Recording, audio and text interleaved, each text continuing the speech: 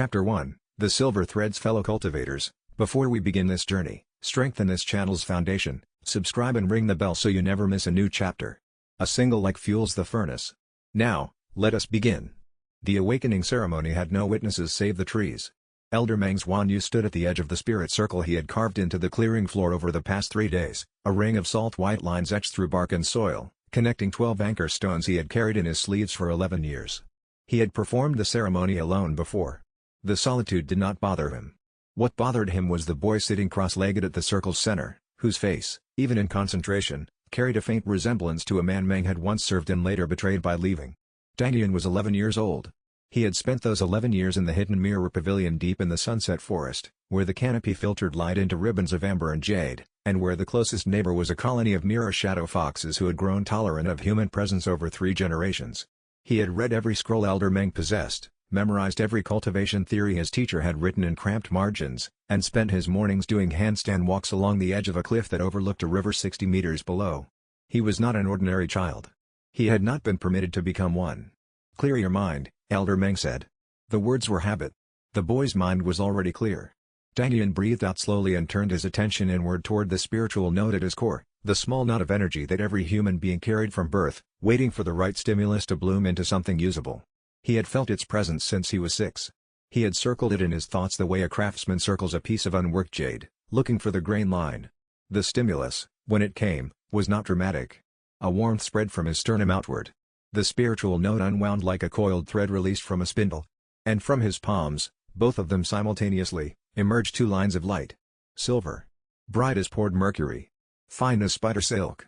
They extended 12 centimeters into the air above his open hands and hovered, trembling slightly with the energy that sustained them. Elder Meng went very still. "Open your eyes," he said. Tang Yin opened them and studied the threads above his palms.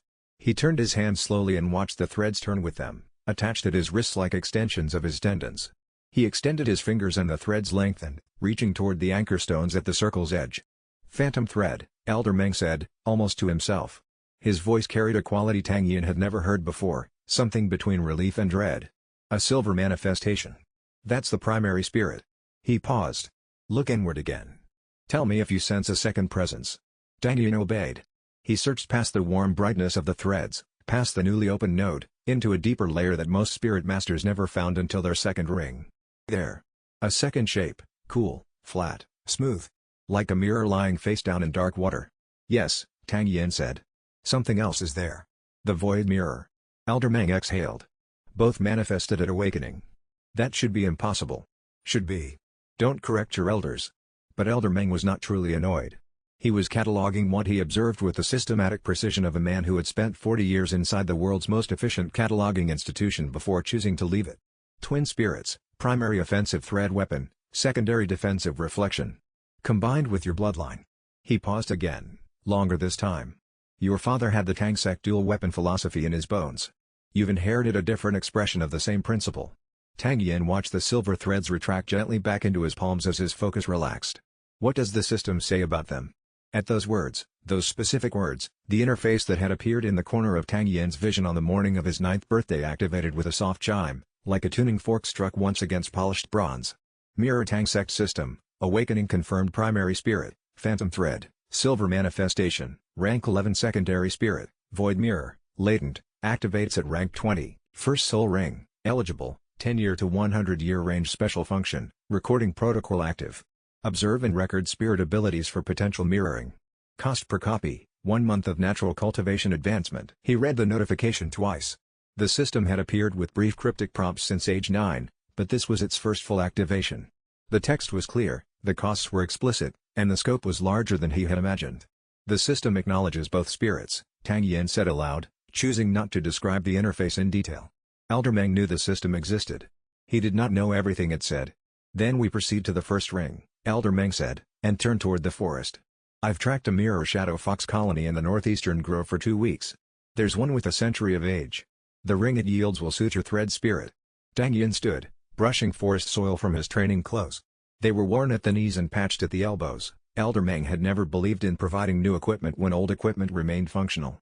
Tang Yin had stitched the patches himself. He was not resentful of this. The stitching had taught him something about the load-bearing points of clothing, which had informed something about the load-bearing points of webbing, which had informed something about his threads. Everything was connected if you paid attention. "Elder," he said as they walked, "after I receive the first ring, what happens next?" "Training," Elder Meng said. "I've been training for 11 years. You've been preparing. Training is different. Training is when what you know meets something that doesn't care what you know and tries to end you." The old man stepped over a root without looking down. "You'll understand the distinction soon enough." The mirror shadow fox was old and patient and did not want to be found. It took 4 hours of slow tracking through the northeastern grove before Tang Yin spotted the distortion, a ripple in the forest light that had nothing to do with wind or water. He stopped walking and pointed without speaking. Elder Meng nodded once. "This is your hunt," the old man said, stepping back. "I'll observe." The battle lasted 23 minutes. The fox's spirit ability, light scatter, bent perception around itself so that Tang Yin kept reaching for a position that had already moved. He fell twice. His shin struck a root hard enough to leave a bruise that would last a week. But he had spent 9 years watching the foxes from the pavilion's upper terrace, and he knew something about how they thought. He stopped chasing. He sat down in the middle of the grove, cross-legged, and let his newly manifested threads drift in the still air. Silver and fine as breath. Not reaching. Not grasping. Simply present. The fox came to investigate. Old creatures are often more curious than young ones, and this fox had never seen threads like these, silver things that carried the faintest resonance of its own reflective nature. It circled. It leaned in. And Tang Yin, moving his hands in the slowest arc he could manage, wove the threads into a cage between 2 trees and 3 roots and a shaft of filtered light, and closed it. The fox understood, at the end, that this was correct. The recognition in its ancient eyes, in the final moment, was not anger. The first soul ring rose from the forest floor, a warm amber gold hue, marking a spirit beast of just over 100 years. It entered Tang Yin through his sternum and settled against his primary spirit node with a sound like a door being locked from the inside.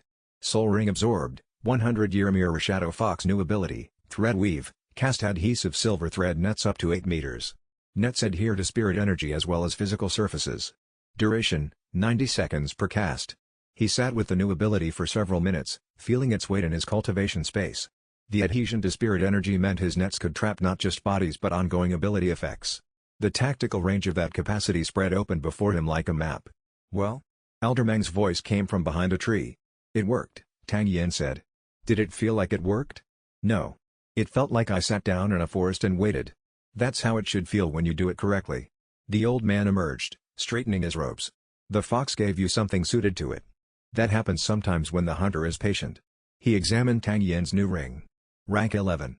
We begin the real work tomorrow." Tang Yin looked up at the forest canopy. Light moved through it in long patterns, gold on green. He had lived under this canopy his entire life.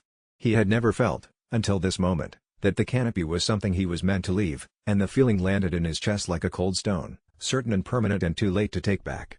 Chapter 2, What the Mirror Remembers. Elder Meng told Tang Yin about his brother over breakfast the next morning. Not gently. Elder Meng did not possess the mechanism for gentleness in its conventional form. He presented information with the same economy he applied to everything: minimal words, maximum density, delivered across a bowl of congee that Tang Yin had made himself because Elder Meng's cooking was technically competent and deeply unpleasant. "You have a twin brother. His name is Tang San. He was raised in a village called Sanshui by your maternal grandparents' extended family. He does not know you exist. His cultivation has almost certainly begun." Tang Yin lowered his chopsticks. "Your father made the decision before your mother died," Elder Meng continued, eating without looking up. "He could not raise 2 children while carrying the weight of what he was. 2 Tang sect heirs were a liability that he judged to be greater than 2 Tang sect heirs separately. One would carry the sect. The other, you, would be free of that burden and therefore free to become something different." A pause. He was incorrect in his assessment, but his intention was not without reason. "Where is my father?" "Unknown. He disappeared from his last known location 7 years ago. I have found no evidence that he is dead." "And my brother? He's alive?" "As of the most recent information available to me, which is 8 months old, yes." Elder Meng set down his bowl. "I tell you this now because you are a spirit master, and spirit masters who do not understand their circumstances make avoidable errors. You are Tang Hao's son. That is not a neutral fact. There are people in this world who would use that fact to harm you. You needed to understand the full shape of what you are before we move toward the world where those people live." Tang Yin processed this. He had known, the way you know things that no one has said but that the air around you carries, that he was not simply a student in a forest. He had known that the pavilion was a kind of hiding. He had known that Elder Meng's occasional urgency, checking windows, pausing at sounds too distant to name, was not the habit of a man simply cautious by nature. He had not known about the brother. Tang San, he said, testing the name in his mouth. What spirit did he awaken? I believe blue silver grass. With the clear sky hammer secondary, inherited from your father's bloodline. Elder Meng watched Tang Yin's face with clinical attention. Your spirits are different. Your father's bloodline expressed differently in each of you, the same root, two separate growths. The system said my spirits are phantom thread and void mirror. Yes. I suspected as much. The Tang sect's core philosophy is contained in both, hidden weapons for the thread, defensive countering for the mirror. You carry it differently than Tang San does. Neither version is lesser. The old man picked up his bowl again. The full details of your system are your own business. I will not ask. But I will say this, whatever it offers you, the cost column is the one that matters most. Power that diminishes you slowly is the most dangerous kind. Tang Yin considered the recording protocol. The 1-month cultivation cost per copied technique. I understand, he said. You will understand more when you've paid a cost you didn't think through. Elder Meng finished his kanji and stood. We train in an hour. Today we work on thread control at distance. You need 20-meter projection before we enter any city. He cleared the bowls. He stood at the pavilion's narrow window and looked out at the forest that had been his entire world. Somewhere beyond it, beyond the amber canopy, beyond the misty river he could hear from here, there was a boy named Tang San who shared his blood in his absence and nothing else. Tang Yin felt, toward that fact, something he could not yet name. It was not resentment. It was not longing. It lived between those two things in the way the void mirror lived between offense and defense, latent, patient, waiting for the right condition to activate. He went to practice his thread control. He extended his threads to 12 meters on the first attempt. On the second, they reached 14. By the end of 2 hours his wrists ached and his thread projection was consistent to 16 meters. It would be 20 by the week's end. He was Tang Hao's son. His brother was somewhere beyond the trees. And whoever had decided to separate them had made a calculation. Tang Yin was increasingly certain he would spend years proving wrong. Chapter 3, Mechanism and Memory. Hidden weapons were not, Elder Meng explained, about hiding. They were about the interval between decision and outcome, the narrowing of that gap to a width so small that an opponent who had not prepared for it had no time to respond. A visible weapon gave warning. A visible strike gave preparation time. Hidden weapons removed the interval and let the outcome arrive before the warning. Tang Yin had known the theory since age 7. At 11, with the first ring settled in his cultivation space and threads that now reached 16 meters on command, he began learning the practice. The pavilion's workroom held tools his teacher had accumulated over decades, mechanism components, spring-tempered wire, wooden blocks carved to test trigger tolerances, catalogs of material strength, and 5 complete Tang sect hidden weapon blueprints that Elder Meng claimed had been copied from memory and were 90% accurate. Tang Yin had read them all 3 times. Take apart the third assembly, Elder Meng said, pointing to a mechanism on the bench that looked, to the uninitiated eye, like an ornamental wristband. Tell me how it works. Tang Yin took it apart. He could do so in 30 seconds. He explained the 4-stage tension release, the angle delivery channel, the variable weight compensation that adjusted throw force based on the angle of the wearer's wrist. Good, Elder Meng said. Now tell me what's wrong with it. He paused. He examined the mechanism again, each component separately, then as a system. The 3rd stage release has a delay tolerance of approximately 1/10 of a second. In a moving fight against an opponent faster than rank 30, that delay is exploitable. Correct. What would you change? Reduce the spring coil diameter by half. Accept a shorter throw range in exchange for immediate release response. Also correct. Build that version. He built it over 3 days. The first attempt failed, the spring was too tight and jammed on the first test. The second attempt produced something functional.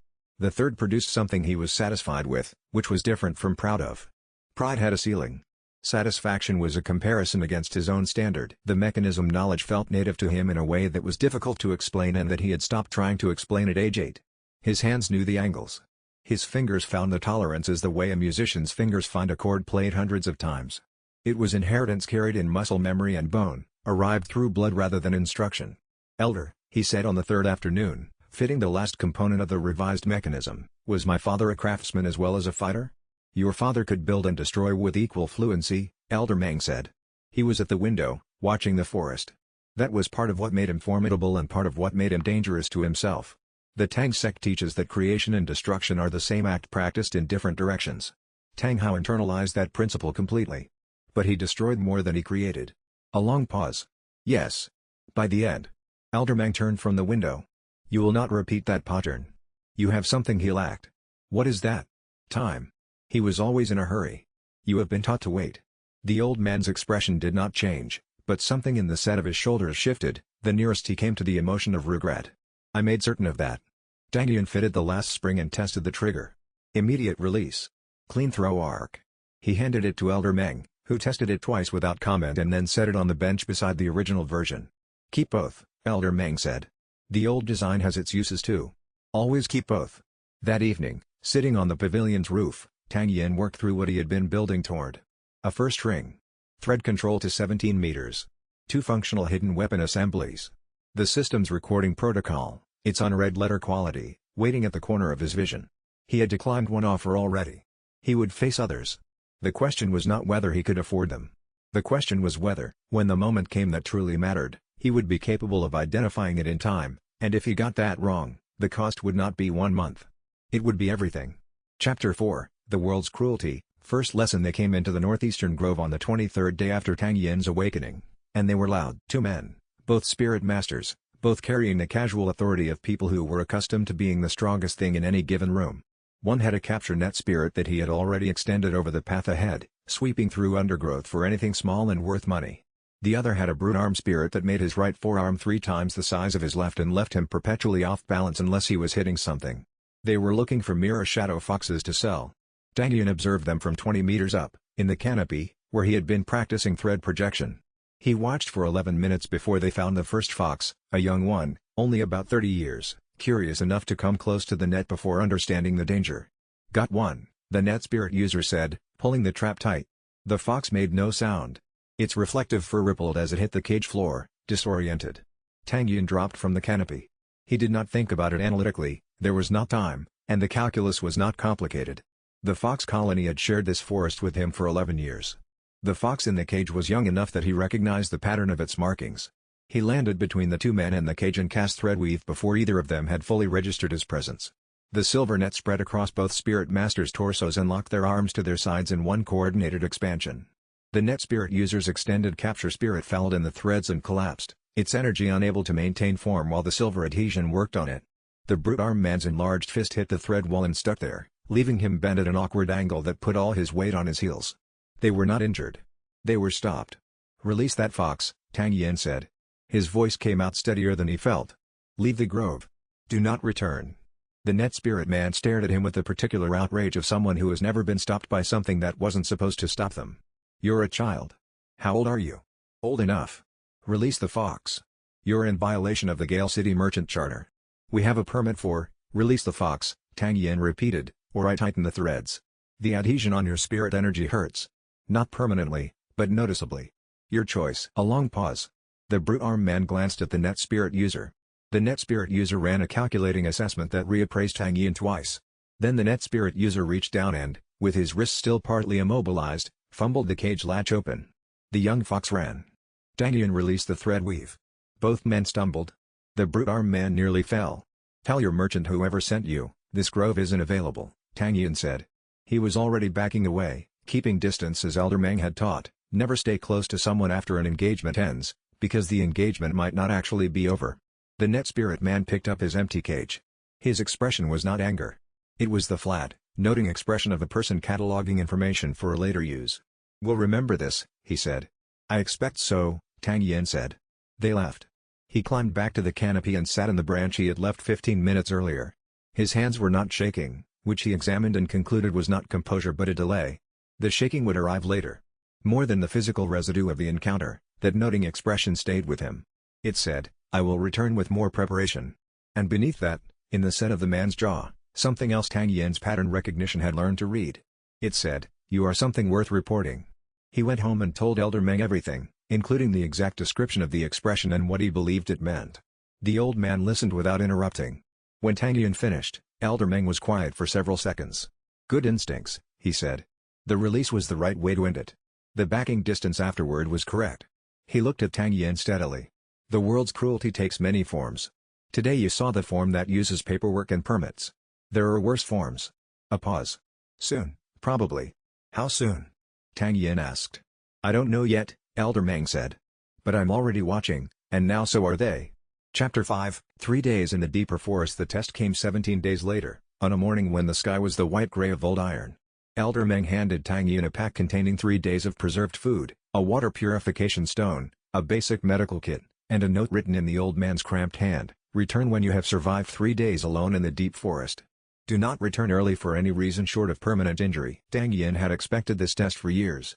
He took the pack without comment, checked the contents, added his 2 hidden weapon assemblies from his sleeve pocket, and walked north into the deeper forest where Elder Meng had never let him go before.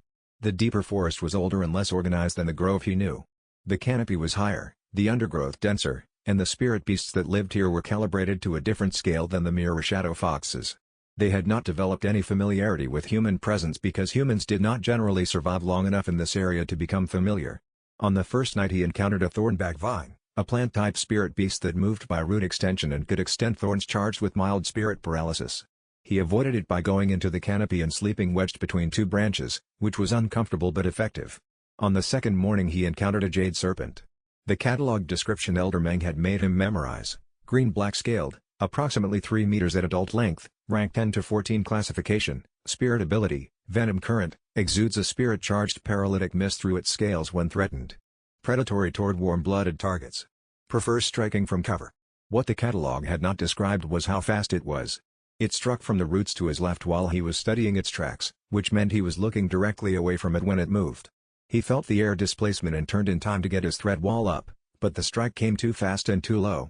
The jade serpent's head hit the thread wall at knee height and bounced back, but the impact sent Tang Yin stumbling, and the venom current had already activated. The mist hit his left side. His left arm went partially numb within 4 seconds. His left leg followed within 8. He was operating with 3/4 of his body by the time the serpent regrouped. He ran. There was no tactical shame in running from a rank 12 beast while half paralyzed. Elder Meng had been explicit about this. Pride was the leading cause of preventable cultivation death. Tang Yin ran, pushing his half-numb leg into something approximating a functional stride, using his thread projection to catch branches and pull himself through the canopy rather than fighting through the undergrowth at a disadvantage. The serpent did not follow into the upper canopy. He found a safe branch and sat for 2 hours while the paralysis faded, eating the smallest possible portion of his preserved food. He examined his left arm and leg as sensation returned, pins, then heat, then normalcy. No permanent damage. He did not return to that area of the forest. On the second evening, he found a hot spring, geothermal water rising through fractured rock at the forest's northeast edge. He cleaned his wounds and practiced thread control in the steam, where the moisture made the silver lines visible in ways they weren't in clear air. He discovered that his threads conducted a faint charge when surrounded by ionized vapor. They brightened and extended their adhesion range by approximately 30%. He noted this carefully. The implication for foggy or rainy conditions was significant. On the third day the jade serpent found him again. The approach pattern was the same, from the left, low, using root cover. He had spent 12 hours thinking about what he would do differently. He seated 3 thread anchors in the root system at dawn, before moving. He walked the path again with his threads maintained on the right side, creating what appeared to be a standard defensive orientation. The serpent struck low and left as he expected. The anchor threads caught it mid-strike and held it at an angle that locked its jaw from opening fully. He held it long enough to confirm it could not escape safely, then released the anchors and stepped back while it retreated. The bruise across his ribs, from the stumbling fall on the second day, turned deep purple by evening. He considered it reasonable tuition, paid in advance for a lesson he had not yet finished learning. Back at the pavilion, Elder Meng examined the bruise, said nothing, and went to make tea. Tang Yin went to his room and lay down carefully and stared at the ceiling and understood, for the first time in his bones rather than his mind, that the gap between knowing what to do and being able to do it under pressure was not measured in knowledge. It was measured in pain. He had closed a little of that gap today. Enough that the serpent would find him harder the next time.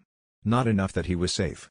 There would be a next time more dangerous than this one, and the question waiting at its center was whether he would be enough by then, and the honest answer, tonight, was, not yet.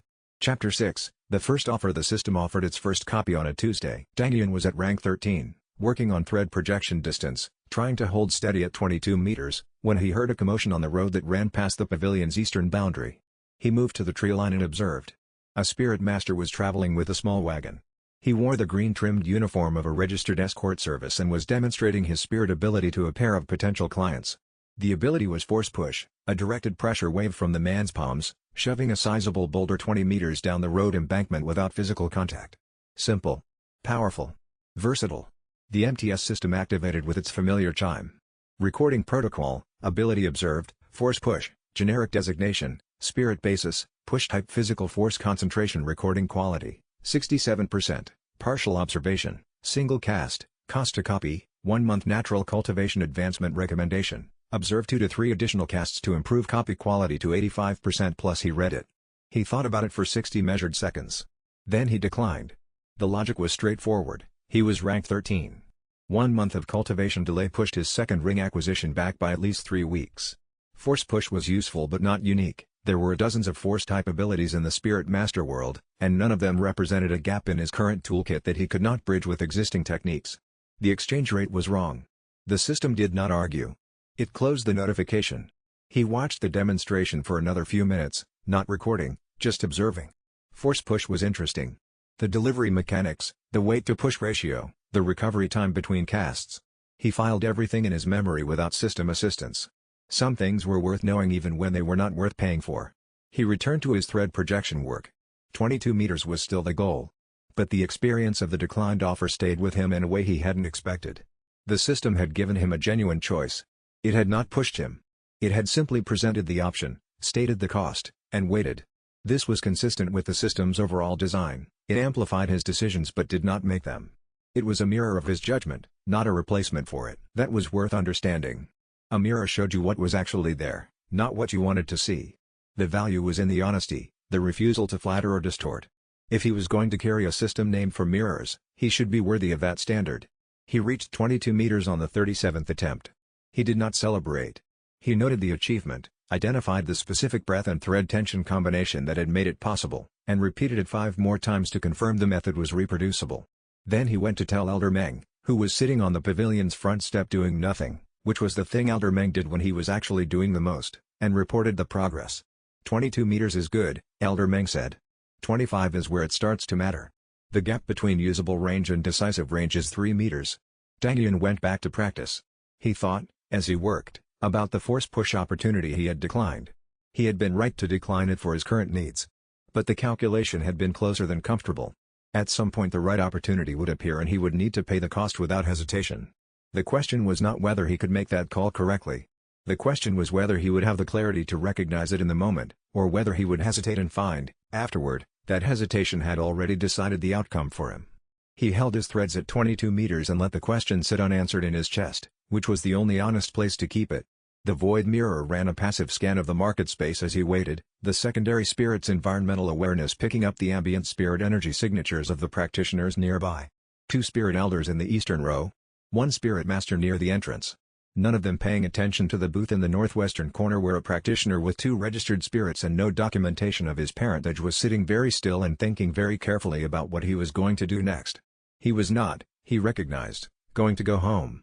Whatever came next, it would not be turning around. The question was only what form the forward movement would take. Chapter 7, The Boy Who Would Not Fall. Gale City arrived 3 months after awakening, and it arrived with noise. Tang Yin had expected noise. Elder Meng's descriptions had never been romantic, but they had mentioned sound as a primary characteristic.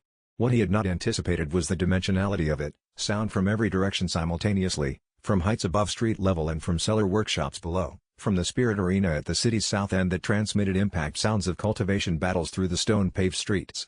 He walked through it carefully, keeping Elder Meng's pace and matching it, observing with the focused attention of someone trying to read a technical document in a moving vehicle. The spirit arena's junior section admitted observation for free. Elder Meng paid the senior fee and they went to the glass-fronted observer gallery overlooking the junior floor. He watched 6 matches before the one that mattered. The boy was 13, 2 years older than Tang Yin, and larger in the way that early physical development makes someone large before cultivation supplements it. He had the build of someone who had done physical labor, not just training. His spirit was iron tortoise, a heavy defensive spirit producing a partial shell formation around his torso and arms that made him nearly impervious to frontal strikes. His opponent was rank 17 by Tang Yin's estimate. The iron tortoise user was rank 15. The gap showed. The defensive boy had no offensive ability that could reach through a rank 17 speed advantage. He took hit after hit, each one distributed across his shell, reducing the damage but not eliminating it. His defense held. His footwork was minimal. He was simply there. A presence that refused to move even when moving was clearly the smarter option. The referee called the match at time. Lost by points. The iron tortoise boy stood in the middle of the arena floor and breathed for 5 seconds before his shell formation retracted. His arms dropped. His shoulders settled. He walked to the edge of the floor. Tang Yin watched the walk. It was not the walk of someone who had given up. It was the walk of someone who had catalogued what happened and was already adjusting the internal register. "Elder," Tang Yin said quietly. That boy. I see him, Elder Meng said. He was already watching. He needs something that hits from outside his defense radius. Yes. His spirit doesn't have that. He needs a partner. Yes. A pause.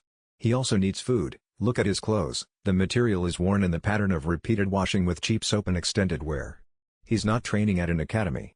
He's training on the arena floor with gate fees as his overhead. Elder Meng stood. We'll speak to him after he's had a moment.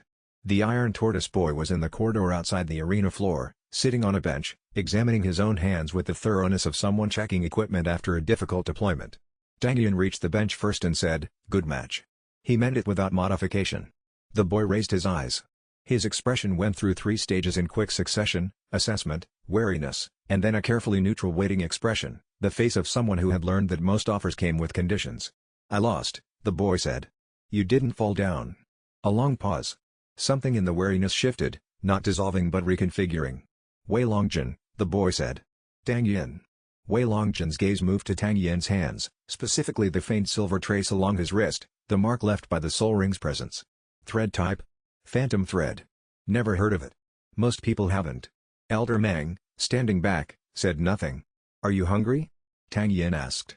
Wei Longjin's careful neutral face flickered for one moment. "Why?" "Because I have money for 2 street meals and I don't know the city." "You clearly do." The careful neutral expression held for 3 more seconds. Then Wei Longjin stood, winced, 2 of his ribs had taken impacts that even the shell formation hadn't fully distributed, and said, "The noodle cart by the eastern gate is the best value." "Lead the way," Tang Yin said. They walked to the eastern gate noodle cart. Over shared bowls, Wei Longjin explained the shape of his life in sparse sentences: the slum district in Gale City's western quadrant, the parents who had both died before he was 10, the arena floor that cost him half his daily food budget but was the only place he could train with real contact. "I wanted to be strong enough that nothing gets through," Wei Longjin said. "Not just the shell. The whole thing. Strong enough that anything that comes at what I'm protecting bounces off." Tang Yin processed this. "The problem with pure defense," he said carefully, "is that it doesn't stop anything from coming back again. It just slows it down." Wei Longjin met his gaze steadily. "You have an answer for that?" "Maybe. I haven't tested it yet. But I think between your defense and my threads, we might build something that works differently than either of us alone."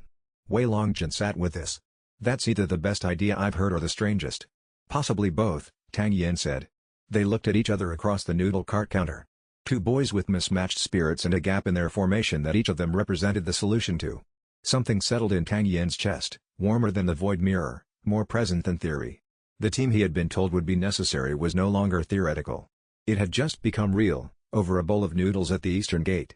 Which raised a question he had not yet faced: what happened when the people in his team faced consequences that he had put them in the path of? That question had no clean answer yet. He filed it beside the unnamed feeling and went back to his noodles. He would need to answer it before it answered itself. Chapter 8, Wounds and Weeds. The poultice was a mix of river moss, crushed bark from the healing willow that grew along the pavilion's western boundary, and the clear sap of the crystal thistle, a formula Elder Meng had taught Tang Yin at age 8, delivered with the same effect the old man applied to everything from history to combat mechanics. Tang Yin had 3 portions of it in his inner pack at all times. He handed one to Wei Longjin outside the arena after the match, before Elder Meng suggested it, before Wei Longjin said anything about the ribs. He simply handed it over. Wei Longjin took it, examined it, and said, "What is this?" "Poultice. The ribs that took 2 hits each in the 4th and 8th exchange. Apply it before you sleep, leave it overnight." A pause. "You counted the rib hits during the match." "I count everything during matches. It's a habit." Wei Longjin turned the poultice over in his hands. It was wrapped in a folded leaf, tied with a single cord of silver. "Your thread," Wei Longjin said. "It holds better than regular cord." Another pause. "Why are you doing this?" Tang Yin considered the honest answer: "Because the walk you did after losing was the walk of someone who will keep going regardless, and I need to learn whether I'm the same kind of person."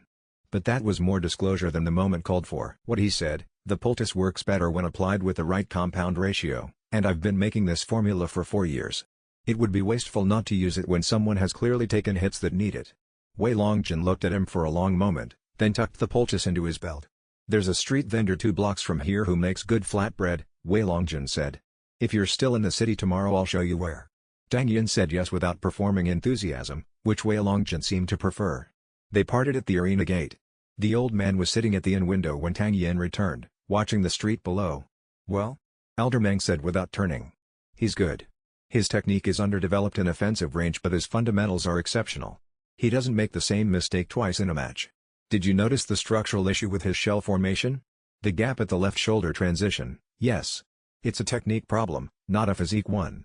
He's been training without feedback from someone who can see the pattern from outside. Elder Meng made a sound that might have been approval. He could fill a gap in your formation. I was thinking that. I've been thinking it for longer. Elder Meng went to his travel pack and began organizing supplies for tomorrow. You may invite him to train with us, if he's willing. Make clear it's an invitation and not a charity offer, he'll refuse the latter. I'll mention the shoulder gap tomorrow. If he wants the correction, the conversation about training together follows naturally. Yes, Elder Meng said. That's the right sequence. A pause. But Tang Yin, understand what you are doing when you build a team. You are not simply adding useful abilities. You are asking people to come into danger with you. Make certain they know the full cost before they accept, or the day they discover it unprepared will be the day the formation breaks. He did not look up from his packing. That is the mistake I made once. I won't watch you make it. Tang Yin was quiet for a moment. Then he went to his room and sat with that weight, which was heavier than the poultice and the bruise in the noodle cart combined. He had been trained to understand costs. He understood the system's cost, 1 month of cultivation per copied technique.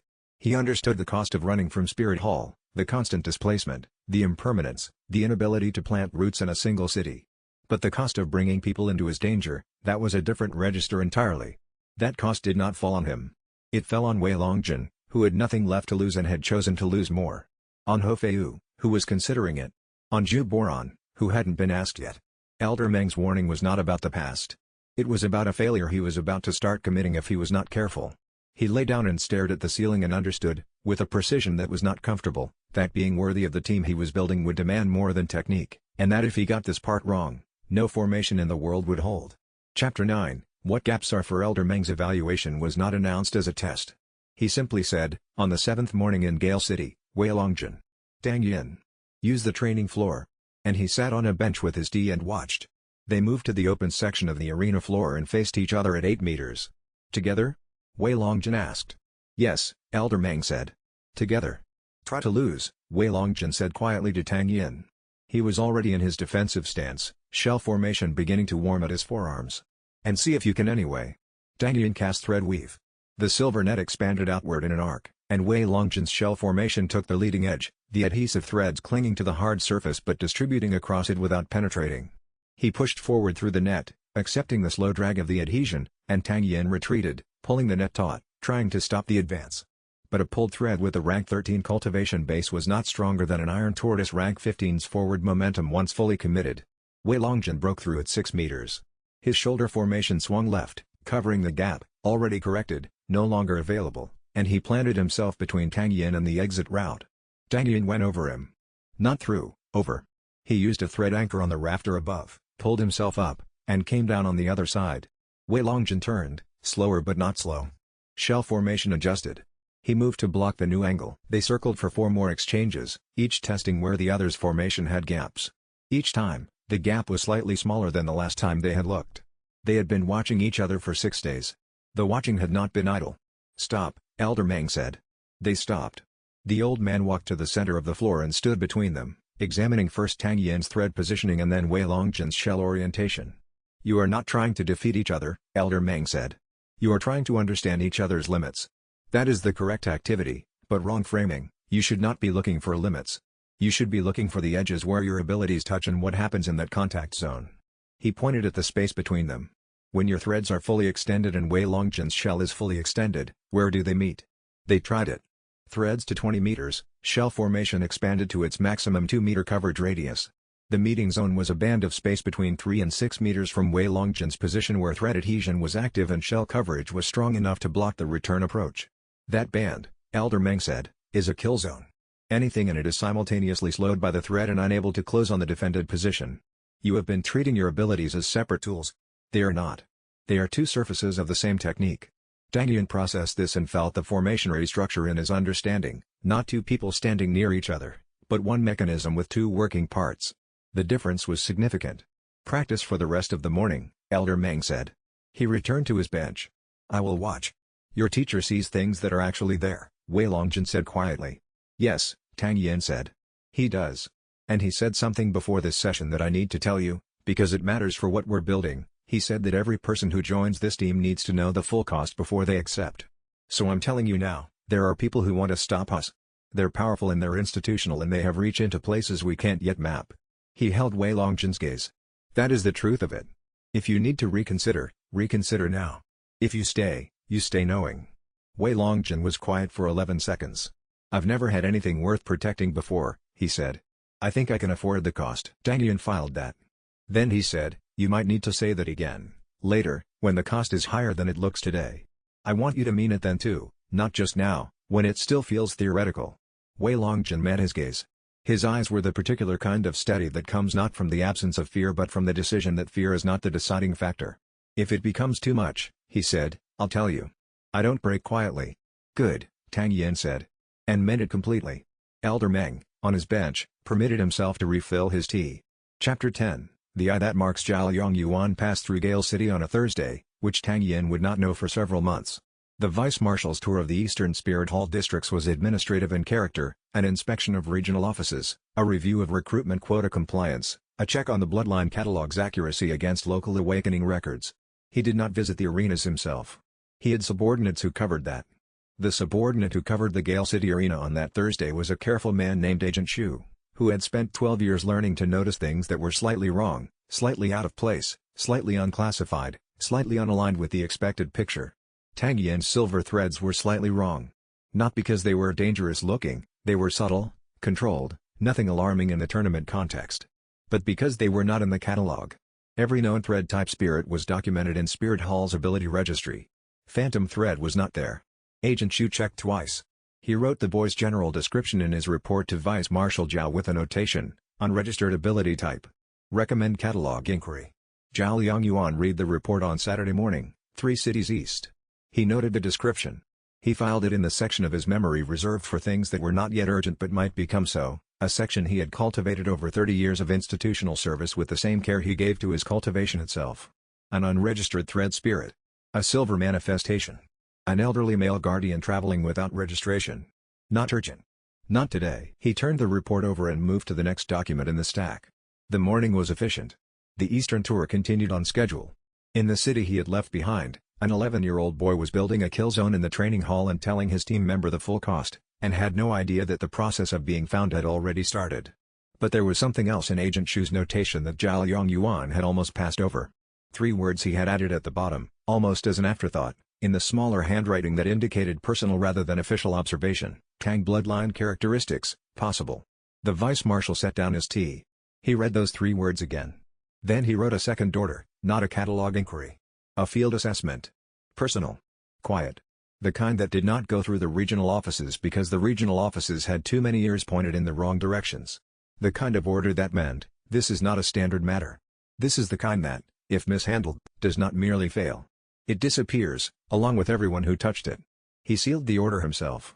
He sent it by personal courier before the morning's second bell. And he filed the boy's face in the section of his memory marked not watch but collect, because a child who might carry Tang bloodline characteristics was not a simple unregistered practitioner. He was a resource. And resources left uncontrolled had a way of becoming threats. Tang Yin sat with this understanding in the empty room of the practitioner's rest house and let it organize itself into something he could work with. The Spirit Hall registration had not been a mistake. Without it, he would have been an unregistered practitioner in a world where unregistered practitioners were managed by a different set of tools that were less precise and more comprehensive than the administrative notice he had just received. Registration had converted him from an anonymous unknown into a documented known, which was, in some circumstances, a worse position and in others a significantly better one. In this circumstance, better. The administrative notice meant they were watching him through channels. Watching through channels meant there was a process, and processes had rules, and rules had gaps, and gaps were navigable by a practitioner who understood how the system worked. He did not yet fully understand how the system worked. But Elder Meng's letter had mentioned someone in the cultivation system who might be willing to explain it, and the rest house's common room, where 3 practitioners were eating a late meal and not paying attention to him, had a notice board with the cultivation registry's contact information. He made a decision. Then he went to find Elder Meng. Chapter 11. The girl who stole things. Ho Feiyu had been working the tournament crowds for 3 months when she met the worst possible mark. The problem with the old man in blue-gray robes was not that he was quick. Physically, he was not particularly quick. The problem was that when she slipped her hand into his outer pocket, he was holding his tea in the other hand and not looking at her, and his reaction time was therefore not a factor. His spatial awareness was the factor. He had sensed her presence, tracked her approach, identified her intent, and closed his fingers around the wrist of the hand currently inside his pocket without any visible change in his posture. Hofeu looked up. The old man was still watching the arena floor below. His T-hand had not moved. "The compass in my pocket is spirit-infused," he said. "If you had taken it, it would have alerted my student to your position within 30 seconds. I would not recommend that particular outcome for either of us." She looked at her wrist. She looked at his grip, which was exactly firm enough and not more. "Let me go and I won't try again." "You'll try someone else. That's not your problem." "No," the old man agreed. He released her wrist. He turned to look at her with the expression of someone reading a technical document for errors. "Show me your spirit." Hofeu backed up a step. "Why?"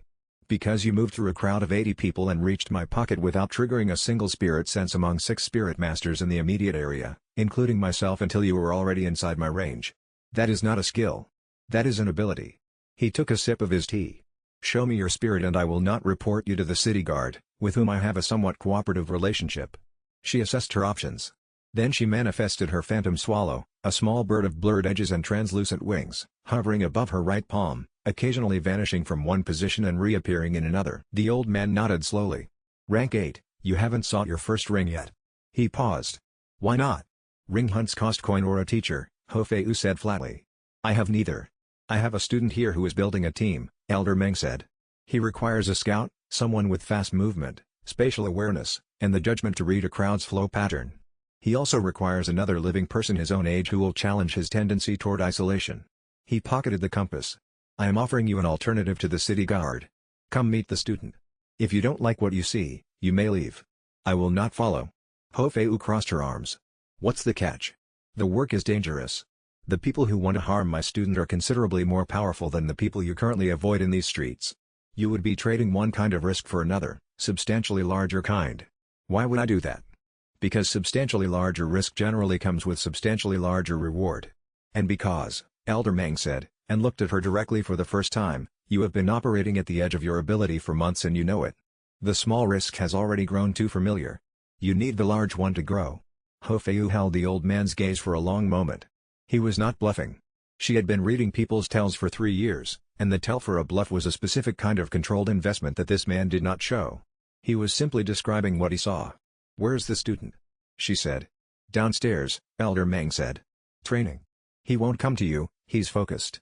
You'll need to introduce yourself." She went downstairs. She stood in the training floor doorway and studied a boy who was running what appeared to be thread anchor exercises, placing silver lines on the walls and ceiling with a precision that suggested either natural talent or obsessive repetition, probably both. He was doing something right that she had no frame to evaluate, and it was making her want to stay, which was, she noted internally, probably the most dangerous thing that had happened to her in 3 months of working tournament crowds. She was good at walking away from things. She had made it a skill, the way some people made patience a skill or silence a skill. The ability to turn and leave before you cared whether you left was a survival mechanism she had refined at significant personal cost. She looked at the silver thread anchors and at the boy who placed them with his eyes half closed and his breathing controlled and his attention entirely on a problem that was too large for a single person, and she felt the walking away reflex fail for the first time since she could remember. That worried her considerably more than the dangerous people the old man had mentioned. She stepped into the room anyway. Chapter 12, An Offer Properly Made. Tang Yin was on the training floor working on thread anchor precision when Elder Meng arrived with a girl he had not seen before. She was small and quick in the way small quick people are when they have spent years using their size as a tool rather than apologizing for it. Her eyes moved across the training floor in the first 2 seconds with the same systematic pattern he used when entering a new space: exits, threats, values, neutral zones. He stopped his training and waited. "This is Hofeu," Elder Meng said. "She has a phantom swallow spirit and a gift for moving through crowded spaces unseen. She has been operating without formal cultivation guidance." He paused. "She is considering whether our arrangement has merit." She was looking back at him with the same quality of assessment, not hostile, but not warm. Evaluative. "He looks young," Hofeu said to Elder Meng. "I'm 11, Tang Yin said. "You're what, 12? 12. Almost 13. Elder Meng hasn't let age stop him from teaching anything yet." She examined the training floor, the thread anchors still visible as faint silver lines across the wall and ceiling, the practice targets set at intervals. "What are you building?" "A team," Tang Yin said. "Defense, offense, mobility. We have defense and partial offense. We need mobility. And you think I'm the mobility? Your spirit suggests it. Your movement across the floor confirms it. You entered from the left door and you've already mapped 3 exit paths and identified which target on the wall is closest to a weight-bearing column. You didn't do that consciously. You did it the way I count rib hits during a match. Her evaluative expression shifted slightly. Not warmth, reassessment. You count rib hits during matches? I count everything. A pause. What does joining this team involve? Training. Real ring hunts when cultivation allows. Tournament entry when we're ready. Working in coordination, which means trusting the people beside you to do what they're positioned to do. He considered.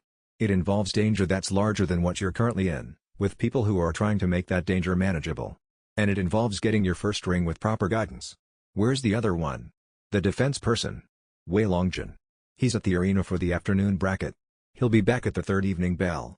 I'll meet him first. If he's not useless, I'll consider it. He's not useless, Tang Yin said. I'll decide that. Reasonable, he said. He went back to his anchor precision work. Ho Fei stood in the middle of the training floor and watched him work for 12 minutes. He tracked her position in his peripheral vision without looking at her.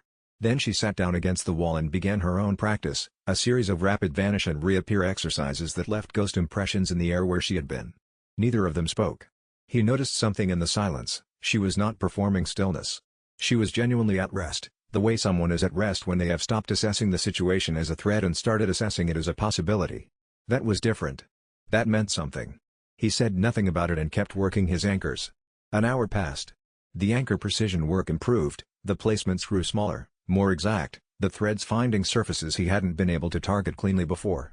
He was at the edge of something new in his technique, and he could feel it the way you feel a word approaching that you have been reaching for. Ho Fei stopped her vanish and reappear exercises at the end of that hour and stood.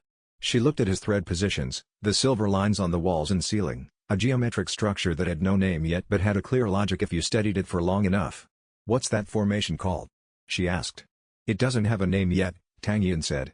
But you're going to use it. I've been using pieces of it. This is the first time all the pieces have been in the same room at the same time. He assessed the arrangement. The eastern approach gap will still need coverage. Wei Longjin can't be in 2 places, and the formation requires the anchor points to stay fixed or the geometry collapses. He paused. So whatever you do from the eastern sector, it can't disturb the anchor points. You need to work around them. She studied the silver lines. That means I have to memorize where they are in real time. During a fight. Yes. A long silence. Fine, she said. She picked up her pack and left.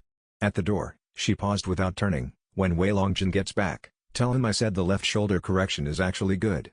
Tang Yin filed that away. Outside, in the corridor, Elder Meng finished his tea and permitted himself a very small expression that no one saw, but that said, clearly enough to the empty corridor, good. This is going to work. Chapter 13, 3 in Formation. The first joint training session was rough in the way new machines are rough, all the components present, the interactions not yet smoothed. Wei Longjin arrived at the 3rd evening bell and met Ho Fei with the same careful neutral waiting expression he had shown Tang Yin 3 days earlier. She gave him the same evaluative assessment in return. They did not speak for the first 30 seconds. Then Ho Fei said, left shoulder gap. Wei Longjin's expression flickered. Corrected. Show me. He manifested the shell formation and extended it to cover the left shoulder junction. It was correct, the correction Tang Yin and Elder Meng had worked out, now integrated smoothly into the formation's default position. She nodded. What formation do you run with him? She tilted her head toward Tang Yin. He runs thread forward range. I maintain mobile anchor at mid-distance and cover the approach lane. Where do I go? Tang Yin spoke. We haven't tested it yet. That's what tonight is for. The first mock engagement, all 3 against a set of animated target dummies Elder Meng had borrowed from the arena's training inventory, produced more gap than formation. Ho Fei moved too fast for the target dummies but also too fast for the thread net to follow her new position, which meant his coverage kept missing where she was going and she had to double back to avoid it. Wei Longjin's shell formation was anchored where he had been told to stand, which was where the thread geometry needed him, but her routes kept passing through that anchor zone and disrupting the formation. Elder Meng watched without commenting. In the 4th exchange, she appeared directly behind Tang Yin. He had been in the middle of a thread projection. She tapped his shoulder, marking what would have been a killing blow from behind, and then stood back with an expression that was half critique and half involuntary surprise at her own success. He mapped the route she had taken. He examined his thread coverage. The eastern quadrant. I've been leaving it open because Wei Longjin's shell covers the approach from the west. If you come around through east-southeast, there's no overlap. I know, she said. That's how I did it. That's also how an enemy would do it. He considered. You don't fill the eastern quadrant, you patrol it. Your spirit is movement-based. When the approach is clear, you support the forward position. When a threat enters the eastern sector, you intercept before it reaches our formation's gap. That's more running than I usually do in practice. Yes. Fine, she said. They ran it again. In the fifth exchange, she intercepted 2 dummy advances from the east while his net caught a third from the north and Wei Longjin absorbed the remaining 2 from the front. The formation held for 22 seconds before a dummy found a new gap in the thread coverage. Getting better, Elder Meng said from his bench. 22 seconds, Wei Longjin said. He was not pleased with 22 seconds. Last time it was 11, Tang Yin said. Still not good enough. No. But it's twice what it was, and we've been working together for one afternoon. They ran it 11 more times. The 22 seconds became 31 by the end. Ho Feiyu, stretching afterward, said, there's still a gap on the southwest diagonal. Whatever comes from that angle while Wei Longjin is committed to the front will get through. Yes, Tang Yin said. He had identified it on the 6th run. That gap is what the 4th person fills. She paused. You already know you need a 4th. I know I need 7, he said. She looked at him for a long moment, not the evaluative look from before, but something with a different quality in it, something that was starting to look like investment. Then she said, then we'd better not fall apart before you find them, and went to get water. Wei Longjin gathered the practice equipment in silence, the systematic efficiency of someone who does not waste effort on unnecessary motion. At the door he paused, not looking back. The southwest diagonal gap, he said. It's not just a tactical problem. I know, Tang Yin said. It's the gap that exists because there are only 3 of us and we're covering a 4-person space. He set the equipment bag down at the door. Every time we run it with 3, someone overextends. Someone tries to fill the gap that isn't theirs. And that overextension is when we get hit. Yes. So until we have 4, we need to know which of us is most expendable in the overextension position. Wei Longjin paused. That's not a comfortable calculation. Tang Yin said, no. It isn't. He met Wei Longjin's gaze across the room. And we're going to make it anyway, because not making it means we pretend the gap doesn't exist, and the gap doesn't care whether we pretend. Wei Longjin nodded once. He picked up the equipment bag and left. The practice floor was empty except for Tang Yin and the silver lines on the walls, which held their geometry quietly in the dim light, waiting for a 4th person to make the pattern complete. Chapter 14, The Semi-Finals. The Gale City Junior Tournament ran for 2 weeks, and Wei Longjin and Tang Yin entered as a pair on the 6th day. Elder Meng had advised against entering until they had at least another month of formation training.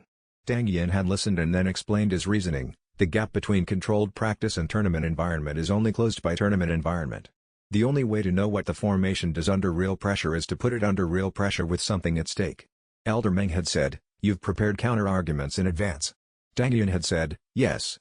Elder Meng had said, don't embarrass the formation work. The tournament's entry bracket had no minimum rank requirement for the junior pairs division.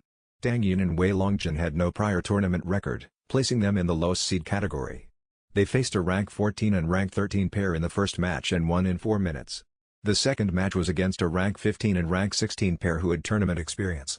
Their suppression and close coordination was better than Tang Yin had seen outside Elder Meng's training sessions. The threadweave caught the suppression type. Wei Longjin's shell absorbed the closing type's forward strikes. The kill zone came together, the band of space where thread adhesion overlapped with shell coverage. The pair fought for 7 minutes and yielded when the rank 16 found herself effectively immobile inside a thread net while Wei Longjin blocked her partner's attempts to free her. The semifinals. The opposing team was older, 15 and 14, and their coordination was polished in a way that spoke of academy training.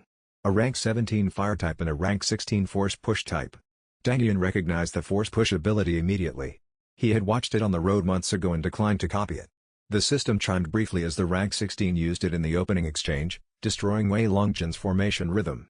He still did not accept the recording. Wrong moment, the cost of a month's cultivation delay in the middle of an active tournament match was not viable. The fire type was the more serious problem. Threadweave was adhesive but not heat resistant, fire abilities burned through the net in approximately 4 seconds. He spent most of the semi-final match rebuilding his threadweave faster than the fire type could burn it, while Wei Longjin absorbed the force push hits one at a time, each taking something from his stamina even if his shell held. At the 11-minute mark, the match clock ran out. Draw. Elimination by tournament bracket rules. They walked off the arena floor together.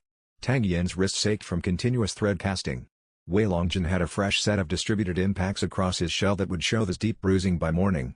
The fire, Tang Yin said. I know, Wei Longjin said. I need a counter to fire before the next tournament. I need more stamina for sustained impact absorption. Wei Longjin paused.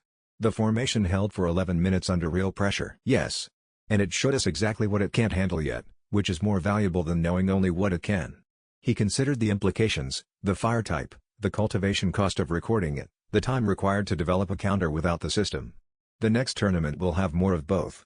If we're still running the same formation by then, it won't hold 11 minutes. Wei Longjin nodded. Then we fix it before we enter another. He found Ho Feiyu in the observation gallery. She had watched every match and taken notes on a scrap of paper she was folding and unfolding with systematic nervous energy. She handed it to Tang Yin without speaking. On it were 11 observations about the semi-final match, 3 of which he had already identified, and 8 of which were angles he had not considered from inside the engagement. He folded the paper carefully. The formation's next limit had 8 parameters. He began working through them on the walk home. And somewhere at the back of his mind, quieter than the problem-solving but more persistent, was the knowledge that the fire type who had burned through his nets was only rank 17, and the people Spirit Hall sent after unregistered cultivators were not ranked 17. Chapter 15, The Forged Document. The inquiry arrived on the 9th day in Gale City, delivered to their inn, addressed to the guardian of the unregistered Silver Thread Spirit Master, approximate age 11. Elder Meng read it at the window without visible change in his expression. He read it a second time. He folded it and placed it in his inner pocket. He went downstairs and spoke to the innkeeper for 3 minutes, paying for 2 additional days they would not use. He came back upstairs. "Pack your essentials," he said. "We leave at dawn." Tang Yin and Wei Longjin, doing formation homework at the table, looked up. "Spirit Hall inquiry?" Tang Yin asked. "Yes. From Vice Marshal Zhao Yongyuan's regional office." Elder Meng went to his pack and began moving items into precise stacked order. "He wants your spirit registered, your guardian's name and history documented, and your presence confirmed at a formal assessment meeting in 3 days' time. And we're not going to that meeting." "We are not." Elder Meng removed a folded document from a false bottom in his pack. Tang Yin had not known about the false bottom, which meant the old man had anticipated exactly this situation years in advance. The document was already filled in, a Spirit Hall format registration form, completed with a different name, a different spirit description, and a different guardian identity. "I will send a response by courier tonight that buys time. We'll be 2 provinces east before anyone realizes the timing doesn't add up." The forgery was flawless, the format, the seal impression, the ink aged correctly. "You've had that ready for a long time," Tang Yin said. "Since the week Hugh awakened." Elder Meng closed his pack. "I have been waiting to see how long we had before it was needed. Longer than I feared. Shorter than I hoped." Wei Longjin took in the exchange. He had not known the full background. "How much trouble are we in?" "Less than we would be in if we stayed. More than we would be in if this situation did not exist." Elder Meng looked at him directly. "You are not obligated to come with us. The inquiry is about Tang Yin. You could return to your own life in Gale City without consequences." Wei Longjin considered this for 4 seconds. "When you say 2 provinces east," he said, "is there food?" "There are towns," Elder Meng said. "Then let's go." They left at dawn, 2 days ahead of the forged document's stated meeting time. The city was quiet in the early morning. The Spirit Arena's night bracket had only ended 2 hours before, and the streets carried the particular stillness of a place that had recently been loud. Tang Yin walked through it and understood, with a clarity that had no drama in it, that the comfortable familiarity of the past 2 weeks was behind him now. The inquiry from Zhao Yongyuan's office had communicated one thing between all its formal language. Spirit Hall had noticed. Spirit Hall had marked his face. And a marked face, once in the right institutional memory, was not something that faded with distance. Distance only determined how much time you had before the institution caught up. He adjusted his pack and kept walking, and resolved to use the time well. What he did not resolve, what he deliberately chose not to calculate, because the number would be too specific and too frightening, was how much time they actually had. The forged document bought days. Days became weeks if the courier was slow and the regional office was understaffed and the Eastern inspection tour kept Zhao Yongyuan busy. But days and weeks were not months. And months were not years. And every day they spent building the team they were not also building the gap between rank 11 and rank 62. Ho Feiyu fell into step beside him as the city faded behind them. She was quiet for a while. Then, "How long do you think we have before they find us properly?" "I don't know," Tang Yin said. "Guess. A year. Maybe less, if Zhao Yongyuan is thorough and the field assessment reaches someone competent." He did not modify this estimate for her benefit. "More if we stay unpredictable. And we won't be unpredictable if we keep going to tournaments," Wei Longjin said, from behind them. He had been listening. "No," Tang Yin agreed. "We won't. But we need the tournaments to get strong enough to matter. And we need to be strong enough to matter before they find us." He paused. "So the answer is, move faster than the timeline allows, and hope the gap closes before the timeline does." No one said anything after that. The road went east, and the morning was quiet, and somewhere in the institutional machinery behind them, a field assessment order was already in motion, addressed, sealed, and given a priority marking that meant it would not wait for the slow courier. It would not wait at all. Chapter 16, Water and Thread. The misty river ran southeast from the highlands through a landscape of gentle valley folds and grass long enough to brush the knee. Elder Meng had chosen the river route because it avoided two of the three main Spirit Hall district roads while still providing reliable navigation. They camped by the river on the third night of travel. Tang Yin practiced on the water. The river at the wide bend they had camped beside was slow, perhaps 40 meters across, current gentle but continuous. He stood at the bank in the morning light and extended his threads across the surface, watching how the moving water interacted with the silver lines. The threads, lying on the water's surface, flexed with the current rather than holding rigid. The adhesion property that worked on solid surfaces and spirit energy here encountered a different problem. Water was not static. It moves through and around the adhesion constantly, meaning the net didn't hold fixed geometry, it shifted, accommodating the flow. This was not a failure. It was a different mode. He spent 2 hours working with the moving geometry, learning its rhythm. The threads could not form a rigid cage on the water. But they could form a detection surface. Anything that broke the current's pattern by moving through it, whether from above or below, would create a disturbance detectable through the thread connection. He named it, for his own reference, Water Mirror Web. The system chimed softly, not an offer, just a notation. Technique development observed, Water Mirror Web, self-developed variant. This technique is logged as a Tang Yin original. No recording cost applies to self-developed variants. Current effectiveness, 40%. Recommend further refinement. Self-developed variants had no cost. He had not known that. The system was offering information without being asked, which was its own kind of lesson about what the system was doing, not giving him power, but recognizing power he developed himself and tracking it. The mirror reflected what was actually there. He went back to work. The threads on the water shifted and breathed with the current. By the second hour he could tell the direction something was approaching from by the specific pattern of disruption. A fish from the south had a different signature than a stone dropped from above, which was different from a hand entering the water from the bank. 3 hours in, a hand entered the water from behind him. He felt it in the threads before he heard the splash. He turned. Ho Feiyu had her wrist submerged to the elbow, feeling for the thread connection. "You felt me," she said. She sounded pleased. "Yes." "From how far?" "Approximately 15 meters upstream." The disturbance pattern came through the threads in about 3 seconds. She pulled her hand out and shook the water off. "Still needs work. But..." A pause. "It's something." The principle extends to fog, rain, enclosed chambers with specific airflow patterns. Water is the clearest medium to learn it in because the baseline is constant. He paused. "Also, the river is here." She laughed, a short, genuine sound she hadn't intended. Then she laughed again, slightly less controlled. "You're strange," she said. "I've been told." In a useful way. She sat on the bank. What happens when someone learns what the threads can do? When Spirit Hall has a complete profile on your ability? He had not been expecting the question. He was quiet for a moment. "Then I need to develop techniques they haven't profiled yet. Faster than they can catalog them. That's a race you're always going to be slightly behind in." "Yes," he said. "So I need to be better at developing new things than they are at cataloging old ones. That's what the system is for." He adjusted the thread's surface tension and tried the distance reading again. "That's what all of this is for." She was quiet for a long time, watching the water breathe through silver lines.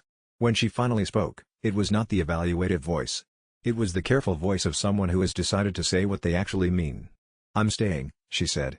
"Not because of the danger calculation the old man made. Because the thing you're building is the right size for what I have." She paused. "I just wanted you to know why." He filed that away carefully, recognizing it for what it was, the most important information she had given him, and the kind that demanded no immediate response. "Good," he said, and went back to his threads. The Water Mirror Web was at 63% effectiveness by evening. He would push it to 70 before they left this river bend. After that, after he had learned what still water could teach him, he would have to learn what no water could teach him, what to do when the surface he was reading was not a river but a human being, and the disturbance and the pattern was not a fish or a stone but an intention that would not announce itself before it arrived. He kept his threads extended in the current, reading, and did not allow himself to think about how many things were moving toward him through waters he couldn't see yet. Chapter 17, The Boy with Glass Eyes. The storm arrived at the third hour of their travel the next day, low and fast from the northwest, with the quality of late-season rain that commits completely and apologizes not at all. The riverside inn at the next village crossing charged a reasonable rate for shared rooms. Elder Meng paid. They settled in as the rain locked the road behind them. Tang Yin had noticed the boy at the inn's entrance, standing with his mother while she argued with the innkeeper about room quality. He was approximately Tang Yin's age, maybe a year older, thin, with the posture of someone who reads more than they move and is somewhat resigned to this. He wore glass spectacles of a kind that cost enough coin to suggest his mother's cartography work paid well. The glasses were not merely decorative. Tang Yin could see a faint spirit light in the lens surface, indicating they were infused with something. Ability enhancement spectacles. The kind that let a mind-type spirit master read spiritual fluctuations visually rather than purely by internal sense. Mind Lotus, Tang Yin estimated. He said it quietly to Elder Meng. Yes, Elder Meng said. He's been reading everyone in this room since he walked in. He read you approximately 8 seconds after you sat down. He assessed my rank? And your spirit type, probably. The lens enhancement extends his analytical range. A pause. He's correct on both counts, by the look of his expression when he finished reading you. Their eyes met across the common room. The boy walked over. Your spirit is unregistered, he said without introduction. I don't mean that as an accusation, the lens just flags anything that doesn't match the catalog. It's a function, not a judgment. He examined Tang Yin's wrists. Thread type. But the resonance pattern is wrong for any known thread spirit. The signal characteristics suggest mirror elements, phantom thread, silver manifestation. The boy sat down. I'm Ju Boron. My mother is Chen Rue, she makes maps. I analyze spirit fluctuations for her survey work. Site assessment, mostly. He adjusted his spectacles. You are Tang Yin, and the large one is Wei Longjun, and the fast one is Ho Feiyu, and the old man in the blue-gray robes is a spirit sage who is deliberately suppressing his cultivation reading because he doesn't want anyone to know his rank. Elder Meng raised his teacup across the room in a small, acknowledging gesture. You assessed all of us in 8 seconds? Tang Yin asked. The old man took 12. He's thorough. Ju Boron took off his spectacles and cleaned them, a reflexive gesture of someone about to say something that matters to them. I've been watching your group since we arrived. You move like a team trained personally rather than at an academy. The coordination is instinctive rather than formal. He put the spectacles back on. What do you need? What do you mean? Every team needs what it's missing, Ju Boron said, with the directness of someone who has processed a lot of data and arrived at its conclusion before social timing suggests it's appropriate. You have offensive range, defensive anchor, and mobile flanking. You don't have analysis. You don't have someone who can read an opponent's ability patterns under pressure and tell you what the next move will be before it happens. Tang Yin considered the semi-final, the 8 things Ho Feiyu had noticed from the gallery that he hadn't caught in the moment. That's accurate, he said. I know, Ju Boron said. He put his spectacles back on. I'm not asking you to invite me anywhere. I'm telling you what I saw. What you do with it is your business. A pause. Your mother is a cartographer. Does she travel regularly? Yes. Southeast from here? As it happens, yes. Then I expect we'll be traveling in the same direction for a while. Tang Yin steadied him for a moment, the careful composure, the spectacles, the deliberate neutrality of a person who has learned that direct desire makes you vulnerable and has therefore learned to offer information instead. We can discuss what that might mean along the way. Ju Boron adjusted his spectacles. Something behind them changed, not dramatically, but genuinely. The inn serves a tolerable rice porridge in the morning, he said. I recommend arriving early before the other guests eat all of it. Noted, Tang Yin said. The storm settled around the inn roof and rain washed down the windows. Inside the common room, 4 young cultivators and a spirit sage and a cartographer and her son sat with whatever the evening provided. The shape of something still nameless was slightly larger than it had been that morning. Tang Yin sat with his tea and mapped the 6 people at the table, their spirits, their capabilities, their gaps, and understood that the shape was larger but also more exposed. More people meant more surface area. More ways to be seen, more people whose presence in proximity to him created a trail that Spirit Hall's agents could follow. He looked at Ju Boron, who was already looking at him with a slightly distant expression of someone running several calculations simultaneously. You've been thinking about what I said, Ju Boron said quietly. About the team being visible. Yes. I have a preliminary countermeasure proposal. He reached into his pack and removed a folded sheet of paper, a route map, hand-drawn, with 3 alternative road options marked and annotated. I started it while you were talking to the innkeeper. He slid it across the table. The northeast route is longer by 4 days but bypasses every Spirit Hall registration checkpoint between here and Misthaven. The standard route saves the time but exposes us to 2 mandatory stops. Tang Yin read the map. The annotations were precise, the route logic sound, and the risk comparison was quantified rather than estimated. He looked at Ju Boron and recognized, in the quality of that prepared analysis, exactly what Elder Meng had been waiting for him to find. Northeast route, he said. Ju Boron nodded. He put his spectacles back on. He picked up his tea. 4 days longer meant 4 days more for the field assessment order to move, but it also meant arriving in Misthaven without the kind of registration trail that could be followed. Tang Yin turned that trade-off over in his mind as the storm said what storms say, which is, whatever you decide, decide it now, because I am not going to stop. Chapter 18, The Robbery. 5 bandits should have been too many for 4 young spirit masters and a self-described analyst. Should have was doing significant work in that sentence. The robbery began at the second hour of the deep evening, after the innkeeper had locked up and the common room had gone quiet. Tang Yin was awake, practicing internal thread circulation, when he heard the technique that made the front door's lock mechanism fail. Not a heavy blow. A precise interference with the spirit-infused mechanism. Someone had done this before. He moved to Wei Longjin's sleeping roll and pressed 2 fingers to the boy's wrist, the signal they had developed in training, and felt Wei Longjin's hand close around his own in acknowledgement before the eyes were fully open. 5. Tang Yin said silently, mouthing the word. Wei Longjin held up 3 fingers, which 3 doors? Tang Yin indicated, front main, left side, kitchen window. 3 entry points. 5 bandits, probably 2 at the main and 1 each at the others. The bandits were after Chen Rui's survey maps. They had overheard her argument with the innkeeper about storage and made a calculation about the value of current survey data in a region where land rights were disputed. Zhu Boran had assessed this possibility during the argument, Tang Yin now realized, and probably had contingency thoughts he hadn't shared. Zhu Boran was awake, spectacles already on, crouched beside his mother's door with the quiet alertness of someone who had processed the information and was waiting for the execution phase. Tang Yin pointed at Zhu Boran, then at his own eyes, then at the door. Zhu Boran nodded. I'll read them as they come in, tell you what I see. The first bandit through the main door was rank 12, Bone Spur Spirit. The second was rank 11, Gravel Shot, mid-range projectile type. Zhu Boran held up 2 fingers and indicated bone and ranged, confirming what Tang Yin could sense himself. Thread weave, Tang Yin told Wei Longjin quietly. The bone one first, the ranged one second, on my signal. Wei Longjin moved to position. The moment the first bandit fully crossed the threshold, Tang Yin cast Thread Weave, a controlled expansion, targeted at the bone spur arm and the weapon extended. The threads caught the spirit ability's energy surface and held it pinned. The bandit lurched forward into immobility, trying to pull the arm free. Now, Tang Yin said. Wei Longjin stepped forward and applied his shell formation to the second bandit's projected gravel shot, absorbing the pellets harmlessly, then took 2 steps and presented his full forward shell to the bandit's attempt to reload. Ho Feiyu had the kitchen bandit. She moved between the window and the counter in under a second and delivered 2 rapid strikes that disoriented without seriously injuring. She was fast enough that the rank 10 spirit master she hit did not see either strike coming. The 2 door guards heard the commotion and came in. Tang Yin's threads were waiting. Zhu Boran's contribution was different in kind and equal in importance. When the 5th bandit, the leader, rank 16, Fire Lizard Spirit, came through the kitchen entrance at speed, Zhu Boran said in a calm voice from across the room, his left side. The armor plates don't cover the hip joint. And he'll faint right before committing left. Tang Yin shifted his thread anchor point 2 meters left before the bandit moved. The feint to the right was exactly as predicted. The commit left moved directly into Tang Yin's repositioned web. The fire lizard scales made the bandit harder to hold. The heat generated at the surface aided the thread's adhesion, but Tang Yin held it for 20 seconds, long enough for Wei Longjin to arrive at the hip joint and apply the kind of direct physical pressure that even a rank 16 found compelling. 5 bandits secured within 6 minutes. Zhu Boran's mother stood in her doorway. She looked at her son. She looked at the assembled group. How long have you been doing this? She said to Zhu Boran. Tonight was the first time, he said. But the coordination was good. Chen Rui looked at the 5 bandits.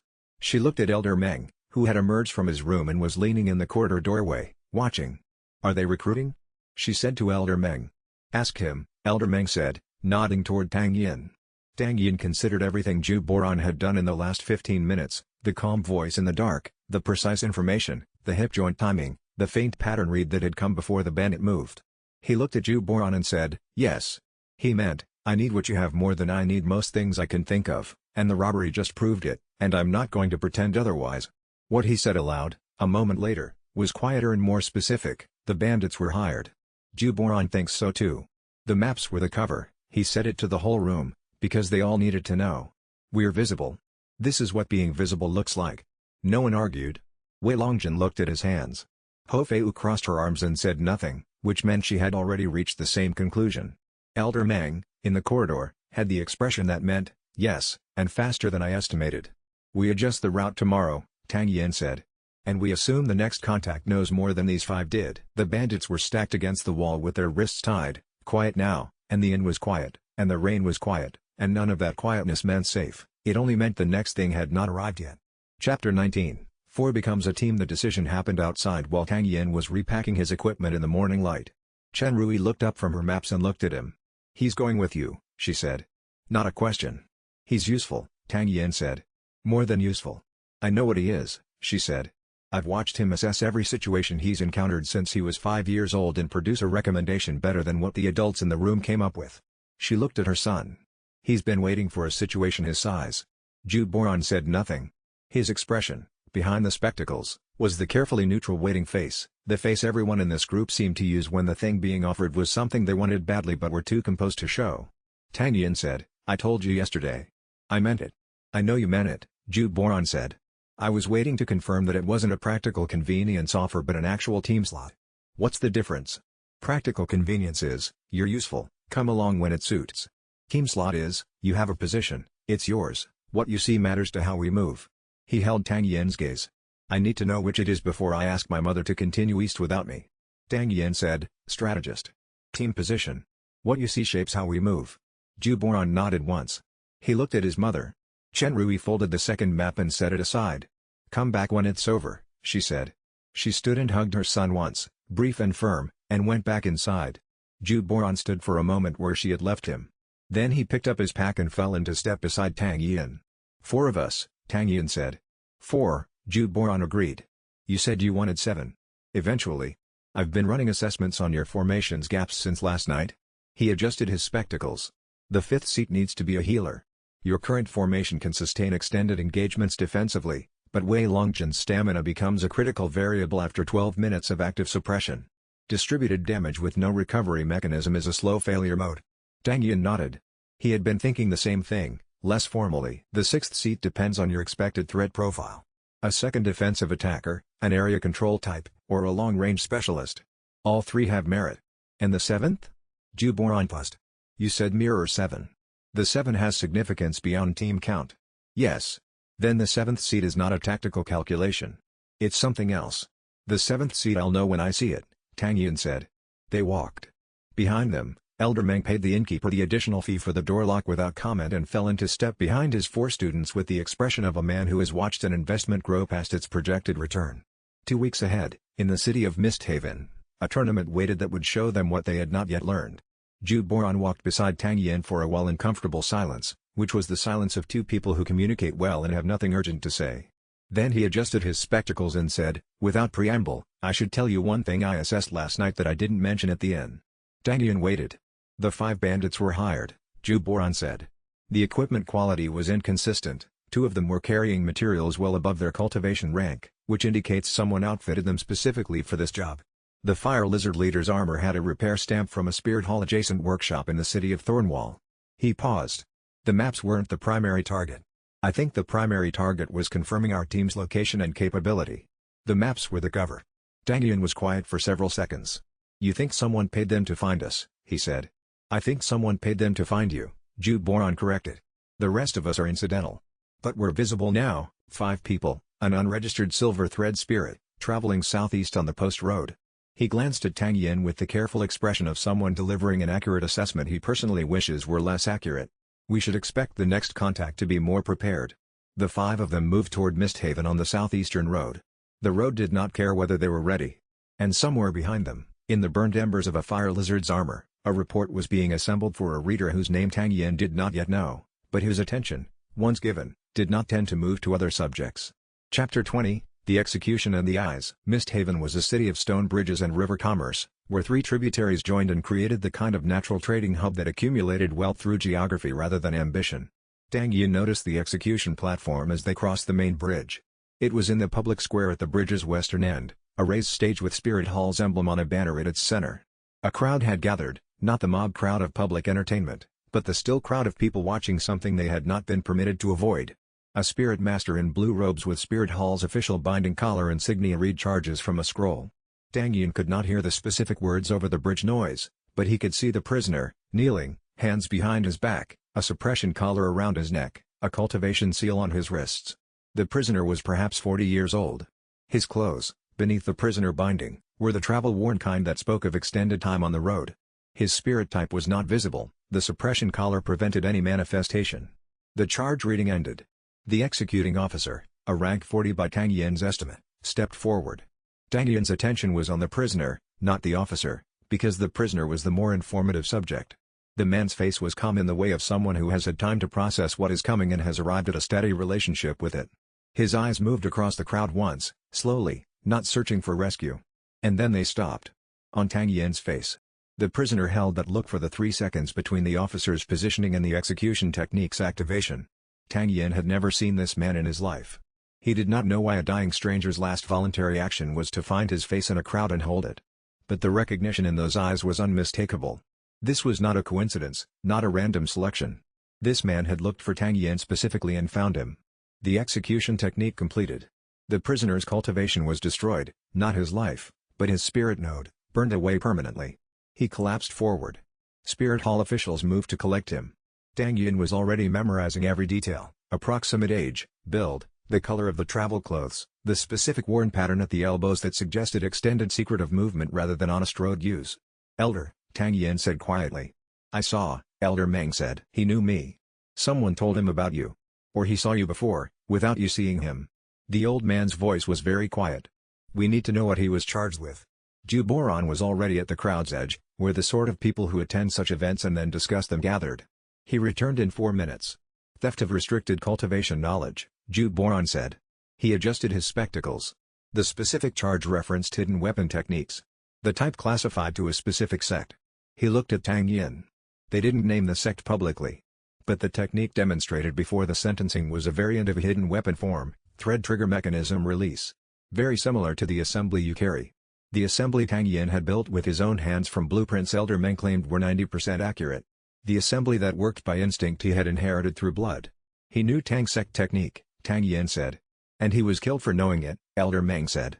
His voice carried a new quality, not the calculated flatness of discipline, but the heavy flatness of a man accounting for something he had tried to prevent. And in his last seconds, he looked for the face of someone who might carry that knowledge forward. He turned from the square. He had been told about you. Someone alive and free, who knew about you, sent him onto a path that ended here. Tang Yin felt the weight of this settle, not as fear, not as grief, but as information. Large, cold, significant information. Someone out there knew exactly who he was. That person was still free. And the man in the square had died with the knowledge of Tang Yin's face as the last thing he chose to look at, which meant that somewhere in the world, a chain of people who knew things about the Tang bloodline was being shortened, one execution at a time. He did not know yet how many links were left. But he understood, with a cold and steady certainty, that he had just become the reason the chain was being cut, and that the next link might not even know who he was before they paid the same price. He followed Elder Meng into Misthaven. The Stonebridge city closed around them, and somewhere behind its gates, the work of finding out began. Chapter 21, The guest program Misthaven's Academy did not grant full enrollment to travelers without documented cultivation records. The guest program existed precisely for this gap, a 30-day open access arrangement that allowed independent practitioners to use the training facilities and enter the regional tournament bracket without the formal registration requirements that full enrollment carried. The guest program's intake records were filed with the Academy administration, not with Spirit Hall's regional offices, which ran on a separate reporting cycle. Elder Meng had known this. He had recommended the guest program during their 4th day on the northeast route, citing the documentation gap as the primary strategic advantage with the secondary advantage being access to a heated training hall during the coming cold season. Misthaven's head instructor, a compact woman named Scholar Bay who had the organized alertness of someone who had seen enough unusual students to be difficult to surprise, processed their guest enrollment with professional efficiency and then paused when she reached Tang Yin's spirit registration section. "Phantom thread," she said. "Silver manifestation." "Yes," Tang Yin said. "I don't have that in our ability taxonomy reference." She set down her pen. "What sect does it originate from?" "Independent development," Elder Meng said. He had taken the guardian slot in the enrollment form, which was accurate enough for practical purposes. The boy's awakening predated formal registration. Scholar Bay looked at Elder Meng with the particular attention of someone reading cultivation pressure rather than biographical claims, and her expression shifted, nearly imperceptibly, but Tang Yin caught it, because he counted everything. She had assessed Elder Meng's suppressed rank and was now reconsidering the nature of independent development. "We accept that classification," she said, after a pause that was exactly 1 second longer than professional efficiency required. "Guest enrollment is valid for 30 days. Training hall access begins tomorrow morning. The regional tournament bracket opens in 2 weeks. She handed Tang Yin a guest identification token, a lacquered wood disc with the Academy seal on one side. If your spirit type attracts inquiry from other students or faculty, you are welcome to refer them to me. Tang Yin took the token. Have you had inquiries from Spirit Hall's registration office about the guest program before? Scholar-based professional expression did not change. The guest program's records are filed on the 30-day cycle. Any registration inquiry received during that cycle would receive a standard administrative response indicating that guest records are in processing. She met Tang Yin's gaze with the careful neutrality of a person who has learned to answer this particular question in a way that is technically honest and practically useful. That response is accurate. Processing does take the full 30 days. Tang Yin understood. She knew. She was choosing to be useful. Thank you, he said. The tournament bracket has 2 divisions for your team size, pairs and 4-person squads. Given your group's apparent composition, I'd suggest the 4-person squad division, the higher seed bracket. She paused. The first-ranked squad in this season's registration is a Blazing Academy visiting team. Their lead spirit master carries a Crimson Phoenix spirit. Rank 18, she said it with the tone of someone who considers information relevant whether or not it is comfortable. Tang Yin nodded. He pocketed the guest token and followed his team into the Academy's interior, where the heated corridors were a significant improvement over 3 weeks on the Northeast Road, and where a tournament bracket was already being constructed around an opponent whose name he did not yet know but whose spirit type he was already beginning to think about. Crimson Phoenix. Fire. At rank 18. He had faced fire twice. It had burned through his nets both times. He had not yet solved the fire problem. He intended to solve it before the bracket was done, and if he could not, the bracket would show him exactly why. He ran through the formation's current operational parameters one more time while the match preparation continued around him. Ho Feiyu was warming up in the corridor. Her Gale Rush technique produced a distinctive ambient vibration that the thread web registered clearly. Wei Longjin was standing absolutely still at the eastern wall, which was how he prepared for matches that required anchor deployment. Elder Meng was in the observation area, not the formation area, which was his consistent choice, being present without being in the operational chain. Mirror 7 was a functioning formation. That was the fact that the next match would demonstrate or disprove, and it was a fact Tang Yin had spent 8 weeks building toward with the specific patience of someone who understood that formations either held or didn't, and training was the only reliable method for making them hold. The bracket was almost done. The answer was almost visible. Chapter 22, Crimson Phoenix. The Blazing Academy visiting team's demonstration took place in the Academy's East Courtyard on their second morning in Misthaven. It was not a match, it was an exhibition, the kind that academies exchange as cultural diplomacy when their students' roads cross. 3 Blazing Academy students, each demonstrating their spirit ability for the benefit of Misthaven's enrolled students who crowded the gallery above. The third demonstrator was the one Scholar Bay had mentioned. She was 12. Maybe 13, tall for her age, with the precise posture of someone trained early in stance discipline rather than acquired through growth. Her uniform was Blazing Academy's deep red with the Academy seal on the left breast, and she wore it as a statement rather than a requirement.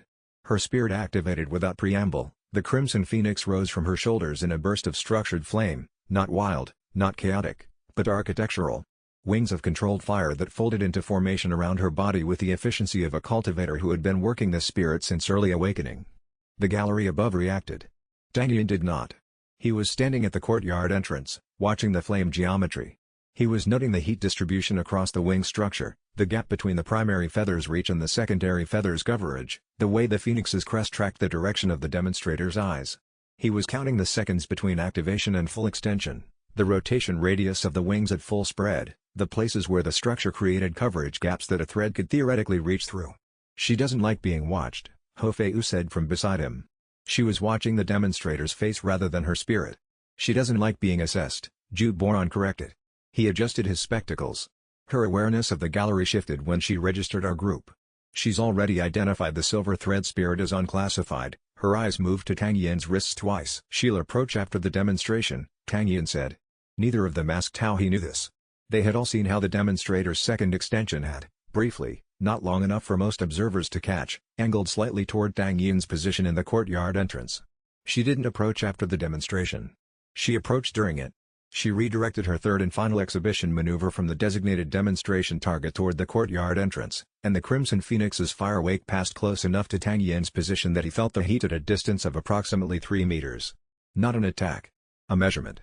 She's gauging range, Zhu Boron said quietly. Tang Yin held his position without moving. The fire wake was not aimed at him. It was aimed at the space beside him, close enough to require a response if he was the kind of person who responded to proximity threats by moving. He did not move. The demonstration ended.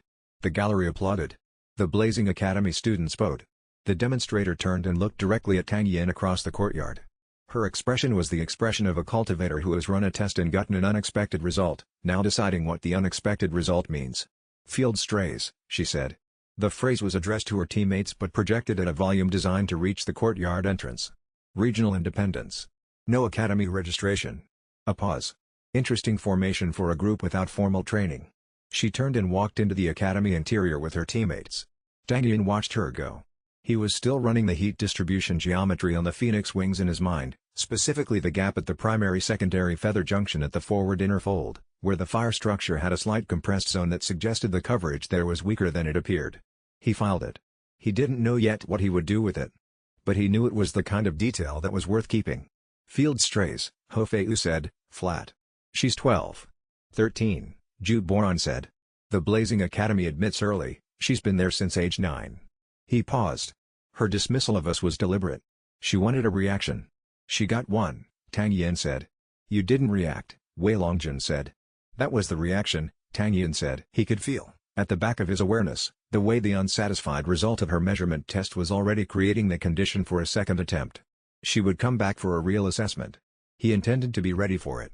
He was going to need to think carefully about fire before that happened, and carefully, in his experience, was never quite enough on its own. Chapter 23, The Challenge. She found him in the training hall on the fourth morning. Tang Yin was practicing the revised thread weave, a modified version with tighter mesh geometry that created smaller gaps in the net structure, designed to slow down fast-moving threads rather than simply catch and hold. The revision addressed one of the 8 parameters Ho Fei had identified after the semi-finals in Gale City. It had taken 3 weeks to develop and was still not satisfactory, but it was closer than it had been. He heard her come in. He did not stop working. "You didn't react in the courtyard," she said, from behind him. "No," he said. "Most people do when fire moves through their space." "I know," he said. "That's why you used it." A pause. Then, "My name is Lin Haojin. Tang Yin." She moved into his peripheral vision, coming around to his left side, where she could see both him and his thread work without being directly in the thread zone. That was a tactical positioning choice. She was not here for casual conversation. "Your net geometry has a problem," she said. "The mesh angle in the outer quadrant creates a compression fold when an expanding thermal wave hits it. The fold produces a pressure concentration point that a fire ability can exploit for penetration." He stopped working. He turned to look at her. "You saw that from the courtyard observation gallery?" "I see heat structures the way other people see solid objects," she said it without pride or apology, as a technical specification. "Your thread is silver. Silver conducts heat approximately 80% more efficiently than standard spirit energy materials. Your net doesn't just burn when fire hits it. It becomes a heat delivery system." That was a problem he had not identified. He had been thinking about fire burning through his nets. He had not thought about his nets becoming the fire's weapon. "Show me," he said. She extended one hand and manifested a small controlled flame, not the phoenix, just a directed heat expression. "Permission?" "Yes." She directed the flame at the edge of his net. He watched. The heat moved along the silver threads, conducting inward through the mesh exactly as she described. The concentration point appeared at the inner quadrant fold. He had been working on the wrong problem. "Your solution isn't a tighter mesh," she said. "It's an interrupt layer. Something that breaks the conduction path before it reaches the concentration point." She paused. "I don't know what your spirit material can do to create that interrupt. That's your problem to solve." He held the thread architecture in his mind, revising it against this new information. "You didn't come here to help me solve a technique problem," he said. "No," Lin Haojin agreed. "I came here to challenge you to a match. One-on-one. Training rules, first to yield or lose balance." She met his gaze without the courtyard measurement quality. This was direct. "I want to understand your system." "You want to verify the gap in my ability that the fire conduction problem represents," Tang Yin said. "Yes. Accepted," he said. "On one condition, you don't hold back the phoenix. I need to understand what I'm actually facing, not a controlled demonstration version." She raised an eyebrow. "You're rank 14. I'm rank 17. "I know." Something in her expression changed, not warmth, but genuine assessment. The real kind, not the measurement kind. "Tomorrow morning," she said. "Before the Academy's training schedule." "I'll be here," he said. She left. He stood in the empty training hall with the thread architecture revised in his mind and a new problem to solve, and the awareness, steady and useful, that Lin Haojin of Blazing Academy was considerably more than her dismissive opening had suggested. He went to find Elder Meng, and hoped that what Elder Meng had to say was more reassuring than what he had already worked out for himself. Chapter 24, Second Ring. The second soul ring came from a cave in the Misthaven foothills, 3 days before the match with Lin Haojin. Elder Meng had identified the mirror glass beetle 2 weeks before their arrival in Misthaven, a 500-year specimen that had made its home in a quartz vein cave system northeast of the city.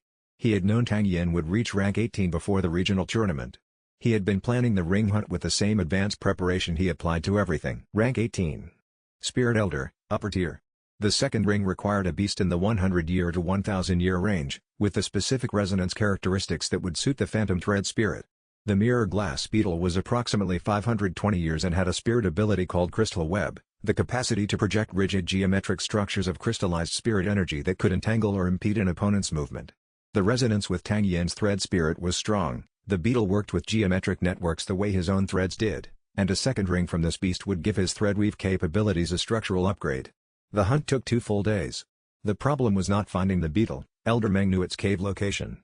The problem was that a 500-year spirit beast had 5 centuries of territorial intelligence and a cave system designed to funnel light in patterns that crystallized its spirit energy into defensive barriers throughout the space. Tang Yin entered at dawn on the first day. The barriers were not visible in the cave's main passage, which was the point.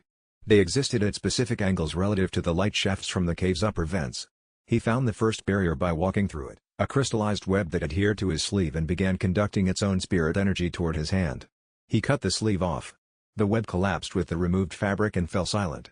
He spent the rest of the first day mapping barrier positions by throwing small stones ahead of him and watching the reflected light patterns. By nightfall he had a rough map of the cave's defensive geometry.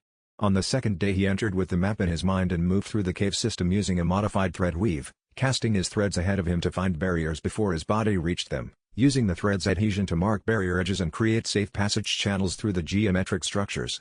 The mirror glass beetle was at the cave's deepest chamber, where a single vent directed a column of light that turned the quartz walls into a mirror array.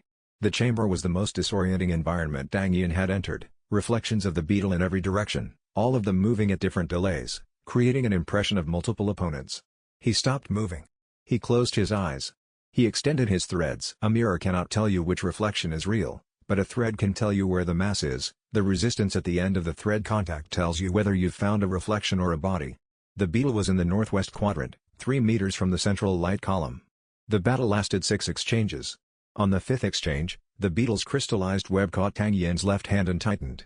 He used the hidden weapon assembly in his right sleeve, the revised version with the immediate release, to drive a mechanism component into the crystal structure and shatter it. His left hand was freed but his fingers did not close properly for the next several hours. On the 6th exchange, he positioned a thread anchor directly in the light column's path, the beetle's power source. The crystallized web, firing into the column rather than away from it, caught the column's energy and fed it back on itself. The beetle was immobilized for 30 seconds. Tang Yin absorbed the ring. The second soul ring was amber gold, slightly warmer in hue than the first, 520 years of accumulated spirit energy. It entered him through his sternum and settled into his phantom thread spirit with a precision that felt like a key finding its lock. New ability, Shatter Mirror, detonate a section of the thread weave net, releasing all accumulated adhesion energy simultaneously as a burst of reflective crystal shards in a 2-meter radius. His left hand hurt for 3 days. The ring was worth every minute of it. He returned to Misthaven at rank 18, the upper limit of the Spirit Elder tier, 1 step from Spirit Master. His second ring glowed when he extended his threads, the amber gold light visible even in daylight. He was ready for the match with Lin Haojin. He was not ready for what the match would show him, but he would discover that only by going through it, and the going was already decided. Chapter 25, Ju Boron's Scholarship. Misthaven's head instructor found Tang Yin on the morning of Ju Boron's 3rd day at the Academy Library.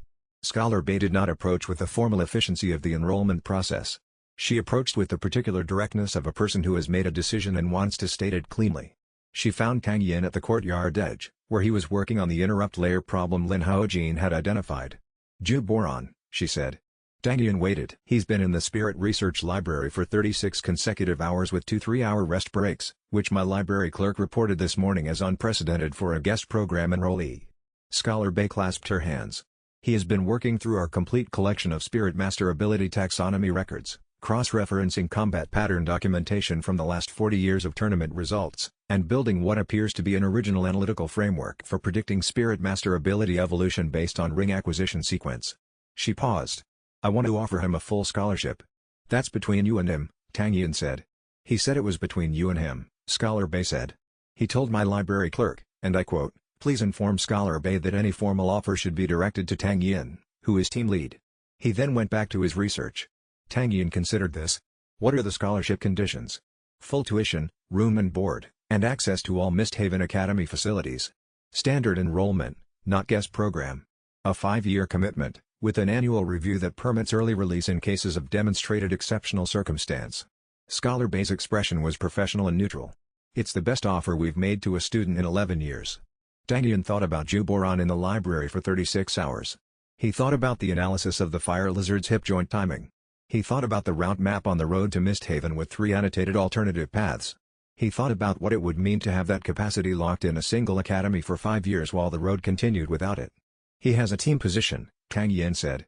That position requires him to be mobile. Scholar Bay paused. The scholarship doesn't require residential lock-in during academic periods. It requires completion of curriculum modules, which can be done through scheduled visits and correspondence for advanced students. She paused. I'm flexible on the terms for the right student. Tang Yin studied her. You already talked to Elder Meng. Your guardian is a thoughtful man who asked good questions about curriculum flexibility before you and I had this conversation. She met his gaze without apology. The answer is, yes, I spoke with him. And his assessment was that the scholarship should be Juboran's decision, made with full information. I'm providing you with that information first because Juboran told me to. Tang Yin was quiet. Then he went to the library. Juboran was exactly where described, surrounded by reference texts, 3 separate paper analyses spread across the table, spectacles pushed up on his forehead in the position that indicated deep focus. He looked up when Tang Yin sat across from him. She offered it, Juboran said, before Tang Yin could speak. Yes. And you negotiated the mobility terms first. Yes. Juboran put his spectacles back down. He looked at his analysis papers. I want to take it. The resources here are, the taxonomy records alone are worth 3 months of independent research time per visit. He met Tang Yin's gaze. But I need you to say that you meant what you said about the team slot. That it doesn't change when I have an institutional address. It doesn't change, Tang Yin said. The team slot is yours. Scholarship is additional. Juboran nodded once.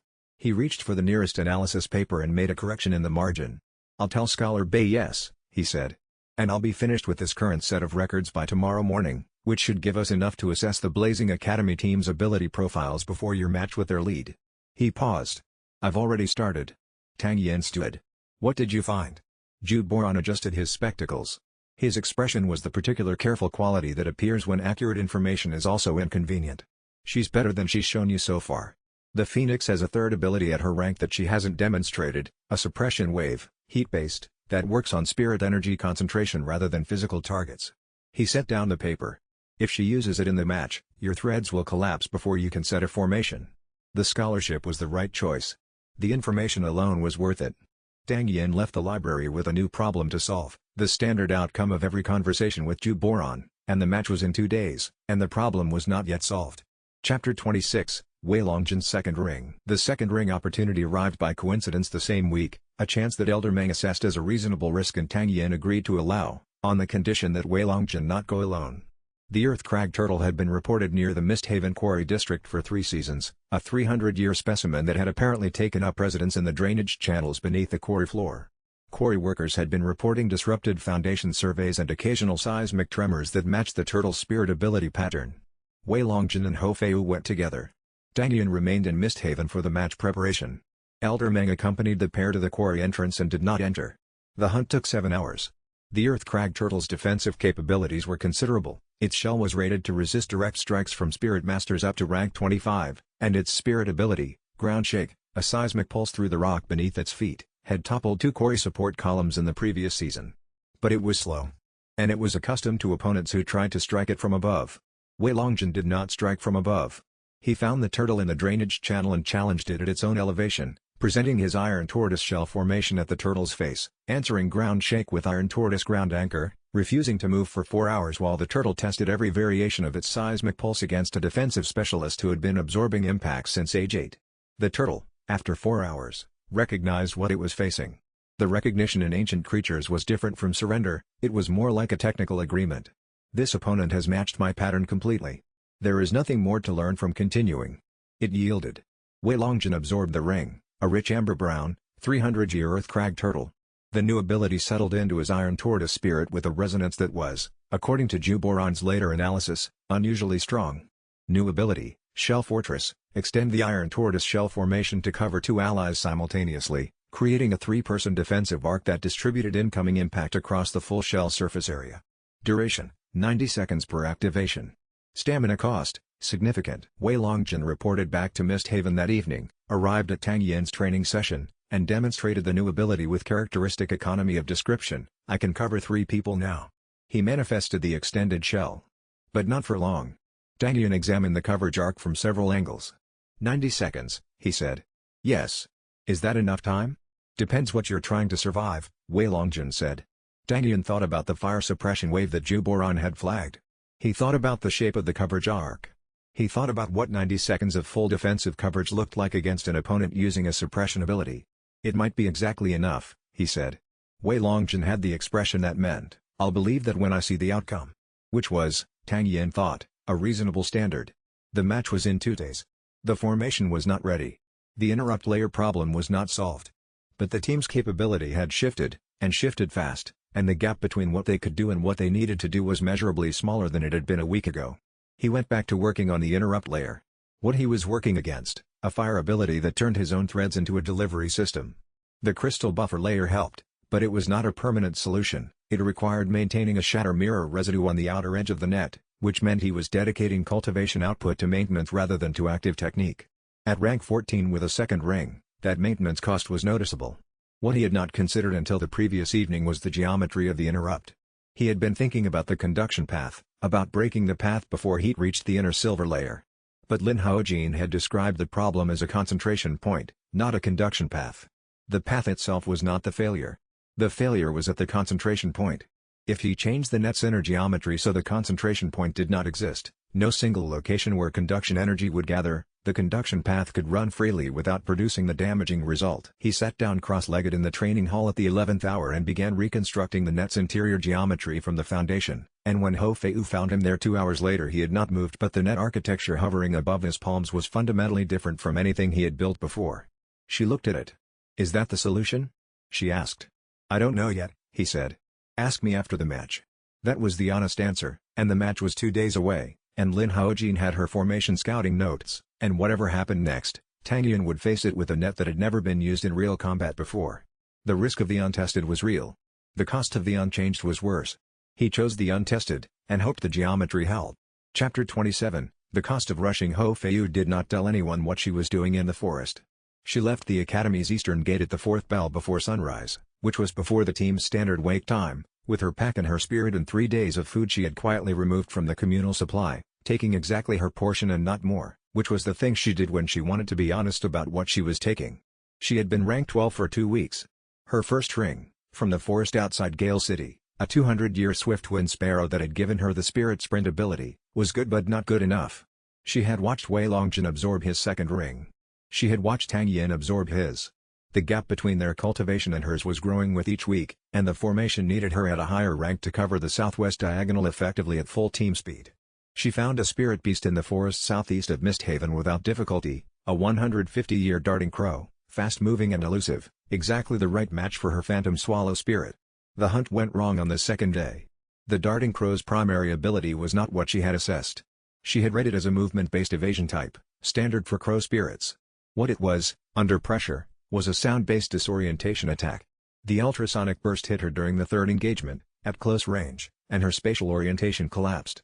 She found herself running into a root cluster she had not been able to see properly, took the fall with her left shoulder absorbing the impact, and felt something in that shoulder give in a way that was wrong. She stood.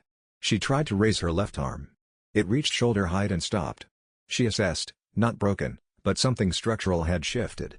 She could not raise the arm above her own shoulder height. She could move the hand, close the fist.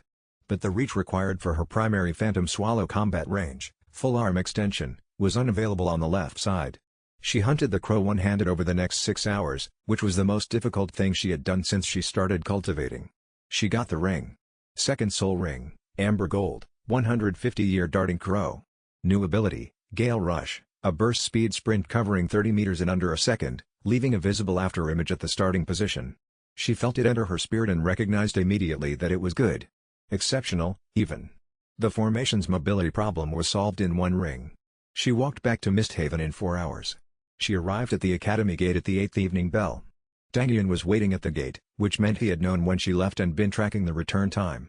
She did not say anything. He looked at her left arm. Left shoulder, he said. Structural issue. Still functional. Range? Lost above shoulder height on the left side. He held the assessment. How long will it take to heal? Shen Liuying could fix it immediately, she said. We don't have Shen Liuying yet. She met his gaze. Give it a week, maybe 2. He processed this without visible reaction. Then he said, you should have told us you were going. You would have come with me. Yes, he said. That's the point. She held his gaze. The reasonable part of her knew he was right, that going alone to the forest with an underassessed spirit beast was exactly the kind of thing the team existed to prevent. The unreasonable part of her was holding the new ring in her cultivation space and feeling the Gale Rush ability settle into her spirit with a perfect rightness that justified every mistake that had led to it. I know, she said. I was wrong. Yes, he said. And the ring is good. He paused. Both things are true. She held that. Then, you were worried. Yes, he said. That's also a thing that's true. He turned toward the academy interior. Shen Liuying will exist eventually. Until then, be more careful. She followed him inside, her left arm held slightly lower than her right, the new ring warm in her spirit, the shoulder aching with the particular ache of a mistake that was also a step forward, and the thought that kept arriving, quiet and persistent, what if the next mistake is not correctable? Chapter 28, Chen Huo's shadow. Chen Huo arrived in Misthaven on the morning of the match. He was 15, taller than Tang Yin expected from the reports Scholar Bei had quietly shared about the Blazing Academy's enrolled students. His Blazing Dragon Spirit was already at rank 35, which placed him in the senior age class bracket for most regional circuits. He should not, by standard tournament logic, have been here for a junior exchange event. But he had come anyway. Because Lin Haojin was here, and because someone had told him about the Silver Thread Spirit Master who had challenged her. Tang Yin noticed him in the courtyard gallery before the match began, a tall figure in Blazing Academy colors standing at the gallery rail, watching the training floor below with an expression that combined assessment and something less professional. Ownership, maybe. Or the expectation of ownership. He noted the rank, the spirit, the expression. He filed the assessment under, potential problem, future timeline. Then he turned his attention to Lin Haojin, who was warming up her Crimson Phoenix in the training floor center position. The match was 10 minutes. Training rules. First to yield or lose balance. He opened with thread weave, not the standard version, but the modified tight mesh version he had been working on, with one significant change based on the interrupt layer problem. He had not solved the silver conduction issue. He had instead inverted it. He had woven a second thread layer into the outer edge of the net using the Shatter Mirror ability's residual crystal energy, creating a non-conductive crystal buffer between the outer adhesion surface and the inner silver structure. The Crimson Phoenix hit his net with a secondary firewake on the second exchange. The outer crystal layer dissolved. The silver inner structure survived. Lin Haojin paused, a half-second interruption in her attack flow that she could not quite prevent, because the expected outcome had not occurred and her body's momentum was calibrated for an opening that was no longer there. Tang Yin cast Shatter Mirror in that half-second, detonating the crystal buffer layer as a burst of reflective shards directly into the Phoenix wing's forward inner fold. The scatter pattern hit the compressed zone she had described to him 4 days ago. The Phoenix flinched. Not Lin Haojin, the Phoenix itself, the spirit construct that sustained the fire structure, reacting to an input it had not been conditioned to receive in that exact location. The match went 6 more minutes after that, and at the end of it Lin Haojin stood in the center of the training floor with a threadweave net holding her arms and her Crimson Phoenix partly collapsed and said, "You built the solution from what I told you." "Yes," Tang Yin said. "I told you about the problem to challenge you," she said. "Not to give you the answer." "I know," he said. He released the net. "But you gave me the accurate information, and I built a solution from accurate information. That's what information is for." She was outraged, he could see it clearly. Her fire spirit was still warm at her shoulders, reforming the Phoenix with the irritated speed of a construct that wants to continue a fight its holder has technically ended. Then the outrage shifted. Not gone, displaced by something else. Reconsideration. "The flinch at the inner fold," she said. "How did you know it would respond that way?" "I didn't know. I predicted based on your description of the compression zone's function." He paused. "You told me how your spirit works. That's a significant trust." "I didn't intend it as trust," she said. "I know," he said. "But it functioned as trust, and I treated it that way." She was quiet for several seconds. Above them, in the gallery, Chen Huo had turned away from the rail. Tang Yin noted the direction of his exit without looking up. East corridor. The senior dormitory wing. Not a problem today. But the timeline was shorter than future, and he had the distinct feeling that the distance was shrinking faster than he could prepare. Chapter 29, The Regional Tournament. The Misthaven Regional Junior Tournament began on a morning when the sky was clear enough to see every shadow. Mirror 7, 4 members present, 3 effective in combat due to Ho Fei's shoulder limitation, entered as unseated in the 4-person squad division. Ho Fei entered but maintained a support and retreat role that avoided the overhead reach requirement. The compromise worked because Zhu Boran, in his first competitive entry, occupied the coordinator position that allowed Ho Fei to operate at reduced range without exposing the formation's gap. The first match was against a Misthaven Academy home team, rank 13 average. The kill zone formation deployed cleanly on the third exchange and ended the match in 4 minutes. The second match was against a visiting pair from Ironcliff Village who had added 2 members the day before the bracket opened, a scrambled team composition that Zhu Boran had assessed as dangerous specifically because scrambled compositions were unpredictable. They haven't trained their formation timing, he had said, which means they'll improvise. Improvised attacks are harder to predict than trained patterns. He had been right. The Ironcliff team's improvisation in the second exchange went in a direction Tang Yin had not anticipated, and only Wei Longjin's Shell Fortress, deployed at full coverage for the first time in a real match, prevented the formation from breaking. 90 seconds. The Shell Fortress held the team through the unexpected attack pattern. By the time it expired, Tang Yin had set a new thread weave configuration that covered the angle the Ironcliff team had found. 90 seconds was enough, Wei Longjin said afterward. This time, Tang Yin said. The third match was against a 3-member team that had adopted a specialist configuration, 1 strong attacker, 1 support, and 1 pure defensive operator. A configuration clearly designed to face a team like Mirror 7's. Someone had scouted their first 2 matches and prepared. Zhu Boran identified the counter formation before they entered the arena. Their attacker will try to force the defensive anchor, that's Wei Longjin, into a coverage choice, protect the left flank or the right flank, not both.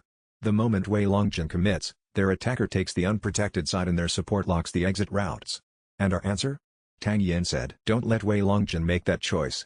The moment the coverage dilemma is forced, I call the direction. Wei Longjin covers the right. You cover the left with the net. The attacker's committed momentum takes them directly into the net on the left, which Wei Longjin isn't protecting and therefore isn't where they expect a trap. They ran it. It worked. The attacker's committed momentum took them into the net's adhesion zone on the left at the exact position Zhu Boran had predicted. Match 3, win. Semifinals. Tang Yin sat with his team outside the arena in the brief interval between rounds. Ho Fei was moving her left shoulder in the careful rotation she had developed to maintain blood flow without stressing the structural issue. Wei Longjin was checking his shell formation's energy reserve. Zhu Boran was writing notes. 4 young spirit masters, combined rank average somewhere around rank 14, had reached the semifinals of a regional tournament on their second week as a team. The next match was against the Blazing Academy team, which meant it was against Lin Haojin. Tang Yin closed his eyes for 30 seconds and thought about everything he had learned about fire in the past 2 weeks. Then he opened them and looked at his team. We've reached further than we expected, he said. Whatever happens in the next match, we've already answered the first question. He paused. Now let's answer the second one. He did not say, and hope we're ready for what the second question costs. The formation was quiet for a moment, the specific quiet of people who understood that the second question was real and who had each, independently, been thinking about it in their own way. Ho Fei said, we handle what arrives when it arrives. This was her consistent response to questions that pointed at uncertain futures, not dismissal, but the specific operational philosophy of a practitioner who had learned that anticipating the exact form of a future problem was less useful than building the general capability to respond to whatever form it took. Wei Longjin said nothing, which was his equivalent of agreement. Shen Liuying said, the second question is probably harder than the first. That's usually how these things work. Tang Yin absorbed this. The second question would arrive when the first was answered, and the first was not yet answered. Sufficient to focus on what was present. Yes, he said.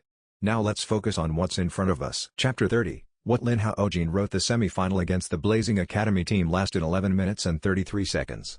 Tang Yin knew the exact duration because Zhu Boran timed every match from the moment of first spirit activation.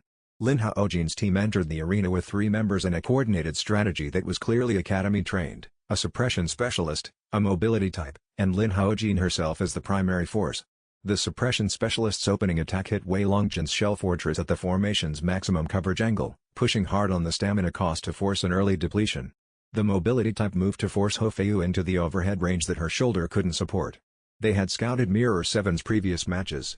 They know about the shoulder, Zhu Boran said, before the match began. Not a question. Yes, Tang Yin said. Lin Haojin did the scouting herself, Zhu Boran said. The analysis is too specific to the individual for team briefing. I know, Tang Yin said. What Lin Haojin had scouted, Hofei's left side overhead limitation, the iron tortoise shell's 90-second duration, the thread weave's crystal buffer layer modification, and Tang Yin's preference for setting net anchors at the formation's eastern position. What she had not scouted, that Tang Yin had anticipated the scouting, repositioned every anchor point west, and told Zhu Boran to read her eyes during the match rather than the mobility type, because Lin Haojin's targeting decisions would always come before her team's execution.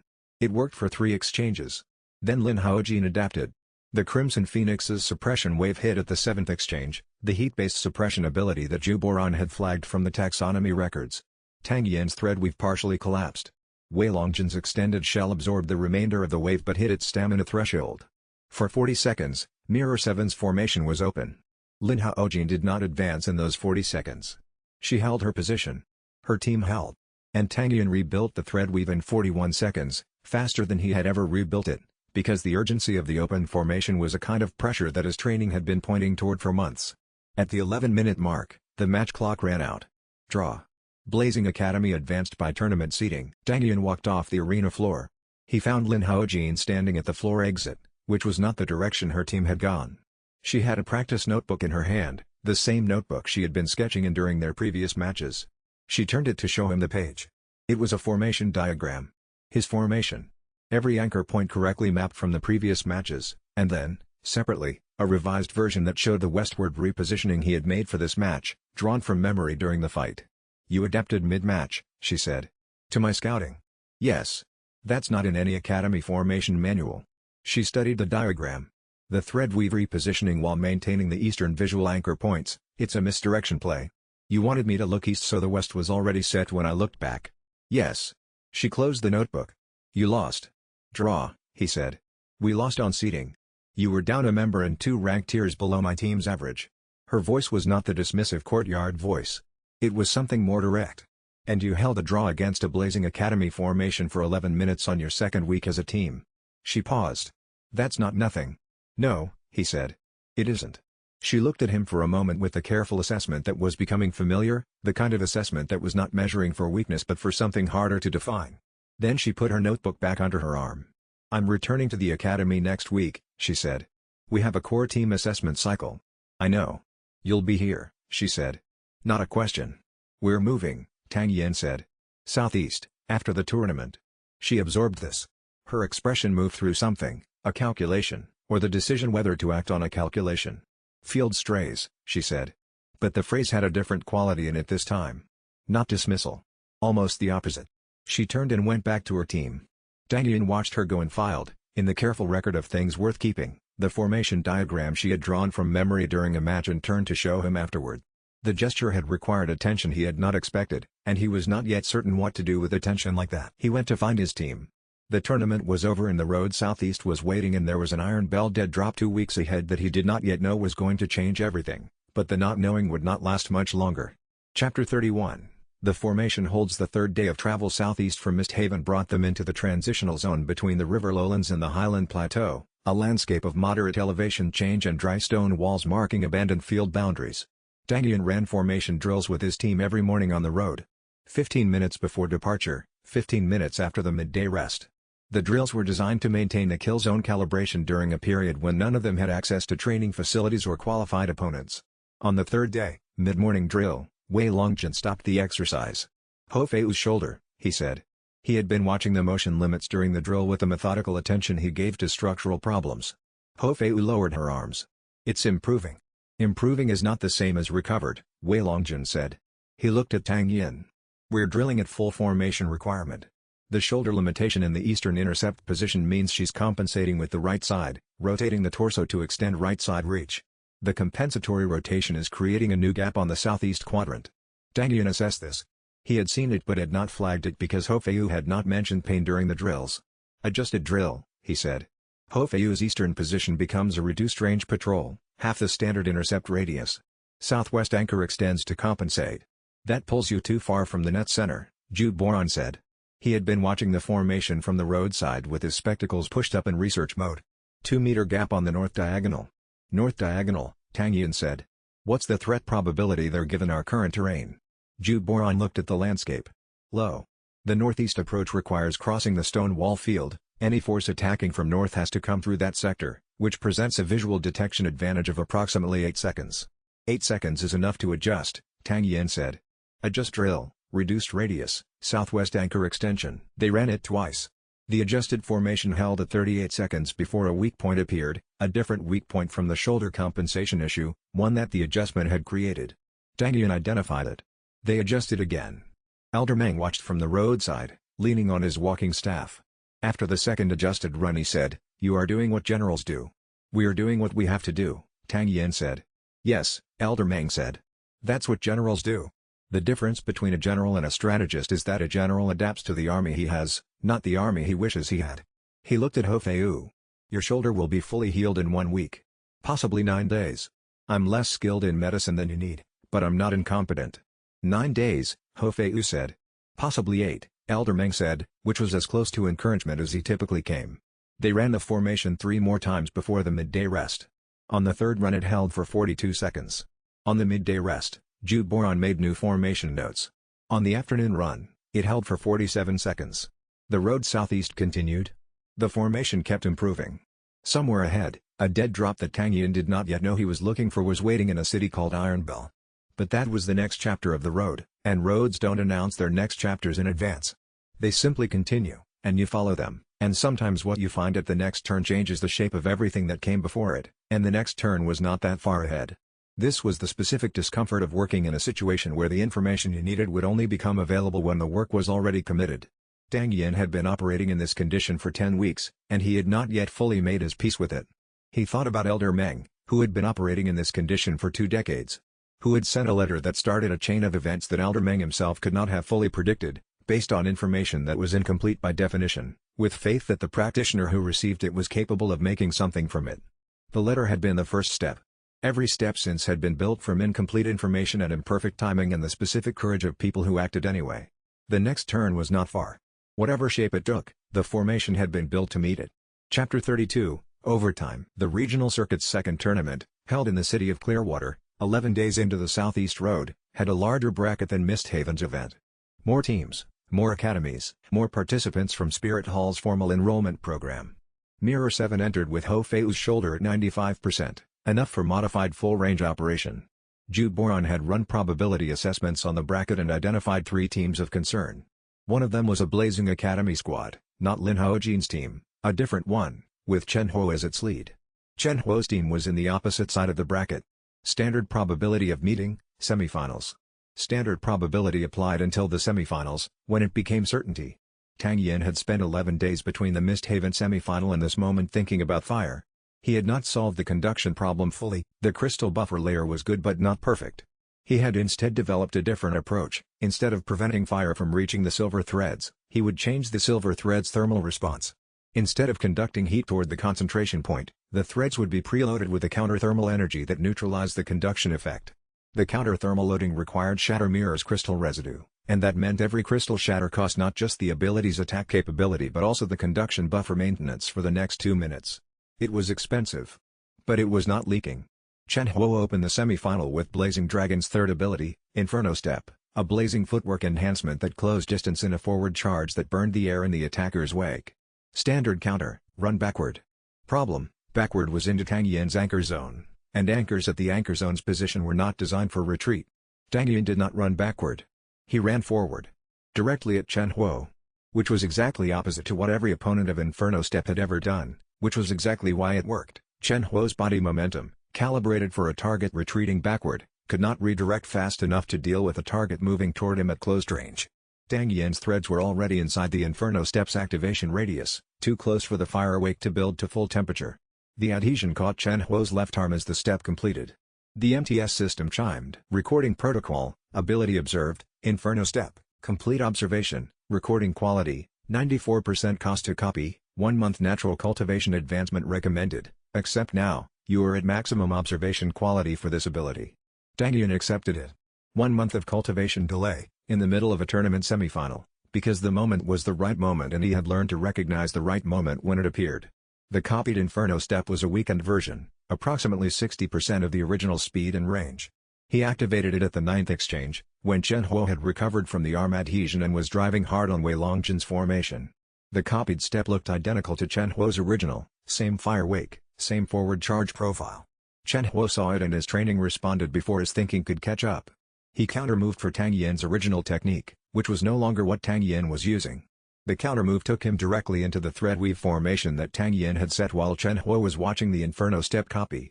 Mirror 7 won the semi-final. Overtime, the tournament's scoring gave them the win by 1 technical point when Wei Longjin's Shell Fortress held through the final exchange while Chen Huo's team was still recovering from the formation misdirection. Chen Huo stood in the middle of the arena floor and looked at Tang Yin across the space. His expression was furious. But underneath the fury was something else, the beginning of a recognition that had not arrived yet, working its way forward through the anger like a thread finding its path through mesh. It would arrive later. Not today. Today, Mirror 7 was in the finals. Tang Yin let himself hold this for exactly the amount of time it deserved, which was not long, because the formation was already preparing for the next match and the finals opponent's technique family was known from the bracket records and the preparation analysis that Zhu Boran had produced 12 minutes after the semi-final result was confirmed. The preparation was, Ho Feiyu's Gale Rush against the opposing formation's fastest practitioner, who had been closing the distance in every match. Wei Longjin's anchor technique deployed earlier than standard to cut off the lateral movement that the opponent's formation used as its primary approach. Tang Yin's thread web at maximum range from the start, because the opposing team had a long-range technique user that the standard mid-match expansion deployment would not catch quickly enough. The finals match was in 3 hours. The formation had exactly what it needed, and the work had gotten them here honestly, and that was what mattered. Chapter 33, The Finals. The Spirit Hall Junior Enrollment Team was composed of 4 students, ages 13 to 15, with cultivations ranging from rank 16 to rank 20. They were the highest-ranked team in the Clearwater bracket. They had been enrolled in Spirit Hall's formal cultivation program since age 8. They were also, Zhu Boran noted before the match, disciplined in a way that most tournament teams were not. They don't improvise, he said, reviewing his notes from their previous 3 matches. Every technique is from the approved Spirit Hall ability curriculum. Every formation is documented in the cultivation handbook. They are executing a tested system at high precision. He adjusted his spectacles. The problem with tested systems is that they have known counters, but the problem with those counters is that a Spirit Hall team has also trained against them. What don't they train against? Tang Yin said. Zhu Boran absorbed this. Techniques that aren't in the curriculum. Abilities that aren't in the catalog. He looked at Tang Yin's silver threads.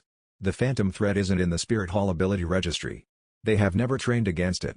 They will have to build a counter in real time, mid-match. Can they? Yes, Zhu Boran said. They're good enough to do it within 4 exchanges. But those 4 exchanges are our window. The finals lasted 9 minutes. In the first 4 exchanges, the Spirit Hall team's trained discipline was visible and formidable. Their suppression specialist and their primary attacker moved in a coordinated rotation that forced Wei Longjin to make the coverage choice, left flank or right flank, that the Misthaven match had trained them to prevent. Zhu Boran called the direction on the second exchange. Wei Longjin covered right. Tang Yin covered left. The suppression specialist's anticipated move was correctly predicted. The problem was the 5th exchange. The Spirit Hall attacker, having seen the counter coverage on exchange 2, adjusted by attacking the center rather than the flank. The center was between Wei Longjin's rightward coverage and Tang Yin's leftward net, a gap that the 2-part counter had created by committing both elements simultaneously. The center attack connected. Ho Feiyu took the impact on a rotational dodge that protected her shoulder and brought her down to 1 knee. Not eliminated, she was up in 2 seconds, but the Spirit Hall team had identified the formation center gap and would return to it. What followed was 8 minutes of what the gallery later described as the cleanest technical cultivation match the Clearwater tournament had produced in 5 years. The Spirit Hall team built their counter to the thread weave in 3 exchanges, not 4. Zhu Boran had underestimated their adaptive speed by 1 exchange.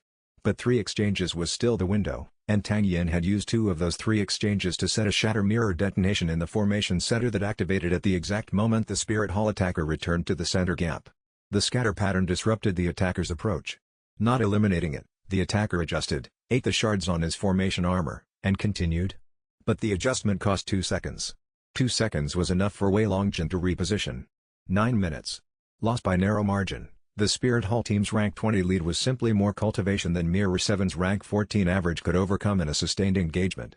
Not a catastrophic margin. A professional one. Second place, Ho Feiyu said after. She was rubbing her shoulder, which had held up but was expressing its opinion about the rotation dodge. Second place in our second tournament as a 4-person team, Zhu Boran said. He was already writing notes for the post-match assessment. The center gap, Tang Yin said. That's the next problem. Not the only next problem, Elder Meng said, from the exit corridor where he had been watching. But the most urgent one. He looked at Tang Yin. Your shatter mirror activation timing has improved. The center gap problem won't be solved by the same technique used again. The Spirit Hall attacker will have it catalogued in his next training report. I know, Tang Yin said. You need a technique that cannot be catalogued, Elder Meng said. Or a solution that uses what they've already catalogued against them. He walked toward the exit. Think about it on the road. Iron Bell is 12 days ahead. They had not known they were going to Iron Bell until Elder Meng said so. The name landed in Tang Yin's awareness with a weight that felt inexplicably significant, a city he had never been to, on a road he had not yet decided to take, carrying a purpose that no one had explained. He followed his teacher out of the arena. The tournament was over. The road had its next chapter after all, and if Elder Meng knew where it led before Tang Yin did, that was nothing new. Chapter 34, The Notebook. Lin Haojin found Tang Yin at the Clearwater Inn where Mirror 7 had taken a room for 2 nights. He had not expected her to be in Clearwater. The Blazing Academy team's tournament circuit had not brought them this far east, as far as he knew. But she was here, in the inn's common room, sitting at a table near the window with her practice notebook open, and she looked up when he came in without any suggestion of surprise. The finals results came through the exchange post, she said. It was a tournament posting system that circulated match outcomes between academy circuits. Second place. Against a Spirit Hall enrollment team at full rank advantage. Tang Yin took the seat across from her. He was not sure why. He sat down the way you do when the chair is there and the reasons for and against are roughly equal and you're too tired from a 9-minute cultivation battle to compute the difference. You came to Clearwater for the results? He said. I came to Clearwater because my return circuit to the academy passes through here. She turned her notebook to show him the current page. It was a formation diagram, his formation from the Clearwater final. She had been drawing from the exchange post's match summary, which provided positioning data for certification purposes. The center gap appeared on exchange 5. You knew it would. Yes. You prepared the shatter mirror detonation for the center position before the match began. Yes. That means you anticipated the Spirit Hall team would identify the gap and exploit it. She paused. How did you know they would find it? Because you Boron read their previous match records and determined they were adaptive specialists. In adaptive systems, the fastest path to a formation gap is the center, because centers are always a compromise between 2 flanking commitments. He looked at the formation diagram. The question was not whether they would find it. The question was how many exchanges it would take them. And you set the detonation to the wrong timing, she said. Not accusatory, analytical. They adapted in 3 exchanges, not 4. Yes. The center gap is still unsolved. She sat with the result for a moment. Then she said, the interrupt layer modification you used in the Misthaven match, the crystal buffer. I've been analyzing how it interacts with different fire output intensities. She opened the notebook to a separate page. There's a modification you haven't tried. If the crystal buffer layer is set to progressive dissolution rather than immediate full layer coverage, the fire conduction path is interrupted at different points depending on the wave intensity. High-intensity fire burns the first dissolution segment and stops. Low-intensity fire never reaches the silver layer because the buffer dissipates the heat below the conduction threshold. Tang Yin read the diagram. It was correct. He had not thought of it. Why are you telling me this? He said. She considered the question. Her expression did something he had begun to recognize, a quality of decision-making that produced responses she did not fully pre-plan. Because you treated the information I gave you in the training hall as something worth respecting, she said. And because the progressive dissolution modification won't work for Blazing Academy spirit types, Phoenix Fire is high intensity by nature. I'll never be on the wrong side of a progressive dissolution buffer. She paused. So it costs me nothing to give it to you. And giving information to someone who uses it well is better than keeping it in a notebook. He looked at the diagram. You're going to be excellent at this, he said. Not the match, not the tournament. The entire thing, cultivation, strategy, the practice of understanding how things work and using that understanding correctly. Lin Haojin looked at him and then looked out the window and said nothing. The notebook was still open between them. He memorized the diagram without touching the page. Thank you, he said. You're going to face the center gap problem again, she said. The progressive dissolution buffer won't solve it alone. You need a formation element in the center that doesn't commit to flank coverage. I know, he said. I'm working on it. I know you are, she said. She closed the notebook. The inn was quiet around them, and the road ahead had 12 days to Iron Bell, and Tang Yin was aware, with a precision he could not fully account for, that the person across the table was someone he would think about on the road. He filed it carefully in the part of his awareness that he did not analyze immediately, and he went to find his team, aware, as he moved, that the notebook page she had turned toward him was not a piece of information but a choice, and he was not certain what he would do with that distinction yet. Chapter 35, Spirit Hall closes in. Agent Shu's second report reached Zhao Yongyuan's office 13 days after the Clearwater tournament. This one was not a general inquiry notation. It was a confirmed sighting. The unregistered Silver Thread Spirit Master, Tang Yin, had competed in both the Misthaven Regional Junior Tournament and the Clearwater Circuit Tournament under the guest program. His team had placed second in both events. His spirit ability had been observed by multiple tournament officials, all of whom had filed unclassified spirit reports with their regional offices on the standard 30-day cycle. Zhao Yongyuan read the reports with the unhurried attention of a man processing information he has been expecting. The boy was 11, now 12, the birthday falling in the interval between the first report and the second. He had assembled a team in the guest program circuit. His guardian was a suppressed rank spirit sage, identity unverified. The bloodline indicator markers in both tournament spirit reports were consistent with what Agent Shu's first notation had flagged. The thread spirit's resonance pattern matched 3 of the 7 Tang bloodline signature characteristics that Spirit Hall's cultivation archive had documented from Tang Hao's known ability profile. 3 out of 7. Not conclusive. But Zhao Yongyuan had been in Spirit Hall's institutional structure long enough to understand what not conclusive actually meant. It meant, enough to escalate. Not enough to act. Enough to justify expanding the field assessment to a formal collection order. He wrote the formal collection order himself. Category: Bloodline Specimen Acquisition, Tang Sect Secondary Carrier, Potential, Priority, B-Class Acquisition, Living Specimen Preferred Field Operations, Assign Agent Level 3 to Southern Circuit. Coordinate with Regional Spirit Hall offices in Iron Bell, Thornwall, and the Free Roads Corridor. Note: Guardian is high rank. Field Agent must not engage without backup. He signed it, sealed it, and handed it to the courier whose duty it was to carry sealed orders to the field without reading them. In Misthaven, Scholar Bay received a Spirit Hall inquiry form for guest program records related to the enrollment cycle beginning 28 days prior. She confirmed that records were in processing and would be available at the end of the cycle. The cycle ended in 2 days. 2 days. Then the records would be available, and the field agent would have confirmation and location data, and the B-Class acquisition order would have its map. On the Southeast Road, 12 days from Iron Bell, Tang Yin was running formation drills and thinking about the center gap problem and not yet aware that Spirit Hall's institutional machinery had moved from catalog inquiry to formal collection order with the speed that came from 30 years of practiced efficiency. The machine did not hurry. It did not need to hurry. It simply moved, steadily, toward what it had identified.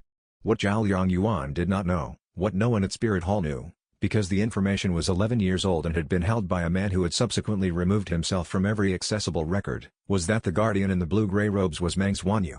Not just a spirit sage. Not just a rogue practitioner. The man who had been, for 17 years, Spirit Hall's own vice marshal for Eastern Sector operations. Who knew every field protocol. Every collection method. Every agent assignment structure.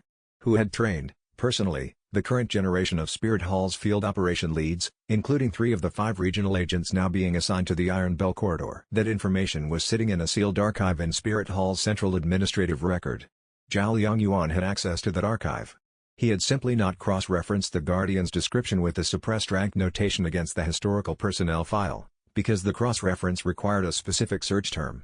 The search term was, deliberately suppressed cultivation reading, spirit sage level, independent practitioner status, Eastern Circuit. That search would return one result. Agent Shu, writing his next report 3 days later, would add the suppressed rank notation as a standard observation, because Agent Shu was thorough. And Zhao Yongyuan would read it.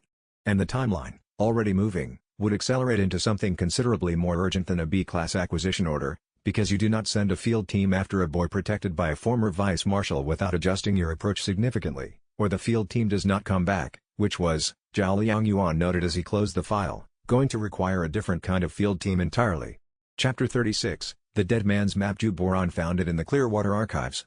He had been processing the dead man's effects, the items that Tang Yin had memorized during the Misthaven execution and later described to Zhu Boran in detail, including the specific worn pattern of the elbows and the thread trigger mechanism components visible in the outer pocket before the Spirit Hall officials collected everything. The thread trigger components were documented in Clearwater Spirit Master Incident Register, which archived the details of every cultivation-related legal action process through the Eastern Circuit. Zhu Boran had requested access to the register during their 2 nights at Clearwater, citing research purposes. The dead man was listed as Fang Wixin, age 43, independent practitioner, formerly registered with the Iron Bell Spirit Master Guild. Charge: theft of restricted cultivation materials, specifically hidden weapon schematics classified to the Tang Sect family use designation.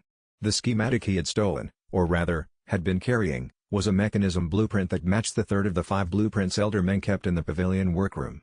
The one Tang Yin had studied on his 10th birthday because it was the most complex of the 5 and he wanted to understand the load-bearing geometry before he attempted to build it. He had never asked where Elder Meng got the 5 blueprints. Zhu Boran brought the archive entry to Tang Yin outside the inn, in the pre-departure hour before they left Clearwater. Fang Wixin was in contact with the Iron Bell Spirit Master Guild for 12 years before the charge, Zhu Boran said. The guild's last recorded communication with him was 6 months before the execution, coinciding with the period when Zhao Liang Yuan's eastern tour would have passed through the guild's coverage area. He adjusted his spectacles. The guild is suppressed. Spirit Hall controls it now. What was he carrying in the dead drop? Tang Yin asked. According to the archive, a sealed message addressed to persons matching Tang bloodline description, to be held until the Tang registered practitioner claimed it. The message was catalogued as encrypted personal correspondence, which means Spirit Hall read it and chose not to destroy it immediately. Which means they're using the dead drop as a trap, Tang Yin said. Yes, Zhu Boran said. The dead drop in Iron Bell is known to Spirit Hall. Fang Wixin died carrying the mechanism blueprint rather than surrender the dead drop's location. They found the location anyway. He paused. The message is still there. Spirit Hall is watching the dead drop. Tang Yin processed this. The message is still there, he said again. Yes. From my father, he said. Or someone connected to him. Probably, Zhu Boran said carefully. A long silence. We go anyway, Tang Yin said. Not loud. Not dramatic. Simply stated, with the precision of a mind that has made the calculation and found the answer is not uncertain. Zhu Boran cleaned his spectacles. I expected that, he said. I have a preliminary approach plan for a watch dead drop, 3 methods, ranked by risk and information gain. Would you like to hear them now? On the road, Tang Yin said. Give me the first one now. Bait and extract, Zhu Boran said. We send one person invisibly, known to Spirit Hall watchers, identifiable, moving toward the dead drop directly. That person draws the watcher's attention. A second person, using Ho Fei's gale rush from the opposite direction, accesses the dead drop in the watcher's blind spot. Ho Fei's shoulder. At 95%, it's viable for a single gale rush activation. The drop requires approximately 3 seconds of access. Gale rush generates enough approach and extraction speed that the entire operation takes under 10 seconds in the watcher's blind spot. Tang Yin filed this. And who's the bait? Zhu Boran looked at him. I know, Tang Yin said. I'm asking anyway. You, Zhu Boran said. You're the one Spirit Hall is trying to acquire. Walking toward a dead drop they know you'll come for is the most convincing bait available. The road to Iron Bell was 12 days long. They had 12 days to refine the plan. And somewhere in Iron Bell, a message from Tang Yin's father was waiting in a monitored location, addressed to 2 sons, one of whom was walking directly toward it. Chapter 37, The Void Mirror Awakes. The ambush came 8 days out from Iron Bell, on a road stretch where the terrain narrowed between a hillside and a drainage canal. Tang Yin had been watching the approach vectors since mid-morning, not because he sensed something specifically, but because the terrain configuration was the standard shape of an ambush preparation and he had trained himself to note standard ambush preparation terrains since Elder Meng's first outdoor navigation lesson at age 9. He had warned his team quietly at the morning rest. He had adjusted the formation to a tighter close-quarters version with Zhu Boran at the center. The attackers were 4, 2 Spirit Masters at rank 16, 1 at rank 19, and a coordinator who did not engage directly but maintained a spirit communication ability that kept the 3 fighters in synchronized formation. Hired thugs, Tang Yin assessed from the equipment and spirit types, not Spirit Hall's own agents, but someone's contractors. The fight in the narrow road lasted 6 minutes. Tang Yin's thread weave caught the first 2 at the canal edge, the adhesion holding in the confined space better than open terrain. The extended shell Wei Longjin deployed in the close-quarters configuration created a defensive barrier that the rank 19's primary ability, a compression strike, could not break in the first 3 exchanges. It was the 6th exchange when the rank 19 changed tactics. He stopped trying to break through Wei Longjin and directed a compression strike at the canal itself, the stone drainage channel beside Tang Yin's anchor position. The stone fractured. The debris came at Tang Yin from below, not from the front. Tang Yin had no time to reposition his thread weave. He had no time to dodge. The debris was too spread, too fast, too multi-directional for a targeted net response. He raised his right hand. The void mirror emerged. Not the cool flat waiting presence from his cultivation space, the actual spirit, manifesting at his right palm as a surface of perfect silver-black reflection, approximately 30 centimeters across, warm-edged and present in a way that the training descriptions had not fully conveyed. It absorbed the first fragment of stone debris, the largest, sharpest piece, and held the impact without transmitting it to his body. Then it threw it back. Doubled. The rank 19 took a piece of his own stone debris at twice the original velocity. The impact knocked him backward 4 meters, which took him off the road and into the canal. Tang Yin stood with his right hand still raised, the void mirror settling back below the skin. His body felt the activation like a minor drain, not substantial, but real. The secondary spirit had cost something. The fight ended in the next exchange. 3 of the attackers were secured. The rank 19 was in the canal, conscious, not seriously injured. Elder Meng stood at the back of the formation. His expression was very still. "The void mirror," he said. "Yes," Tang Yin said. "It activated at rank 14, Elder Meng said. "It was not supposed to activate until rank 20. Tang Yin looked at his right hand. The surface was normal, no visible trace of the manifestation. "I didn't activate it on purpose." "No," Elder Meng said. "It activated because you needed it. That is a different kind of awakening than we expected."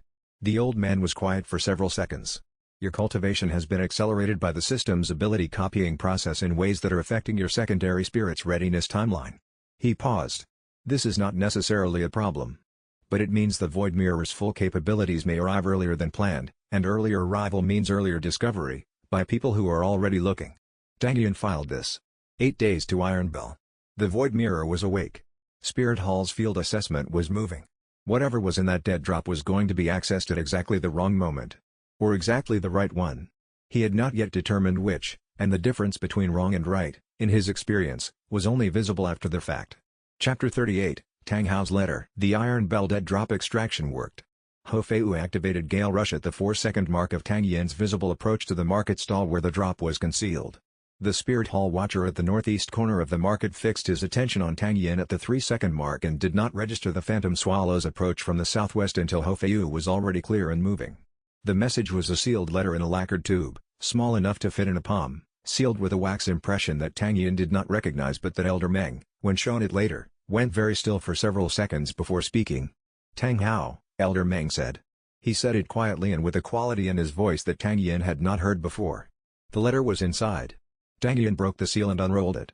The handwriting was a cultivator's hand, precise under pressure, the characters slightly compressed in the way of someone who wrote quickly and had trained themselves to write small to save space on limited materials. The ink was old but clear. The letter was addressed to both of them, to Tang Yin and Tang San. "If either of you finds this, find the other." It was 3 pages.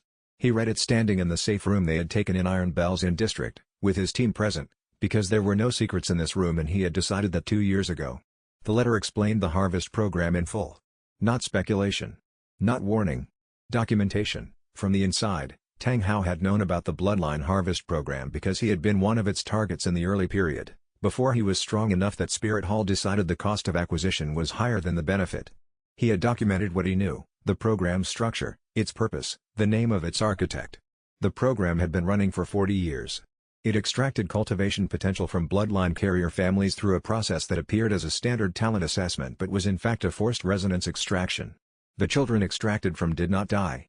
They lost cultivation potential, their spirit nodes weakened permanently, their natural ceiling lowered.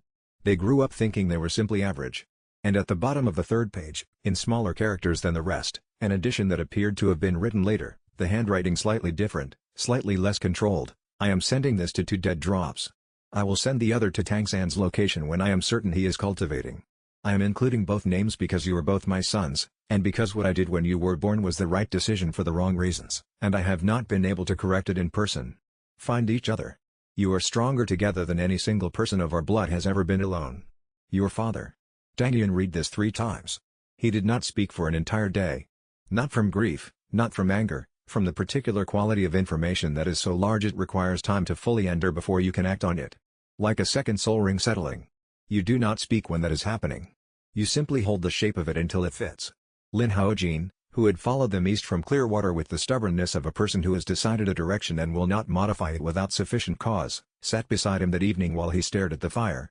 She did not speak. She did not leave. After 3 hours, Tang Yin said, "He called it the right decision for the wrong reasons." "That's a difficult thing to write," Lin Haojin said. "It's also accurate," Tang Yin said. She was quiet. "I have a brother," Tang Yin said. "Somewhere." Reading a version of this same letter. "Yes," Lin Haojin said. "I don't know yet what to do with that," Tang Yin said. "No," she said. "You probably won't for a while." They sat in silence. The fire said what fires say, which is nothing but heat, which is sometimes enough, and sometimes not at all. Chapter 39, The girl who stayed. Lin Haojin's academy had sent a recall courier to Iron Bell. Tang Yin knew this because the courier arrived at the inn's registration desk on the morning after the letter and asked for Lin Haojin by name. He had been awake since before dawn, he had barely slept, which was not a condition he allowed himself often, and he was annoyed about it, and he had been at the inn's common room table with a cup of cold tea and Ju Boran's preliminary threat assessment notes for the next stage of the road. He heard the courier's request. He heard Lin Haojin's door open on the upper floor. He did not go upstairs. He waited at the table. 20 minutes later she came downstairs. The courier was gone. She sat down at the table across from Tang Yin without speaking. She poured herself a cup of tea from the pot. The tea was lukewarm, and held it with both hands. He was sent by the department coordinator, she said. Not the dean. She paused. The department coordinator oversees training schedules and class attendance requirements. His authority is significant. She looked at her tea. My absence has already been logged as an extended training leave, which is a classification that exists for situations like competition travel. It's technically valid but it won't stay valid indefinitely. How long do you have? Tang Yin asked. 3 weeks.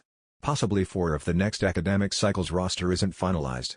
She set the tea down. After that, my scholarship allocation gets reviewed. That's not nothing, Tang Yin said. No, she agreed. It isn't. A pause. The letter, she said. Does it change what you're doing? It confirms what I was doing, he said. And it makes the urgency more specific. The harvest program is active. My presence on the road is drawing Spirit Hall's attention toward it.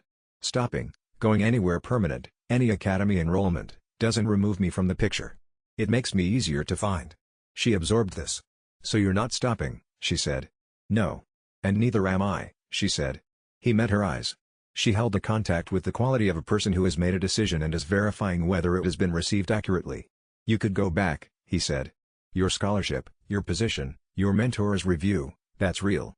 I know it's real, she said. I'm not ignoring it.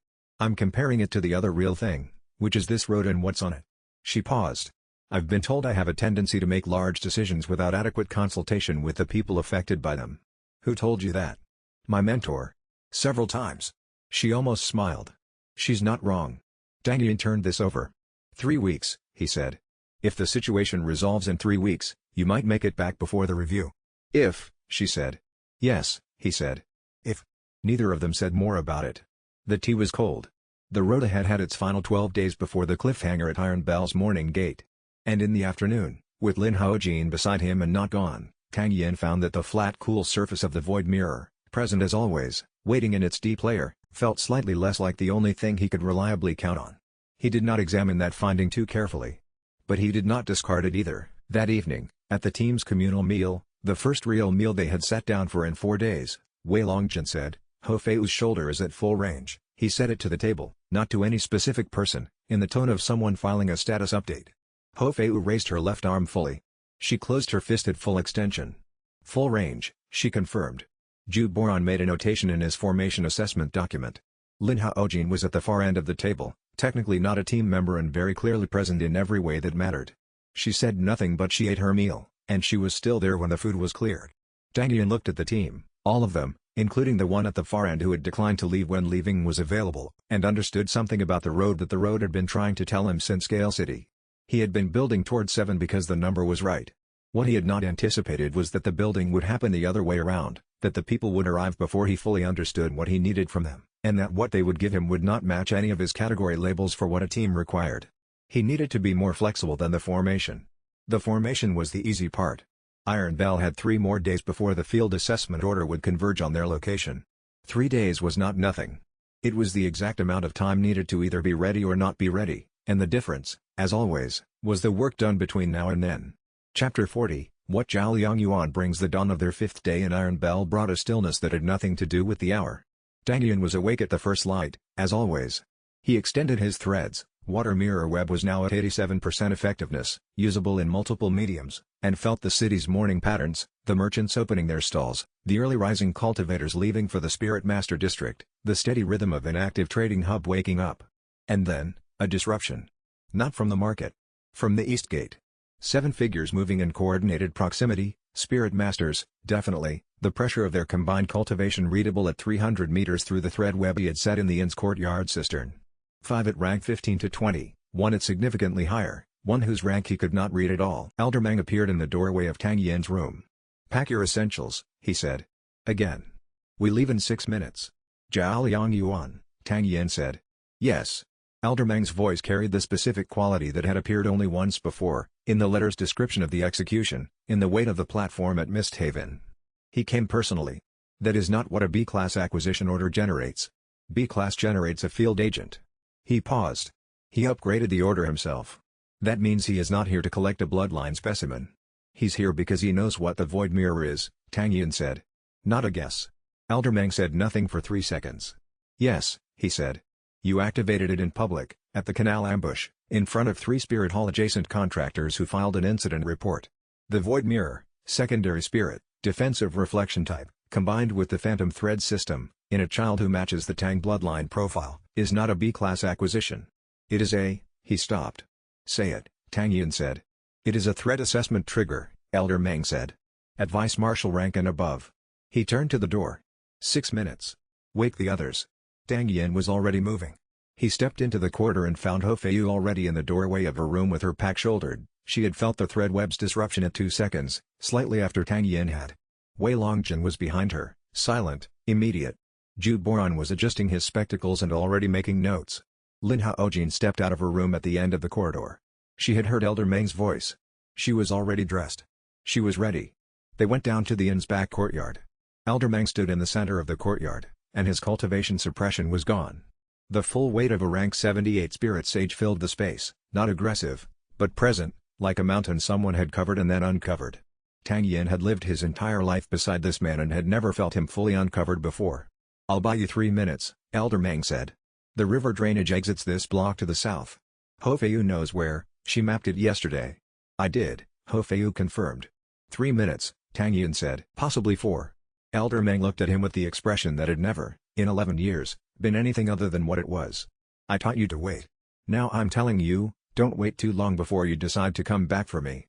At the east gate of Iron Bell, Jiao Liang Yuan arrived with his escort and found the inn's registration clerk telling him, with complete honesty, that the 5 guests from room 7 had not been at breakfast yet.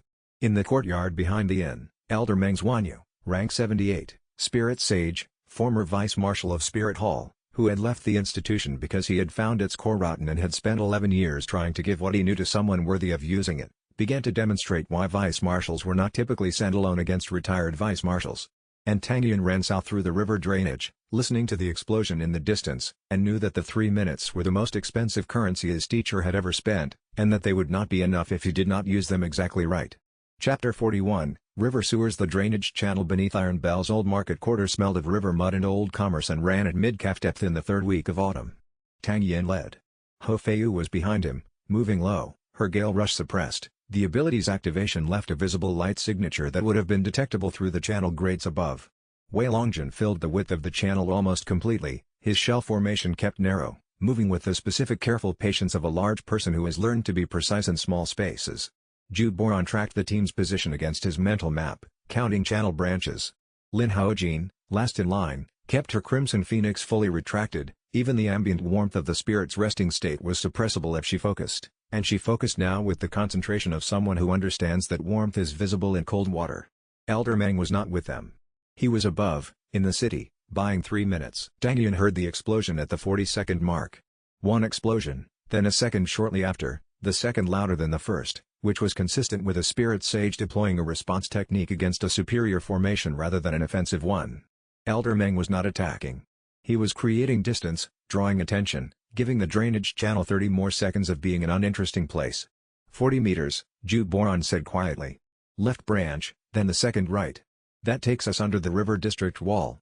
The wall has a drainage exit into the misty canal above the waterline. Tang Yin counted his steps. Left branch. Walking the channel floor in the dark, the only light coming from the grates above, slots of gray morning that passed them in regular intervals, each one a moment of brief visibility and brief risk.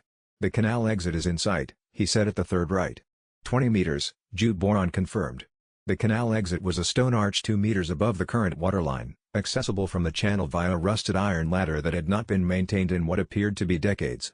Tang Yin climbed it first, tested the top 2 rungs, found the 3rd unsound, and told each person coming up which rungs to skip. They emerged into the canal district, not the main market front, But the working waterway behind the construction district, where river barges loaded and unloaded materials and the morning's activity was already underway, and 5 additional people arriving at an unattended canal exit were simply 5 more people in a busy waterway. Tang Yin stopped moving at the exit arch and counted heads. 5, Ho Fei said. 5, he confirmed. There was a long pause in which everyone understood that 5 was not the correct number. We have to move, Zhu Boran said. Not without feeling, with the careful affect of someone who has already processed the grief and placed it where it needed to go because stopping was not available. Elder Meng bought us the 3 minutes. Using them is how we pay the debt. Tang Yin looked back at the canal entrance. Nothing came through. Nothing would. The drainage channel would have been sealed by Spirit Hall agents within the last 2 minutes. He turned north. The free roads corridor. We avoid the main city gates and use the river barges for the first leg. River traffic moves without registration. They moved. Lin Haojin fell into the formation's position without being assigned one, occupying the rear right slot that a trained team member would have taken. She did not ask where they were going. She kept pace. Tang Yin did not speak for the next 4 hours. He was not mourning. He was calculating. Elder Meng alive was leverage, because Spirit Hall held him. Elder Meng captured was better than Elder Meng dead, and the second explosion had been consistent with a defensive deployment rather than a final release, which meant the old man had survived the initial engagement. Zhao Liangyuan would want to debrief a former vice-marshal. There was information value in that debrief that exceeded the symbolic value of an execution. Elder Meng was alive. He was going to stay that way as long as Tang Yin was still moving and reachable, and a more interesting problem than a captured teacher. He moved faster, and the city fell behind them, and the river carried them north toward the free roads, and somewhere behind them, in the city they had left, whatever Elder Meng had bought with 3 minutes was already running out. Chapter 42. The road north. The first week on the free roads was marked by the specific quality of distance, not the accumulating distance of travel, which was already familiar, but the distance from a fixed point. From a person. From the certainty that whatever came next, a rank 78 spirit sage was standing somewhere between Tang Yin and the worst possible outcome. That certainty was gone. Ho Feiyu managed the camp schedule with the organizational authority of someone who had been doing it unofficially for weeks and was now making it formal. She handled first watch and rotation assignments without discussion, posting herself first every night because she was the fastest responder if something came through the perimeter thread web. Wei Longjin was quiet in a way that was different from his normal quiet.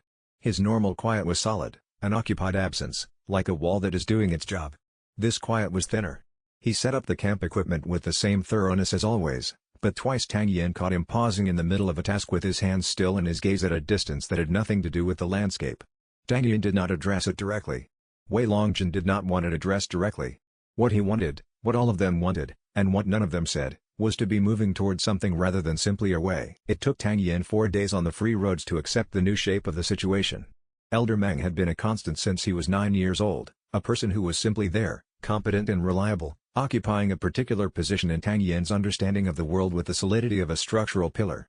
The pillar was gone. The structure had not collapsed, because structures built for independence did not collapse when pillars were removed, they redistributed load. But the redistribution was real and the absence was real, and the journey north carried the weight of both. He ran his daily thread training at dawn each morning and found that Elder Meng's voice was the first thing he heard when he made a technical error, the specific tone of correction without impatience, the habit of accuracy over praise that Tang Yin had resented when he was 12 and relied on now without knowing he relied on it. The mornings without that correction were quieter than they should have been. "I have a preliminary analysis of our situation," Zhu Boran said on the third evening. He had been quiet for 2 days, which was his processing mode. He did not apologize for the delay. "Go ahead," Tang Yin said. "Spirit Hall has Elder Meng. They won't execute him, he's too valuable as a source of information about you, about the Tang Sect's remaining practitioners, about the Harvest Program's internal structure. He knows things they want." Zhu Boran straightened his spectacles. "Which means they'll keep him alive indefinitely, but they'll use him as leverage. Every significant move we make becomes partially a hostage situation." Tang Yin considered this. The fire between them was the kind that had been built for warmth rather than concealment, which meant they were far enough from Iron Bell now that the protocols could shift slightly. He adjusted it anyway. "What's a realistic timeline to a rescue attempt?" he asked. "Not soon," Zhu Boran said. "We need resources, allies, and information we don't currently have. The earliest credible window is 6 months out, assuming development on all 3 dimensions." He paused. "I don't say this to discourage you. I say it because knowing the actual timeline means we can plan for it." 6 months, Tang Yin said. "Minimum," Zhu Boran said. Wei Longjin was staring at the fire. "Then we'd better make the 6 months count." No one disagreed. And the camp fell quiet, but it was a purposeful quiet, The quiet of people who had received the information they needed and were now beginning to turn it into decisions. Tang Yin acknowledged this with a nod. The leverage works both directions, Zhu Boran continued. As long as he's alive, he can access whatever information Spirit Hall has on the Harvest program. He may be deliberately available to extraction, waiting for us to build the capacity to reach him. A pause. I think he knew this when he chose to stay. Lin Haojin, across the fire, was listening. She said, "You're saying the capture was strategic." "I'm saying it may have been acceptable," Zhu Boran said. "There's a difference." He looked at Tang Yin. "The question is whether we treat it as a catastrophe or as a new piece of the formation." Tang Yin was quiet for a long time. "A new piece of the formation," he said. "But we find him. When we're capable of doing it without losing everything else." The fire burned. The free roads were quiet around them, the neutral zone between kingdoms, where Spirit Hall's authority was limited by treaty and independent practitioners moved without registration. It was the safest they had been since the pavilion, which was also the most alone they had been since the pavilion. Wei Longjin said, from his side of the fire, "He's not gone. He's inconveniently located." No one laughed. But the thin quality of Wei Longjin's quiet changed slightly, becoming a little more like his normal kind, which meant he had processed the 6 months correctly, and that was worth noting, even if the 6 months ahead remained what they were. Chapter 43, Spirit Master Tang Yin reached rank 22 on a Wednesday. He knew the exact day because he had been tracking his cultivation progress with the same systematic attention he gave to everything, not obsessively, but methodically, the way a craftsman tracks material in inventory. Rank 20 had been the threshold for Spirit Master, and at rank 20 the Void Mirror had emerged into full secondary spirit status, no longer latent, no longer reactive only under pressure, but fully available for deliberate activation. He tested it the morning after reaching rank 22. The Void Mirror extended from his right palm as before, the silver-black reflective surface, approximately 30 centimeters across, cool-edged and precise. He held it for 60 seconds and felt the cultivation drain, steady, manageable, approximately what a secondary physical defense cost at his current level. He could maintain it for 4 to 5 minutes at rank 22 before the drain became a problem. He tried redirecting it. The mirror absorbed what was directed at it and held the impact. He tested this with threadweave fragments cast at his own hand, and the mirror absorbed the adhesive energy cleanly, converted it to reflected output, and returned it along the approach vector at what his estimation placed at approximately double the input intensity. Double intensity. On anything. He filed the implications carefully. The Void Mirror's reflected output could not be selectively aimed, it returned on the original approach vector. This meant it worked perfectly against single-direction attacks and poorly against omnidirectional attacks. A well-designed spread attack would put him in a position where the reflection returned along one of many vectors, and the attacker knew all of them. He noted this limitation with the same clarity he noted the capability. The thing that made a tool useful was knowing what it could not do. "You've been testing the Void Mirror for an hour," Lin Haojin said from behind him. He had known she was watching. He had not turned. 40 minutes, he said. And approximately 20 minutes thinking about what the results mean. "What do they mean?" He lowered his hand. The Void Mirror retracted. "That I have a powerful defensive capability with a predictable limitation. The limitation is a targeting problem, it redirects precisely, which means a smart opponent can use it against me by sending an attack their position to dodge on the return vector." She sat down on the boulder beside him. "You'd be thinking the same problem about my Phoenix," she said. "The suppression wave has a clean return vector. If you reflected it back at me, I'd know it was coming." "Yes," he said. "But you wouldn't be far enough to avoid the heat radius." She considered this. "You've been thinking about how to fight me." "I've been thinking about how to fight everything," he said. "You're the most capable opponent I've faced in practice conditions. The analysis is the same analysis I do for any strong opponent." "And?" she said. "And you'd win at rank 17 against my rank 22 if I used only what I had at rank 18, he said. "The gap between then and now makes the match more even. At rank 25, I believe the formation advantage would put us roughly equal." She looked at him for a long moment. "You calculated that precisely," she said. "I calculate everything precisely," he said. "It's a habit." She was quiet, watching him in that careful way that was becoming familiar, not the courtyard measurement quality, not the notebook analysis quality, but a third quality he had not found a name for yet. Then she said, "At rank 25, I want a real match. No tournament rules. Full application." "Agreed," he said. They trained together that afternoon, and the results of the rank 22 versus rank 17 match in controlled conditions were more interesting than either of them had predicted, which was generally what happened when two people who paid attention to each other tried to fight, and Tang Yin, reviewing afterward, found 3 moments where she had not been defending but probing, as if she were mapping him rather than trying to win. This was information that changed the calculation. A practitioner who was mapping rather than competing was either a scout for a more sophisticated approach or a practitioner with a specific professional interest in what the thread web could do. The former was a security consideration. The latter was a recruitment consideration. Both were different from a standard arena competitor. Tang Yin ran through the encounter sequence a second time, looking for the specific moments she had shifted from defense to probe. 3 transitions. Each at a different point in the exchange, the opening, the middle, and the moment just before the match ended. 3 different aspects of the thread web being tested. Opening assessment, baseline range and resolution. Middle assessment, response speed and formation coordination interface. Final assessment, the specific behavior of the void mirror's reactive deployment under pressure. Someone had tasked her to gather specific intelligence about the phantom thread, void mirror combination in operational conditions. He needed to find out who. Chapter 44, The Hollow Village's harvest plains lay between the Free Road's northern quarter and the Kingdom of Brightstone, a stretch of agricultural land that had been productive 30 years ago and was productive still, but carried an absence that had nothing to do with soil quality. The third village they passed through had 42 adults and 11 children. Zhu Boran counted. He counted because he always counted, and he noticed what he counted because he always noticed. He said nothing until they were an hour past the village, then said, the age distribution was wrong. Tang Yin had noticed but had not said it. Children between 8 and 14 were missing, Zhu Boran continued. The 11 I counted were all under 7 or over 15. The middle group, the cultivating age cohort, was absent. He adjusted his spectacles. This was not normal migration. There was no seasonal work pattern that would account for it. The adults we passed had the resigned expression of people who have lost something and have been told the loss is normal. The harvest program, Tang Yin said. Consistent with what your father described, Zhu Boran confirmed. The assessments are framed as talent evaluations, the children are taken for what appears to be cultivation testing, and they return, but their cultivation potential has been reduced. The adults see children who came back less capable than they left. They're told the assessments reveal natural limitations. He paused. They believe it, because they have no frame to know otherwise. The second village was the same. The third. By the fourth, Tang Yin had stopped counting. The shape of the absence was consistent enough that individual counting added nothing to the understanding. What it added was weight. Lin Haojin walked through the fourth village with her crimson phoenix suppressed so completely that there was no warmth in her palms at all. He saw her look at the children, the ones who were there, under 7 or over 15, with an expression that was not pity and not rage but something between them that had no clean name. Blazing Academy has assessment agreements with 3 of these kingdoms, she said.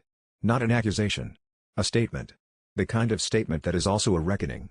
Assessment agreements are Spirit Hall's primary intake mechanism, Zhu Boran said carefully.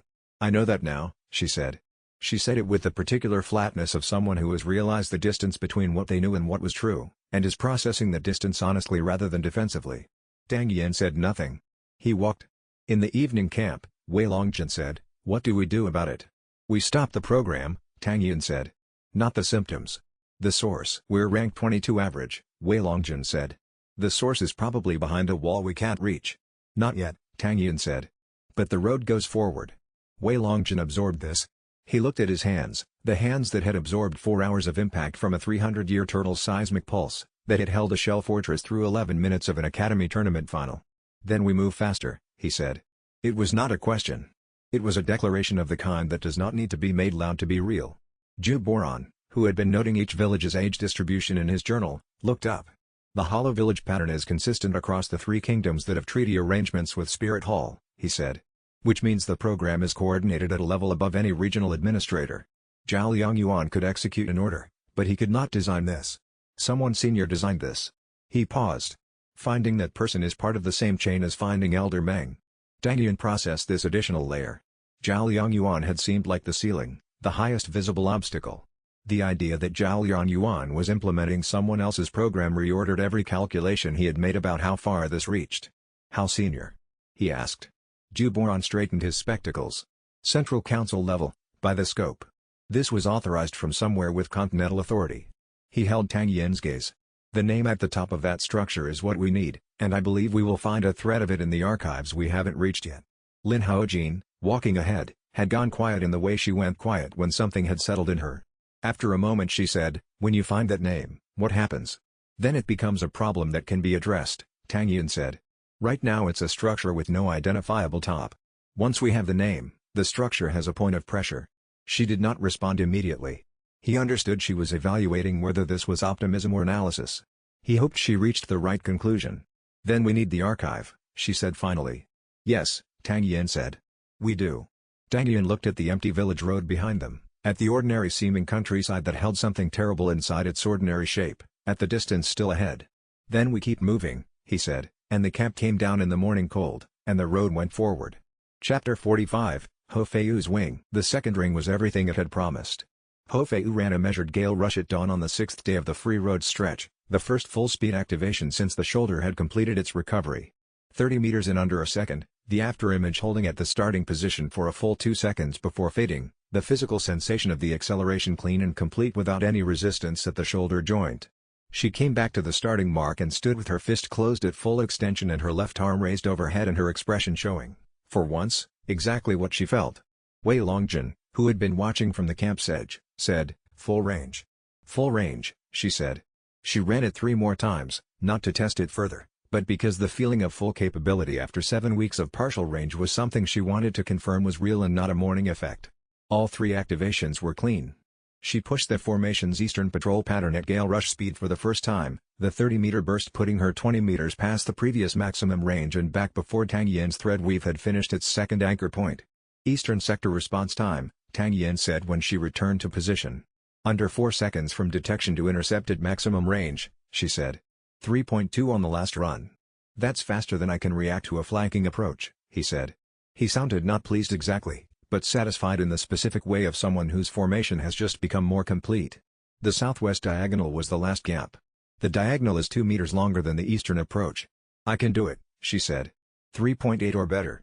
"Try it." She did it in 3.6. The formation, running all 4 members at rank 22 to 23 average with full recovery, was different from anything they had produced before. Not because any single element had changed dramatically, but because the accumulation of small changes, the shoulder healed, the new abilities integrated, the formation timing practiced over 3 weeks on the road, had produced something that was genuinely more than its components. Jude Boron called it emergence in his notes. A property that does not exist in any single element but appears when elements interact at sufficient depth. Tang Yin called it, the formation held for 97 seconds in the evening drill before any gap appeared. Wei Longjin called it, now I believe it. Lin Haojin watched the evening drill from the camp's edge without saying anything, and afterwards she asked Ho Feiyu to run the Eastern Patrol in the context of a fire-type approach, not to test the formation, but to understand how Gale Rush interacted with high-temperature spirit energy at close range. The result, Gale Rush generated an air pressure differential that locally suppressed fire ability temperature by approximately 15% for the half-second of the sprint's activation. Not a counter. A window. 15% and a half-second window was not nothing, it was a seam, and seams were where techniques were built.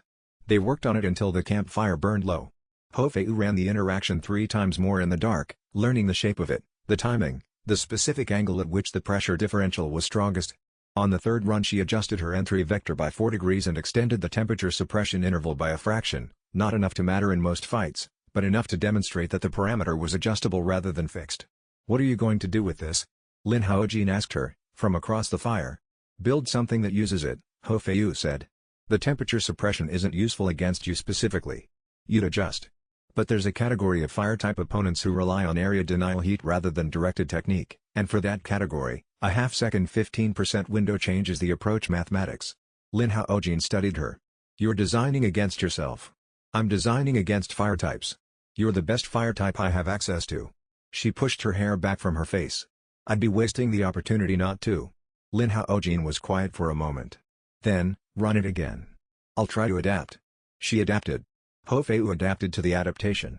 They ran it until the fuel ran out and the night was deep and cold. Jude Boron, who had been watching and noting and not saying anything, wrote a single observation in his journal: Phantom Swallow plus Crimson Phoenix interaction, adaptive training protocol developing independently. No instruction required. Team is self-generating. He underlined it. It was the kind of data point that told him the team they were building was working correctly, not because they were following a design, but because the design had become their own. "Good session," Tang Yin said, when the fire was fully out and the camp was going to sleep. No one disagreed, and the silence that followed had more structure to it than it had the night before. Chapter 46, The Mercenaries' Job. The Free Roads corridor ran through a contested border zone where 3 kingdoms' boundaries had never been formally agreed upon, and where independent spirit master companies operated in the gap of formal authority. The company that approached Mirror 7's camp at the second bell had 8 members, a contract flag, and the particular professional confidence of cultivators accustomed to being the strongest group at any given roadside encounter. Their leader, a heavy-set man named Captain Deng, carrying a rock fist spirit that had clearly been pushed to rank 28 through dedicated grinding, said, 5 spirit masters, mixed cultivation. Good formation. We're hiring for a transport job, 2 weeks, 3 kingdoms. Competitive rate, Spirit Hall compliance exemption. Spirit Hall compliance exemption was the language used for contracts that operated in the gap zone where Spirit Hall's writ was technically limited. Technically. What's the job? Tang Yin said. Captain Deng explained. A family, a merchant's family, 3 adults and 4 children, needed transport from the eastern boundary of Kingdom Liang to the western Free Roads corridor. They had a contract dispute with their original escort company. They needed reliable coverage. Tang Yin looked at Deng. He looked at the contract flag. He looked at the specific insignia on the company's uniform, the subtle emblem of the compliance exemption category, which had 2 versions, the kind that meant operating outside Spirit Hall's direct jurisdiction, and the kind that meant operating with Spirit Hall's indirect approval in that jurisdiction. This was the second kind. Who contracted the family originally? He said. Captain Deng's expression shifted minimally. That information is, who contracted them, Tang Yin said. A pause. A Spirit Hall regional office, Deng said. The family declined to cooperate with the request and assessment. The escort is to facilitate their cooperation. The 4 children were between 8 and 13. No, Tang Yin said. Deng's expression shifted further, from professional to the kind of assessment that precedes a decision about whether the job changes from recruiting to acquisition. Tang Yin had already moved. Threadweave cast not at Deng but at the company's secondary operative on the left flank, the one whose hand had moved toward a spirit communication device when Tang Yin said no. The web caught the communication device before it could activate. Shatter Mirror detonated a crystal burst between Deng and his primary attacker. Withdraw, Tang Yin said to Deng, directly and clearly. This operation is cancelled. The formation held around him. Ho Feiyu had the right approach vector covered. Wei Longjin's extended shell created an impassable wall on the road's north side. Zhu Boran's analytical position had already identified the company's withdrawal path and the most probable next move. Deng looked at the formation. He looked at his 8-member company against a 5-member team that had set and held before his people had fully registered the exchange. He withdrew. In the morning, Tang Yin sent a message through the Free Roads posting system, the neutral message relay that operated in the border zone, to a recipient address he had found in the compliance exemption records that Zhu Boran had pulled from the Clearwater archives. The message was simple: the family needed independent escort, not Spirit Hall adjacent escort, and he would facilitate. They spent 4 days on a detour to the Kingdom Liang boundary, found the family, and spent 3 weeks getting them to a sanctuary city in the western Free Roads where Spirit Hall's assessment program had not yet established formal relationships. The family's 4 children were aged 8 to 12. When they left, the youngest, a girl of 8 who had not spoken to any of them in 3 weeks, stood at the sanctuary city gate and waved. Ho Feiyu waved back, which was not a thing she typically did. Tang Yin noted this with the same attention he gave to changes in formation behavior, which was to say, with considerable interest and no comment at all. Tang Yin registered this and made his own assessment. The formation's behavioral change was visible to a senior practitioner observing from outside. This was information. A formation that had visible behavioral signatures could be read by opponents, which meant the training needed to include deliberate behavioral variation, the capacity to present as a standard contracted formation when necessary, regardless of the actual operational depth beneath that presentation. This was a different problem than the ones they had been solving. Not a capability problem or a coordination problem, but a presentation problem, and presentation problems, in his experience, were solved by understanding what the observer was reading and controlling what they saw. He filed the observation. 3 days west to the Iron Bell District's northern route. Time enough to think about it. Chapter 47, The Canyon Fight. The mercenary group came back with reinforcements 11 days after the Sanctuary City drop-off. Deng had filed a breach of contract claim through Spirit Hall's Free Roads office, a legal maneuver that technically authorized Spirit Hall agents to engage in enforcement in the neutral zone for the specific and narrow purpose of contract recovery. 3 agents with the contract authority document, plus Deng's original 8, plus 4 additional contract fighters. 15 against 5. 3 Spirit Hall agents, 2 of them rank 25, 1 rank 30. The canyon near Iron Path Village narrowed to 6 meters. Tang Yin had picked it 3 days ago when Zhu Boran's route analysis had flagged the probability of pursuit. The anchor points were already set. This is a 6-meter throat, Zhu Boran said when the pursuit group appeared at the canyon's eastern entrance. They can only advance 4 abreast. Wei Longjin's position at the midpoint creates a defensive barrier they cannot go around. Tang Yin's thread weave covers the full width at anchor point alpha. Ho Feiyu has the ceiling traverse. He looked at his notes. The rank 30 agent is the problem. His cultivation pressure alone may be enough to break Wei Longjin's sustained coverage. Lin Haojin, Tang Yin said. Lin Haojin had her Crimson Phoenix already emerging, not the full extension, the structured form that she deployed for serious engagements. Firewall on the south face, she said. The canyon stone will absorb and radiate, the rank 30 agent has to either advance through the heat or delay. Both options work, Tang Yin said. Delay gives Wei Longjin's shell fortress time to recover between pushes. Advance creates a heat gradient my thread weave can anchor off of. He paused. New formation element. Ho Feiyu, if I set a thread weave anchor at the firewall's eastern edge, can you use Gale Rush to carry that anchor into the compressed zone when the front line breaks? Ho Feiyu worked through the geometry. Yes. The anchor transfer puts the adhesion zone directly behind the front line's advance position. When they break through the first thread weave, they step into the second one, Ju Boron said. His expression changed, the spectacles adjusting gesture of a person who has just assembled an accurate picture. That's not a defensive position. That's a trap. Both, Tang Yin said.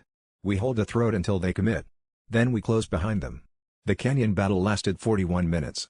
The rank 30 agent was the variable that did not match predictions, not because he was stronger than Ju Boron had estimated, but because he was smarter.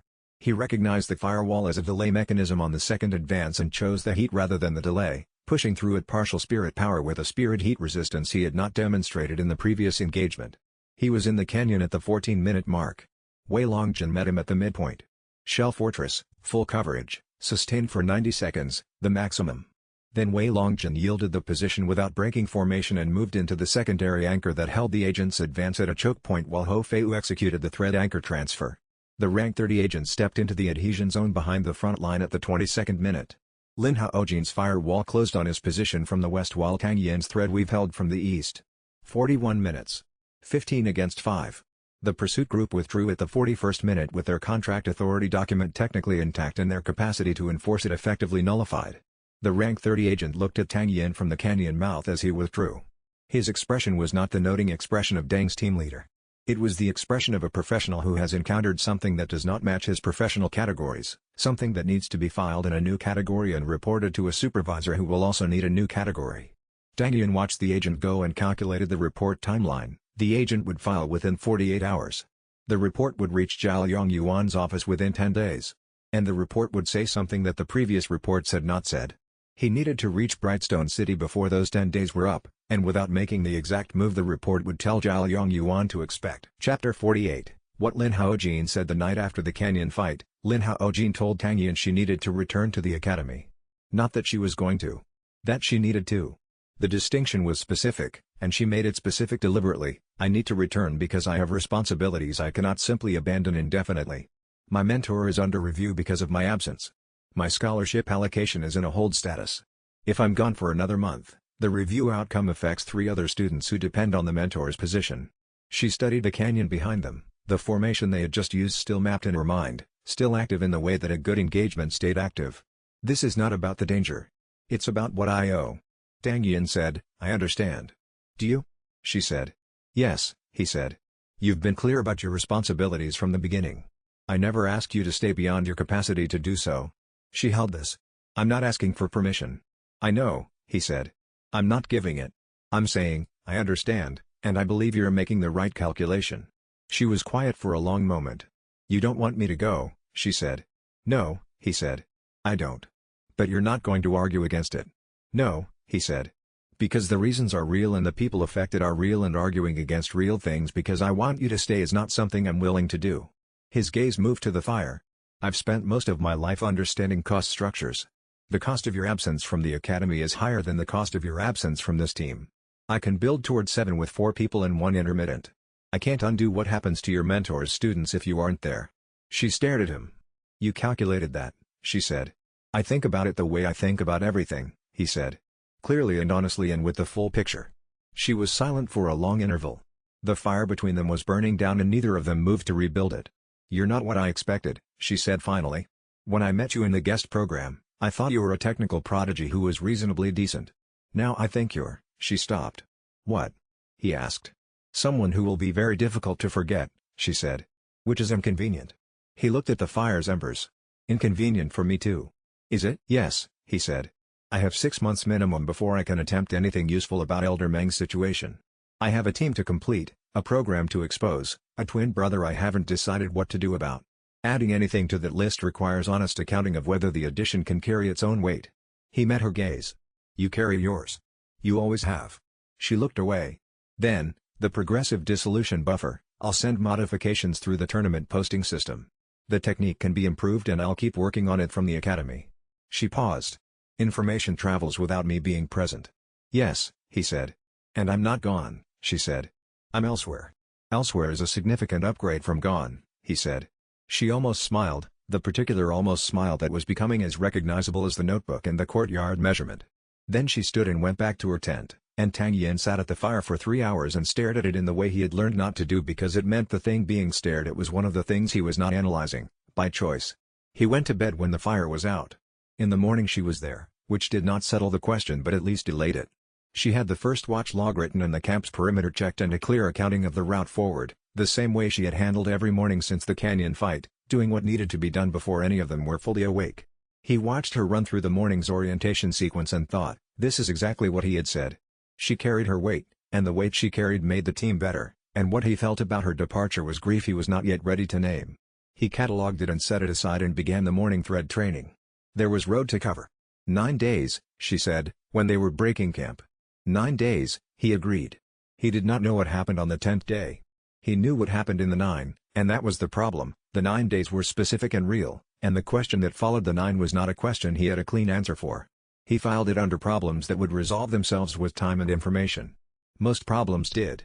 This one he was less certain about, but certainty was a luxury, and the road did not stop for it. Chapter 49, What the Papers Said. Ju Boran read the mercenaries' paperwork 3 days after the canyon fight. He had collected it from the company's abandoned camp in the canyon aftermath. Captain Deng's group had retreated at speed and left behind the contract documentation, which included not just the immediate engagement authorization but the full set of supporting documents that a Spirit Hall compliance exemption contract required. The documents were in 3 categories. The first category was the immediate contract, the family transport operation, the legal claim, the engagement authorization. Standard Spirit Hall field operations template, modified for Free Roads jurisdiction.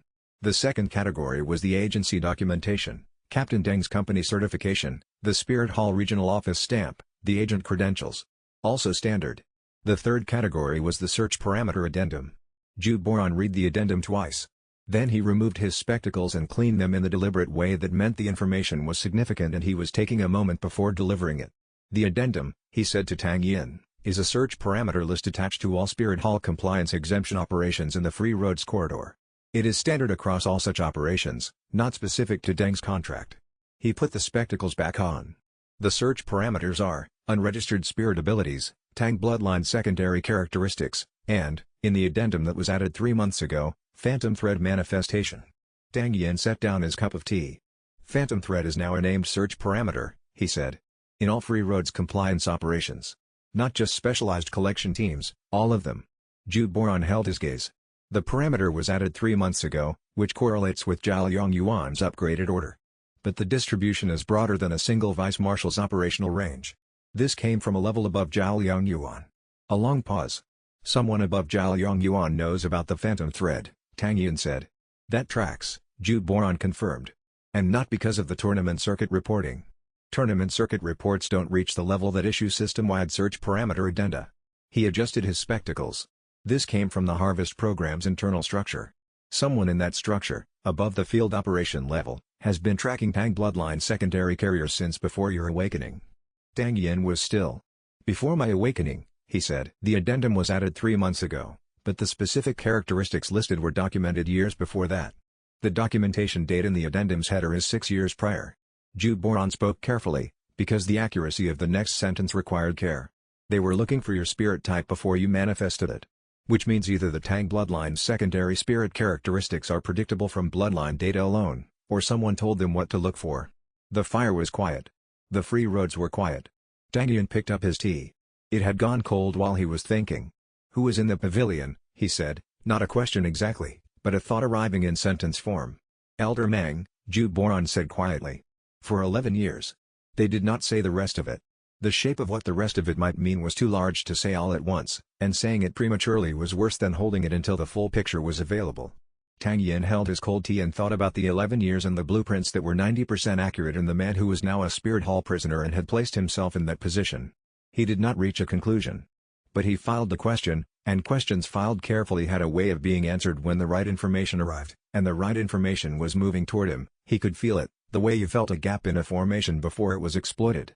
The Phantom Threads web was running at 18 meters, the maximum sustainable range for extended deployment in open terrain without cultivation-based terrain that would compromise a response.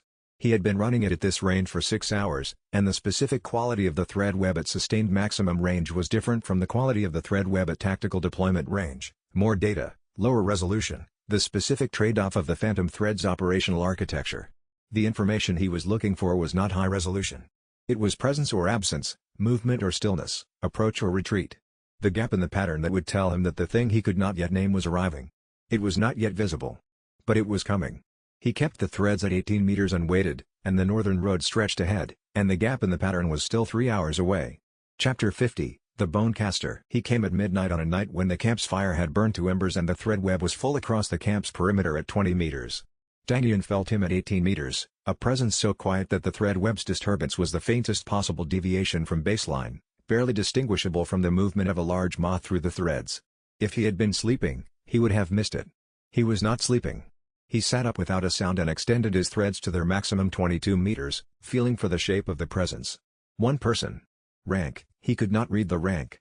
The cultivation pressure was suppressed beyond what he had ever encountered, suppressed so completely that the only readable indicator was the physical mass the threads contacted, a human-sized object, moving, with no cultivation signature at all. Tang Yin had never encountered a spirit suppression technique that complete. He did not wake his team. He waited. The presence stopped at the camp's edge, precisely at the point where the thread web's adhesion zone began. It stopped there for 11 seconds, which was long enough to confirm that the person was aware of the web and was choosing not to enter it. Then a voice, "You can hear me from here." Low. Not male or female, somewhere between, or simply suppressed as completely as the cultivation reading. No accent that identified a region or a background. "I hear you," Tang Yin said. "Stop now," the voice said. "The old teacher lives. He is not comfortable, but he is alive. He will remain alive as long as you continue to move in a direction that is interesting to the people holding him. If you stop, if you return to a city, register your spirit, comply with the assessment requirements, he will be released within 30 days. Tang Yin said nothing. "You have 7 days to choose," the voice said. "A reply is not required. Your behavior will be our answer." A pause. "The people I work for," the voice continued, and there was something in its quality here that was different from the message delivery, something that sounded like a statement of personal character rather than a contract clause, "are not people who make the same offer twice. This is the first. There will not be a second." Tang Yin said, "Tell your employers that I understand the offer. Tell them that I also understand what an organization that runs a bloodline harvest program on children does to cultivators who comply with their requirements." He paused. "And tell them that 7 days is 11 years too late to expect compliance from someone who was raised knowing what they are." A silence. "That will be our answer," the voice said. The presence withdrew from the thread web, moving backward through the camp's perimeter zone with the same unremarkable silence it had arrived with. Tang Yin tracked it to 30 meters and then lost it. The suppression technique removed it from the thread web's detection range completely. He sat in the dark with his hands folded in his lap and his threads fully extended, checking the perimeter at 30-second intervals. After 45 minutes, he woke the team. He told them exactly what had been said, without modification. Wei Longjin sat with it for 3 seconds, then said, "Then we move faster." Ho Feiyu said nothing. She kicked Tang Yin's ankle lightly, which was her version of, "That was the right answer." Ju Boran was already writing. Lin Haojin, still present, still not gone, looked at Tang Yin in the specific way she had been looking at him since the fire outside Iron Bell. Not the assessment quality. The third quality, the one he had not found a name for. She said, "Do you think they'll hurt him because of what you said?" "No," Tang Yin said. "They won't hurt him. He's leverage. Damaged leverage has diminished value." He paused. "They'll hurt him for other reasons, probably. But not because of what I said." She held his gaze. "Okay," she said. Then the answer was right. The night camp was quiet. The fire embers were orange in the dark. And somewhere in the western free roads, a presence that had no readable cultivation signature moved back toward its employer, carrying an answer that would not be received well. But it had always been that answer. From the beginning, it had been that answer, and the only question was when the other side would fully understand that. Chapter 51, No One Leaves Morning.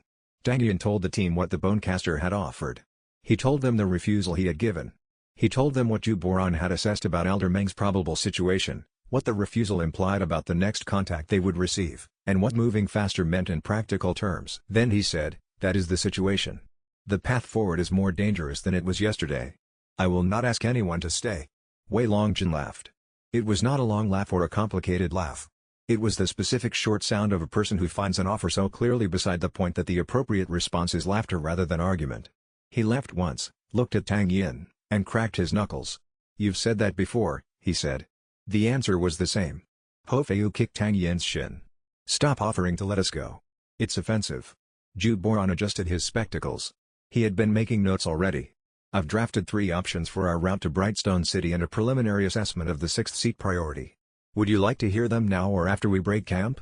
"After we break camp," Tang Yin said. "As expected." Zhu Boran put his notes away. "The 6th seat analysis suggests a healer type. My probability waiting on encounter opportunity in the Brightstone district is 63% in the next 2 weeks, based on the district's known independent practitioner population and the relevant spirit type distribution." He paused. "The Willow healer spirit type is documented at higher frequency in the Brightstone trading district than anywhere else on the Eastern Circuit, for reasons that appear to be related to the regional medicinal trade."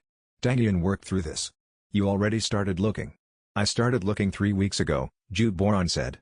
"When you described the 7th seat requirement, I began retroactively assessing the 6th. The 6th determines what the 7th can be. What does the 6th determine for the 7th? Tang Yin asked. "That depends on the 6th, Zhu Boran said. "Which we'll know when we find them." He stood and began breaking his camp position.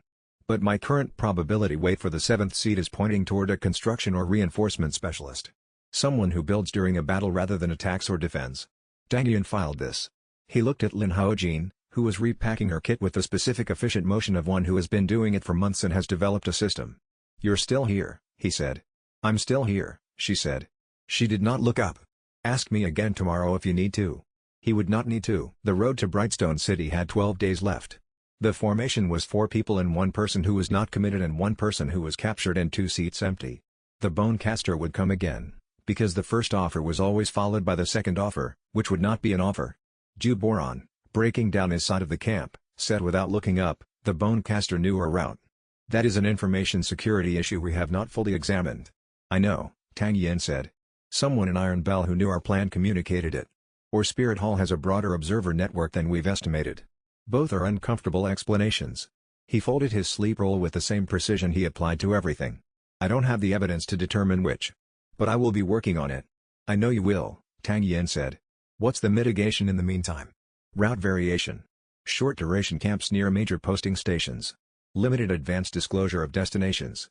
Zhu Boran straightened his spectacles. "Assume observable. Operate unpredictably. The team that is observed but unreliable is harder to leverage than the team that is hidden but follows patterns." "We become unpredictable," Tang Yin said. "We already are," Ho Feiyu said. "I've been changing my boot pattern every 3rd day since Iron Bell. No one told me to. It just seemed correct." Tang Yin looked at her. "How long have you been doing that?" "Since the Kenyan fight," she said. "Maybe before." He looked at each of them in turn, Ho Feiyu, who varied her movement pattern on instinct, Zhu Boran, who catalogued information problems before they became information crises, Wei Longjin, who was watching the camp perimeter with the absolute patience of a person who has decided to be useful in every moment available. He had said he would not ask anyone to stay. He had not needed to ask. He broke camp and led north, into 12 days and everything that waited beyond them. Chapter 52, The Third Ring Decision. Rank 25 arrived at the edge of Spirit Ancestor status, the threshold where the third soul ring could be absorbed, where the transition from promising young cultivator to a genuine concern for most adults became definitive. Tang Yin sat with the decision for 1 full day before beginning the hunt. The decision was not about whether to hunt. It was about what to hunt. His phantom thread was a geometric adhesive type. The rings that resonated best with it were spirits that worked with spatial networks, reflective properties, or high-precision structures. The first ring, 100-year Mirror Shadow Fox, had given him thread weave. The second ring, 520-year Mirror Glass Beetle, had given him Shatter Mirror. The third ring should ideally give him something that expanded the thread weave's depth of function, either longer duration, wider area, or a qualitative change in what the threads could interact with.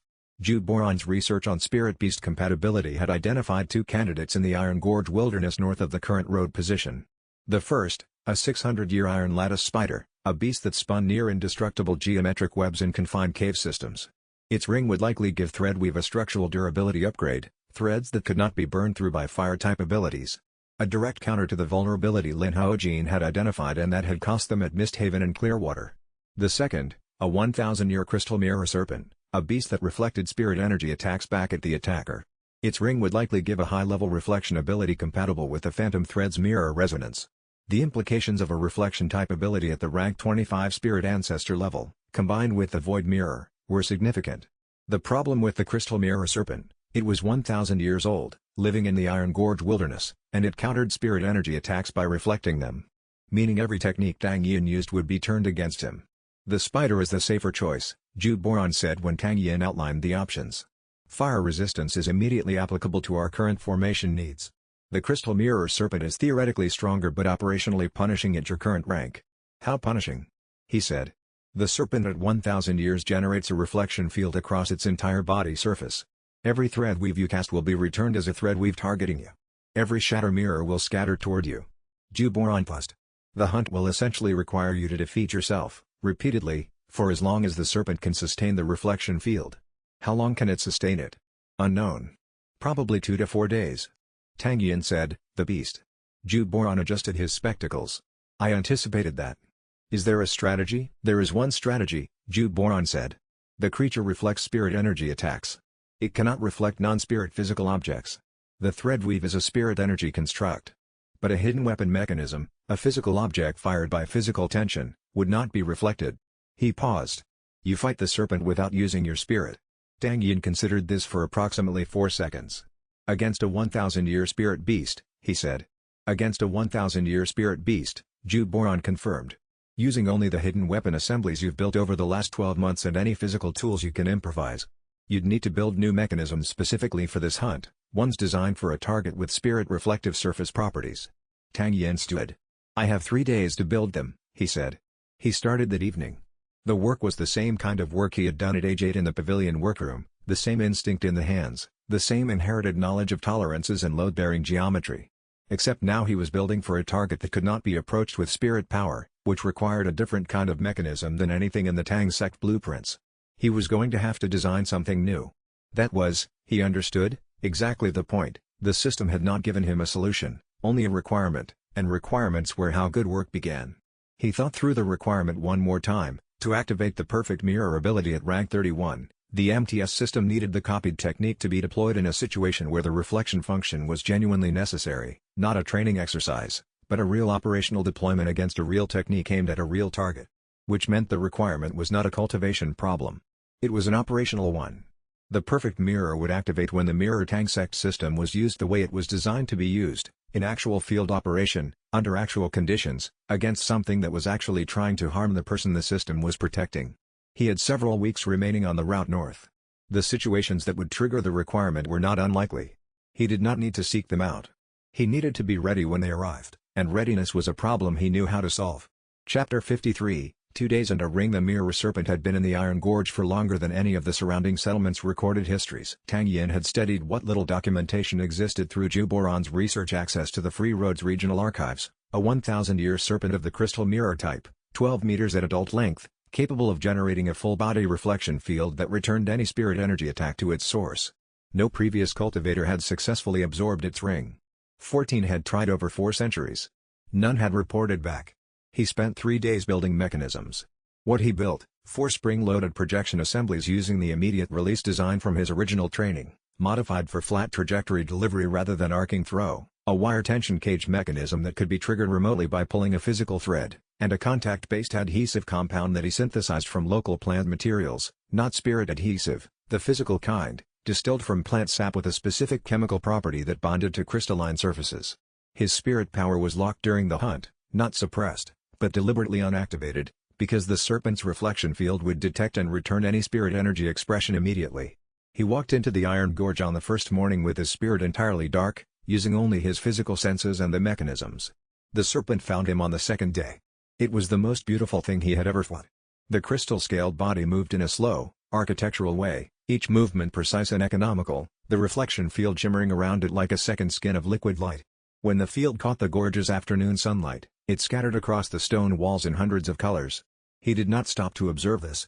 He was already setting the first wire tension mechanism. The hunt's central problem was that he could not test the adhesive compound on the serpent's scales without the serpent becoming aware of him.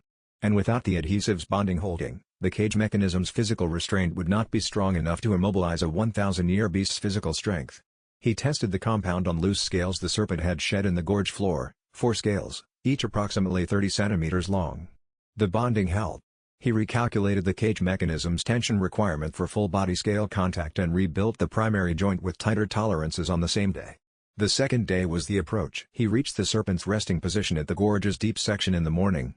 He set all 4 projection assemblies at cardinal positions around the resting site, connected the wire tension mechanism's trigger to a physical thread he ran to a position 30 meters back. He applied the adhesive compound to each mechanism's contact surface. He waited for 3 hours in complete stillness, his spirit entirely dark, his breathing controlled to the depth Elder Meng had taught him at age 7.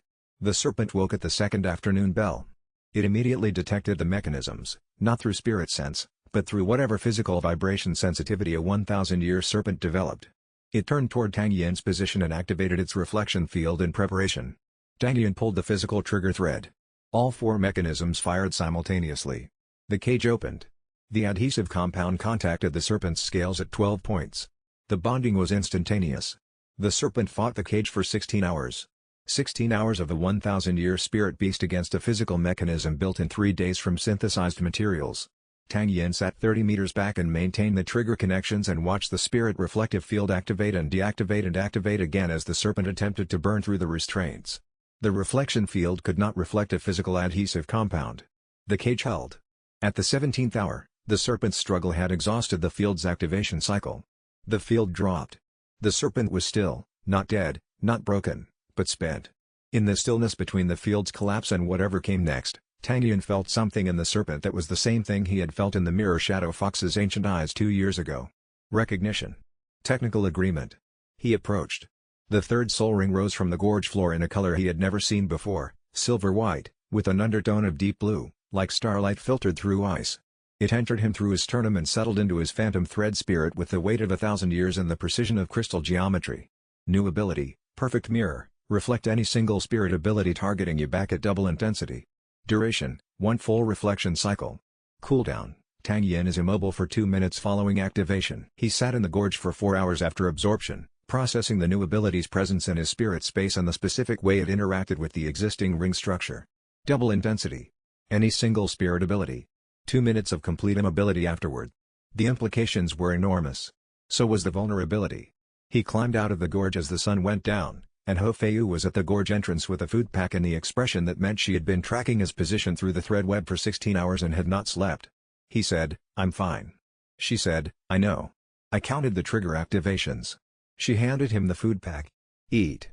We have 8 days to Brightstone and the next ring hunt isn't for 2 months." He ate. Spirit Ancestor. Rank 31. The third ring cool and perfect in his spirit space, and 2 active copy slots ready, and only 1 question remaining, what would fill the second? Chapter 54, The New Rank. The system's notification arrived at dawn on the morning after his descent from the Iron Gorge. He had felt it coming, the cultivation threshold crossed, the rank consolidating from the ring absorption settling, but the system waited until the integration was complete before offering its assessment. That timing was, he had observed over 2 years of system interaction, consistent, the system evaluated outcomes, not transitions. Cultivation update, rank 31. Spirit Ancestor confirmed spirit integration, third ring. 1,000-year crystal mirror serpent, perfect mirror active system resonance notification, perfect mirror classified as resonance class ability. Compatibility with void mirror secondary spirit upgraded from partial to primary. Recording capacity update, due to resonance class classification, recording capacity expanded from 1 active copy to 2 active copies simultaneously. He read the last line 3 times. 2 active copies simultaneously. Previously the system had allowed him to hold 1 copied technique at a time. The 1-month cultivation cost for a copy, with the previous copy expiring when a new one was acquired. Now he could hold 2. The tactical arithmetic of 2 simultaneously held technique copies rearranged itself in his mind the way a formation rearranged itself when a new element was added, the same components in a fundamentally different relationship. 2 copies meant 2 techniques available for use in the same engagement without choice. 2 techniques from different opponents, deployable in sequence, with the cultivation cost of acquiring them but not the competitive cost of choosing between them. He told Juboran. Juboran removed his spectacles and cleaned them for 11 seconds.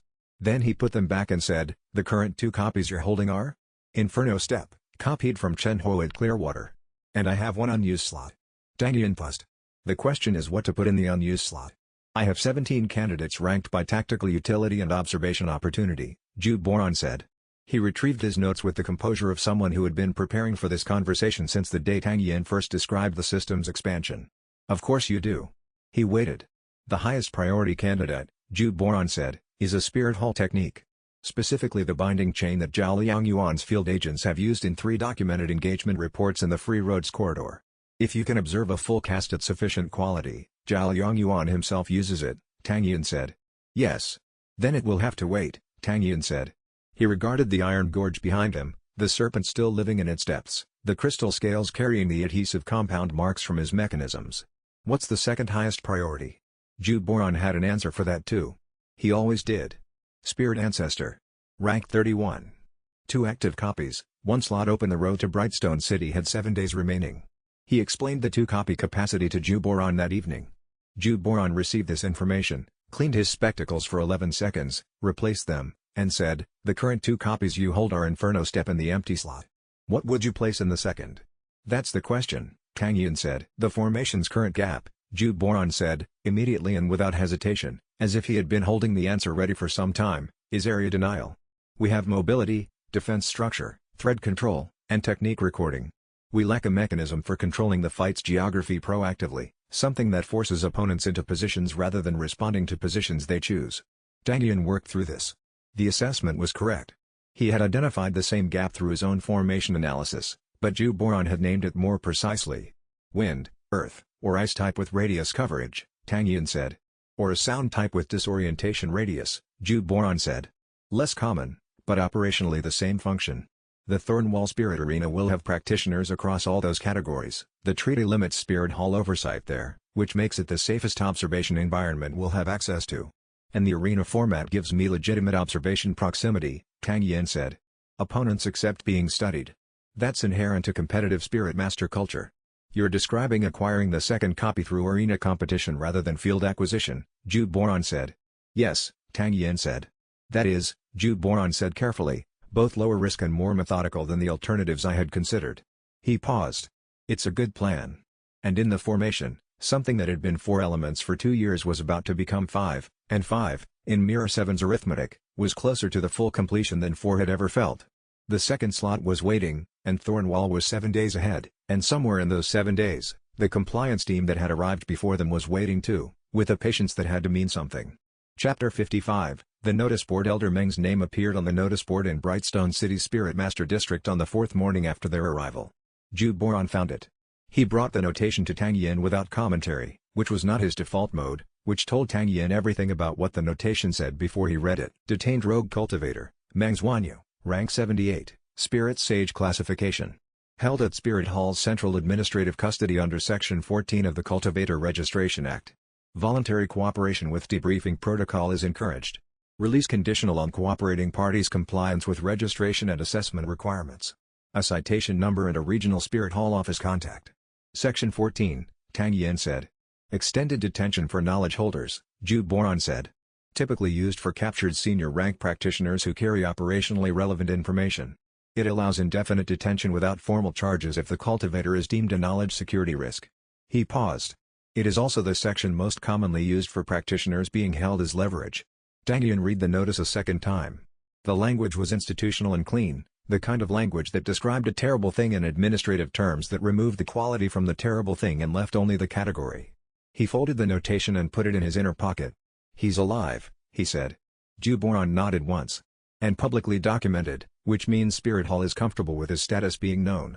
That's a choice. They could have kept him unlisted. The public listing is either a warning to the people who know him, or an invitation. He touched the frame of his spectacles. Possibly both. Tang Yin thought about 11 years of mornings in the pavilion, of kanji that was technically competent and deeply unpleasant, of 22 meters being good but 25 being where it started to matter. We built toward his extraction, he said. Not today. Not this month. But as a destination, with the same methodical patience that had been built into him since before he could name it. When we're capable, Zhu Boran said. When we're capable, Tang Yin said. He examined the notice board, the other notices around Elder Meng's, the ordinary commerce of a Spirit Master District, the public face of an institution that ran a bloodline harvest program and filed detention notices with the same efficiency it did everything else. The 4th seat candidate, he said. You said 63% in Brightstone. 71% now, Ju Boron said. I revised the estimate after the arrival data. Show me, Tang Yin said. And they walked into Brightstone City's Spirit Master District with the notice board behind them, and the notice on it unchanged, and Elder Meng's name and institutional language on a public board, and Tang Yin walking forward because forward was the only direction that mattered, and the road to extraction ran through capabilities he did not yet have, and the first step toward those capabilities was finding the fifth member of the team that would someday be 7. Wei Longjun caught up to him at the end of the market street. You read the whole notice twice. The second time to make sure I hadn't misread the first, Tang Yin said. You hadn't. No, he agreed. Wei Longjun walked beside him for half a block without saying anything further, which was his method. Then, he's alive. You said that first. Everything else comes after. Yes, Tang Yin said. So the sequence is, get capable enough to do something about it, and then do something about it. He paused. That's the sequence we've been on anyway. Tang Yin said nothing for a moment. Then nothing changed, Wei Longjun said. Except now we know for certain he's alive and we know which section they're holding him under. That's more information than we had this morning. He regarded Wei Longjun. Wei Longjun was not a person who delivered comfort for its own sake, he delivered assessments that happened to be accurate, and the accuracy occasionally had the function of comfort.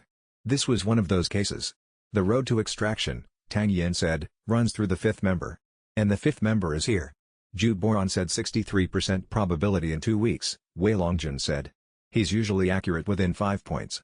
Then let's start the probability clock, Wei Longjun said, and they walked back toward the others, toward the work that was the only thing that moved any of this forward, and 63% probability meant the fifth member was already in Brightstone, living their life, not yet knowing what was coming.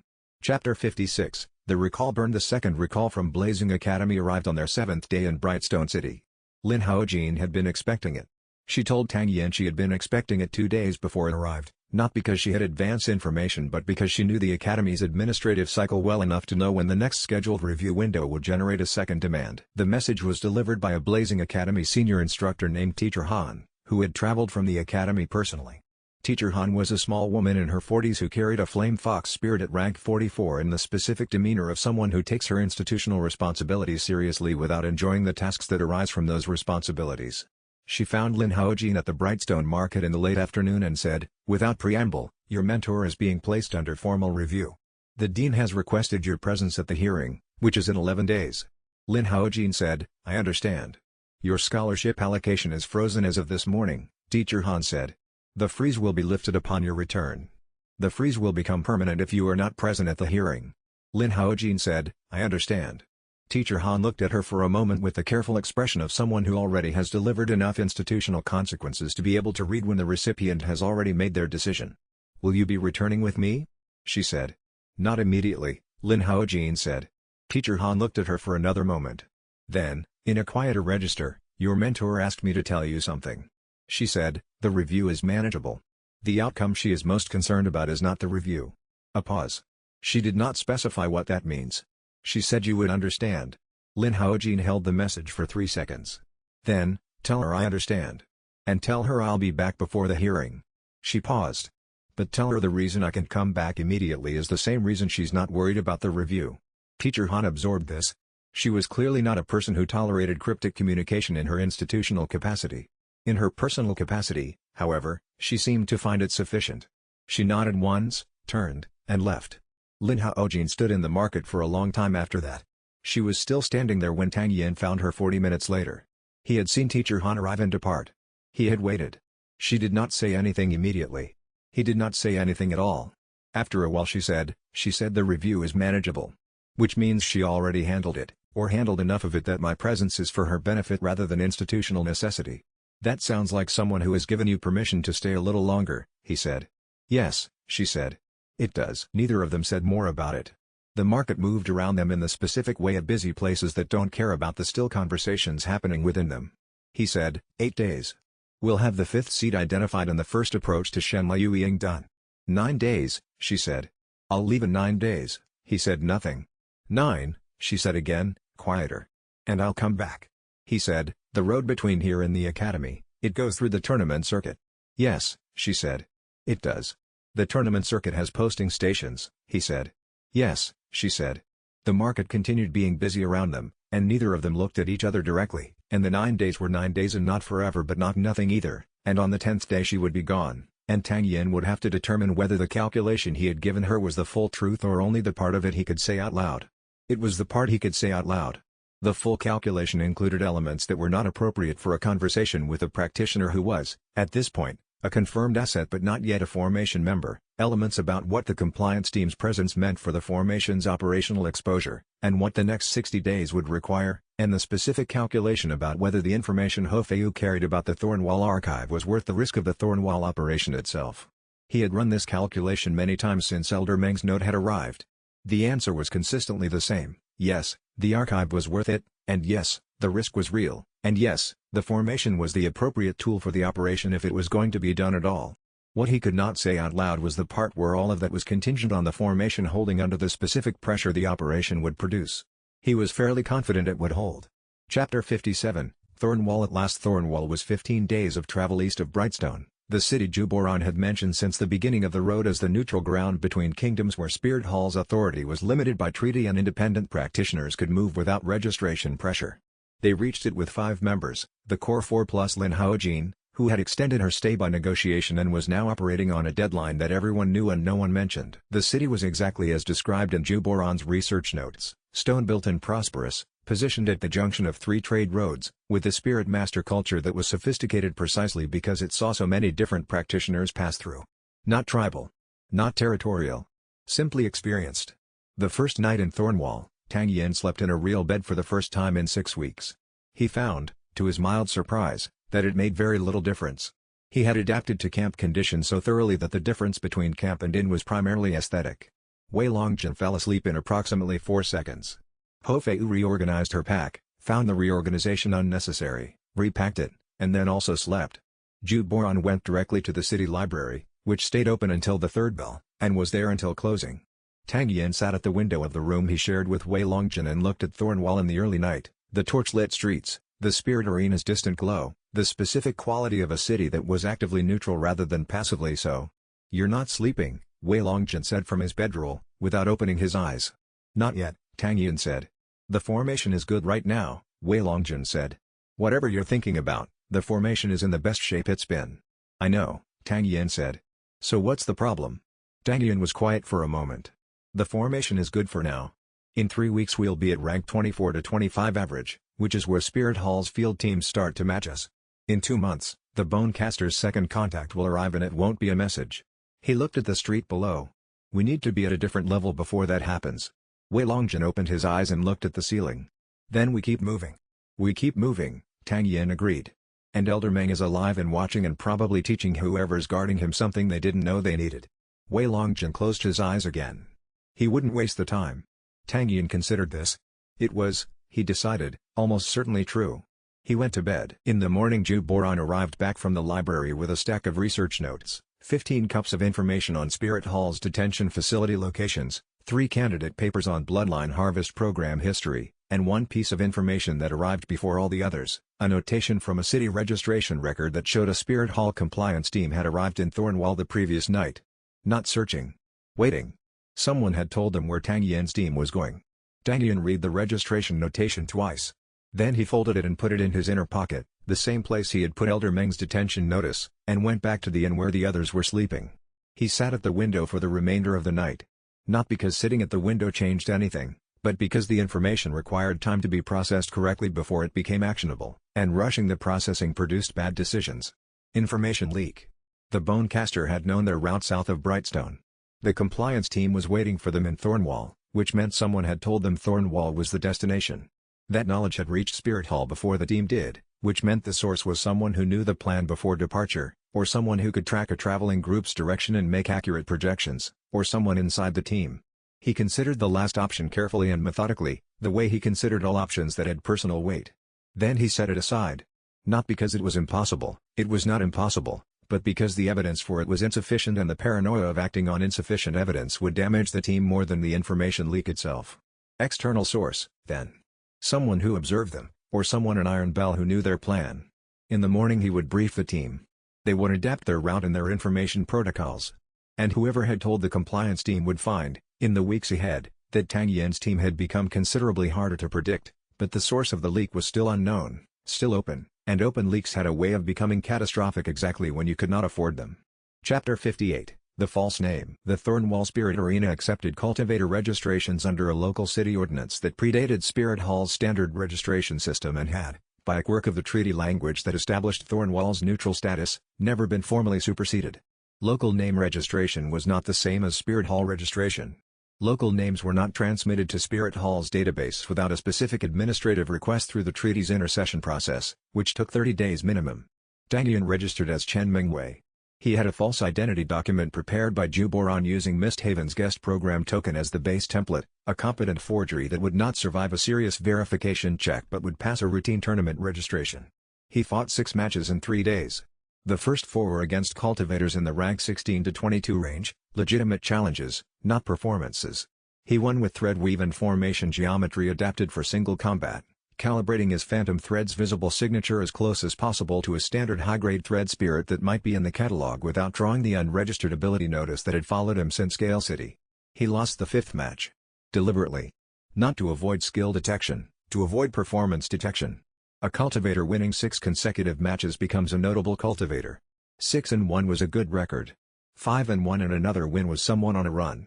He chose the 5th match for the deliberate loss because his opponent was a rank 23 who had good technique and a specific moment in the 3rd exchange where Tang Yin could yield convincingly without it looking like a yield. The match was lost. The record was 5-1.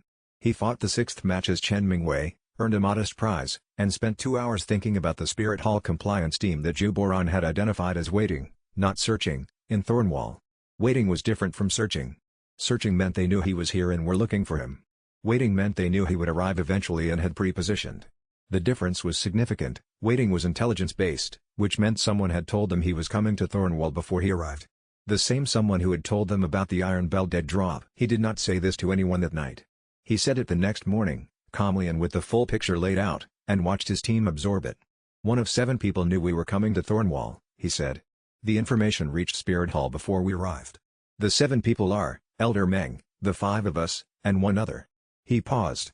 Lin Haojin. Lin Haojin held his gaze without expression. Not Lin Haojin, Tang Yin said. She's known our destination since Clearwater and nothing has been compromised in that time. He paused again. And there are not 7 people who knew. He let the silence do the rest. Zhu Boran said, the library. I mentioned Thornwall in a message to my mother through the Free Roads posting system, to update her on my research location. The posting system is monitored by Spirit Hall's intelligence division, Tang Yin said. Correct, Zhu Boran said.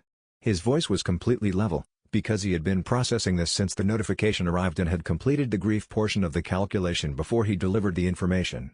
I did not encrypt the destination reference. That was an error. Yes, Tang Yin said. It was. A pause.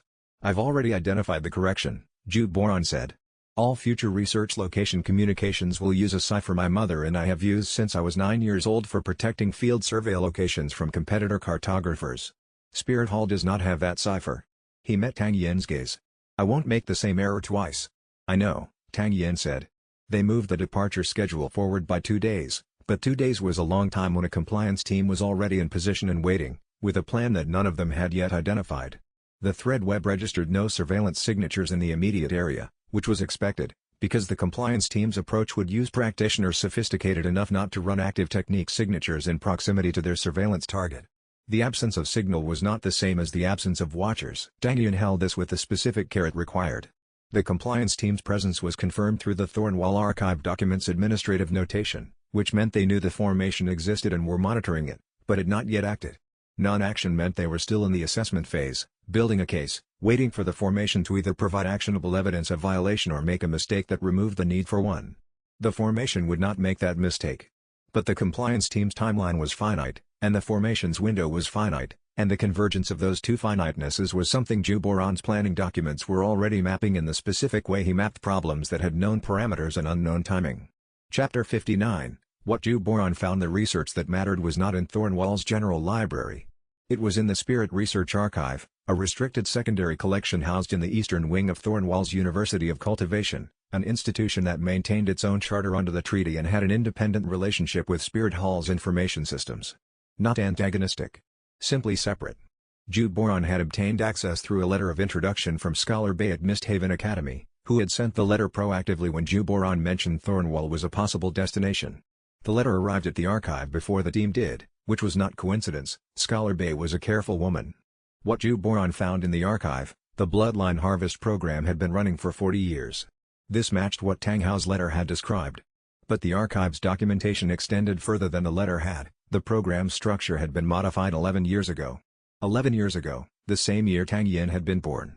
The modification, Zhu Boran told Tang Yin, speaking carefully and with the particular cadence of a cultivator who has spent 12 hours organizing information before delivering it, shifted the program's primary focus from general cultivation potential extraction to bloodline-specific resonance extraction. Before the modification, the program harvested from any sufficiently talented child who presented for assessment. After the modification, it specifically sought bloodline carrier families, families with traceable cultivation heritage. Families like the Tang bloodline. Tang Yin held this. The modification happened when I was born, he said. Zhu Boran's expression did not change. The documentation doesn't name the catalyst. But the timing is consistent with someone in Spirit Hall's senior structure becoming aware of the Tang bloodline's dual carrier potential. He straightened his spectacles. Your father's letter described the harvest technique as requiring a living bloodline resonance to activate, meaning a Tang bloodline holder present at the extraction site. The modification suggests that someone at Spirit Hall's senior level either knew or predicted the dual carrier outcome before it happened. Tang Yin was very still. Before it happened, he said. Meaning they knew my mother was carrying twins. That's the implication, Zhu Boran said. I cannot confirm it from the available documentation. The modification records don't include source intelligence. But the timing is precise enough that the correlation is very unlikely to be coincidental. The fire was quiet. The camp was quiet. Thornwall moved around them in the specific way of a city that doesn't know it's a piece of a much larger puzzle. The architect of the program's modification 11 years ago, Tang Yin said, is the same person who knows about the Phantom Thread's characteristics from before my awakening. Confirmed, Zhu Boran said. And that person is senior to Zhao Yang Yuan. Yes. We need that name, Tang Yin said. I know, Zhu Boran said. I'm working on it. Tang Yin held the silence for a moment. Outside, the city moved in its ordinary patterns. Traders, practitioners, the general life of a neutral city that did not know it was hosting a conversation about the person who had designed the program that had hollowed out its neighboring villages. How long? Tang Yin asked. The archive has 5 more sections I haven't reviewed, Zhu Boran said. 2 more days, assuming access. The Scholar Bay letter covered the restricted wing, but there's a secondary administrative record repository that requires a different approach. He touched his spectacles. I have a method. It requires a practitioner with sufficient arena credentials to be taken as a serious researcher.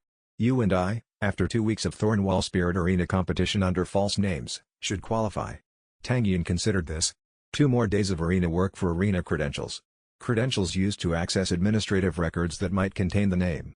It was methodical, which meant it was correct. Then we run the arena schedule as planned, he said. And in 2 days you have full access. And in 2 days, Zhu Boran said, we may have the name. The room was quiet. The fire had burned down. Wei Longjin was asleep with the specific completeness of a person who had decided that sleeping was the most useful thing he could do, and Ho Feiyu had taken the watch, and Lin Haojin had 5 more days before her deadline, and the compliance team was waiting somewhere in the city, waiting, not searching, which meant they had patience and a plan that Tang Yin had not yet identified. Whatever that plan was, they had 2 days to find the name before it activated, and the feeling Tang Yin could not fully set aside was that the compliance team was not here to search but to wait for something he was about to do without knowing it. Chapter 60, The Trader That Wasn't the Spirit Hall compliance team in Thornwall did not move for 3 days. Tang Yin observed them through the thread web he had set in the city's water system, the water mirror web adapted for a city's underground cisterns, the technique now at 91% effectiveness and readable up to 30 meters through stone. 3 compliance agents, rank 22 to 28, stationed in the Eastern Market District near the Spirit Research Archive. They were waiting. They had been waiting since before Mirror 7 arrived. Not for any specific action. For confirmation. They're watching the archive, Zhu Boran said on the second day. He had identified the agent's position through his own observation, independent of the thread web read.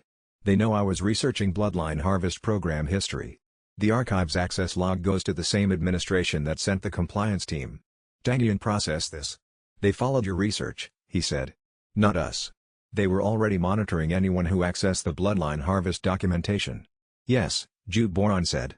Which means they have been monitoring that documentation for years, watching for anyone who might be assembling the full picture. He paused.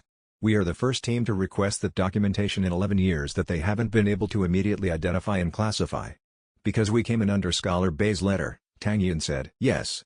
The letter of introduction classified us as Misthaven Academy research affiliates. The compliance team wasn't pre-positioned for Misthaven affiliates. They were positioned for independent practitioners. He pushed his spectacles up. We had 3 days before they finished cross-referencing the Misthaven Academy affiliation against the tournament registration records. 3 days, Tang Yin said. He had used 2 of them. You have 12 hours, Zhu Boran said. Tang Yin mapped the situation. 7 people in the library reading room knew the team was in Thornwall, including the team itself. The compliance agents. The archives access administrator. Scholar Bay, whose letter had created the affiliation trail. 1 person among the 7 could have told the agents where we were going next, he said. Zhu Boran was quiet. The agents weren't monitoring the library reading room, Tang Yin said. They were monitoring the archive access log, which automatically notified them when the bloodline harvest documentation was accessed. Our presence here was not an intelligence leak. It was an automated notification system. Yes, Zhu Boran said. Which means no one in our group was a source. Yes, Zhu Boran said again. Tang Yin absorbed this. The conversation he had not had, the suspicion he had not spoken aloud but had filed, resolved cleanly. No traitor. An institutional system that had been watching for exactly this inquiry for 11 years. He filed the resolution with the same precision he filed everything. We leave tonight, he said.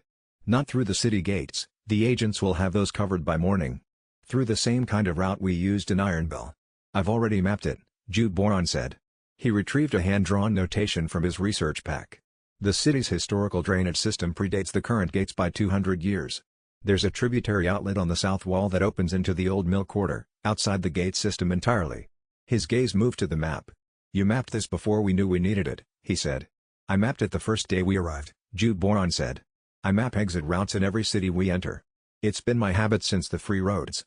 Tang Yin looked at him, at the spectacles, the careful composure, the research notes that were already being packed in the priority order that meant he had decided 3 minutes ago they were leaving tonight. Thank you, Tang Yin said. Zhu Boran adjusted his spectacles. The library's closing bell rings in 1 hour, he said. If we're going tonight, I need 15 more minutes with the archive records. 15 minutes, Tang Yin said. Zhu Boran went back in. Tang Yin went to find the team. Tonight they would be back on the road, and the road was moving faster now. The momentum of everything they had learned and everything they had built was pulling them forward with a velocity that the free road's neutral ground could not contain much longer. Somewhere ahead was the person whose name they didn't yet have, the architect of 11 years of targeted hunting and 40 years of children lost. And the road to that name ran through Brightstone, through Shen Liuying, through the 6th seat and the 7th, through a twin whose letter had said, "Find each other." Tang Yin waited for Zhu Boran to finish, and thought about the meeting that was coming, and prepared for it the only way he knew, by moving. Chapter 61. Shen Liuying. They left Thornwall in the second watch, by the western drainage corridor that Zhu Boran had mapped on the first day. The compliance team was still in position near the archive when they went. Tang Yin confirmed this through the thread web before signaling the departure. 3 agents, stationary, running on the automated notification logic that had brought them here rather than on any intelligence about the team's exit route. The agents would realize Mirror 7 was gone by morning. By then the team would be 3 hours into open road. The road to Brightstone took 4 days from Thornwall's western gate. They covered it in 5, taking a longer route through the cultivator rest stops that dotted the regional road network, smaller, less formal than inns, and specifically the kind of establishment where a practitioner team could travel without entering the city registration system that Spirit Hall's compliance network monitored. Brightstone City was a trading hub built at the junction of 3 agricultural provinces, with a spirit master culture that was sophisticated and commercially minded and substantially different from the academy culture Tang Yin had grown up adjacent to.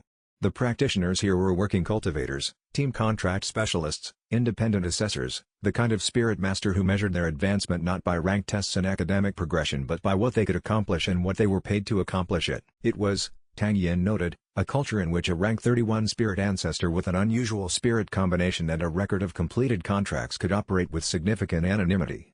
Zhu Boran had identified the 6th seat candidate here. Willow healer spirit type, rare, concentrated in this district, documented in the regional trade records.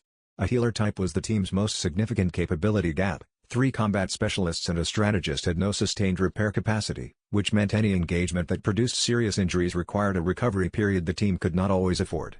Name? Tang Yin asked on the road's final day. Shen Liuying, Zhu Boran said. 23 years old. Spirit rank, uncertain, but consistent with spirit ancestor range based on documented contract history. Willow spirit, confirmed healer type, with a secondary combat application that suggests the spirit is not a pure utility type. He checked his notes. She operates independently, primarily as a team healer for hire. She has worked with 11 different groups over the last 4 years, none for longer than 2 months. Pattern? Tang Yin said. She leaves when the work is done, Zhu Boran said. Not when things get difficult. When the contract closes. He adjusted his spectacles. She's not avoiding danger. She's avoiding permanent attachment. Tang Yin thought about this as they came down the road into Brightstone's outer district. A practitioner who could commit to a contract but not to a team was a specific kind of person, one who had reasons for the limitation, not merely a preference. Do you know where she is? He asked. The Spirit Healers Guild registry puts her at the Ironwood Inn as of 5 days ago, Zhu Boran said. She takes a room near the trade district when she's between contracts. Then we start there, Tang Yin said. Ho Feiyu, who had been scouting the road ahead and returning at intervals, came back into formation. The city registration checkpoint was just a standard transit log, she said. No Spirit Hall presence at the gate. Good, Tang Yin said. They entered Brightstone as a research team affiliated with the Misthaven Academy Cultivation Studies Department, the cover identity that Zhu Boran had constructed from Scholar Bay's letter and refined over the 3 weeks since Ironbell. False names on the transit log. A plausible purpose. Nothing that would trigger the automated notification system that had found them in Thornwall. The Ironwood Inn was exactly the kind of establishment Zhu Boran had described, a practitioner inn in the trade district, solidly built, with the specific energy of a place where people stayed briefly and professionally and did not ask questions about each other's business. Tang Yin had been in 3 of them since the free roads, and the grammar was familiar. The woman at the corner table with the willow green spirit aura reading a technical manual on healing meridian mapping was, however, not familiar, and when she looked up as they entered and their eyes met across the room, Tang Yin had the specific sensation of a piece of information arriving exactly when the formation needed it. Shen Liuying was not what he had expected. She was taller than average, with the specific quality of stillness that good healers developed, not passivity but focused attentiveness, the posture of someone whose profession required them to read fine physical signals and who had made that reading a constant habit. She closed the technical manual before they reached the table. You're a Mirror 7, she said. It was not a question. How? Tang Yin asked. Your team structure, she said. The mobility specialist scouted the room before you entered. The strategist has been taking mental notes on everyone in the establishment since you walked through the door. The heavy defense type positioned himself between the group and the main entrance without discussion. She set the manual aside. I've been watching for a team with this kind of internal coordination since Zhu Boran's letter of introduction arrived at the guild registry 3 weeks ago. Tang Yin looked at Zhu Boran. Zhu Boran had the expression of someone who has done exactly what he intended and sees no reason to apologize for it. I sent a preliminary inquiry, he said. I wanted to know if she was interested before we arrived. And? Tang Yin said. She agreed to a meeting, Zhu Boran said. The rest of the conversation is yours. Tang Yin turned back to Shen Liuying. She was watching him with the attentiveness of someone who was still taking a reading, not of the room but of him specifically. Sit down, she said. I have questions before you have questions. He sat. The rest of the team arranged themselves around the table. And the conversation that would determine whether Mirror 7 became 6 began, not with a recruitment pitch but with a healer asking a team captain exactly what he was asking her to walk into. He answered honestly, which meant he answered completely, and when the 3rd hour passed and the inn's evening meal had come and gone, Shen Liuying said, 1 month, probationary. 1 month, Tang Yin agreed. Neither of them mentioned that the 1 month would change the calculation for both of them, but he could see in her expression that she knew it, and she could see in his that he did. Chapter 62, The Healer's Terms. The terms took the rest of the evening to negotiate, which told Tang Yin that Shen Liuying was serious about them. She had conditions. They were specific, non-negotiable in form, and entirely reasonable in substance. She retained the right to refuse any contract she assessed as presenting harm to civilian populations. She would not be asked to provide healing services to anyone outside the team without her explicit consent. Any intelligence about her spirit type, rank, or capabilities would not be disclosed to third parties without her agreement. I've been freelancing for 4 years, she said, when he asked why the conditions mattered. 3 of those contracts ended because the team I was with made decisions I hadn't agreed to. She poured tea with the same careful attention she gave everything. The healer is the person who cleans up what the team decides. I've cleaned up enough other people's decisions to have strong opinions about which decisions get made. Reasonable, Tang Yin said. Is it? She asked. Most teams find it difficult. Most teams treat their healer as a support function, he said. This team treats capabilities as formation elements. Every element has inputs into tactical decisions, because every element knows something about the engagement the other elements don't. He held her gaze. Your conditions are consistent with how this team operates. She was quiet for a moment. Zhu Boran described the team structure in the preliminary letter. He said the formation has 7 seats and you have 4 filled. 5 now, he said. If the month works. If the month works, she agreed. She asked about Elder Meng next. He told her the full account, capture, Section 14 detention, the current plan which was to develop the resources needed for a rescue operation that remained 6 months out at minimum. He did not frame the situation as manageable. He presented it as it was, a difficult problem that required capability the team did not yet have. She listened without interrupting. When he finished, she said, the detention system used under Section 14 has 3 known extraction vulnerabilities. I know them because I spent 2 months with a team that recovered a practitioner from Spirit Hall custody 18 months ago. She touched the cover of her technical manual. I can explain those vulnerabilities when the time is relevant. Tang Yin absorbed this. You've done a Spirit Hall extraction before. As support, she said. I was not the team architect. But I observed the full operation and I understand why the 3 vulnerabilities exist. A pause. I'm telling you this because it changes your timeline assessment. Your 6 months minimum may compress if you have the right team and the right intelligence about the facility. How far does it compress? He asked. With the information the Thornwall Archive gave you, plus the 3 vulnerabilities, plus a team that has completed a Spirit Hall infiltration before? She considered. 3 months. Maybe 2.5, depending on the facility's specific configuration. She met his gaze directly. I'm not promising a successful extraction. I'm saying the problem is not as fixed as your current plan suggests. Tang Yin looked at Zhu Boran. Zhu Boran had been taking notes. He was now sitting very still in the way he sat when information had just materially changed his calculations. This is why, Zhu Boran said, more to himself than to either of them, I identified Shen Liuying as the 6th seat priority. You knew about the extraction experience? Tang Yin said. I knew she had contract history with independent practitioner teams that had operated in Spirit Hall's peripheral territories, Zhu Boran said. I inferred there was operational knowledge there. I could not confirm the specific application without speaking to her directly. He adjusted his spectacles. This confirms it considerably better than I projected. Shen Liuying watched this exchange with the expression of someone who has been correctly assessed and finds the accuracy interesting rather than unsettling. 1 month, she said again, to Tang Yin. If the month works, we discuss the terms of the full commitment. 1 month, he said. She extended her hand. He shook it. The 6th seat was not empty anymore, and somewhere in the recalculation that followed, Elder Meng's timeline shifted, and the road from here to wherever this ended became, for the first time, something Tang Yin could see more than 1 step ahead, and the step after that was already in view, which was not comfort but something better, a direction. Chapter 63, The Spirit Arena. The Brightstone Spirit Arena was the kind of establishment that existed at the intersection of commercial ambition and genuine cultivation culture, not an academy tournament with prestige and regulations, but a working combat venue where practitioners demonstrated and developed their capabilities against each other for prize money, reputation, and the specific useful education of fighting people who were trying to defeat you. Tang Yin had been in 3 spirit arenas before Brightstone. They all had the same grammar, registration desk, bout records on display, the ambient energy of practitioners sizing each other up, the crowd that was part casual spectator and part technical observer.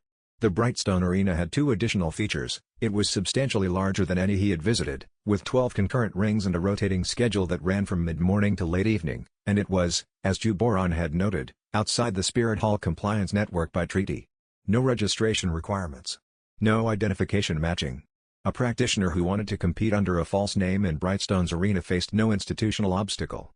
Tang Yin registered as Wei Jian, Spirit Ancestor, unaffiliated. Ho Fei as Fang Mei. Wei Longjin as Baoshan. Shen Liuying, who had done this before, had her own working name ready, Yanqing. The primary purpose of the arena was the second copy slot. Tang Yin needed to observe an area denial technique at sufficient proximity and with sufficient clarity to record it. The arena format provided both, organized bouts, close-range engagements, and an institutional culture that accepted being studied as a natural consequence of competition. Zhu Boran had compiled a list of area denial practitioners active in the Brightstone circuit. 3 met the criteria: a rank 33 Ice-type Spirit Ancestor named Ren Dakui, who used a permafrost radius that suppressed movement in a 10-meter field, a rank 29 Wind-type Spirit Elder named Cao Binglan, whose gale formation disrupted projectile trajectories, and a rank 31 Earth-type Spirit Ancestor who had a documented stone formation technique that created coverage denial rather than direct offense. Ren Dakui's technique is the highest value by formation arithmetic, Tang Yin said, reviewing the list that first evening. Higher rank, Zhu Boran said. Higher risk. I'm not planning to record in the bout, Tang Yin said. I'm planning to watch the bout first, record in the rematch if the first observation is sufficient. The arena format allows multiple registrations. Ho Fei, who had been reviewing the arena's bout records with the specific interest of someone who was also planning to compete, said, "The format rewards efficiency. Points per bout, not duration. The team that wins cleanly and quickly builds the better contract reputation." She set the records aside. "We should be winning every bout we take. If we're not at the rank we should be, or we're facing a tier we haven't reached yet. We'll start a tier below our capability and work up," Tang Yin said. "Income and arena reputation both build. The secondary purpose after the copy slot is establishing a contractor profile that lets us take field contracts in the Brightstone district." "What contracts?" Shen Liuying asked. "Two types," Zhu Boran said. "Protection contracts in the Harvest Plains, for the trading families whose children have been harvested and who have the resources to hire independent practitioners for deterrence. And courier contracts for the Tang Sect practitioner network that Tang Yin's father described in his letter, the remaining network members who are operating independently and need secure communication channels." He paused. "Both contract types serve the mission and generate income. The arena profile makes us credible contractors." Shen Liuying held this assessment for a moment. "The protection contracts, the Harvest Plains families. Are we positioning ourselves as deterrence or as an information network?" "Both." He let that land. "The families have information about how the harvest program operates locally," she said. "What the agents looked like when they came, what they said to the village administrations." She had the tone of someone who had worked with civilian witnesses before. "That information, accumulated across 20 or 30 families, gives you a pattern that administrative records don't." "Agreed," Tang Yin said. "Then we start with the protection contracts," she said. "The arena reputation opens those doors." She was already thinking through the operational shape of it. He could see the same forward mapping that Zhu Boran did, but with a different toolkit. Tang Yin took his first arena bout the following morning. He won it in 3 minutes and 40 seconds, took the prize money, and filed the analysis of Rendakui's technique structure for later review. The formation that was 6 people was beginning to find its shape, and the shape it was finding was more capable than any configuration that had come before it. Chapter 64, 2 copies active. The recording of Rendakui's permafrost radius technique required 3 bouts and 11 days. The first bout was observation. Tang Yin let Rendakui force the engagement, used the void mirror defensively, and mapped the technique's structure from the inside. The permafrost radius deployed from a ground anchor point, spreading outward at approximately 8 meters per second and reaching its maximum range of 12 meters within 2 seconds of activation. Once established, it suppressed movement speed by 42% within the field and reduced spirit ability thermal output by a factor that varied with proximity to the anchor point. It was an area denial technique of a category Tang Yin had not previously fought from within. The fight was lost. Rendakui was rank 33 and the technique was well suited to suppressing mobility-dependent opponents, but the loss was educational in the way Tang Yin had intended it to be. The second bout was structural analysis. He fought Rendakui a second time, focusing now on the mechanism rather than the effect, the specific way the spirit energy channeled from Rendakui's primary spirit into the ground, the frequency signature of the permafrost formation as it established itself, the relationship between the anchor point position and the field's coverage shape. He came within 2 minutes of winning the second bout before the technique's cumulative effect on his movement speed made the engagement impossible to maintain. Rendakui, to his credit, seemed genuinely interested in the fight. After the bout he said, "You almost had me on the approach. What ring are you running at full activation?" "Ring 3, Tang Yin said. It was technically true, though it described his Phantom Thread's third anchor formation rather than the ring system Rendakui was asking about. "Strong ring," Rendakui said. "But you're fighting me straight. You should fight me sideways." "I know," Tang Yin said. "Next time." The third bout, he fought sideways. He deployed Inferno Step at the beginning of the engagement, Chen Huo's technique, the copied step acceleration that carried approximately twice the velocity of a standard Spirit Ancestor movement ability.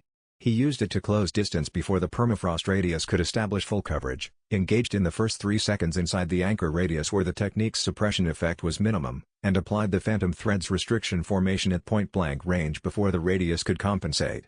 The bout was over in 98 seconds. Rendakui took 3 seconds after the call to look at the ring, then at Tang Yin. "What did you just use in the opening?" he said. "A fire-type step technique I observed and adapted," Tang Yin said. "It was close enough to true." The recording of the permafrost radius completed during the third bout, the final analysis sufficient, the mechanism clear, the system's recording threshold crossed during the exchange in the first 4 seconds of close-range engagement. Recording complete, Rendakui's permafrost radius, 1000-year Arctic Foundation bearability copy cost, 1 month cultivation reduction copy status, active, slot 2 of 2, system note, both active copy slots now occupied. Next recording will require releasing 1 current copy. He sat with this notification for the length of the walk back from the arena ring to the team's table. 2 copies simultaneously active. Inferno step for approach velocity, permafrost radius for area denial. The same engagement that had defined his tactical limitation for 2 years, choosing between offensive acceleration and coverage control, was no longer a choice. Wei Longjin, who had been watching from the stands, came down when Tang Yin returned to the table. He looked at Tang Yin's expression and said, "Something changed." "A change," Tang Yin said. "Good or bad?" "Tactically," Tang Yin said, "the best change I've had since my second ring." Ho Feiyu set down her arena bout notes. Shen Liuying looked up from the injury assessment she had been running on Ho Feiyu's shoulder after the morning's bouts. Zhu Boran, who had been cross-referencing regional contract opportunities, was already listening. Tang Yin told them about the 2-copy system and what the full loadout meant for the formation. The silence that followed was the specific kind that came when information rearranged a picture everyone had been working from for a long time. Then Wei Longjin cracked his knuckles and said, "So now when I hold formation and you open the approach with Inferno Step, you can also close the ground behind their retreat with permafrost." "Yes," Tang Yin said. "That's a cage," Wei Longjin said. "That's an actual cage?" "Yes," Tang Yin said. Ho Feiyu was already mapping it. "The diagonal entry from Gale Rush inside a permafrost field gives me the suppression gap Zhu Boran documented," she said. "They're slowed and I'm not." She looked at Tang Yin. "This changes my approach angle for every formation engagement we've run." "I know," he said. "We'll drill it this week." Shen Liuying said, "The medical implication is that engagements get shorter. A faster resolution means a lower injury load on average." She closed her assessment notes. "That's relevant to my planning." He nodded once. The formation that was 6 people, calibrating around 2 simultaneous copies and a healer who understood Spirit Hall extraction vulnerabilities, was becoming something that Tang Yin had described in the first days of the Academy as Mirror 7. It was not 7 yet. But the gap between where they were and where they were going had narrowed in a way that the road from Iron Bell had not clearly shown. The first field contracts were waiting. The name in the Thornwall archive was still undiscovered but not unreachable. And the formation drilled in the afternoon, in the arena's practice rings, until the cage was not a concept but a technique, and in the spaces between drills, Zhu Boran updated the operational map, and the map showed 28 days less than it had the day before. Chapter 65, The Protection Contract. The first Harvest Plains protection contract came through the arena's contractor board, a village administrator named Elder Wu, 47 years old, who had submitted the contract 6 weeks ago and received no bids. The contract offered a payment scale appropriate for a team of 4 to 6 practitioners, requested a minimum 2-week presence, and described the protection need in language that was carefully diplomatic and clearly terrified. The village has experienced irregular assessments from officials of uncertain authorization. Residents have expressed concern about the security of children in the age range of 8 to 14. A practitioner team with visible deterrent capacity is requested to provide presence and assessment of current risk level. He couldn't say what he actually needed, Ho Feiyu said, reading the contract sheet. The contract board is not a secure channel, Zhu Boran said. He wrote what would be acceptable to a board administrator who might be sympathetic to Spirit Hall's assessment program. But the language he used, officials of uncertain authorization, irregular assessments, is precise enough to be understood by a practitioner team that knows what to look for. What's the risk level? Shen Liuying asked. Moderate, Zhu Boran assessed. The Harvest Plains assessment teams operate on a schedule that we can map from the regional data. The last assessment in Elder Wu's village was 8 months ago. The next is projected within 40 days. He set the contract sheet down. We'd be arriving during a 20-day window before the next assessment, with enough time to establish deterrence presence and documentation capacity. Tang Yin read the contract once more. We accept it. The village was 3 hours east of Brightstone on a side road that cut through the agricultural corridor. Elder Wu met them at the village entrance, a compact, careful man with the expression of someone who had been afraid for a long time and was now engaged in the very cautious business of deciding whether to be less afraid. You're a Mirror 7, he said, reading the contractor identification card Tang Yin offered. The false name on the card was the same one they'd used in the arena. It connected to a contractor profile that was real enough to be credible. Mirror 7, Tang Yin confirmed. You submitted a protection contract. I did, Elder Wu said. 6 weeks ago. I had assumed no one would respond. We respond to this type of contract, Tang Yin said. Elder Wu looked at the 6 of them, Wei Longjin's solid mass, Ho Feiyu's contained energy, Shen Liuying's healer's red, Zhu Boran's knowing eyes, and made some kind of assessment that caused his posture to shift slightly. Some residual tension he hadn't known was there releasing. Come in, he said. I'll tell you everything. He did. 3 hours of careful account, the first assessment 7 years ago that had been framed as routine cultivation testing, the children who came back quieter, The ones who had been marked for follow-up assessment that removed something less visible than cultivation potential. The village that had been performing a kind of ongoing loss for 7 years without language to describe it. Tang Yin listened. He asked questions that were specific and practical: dates, names of the assessment agents, the documentation they had presented, the route they took in and out of the village. Zhu Boran noted everything. Shen Liuying, beside him, was running a medical read on the children. Elder Wu pointed out, the ones who had come back different, with the quiet focused attention of someone building a clinical picture. When the account was done, he said, the assessment team will come within 40 days. When they do, this village will have a contractor presence they will need to log and report to Spirit Hall's regional office. That reporting creates a paper record that the next assessment team will see.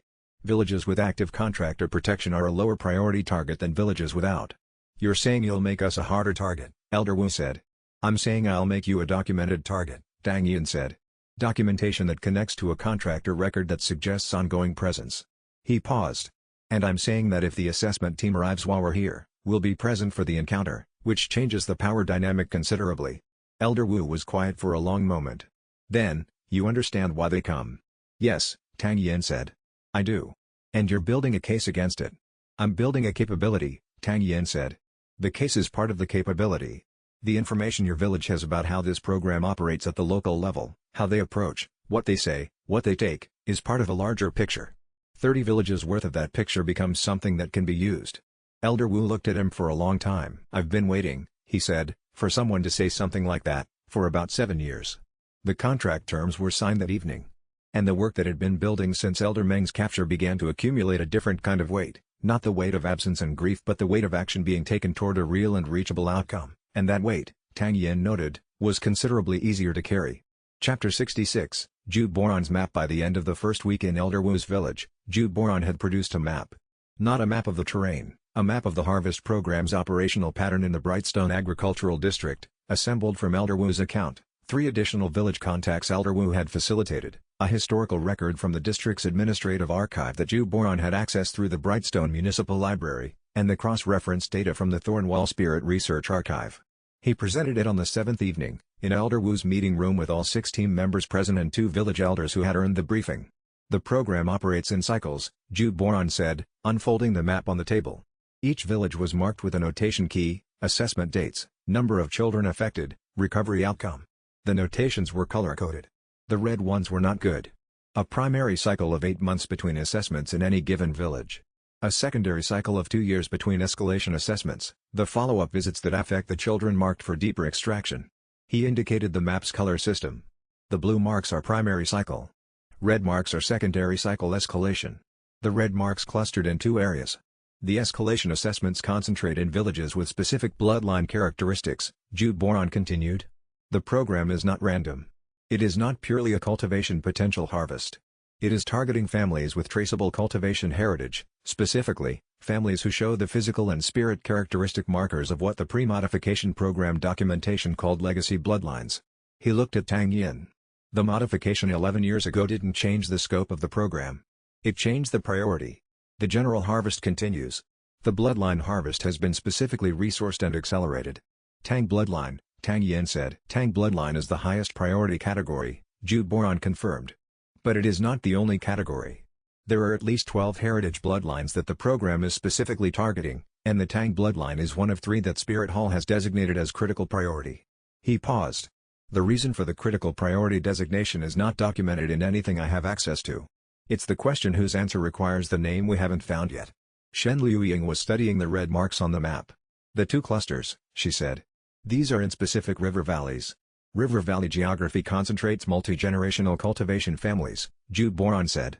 The isolated valley pattern produces lineage stability over generations that's higher than mixed geography populations. He indicated the 2 cluster areas. There are 47 villages in these 2 clusters. Based on the assessment cycle data, 29 of them are within 60 days of a secondary cycle escalation. 29 villages in 60 days, Ho Fei said. We cannot be in 29 villages simultaneously, Zhu Boran said. But we can begin mapping the network structure of the assessment teams. If we understand the routes, the personnel, and the scheduling, we can identify the points where intervention produces the most leverage. Tang Yin studied the map. The scale of what was being described was larger than anything he had let himself fully consider since reading his father's letter. 29 villages. 40-year program. The name at the top that nobody had yet reached. "We worked the contract in Elder Wu's village," he said. "We document the assessment team when it arrives. We use that documentation to identify the personnel chain, the team members, who they report to, how the report reaches Zhao Yongyuan's level and what happens above it." He traced the line upward on Zhu Boran's map. "The name isn't at the village level. But the thread that leads to the name starts here. And we pull it," Wei Longjin said, from the corner where he had been silent through the entire briefing. "Yes," Tang Yin said. "We pull it." Elder Wu's two village elders had been listening with the careful attention of people who had been managing grief for a long time and were now being offered something that was neither comfort nor a promise but a direction. They looked at each other. Then the older of the two looked at Tang Yin. "Tell us what you need from the village," she said. That was the beginning of the intelligence network that would eventually become Mirror 7's primary operational asset. 30 villages in the Brightstone corridor, linked by a communication system that Zhu Boran designed and Shen Liuying helped validate, each one a node in a picture that was assembling itself one careful conversation at a time, and the picture had a name at the top that none of them had yet found, which meant the work was not done. Chapter 67, The assessment team arrives. They came on the 18th day. 6 practitioners in Spirit Hall Green, carrying assessment documentation that was officially authorized and operationally specific, cultivation evaluation for all village children between the ages of 8 and 14, mandatory compliance, scheduled under the Regional Spirit Hall Administrator's authority. Tang Yin was at the village entrance when they arrived, with Wei Longjin behind him and the full contractor identification display that the arena profile supported, the seal, the contract registration number, the team's documented rank level. The lead assessment agent was a rank 38 spirit ancestor who carried himself with the specific authority of someone who had done this work in dozens of villages and expected no resistance. He stopped when he saw the contractor presence and his expression shifted in the way of someone recalculating a familiar situation. "This village is under contractor protection," Tang Yin said. "The contract is filed with the Brightstone Contractor Registration Board, reference number 7429. All interactions with village residents during the contract period are subject to contractor observational documentation." The agent read the contractor seal. He read it again. "Contractor presence does not exempt a village from Spirit Hall's authorized assessment program," he said. He was not wrong. The assessment authorization was real and Spirit Hall's regional authority was legitimate under kingdom law. "No," Tang Yin said. "It doesn't. The assessments may proceed. However, contractor protocol requires that all assessment activities be conducted with contractor observers present and that all documentation be copied to the contractor record." He held the agent's gaze. "If the assessment team objects to observer presence, that objection will be noted in the contractor record and filed with the Brightstone Administrator's office." The agent's jaw tightened. This was the specific calculation Tang Yin had run before accepting the contract. Spirit Hall's assessment authority was real, but it was also sensitive to documentation. An assessment team that refused contractor observation was an assessment team creating a paper trail that pointed directly at why they wanted privacy. "Observer presence is acceptable," the agent said, after a pause that was slightly too long. "Good," Tang Yin said. "We'll proceed." Zhu Boran documented everything. Every child's name, age, and assessment procedure. Every technique the assessment team used and its visible effect on the children's spirit signatures. The lead agent's name, which was on his authorization documentation. The names of all 6 assessment team members. The times, the procedures, the observations. Shen Liuying watched the medical dimension, the actual effect of the assessment techniques on the children's spirit signatures. She said nothing during the proceedings, but her expression was the specific expression of a healer who is seeing something she had suspected and now has confirmation of. The assessment concluded in 4 hours. The lead agent filed the results with Elder Wu in the standard administrative form. He departed without additional incident. When the team was gone, Shen Liuying said, "What they used in Step 3 of the procedure is not a standard evaluation technique. It's a targeted suppression sequence that reduces cultivation potential in a specific meridian pathway. It presents as an evaluation but it's an operation." She was very controlled. "I've seen the technique's signature described in advanced healing research. I've never seen it applied to children." The documentation Zhu Boran had compiled named the lead agent, 3rd Assessment Coordinator Chen Mingzhe, reporting to the Brightstone Regional Sub-Office, which reported to the Eastern Assessment Directorate, which reported to the Deputy Director of Bloodline Studies. "Who is the Deputy Director of Bloodline Studies?" Tang Yin asked. Zhu Boran had the answer. He had been building toward it since Thornwall. "Vice Marshal Zhao Yongyuan," he said. The Deputy Director of Bloodline Studies is Zhao Yongyuan's formal title within Spirit Hall's academic administration structure. He adjusted his spectacles. "He is not the top. He reports to someone. That someone is the person who authorized the program modification 11 years ago." The thread was in Tang Yin's hands. He had the lead agent's name, the reporting chain, and the documentation of what the technique actually did. Everything from here required careful pulling, but the pulling had begun. The MTS system's recording function had captured the full interaction, every exchange of the 3-day conversation in its precise sequence. Ju Boran had been present for the formal portions and had documented in parallel with the recording, which produced a dual-layer record that was more robust than either alone. Tang Yin reviewed the recording that evening with the systematic attention he gave to any information that might contain more than its surface content. Zhao Liangyuan had been careful, more careful than Tang Yin had expected from someone who had agreed to this conversation at all. The information he had provided was accurate but curated, the parts that implicated Spirit Hall's institutional structure clearly, and not the parts that might implicate specific individuals at a level that could be traced to his disclosure. This was useful information. It told Tang Yin that Zhao Liangyuan had a principle, not absolute honesty, but bounded cooperation. Which meant the next conversation, if there was one, needed to approach from the direction that bounded cooperation allowed. He filed the assessment and moved to the formation's evening training.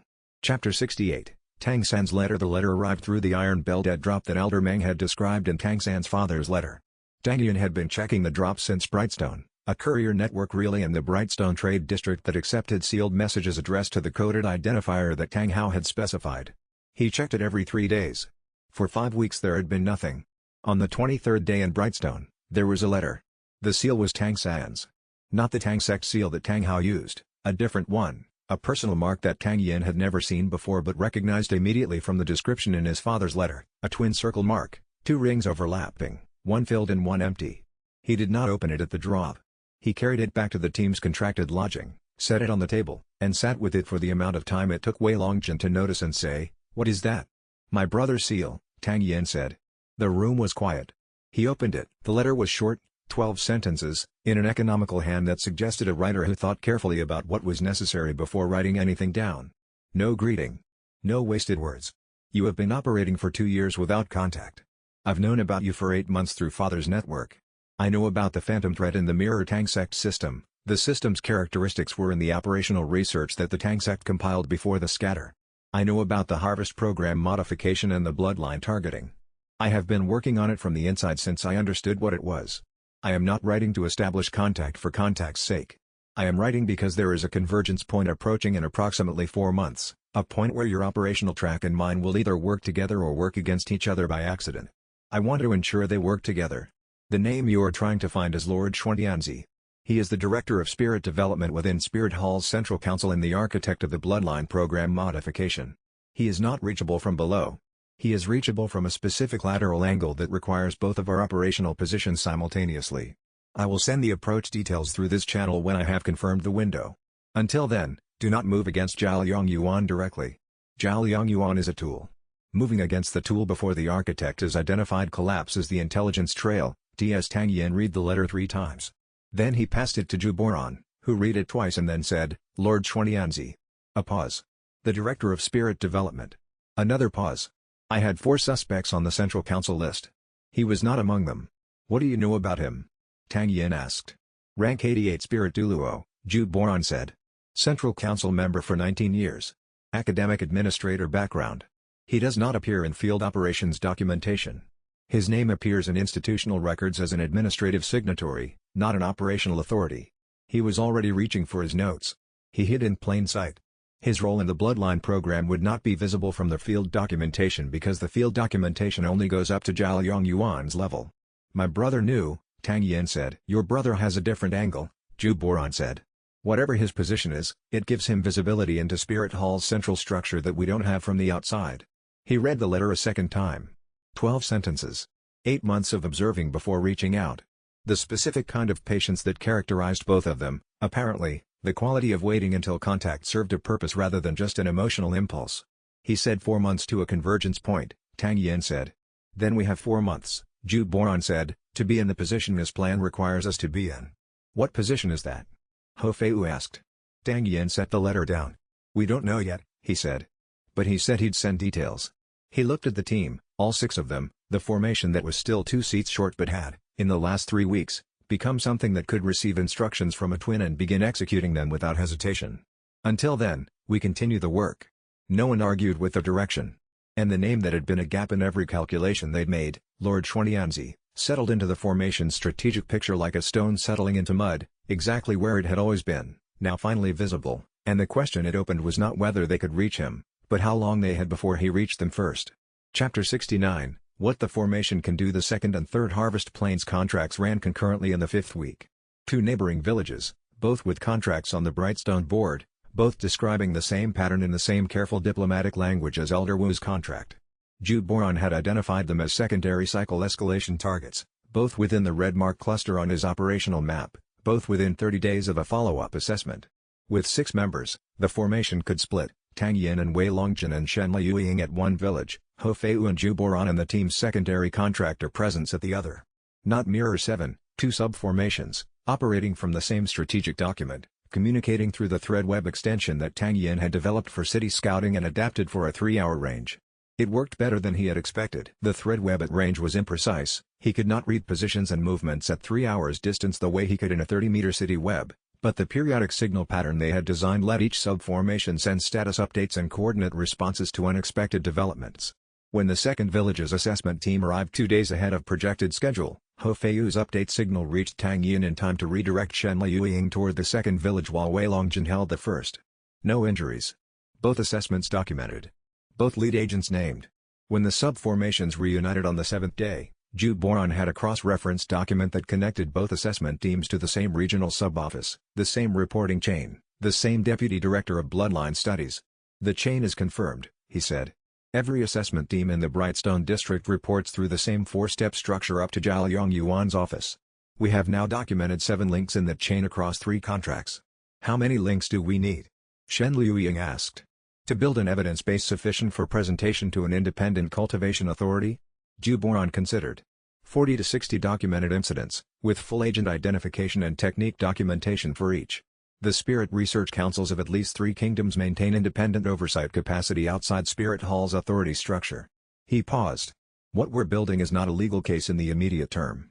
It is a dossier that becomes actionable when we have the political capacity to deploy it. Lord Xuantianzi's lateral angle, Tang Yin said. When your brother's plan becomes clear, Ju Boron confirmed, we will need the dossier to be far enough developed that it can be deployed simultaneously with the operation. The documentation and the direct action need to happen at the same time, otherwise Spirit Hall's administrative structure can contain either one alone. Wei Longjin, who had been listening with the patient attention of someone who understood large-scale architecture even if he didn't build it, said, we need to be ready for both at once. Exactly, Tang Yin said. Then we need more contracts, Wei Longjin said. More villages. More documentation. And we need the 7th seat, Ho Feiyu said. If the operation requires both sub-formation tracks to run simultaneously, 6 isn't enough for the direct action component. Tang Yin had been thinking about the 7th seat since Brightstone's first week. The formation had 5 requirements for the seat. It needed a cultivator whose spirit type filled the team's remaining capability gap, who could work within the formation structure without the extended calibration period that each previous edition had required, and who could be trusted with the full operational picture including Tang San's letter and the convergence point. He had not yet found the candidate. But the work was producing the reputation and the visibility that the right candidate would be looking for, the same way Shen Liuying had been watching for them before they arrived in Brightstone. We take the next contracts and we keep the 7th seat open, he said. The seat will fill when the right person is in range. The formation agreed. And the work continued, contract by contract, village by village, documentation building toward the weight it would need to change something that had been happening for 40 years, and the 7th seat was still open, still waiting for the person who would make the formation complete. Chapter 70, Rong Yue. She found them. That was the detail that mattered about how Rong Yue entered Mirror 7's operational picture. She arrived at the team's contracted lodging on the morning of the 28th day in Brightstone and told the innkeeper she was there to see the Mirror 7 contractor team, and she gave the false names they used for arena registration. Tang Yin came down to the lobby and found a woman of approximately 25 standing with the specific patient quality of a practitioner who has been waiting and expected to wait and finds waiting professionally acceptable. She was tall, with the contained energy signature of a cultivation ranked somewhere in the spirit sage range, 70 to 79, and a spirit that read as atmospheric when he ran the passive thread detection, which was the characteristic of weather type and sky type cultivators. Mirror 7, she said. You know our names. The false names. Which meant she had been watching the arena circuit. I know your arena names, she said. I also know your real contractor seal connects to a protection contract filing from a village in the Harvest Plains, filed approximately 3 weeks ago, that matches the operational profile of a team that has been documented in 6 different Spirit Hall compliance incident reports since Misthaven Academy. She said this with the exact neutrality of someone presenting a factual inventory. You're not as hidden as you think you are. He held this. And you are? He asked. Rong Yue, she said. Rank 72, Spirit Sage. Storm Empress Spirit, she said the title of her spirit the way someone states a credential, not pride, just accurate description. I have been operating independently for 3 years in the Brightstone and Free Roads district, specifically in the anti-harvest program space. I have intelligence assets and operational experience in the Harvest Plains corridor that you don't have. She held his gaze. I've been looking for a team worth joining for 8 months. I believe Mirror 7 is it. Tang Yin studied her. Rank 72 was a significant gap above the team's current average. She was the strongest single cultivator they had considered for any seat. The Storm Empress Spirit was a category he had no direct experience with, which meant he was estimating its formation compatibility from general knowledge rather than observation. What have you been doing for 3 years? He asked. Building the intelligence network your strategist is trying to build from scratch, she said. 41 villages documented. 23 assessment team members identified with full chain of command records.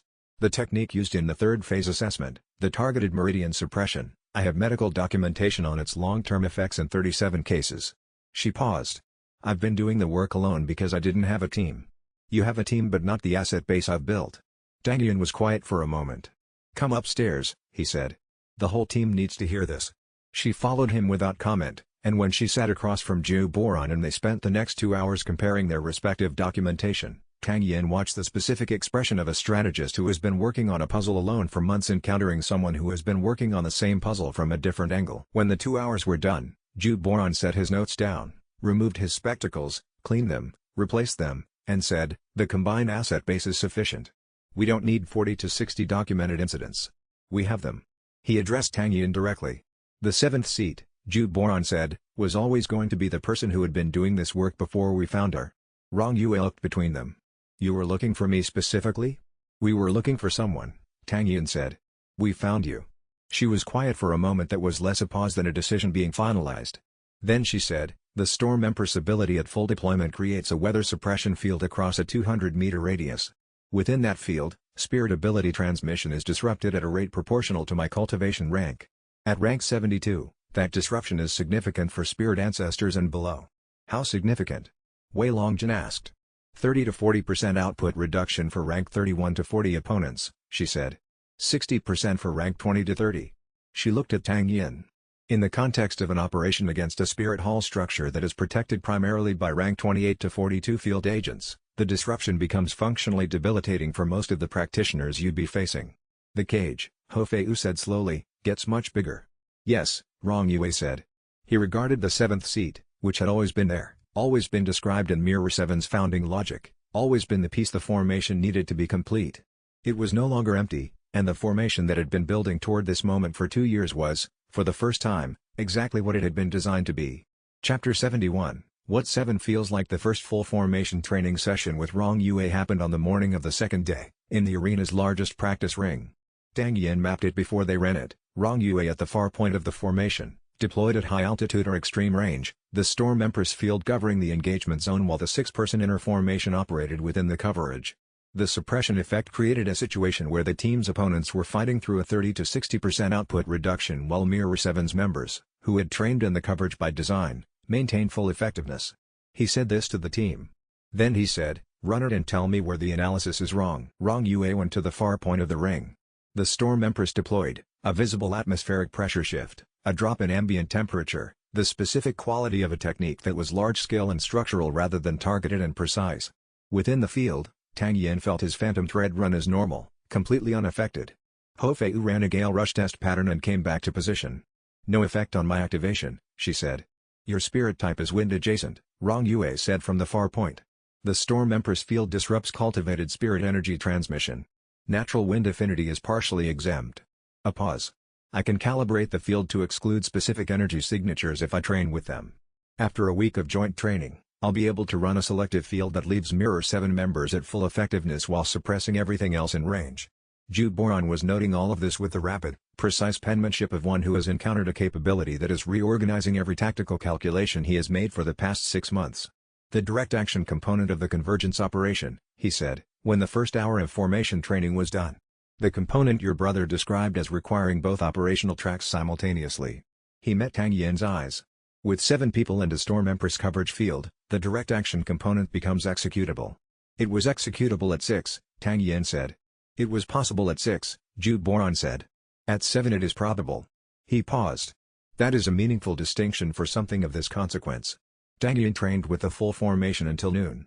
The session produced 6 significant tactical observations, 2 structural formation improvements that required immediate drilling, and 1 moment, when the permafrost radius and the Storm Empress coverage combined and Wei Longjin held the anchor formation inside the dual coverage, when he could see what Mirror 7 was going to be able to do when the convergence came. It was not comfort he felt, looking at that moment. It was the specific clear-eyed recognition of a formation that had been built correctly, piece by piece, from the first day in the pavilion when Elder Meng had called his phantom thread and void mirror something worth paying attention to. Break for the afternoon, Tang Yin said. Reassemble at the 4th bell for contract review. He went back to the inn. He wrote a reply to Tang San's dead drop, 6 words, formation complete. 7 in position. Ready. Then he went to the 4th bell and the contract review and the work that remained before the convergence window opened. He did not think about what it would mean to meet Tang San face to face. There was not yet space in the formation schedule for that question. But he filed it, carefully, in the place where important questions waited for the right moment. The road was moving fast now. 4 months was not a long time, and somewhere in those 4 months, Tang San was waiting for a signal that had not yet been sent. Tang Yin thought about his brother in the way that he thought about all operational elements that were outside his direct control, with attention but without anxiety. Tang San had been running his own preparation for this work for longer than Tang Yin had been running his. The signal would go when the signal was ready to go, when the formation had the political documentation and the operational capability that Tang San had said the approach would require. Both of those were on track. The political documentation was advancing through the research council process. The operational capability was advancing through the formations training and the arena contract work and the Harvest Plains protection contracts that had added 2 more names to the formations resource network. 4 months was not long. It was enough.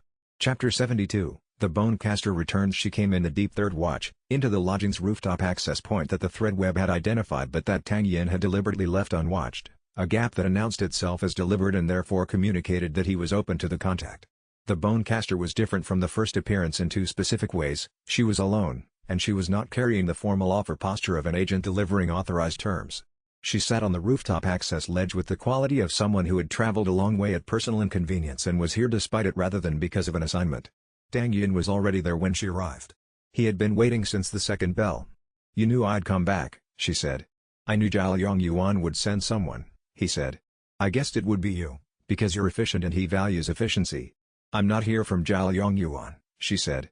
Tang Yin held this. "Then who?" he asked. "Myself," she said. She held the stillness of someone who already has made a decision and is not reconsidering it, but is giving the situation time to confirm the decision was correctly made. "I've been working for Zhao Yongyuan for 11 years. I've been watching what he does with the assessments, what the bloodline targeting actually is. What it does to the children." A pause. "I've been filing this information and telling myself I don't have a choice, and recently I've been less certain about that." Tang Yin studied her. The Bonecaster was rank 45 by prior assessment. Whatever spirit type produced the bone-based technique family she used, he had not identified it, but it was high precision and tactically sophisticated. She was capable and pragmatic and had been built by 11 years of work for Zhao Yongyuan into exactly the kind of operative who would not break without a reason strong enough to overcome the investment. "What changed?" he asked. "Your documentation," she said. "The contractor records from the Harvest Plains contracts. Word moves through Spirit Hall's field network faster than the formal reporting channels." She held his gaze. "You have Chen Mingzhe's name on a contractor record that is filed with the Brightstone Administrative Office. That record is real and has your false identity attached to it, but the technique documentation is real. The medical observation is real." A pause. "It's the first time someone has documented the 3rd phase technique from the outside. Everyone who knew what it was before was inside the structure." "You knew what it was," Tang Yin said. "I knew," she said. "And I kept working." She said this without flinching. "I am not asking for absolution. I'm asking if the offer I didn't take in the free roads is still available in a different form." "What form?" Tang Yin asked. "I have access to Zhao Yongyuan's operational schedules," she said. "His meeting calendar. His field communication records. The routing through which the bloodline harvest reports reach Lord Xuantianzi's office." She paused at the name, which was interesting, because it confirmed she knew the name, which confirmed her access was real. "I know what Zhao Yongyuan knows about your team. I know what he's planning to do about it." "Which is?" Tang Yin said. "Escalate from compliance monitoring to direct interdiction," she said. You've been generating documentation at a rate that makes you a priority target for permanent removal rather than redirection. The interdiction order is scheduled for 30 days from now. 30 days. The convergence was 4 months away. A 30-day interdiction timeline and a 4-month convergence window did not align in a way that left the operation intact. Come inside, Tang Yin said. The full team needs to hear this, and I need to understand exactly what you're offering in exchange for what. She stood. She had the quality of someone who had stopped hesitating 3 hours ago and was now in the execution phase of a decision she intended to see through completely. I want Elder Meng alive, she said. He was the one person in the entire structure who treated what they were doing as wrong from the beginning. He never stopped telling them it was wrong. Her gaze moved to Tang Yin. I want to be on the side of the person who's trying to get him out. He held her gaze for a long moment, reading the decision in her posture and finding it held. Then he stepped aside from the door. Chapter 73, The Intelligence Picture. The briefing took 4 hours. The Bonecaster's real name was Chu Yunlin. She was 33 years old, rank 45 Spirit Master, with a bone formation spirit called the Ivory Lattice that generated the construction and projection techniques Tang Yin had categorized as bone-based at the Free Roads contact. She had been recruited by Zhao Yongyuan's office 11 years ago, at age 22, following a Spirit Hall assessment of her potential that had made it very clear that the alternative to recruitment was something she did not want to become. She had worked because she was given no good alternative. She had documented what she observed because documentation was a habit and habits persist even when they're inconvenient. And she had arrived at the rooftop because Tang Yin's contractor records had shown her what a real alternative looked like. Tang Yin believed her. Not completely. Complete trust required time he didn't have, but sufficiently to integrate her information into the operational picture. The information was significant. Zhao Yongyuan's current knowledge of Mirror 7, accurate team size, he knew they were 6 after the Thornwall archive access, general operational area, Brightstone district, and the contractor record connection. He did not know about Tang San's letter. He did not know about Rong Yue. He did not know the team's specific lodging location. The interdiction order, scheduled for 30 days from the date of the order, which Chu Yunlin calculated as 28 days from tonight. The interdiction force would consist of a 4-person rank 40 to 50 Spirit Master team plus 2 rank 35 to 40 support practitioners, 6 practitioners total, with experience in hostile practitioner takedown rather than standard compliance work. That's a serious interdiction force for a team of 6, Rong Yue said. They don't know we're 7, Tang Yin said. And they haven't assessed correctly since Misthaven. Still, Rong Yue said. 4 rank 40 to 50 with support. That's a fight, not a compliance operation. It's designed to be, Chu Yunlin said. Zhao Yongyuan doesn't want Mirror 7 redirected or captured for interrogation. He wants the team removed before the documentation reaches anyone who can do something with it.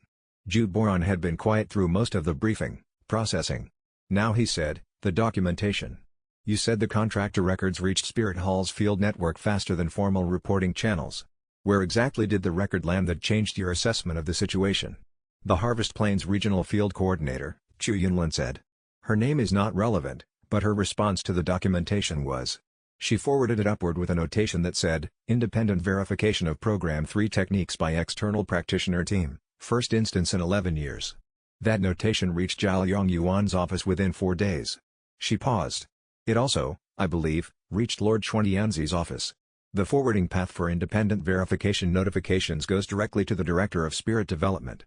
Lord Chuantianzi knows we're building a case, Tang Yin said. Yes, Chu Yunlin said.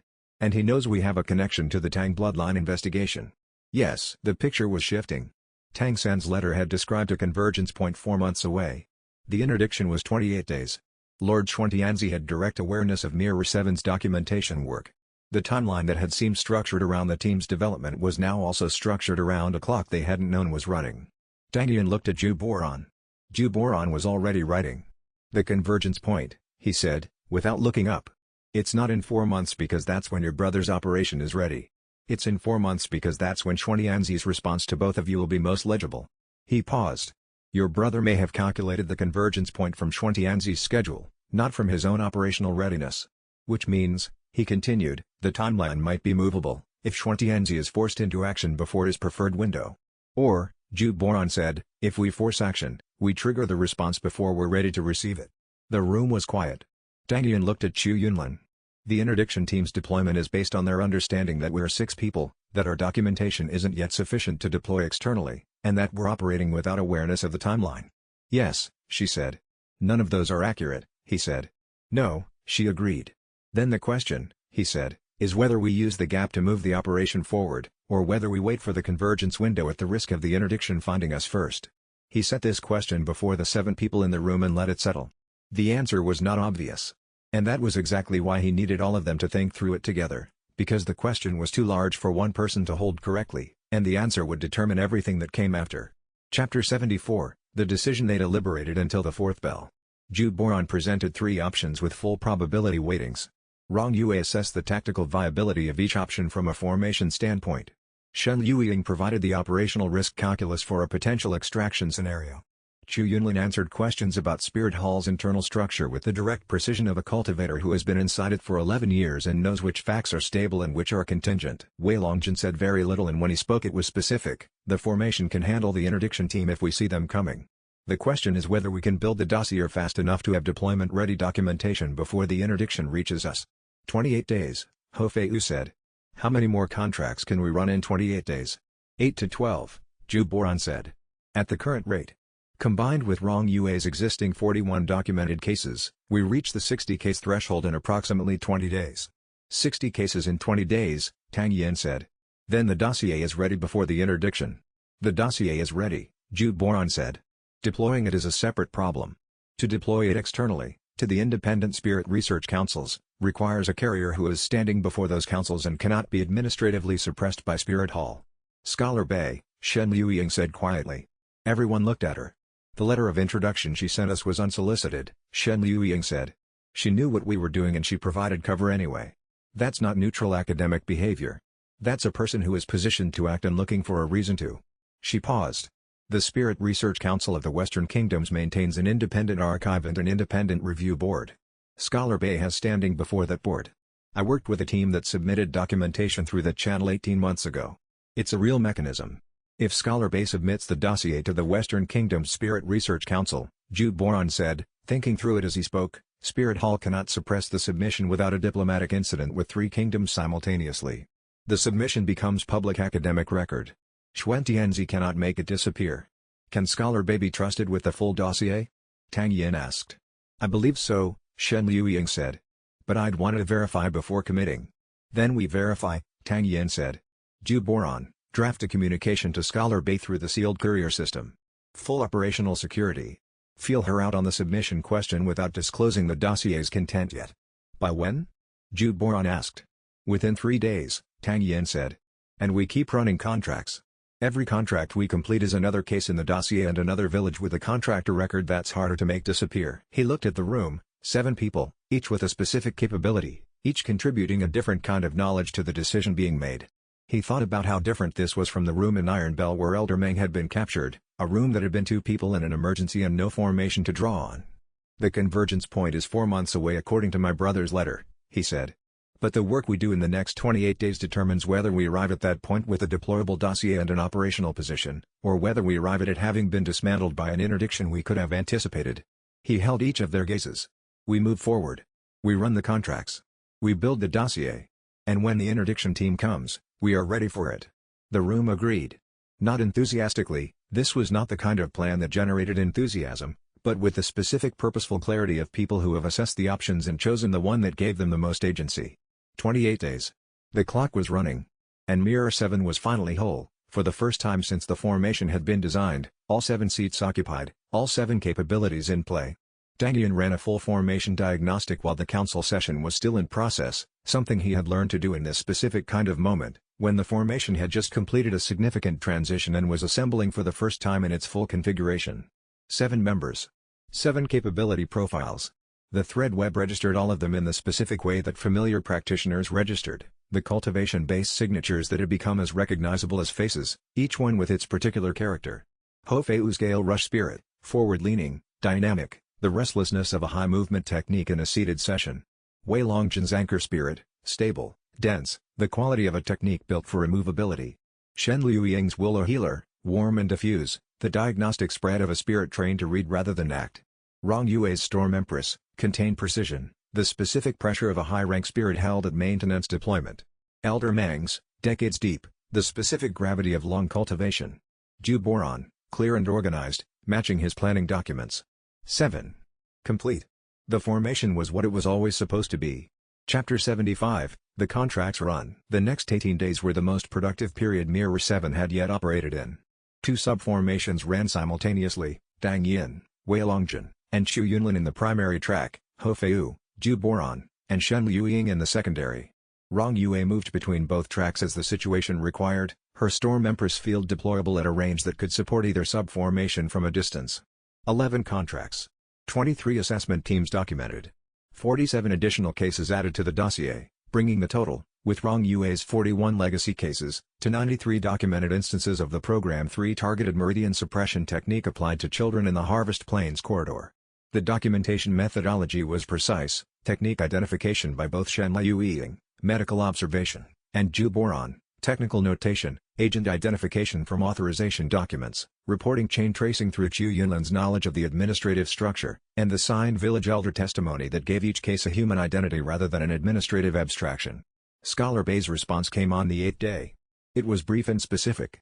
I have been waiting for this communication.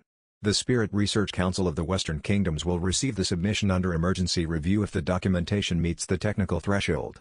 I will vouch for the team's credibility before the board. Send the dossier when it is ready. I will handle the submission and the consequences.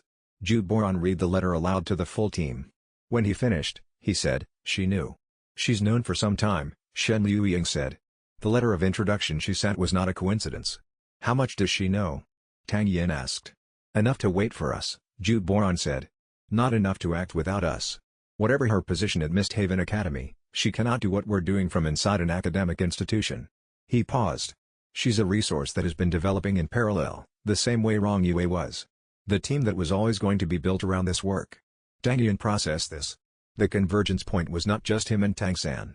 It was a structure that had been assembling itself across 4 years and 2 operational tracks and a scholar at Misthaven Academy and a bonecaster who had finally decided which side she was on. "When does the dossier reach the deployment threshold?" he asked. "Day 22 of the current contract period," Ju Boran said. 6 days from now. "Send it to Scholar Bay on day 22, Tang Yin said. "And then we prepare for day 28. The 10th and 11th contracts completed on day 19 and 21 respectively. The dossier was finalized and transmitted to Scholar Bay on day 22 through the secured courier channel that Chu Yunlin had provided, a channel that the Spirit Hall field network monitored but could not decrypt. Scholar Bay's confirmation came within 6 hours, received. Submission filed. The Council will review within 72 hours. The record is now public under the Council's independent archives, Spirit Hall cannot suppress it." Ju Boran recorded the timestamp and noted it in the operational log with the specific careful handwriting he used for information that was definitionally important. The dossier was deployed. 6 days before the interdiction team arrived, the work of 40 years became a matter of public academic record, and Spirit Hall had 45 days to respond before the Council's findings became political reality. Scholar Bay confirmed receipt within 2 hours. His response was brief: the document had been received, reviewed, and was being transmitted to the 3 remaining recipients on the distribution list. He added one sentence that was not standard confirmation language: "This is significant. I want you to know I understand what it cost to produce." Tang Yin read this and understood that Scholar Bay had seen something in the dossier that went beyond its academic content. The 40 years of careful, detailed documentation of a program that had been operating in the cultivation world's institutional shadow, and the people who had maintained that documentation, at significant personal cost, through the specific faith that it would eventually matter. The dossier was deployed. The record existed. Whatever happened with the interdiction team in 6 days, the document was beyond reach. Chapter 76, Interdiction. They came on day 28, as scheduled. Tang Yin's thread web detected them 4 hours before arrival, 6 practitioners entering the Brightstone Outer District from the Eastern Road, moving with the deliberate close formation travel pattern of a team that was not browsing or commuting but executing. He passed the detection to the full formation and the preparation that had been prepared for 28 days began. The interdiction team's composition was as Chu Yunlin had described: 4 rank 40 to 50 spirit masters with combat deployment experience, 2 rank 35 to 40 support practitioners. The lead was a rank 48 spirit king who used a metal formation spirit. Tang Yin could read the spirit's energy signature at 30 meters through the thread web, and the metal signature was dense and organized in the way of a practitioner whose spirit produced constraint and structure rather than attack. The team leader's choice of target location was the inn where Mirror 7's lodging contract was registered. They did not know the team had rotated to a second location 3 days ago. Tang Yin let them reach the inn. Let them confirm the team's absence. Let them begin the secondary search pattern that would take approximately 2 hours to determine the alternate location. Then he went to them. He came with Rong Yue's Storm Empress field deployed at 400 meters above street level, visible to any practitioner looking upward, which announced that the atmospheric suppression was active and that the team they had come to interdict was neither unaware nor unprepared. He came with Wei Longjin's Shell Fortress anchor formation already establishing itself at the street intersection, with Ho Feiyu positioned in the buildings flanking the Yin, with Chu Yunlin and Zhu Boran in the documentation and witness position that the contract framework required. The interdiction team's leader saw the Storm Empress field deployment and the Shell Fortress anchor and understood immediately that the intelligence they had been operating from was wrong. He was professional about it. He stepped forward without his team and said, "Mirror 7. I represent Spirit Hall's Compliance Administrative Office." "I know," Tang Yin said. "You're here on an interdiction order for a team of 6 spirit ancestors operating under false contractor identities." A pause. The contractor identities are attached to a protection contract record that was filed with the Brightstone Administrator's Office and the Brightstone Arena's Contractor Registration Board. All records are public. The team has conducted 11 contracts in the Brightstone district over the last 23 days. All contracts are documented. He held the team leader's gaze. The interdiction order, if executed, will be executed against a team with a fully public and verifiable contractor record. The record includes documentation of Spirit Hall assessment activities submitted to the Western Kingdom's Independent Review Board. The submission is now public academic record. The team leader was quiet for a long moment. He was doing the calculation that Tang Yin had done 3 weeks ago, the one that said executing an interdiction against a team whose documentation was already deployed externally created a different kind of incident than executing it against a team that could be quietly removed. "The interdiction order is being withdrawn," he said. "On whose authority?" Tang Yin asked. "Mine," the team leader said. "I have discretionary authority to suspend interdiction in cases of changed operational circumstances." A pause. "This qualifies.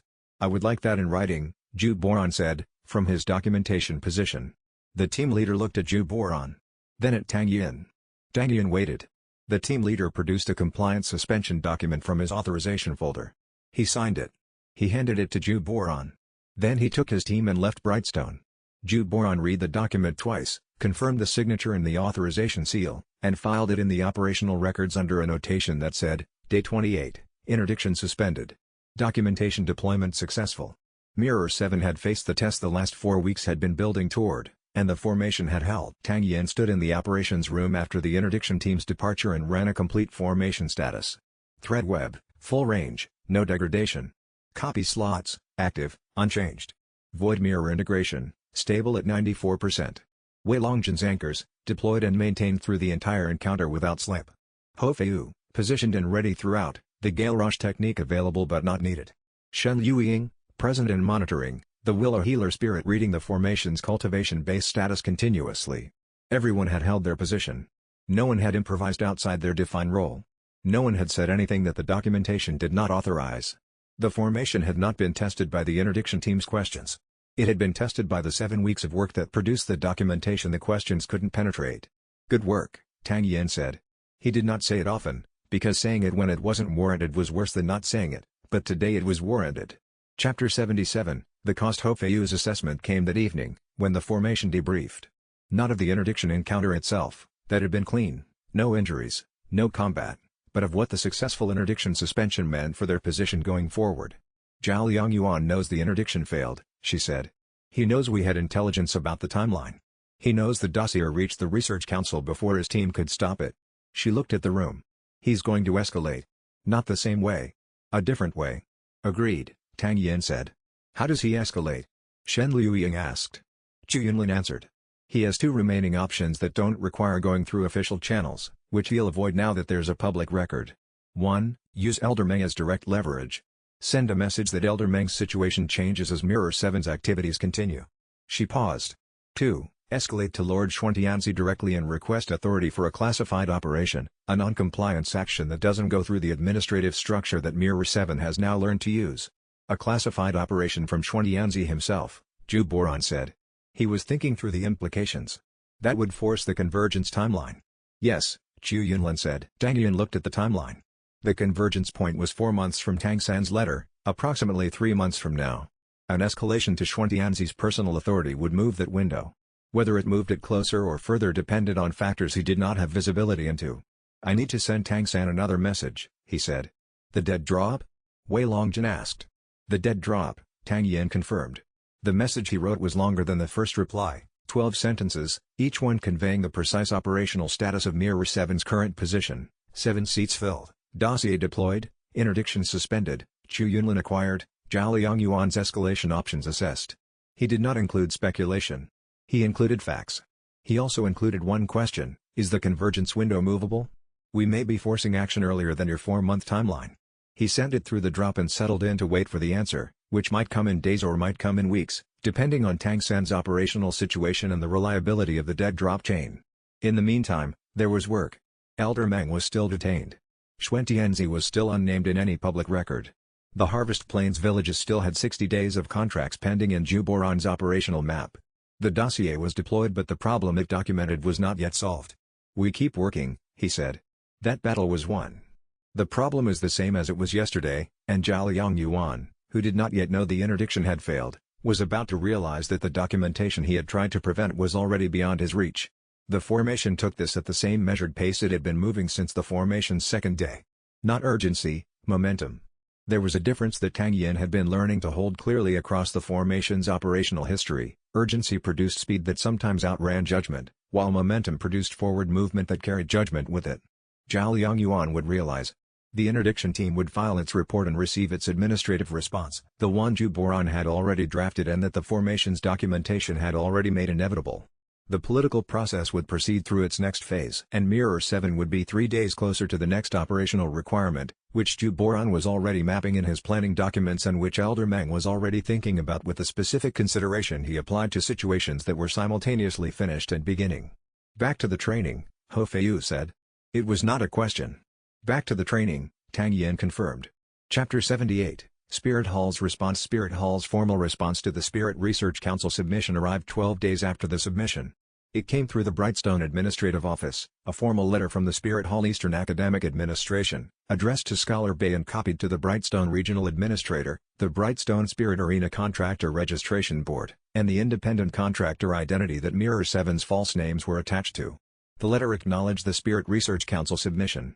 It did not acknowledge the substance of the documentation. It described the submission as unverified practitioner account data and indicated that Spirit Hall was conducting an internal administrative review. It requested that the Spirit Research Council suspend action pending the review's completion. "They can't suppress the submission," Zhu Boran said, reading the letter. "But they can delay. The Spirit Research Council's emergency review protocol allows suspension of action during Spirit Hall's internal review process, provided the review is completed within 45 days. 45 days, Tang Yin said. 45 days before the Research Council's review proceeds regardless, Zhu Boran confirmed. Spirit Hall's internal review will either clear the program, which they cannot do, because the documentation is accurate and the Council's own researchers will verify it, or it will stall, which means the 45-day clock runs and the Council's independent review proceeds anyway. What happens after the Research Council's independent review? Shen Liuying asked. The review produces a public report with the Council's findings. That report is submitted to the political bodies of the 3 Western Kingdoms under the Council's treaty obligations. Zhu Boran set the letter down. At that point, Spirit Hall's program is a matter of inter-kingdom political record. It cannot be administratively suppressed. And Xuantianzi? Rong Yue asked. Is not named in the dossier, Zhu Boran said. The dossier documents the program's effects and the reporting chain up to Zhao Liangyuan. Xuantianzi's authorization of the modification 11 years ago is a gap that the Council's researchers will identify. There's a structural anomaly in the program's chain of authorization that points upward, but they won't name him without direct documentation. Which we don't have yet, Tang Yin said. No, Zhu Boran said. The name requires your brother's lateral angle. The 45-day clock gives us time to receive his operational details and execute before the Council's review concludes. The 45-day window aligned with the convergence point Tang San had described, not exactly, but within a range that suggested Tang San had known about the Council's review timeline when he wrote the letter. He calculated backward from the Council's process, Tang Yin said. That would be consistent with someone operating with visibility into Spirit Hall's institutional response planning, Zhu Boran said. The 4-month convergence point is not an operational window he chose arbitrarily. It's the window where all the elements land at once. Tang Yin held this for a moment. His brother had been watching the same problem from the inside, watching Spirit Hall's planning, timing and approach for the moment when a specific convergence of external pressure, internal vulnerability, and operational position would make something possible that would otherwise be impossible. And he had calculated that Tang Yin's operational track would reach that position in 4 months. He trusted me to get here, Tang Yin said. It was a statement and not a question, And it did not require an answer, but the room was quiet with something that was recognition rather than silence, the specific quality of a formation that has just understood what it was built for, and what it was built for was coming, with a precision that even Tang San could not fully have anticipated. Zhu Yunlin's intelligence report had been processed through 3 separate verification layers before Tang Yin had shared it with the full formation, and all 3 layers have confirmed it. The compound location was accurate. The administrative schedule was accurate. The timing window, 28 days from the date of the report, was accurate. 28 days. Minus the 9 days of travel and preparation that Zhu Boran's planning documents specified. 19 operational days to finalize every element of the approach. Tang Yin had been in situations with tighter windows. Not many, and not by choice. The formation had been built for this. The specific capabilities that each member brought, Wei Longjin's anchor technique for structural stability, Ho Feiyu's route finding for rapid movement, Shen Yuiying's diagnostic for medical support, Rong Yue's pressure field for perimeter definition, Elder Meng's institutional knowledge for documentation, Zhu Boran's planning for operational coordination, Tang Yin's thread web for full-range awareness, had been assembled over months of careful work for exactly this kind of mission. 19 days. The formation began immediate preparation. Chapter 79, Tang San's second letter. The second letter arrived on the 37th day. 14 sentences this time. The hand was the same, economical, considered, writing that described a person who had thought before writing and would not write again before the next thought was complete. I received your status update. The convergence window is fixed. What you've forced is not the window itself but Xuantianzi's awareness of it, which is acceptable. He knows the Western Kingdom's Research Council is running a 45-day review. He knows the review will reach him regardless of what the internal response contains. He is preparing a countermove. The countermove is what the convergence point exists to address. Xuantianzi's countermove is a Spirit Hall Central Council emergency session, called under the pretext of a security classification review of the submitted documentation. The emergency session, if called, gives Spirit Hall authority to impound the documentation as a security risk for a period of 60 days, enough time to compromise the Research Council process before it concludes. The emergency session requires the votes of 7 Central Council members. Xuantianzi currently has 5 confirmed votes. He needs 2 more.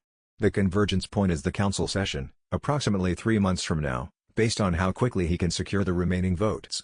If the session is called before your operational capacity is in place, the Research Council process is delayed beyond the 45-day window and the documentation loses its mechanism for external deployment. What I need from your side, I need Mirror 7 in position in the central capital within 72 hours of my signal. I will send the signal when I have confirmed that Xuantianzi has his 7th vote, that is the moment before the session is called, and the moment when intervention is possible. My position at the central capital will provide the access. Your formation's capability provides the capacity. Together they reach Xuantianzi's lateral angle. Elder Meng is held at the Eastern Administrative Facility in the capital's outer district.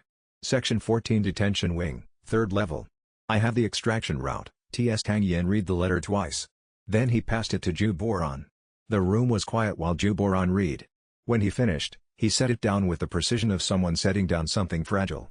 He has an inside position at Spirit Hall's central capital, he said. Yes, Tang Yin said. And Elder Meng is in the capital. Yes. And the convergence is not about the Research Council's review directly, Zhu Boran said. It's about preventing Xuantianzi from using the council session to impound the documentation. The Research Council's review is the weapon. The convergence is protecting the weapon until it fires. The extraction of Elder Meng is simultaneous, Shen Yuiying said quietly, looking at the letter. She had been reading over Zhu Boran's shoulder. Not planned separately. Not after the main operation. Simultaneous. My brother placed them together intentionally, Tang Yin said. Because they're the same operation, she said. If you can reach Xuantianzi's lateral angle, you're already inside the capital's administrative structure. Elder Meng's detention facility is in the outer district. The same access that gets you to one gets you to the other, if the timing is right. Tang Yin held the letter and thought about 3 months. About what Mirror 7 needed to be in 3 months. About the road from here to the central capital, which was a physical road and also a formation road. The team that arrived at the capital needed to be a fundamentally different formation from the team that had escaped through Iron Bell's drainage sewers. He thought about the formation as it was now. 7 seats. Rank 31 average rising, with Rong Yue's rank 72 pulling the combat ceiling significantly higher than the average suggested. A dossier deployed and protected. Zhu Yunlin's access to Zhao Yongyuan's operational schedule. Scholar Bay in position at the academic pathway. It was enough. Not comfortable, but enough. 3 months, he said. We prepare. And the preparation began, deliberate, precise, and pointed at a single moment 3 months ahead when everything either worked or it didn't, and in 3 months, they would know which. Chapter 80, The formation prepares. The preparation for the capital operation was nothing like Tang Yin had prepared for before. Not a contract. Not an arena bout. Not a formation drill calibrated against a known opponent type. A multi-stage operation in Spirit Hall's central administrative structure, against a rank 88 Spirit Douluo, with the simultaneous extraction of a detained Spirit Sage and the protection of an academic review process that had to complete before a council vote could impound it. He ran the formation through every component they could reach. Zhu Boran mapped the capital's administrative geography from the public records archives, the building layouts, the Spirit Hall compound's known dimensions and published registration requirements, the outer district's transit patterns and contractor registration protocols. Not the internal security architecture, which was not publicly available, but the external structure that any practitioner visiting the capital on legitimate business would need to navigate. Zhu Yunlin provided the internal intelligence. Not everything. She had worked in field operations, not central administration, but the specific information that an 11-year insider could provide, the security culture, the rank distribution within the Section 14 detention wing, the shift rotation patterns for administrative practitioners, the 3 extraction vulnerabilities Shen Liuying had mentioned in their first conversation. Shen Liuying built an extraction scenario from the vulnerabilities and cross-referenced it against the outer district geography that Zhu Boran had mapped. The result was an extraction route with 3 viable path options and a medical preparation protocol for recovering a Spirit Sage who had been under extended Section 14 detention, which had known physiological effects on cultivation maintenance that required specific intervention. Rong Yue trained the full formation in Storm Empress selective coverage. By the 6th week of joint training, she had developed the field calibration to the point where she could exclude each Mirror 7 member's spirit signature individually, maintaining full effectiveness for the team while suppressing everything within range. The selective coverage required more concentration than the indiscriminate field and had a shorter maximum duration, but it was the tool the operation required. Tang Yin drilled the approach scenarios. The 2-copy formation, Inferno step for approach velocity, Permafrost radius for area denial, against formation opponents in the Brightstone arena, calibrating it against rank 40 to 50 opponents to simulate the security capability they'd face in the capital. He lost more bouts than he won at the beginning. By the 3rd week, he was winning at a rate that told him the calibration was reaching the level the operation would require. Wei Longjin reinforced the Shell Fortress anchor formation against high-rank pressure techniques, specifically Spirit Sage level formation techniques, which was the security rank tier he expected in the capital's inner compound. He was rank 27 by the end of the 4th week in Brightstone, the cultivation advance arriving from the sustained engagement density of 18 contracts and 43 arena bouts in 6 weeks. Each rank step widened the Shell Fortress's coverage and thickened its resistance profile. Ho Feiyu ran the exterior mobility scenarios, the movement patterns that would be required for extraction route management in a city environment under operational conditions. She had the specific methodical approach to pre-movement that she applied to everything: run it once for orientation, run it again for optimization, run it a 3rd time until it was reflexive enough to execute under pressure. 3 months. Each day narrowing the distance between where the formation was and where it needed to be. Tang San's dead drop sent 1 additional short message on the 42nd day, 6 votes. 1 more pending. The window is coming. Tang Yin read it, noted the update in the operational log, and ran the evening's formation drill without changing the schedule. The 7th vote was coming. The convergence was approaching. And the formation that had been built across 2 years of careful deliberate work was pointing itself at the moment that all of it had been building toward, and somewhere in Spirit Hall's central capital, the 7th vote was still pending. The council's composition: 6 of the 7 council seats aligned for the procedural review, with the 7th still on administrative hold, had been the information that Tang San's most recent message had contained. 6 was not 7. The procedural review required unanimous agreement to advance to full investigative authority. 1 vote. 1 council member whose position had not been confirmed. Tang San's message had included a note about this: Vice Councillor Lin Meiyuan. She has not committed. Her administrative calendar shows a meeting with Xuantianzi's office 2 days from now. The meeting content is not in the available records, but the timing is not coincidental. Tang Yin had filed this information in the formation's operational picture and had not changed the plan. Lin Meiyuan's vote was outside the formation's direct influence. The formation's role was to ensure that when the vote happened, however it happened, the documentation was complete and the operational position was solid. The documentation was complete. The position was solid. Whatever Lin Meiyuan decided, the formation would be ready. Chapter 81, the 7th vote. The message came through the dead drop on the 53rd day. 2 sentences. Tang San's economical hand, his personal seal. The 7th vote is confirmed.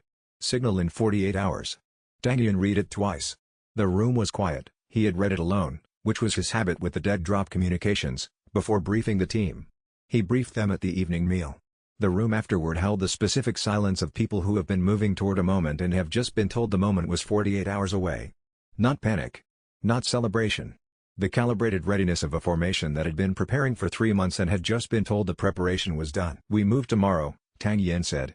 1 day of preparation here, then the road to the capital. Distance? 8 days road travel, Zhu Boran said. He had been mapping the route since Tang San's first letter. 6 days at Hofei's optimal movement pace if we use the practitioner transit network rather than public roads. 5 days if we use the contractor fast transit route and accept higher identification risk. 6 days, Tang Yin said. "We need the time and we don't need the risk." "Agreed," Zhu Boran said. "What do we need to do tonight?" Wei Longjin asked. "Pack. Close the Brightstone contracts." He regarded each of them, the 7 people who had been building toward this, each with a specific capability, each now pointed at the same direction. "And Chu Yunlin, you need to tell me everything about the detention facility that you haven't told me yet." Chu Yunlin, across the table, had the expression of someone who had been waiting to have this conversation and was now ready for it. "I've been organizing it for the last week," she said. 3-hour briefing minimum. 3 hours tonight, Tang Yin said. Then tomorrow, and then the road. The formation moved with the specific efficiency of people who have prepared for something and are now executing rather than continuing to prepare. Contracts closed. The lodging arrangement in Brightstone notified of departure. The contractor board updated with the false identities completion records. The documentation that connected Mirror 7 to Brightstone's protection contract work sealed and transmitted to Scholar Bay through the secure channel, for her records. Chu Yunlin's briefing ran 4 hours rather than 3. Tang Yin noted everything and asked 17 questions. The Eastern Administrative Facility, Spirit Hall's central administrative complex in the capital, was larger and more complicated than anything he had operated in before, but it was not unknowable. It had a structure. Structures had vulnerabilities. Shen Yueying's extraction route analysis had identified 3 viable paths for Elder Meng's detention wing. Chu Yunlin confirmed 2 of them and added a 4th that Shen Yueying had not had information to identify. 4 viable paths was more redundancy than the operation required, which was the correct amount of redundancy for an operation of this consequence. By midnight, the briefing was done. Tang Yin spent the remaining hours running the thread web adaptation he had built for the compound's specific infrastructure.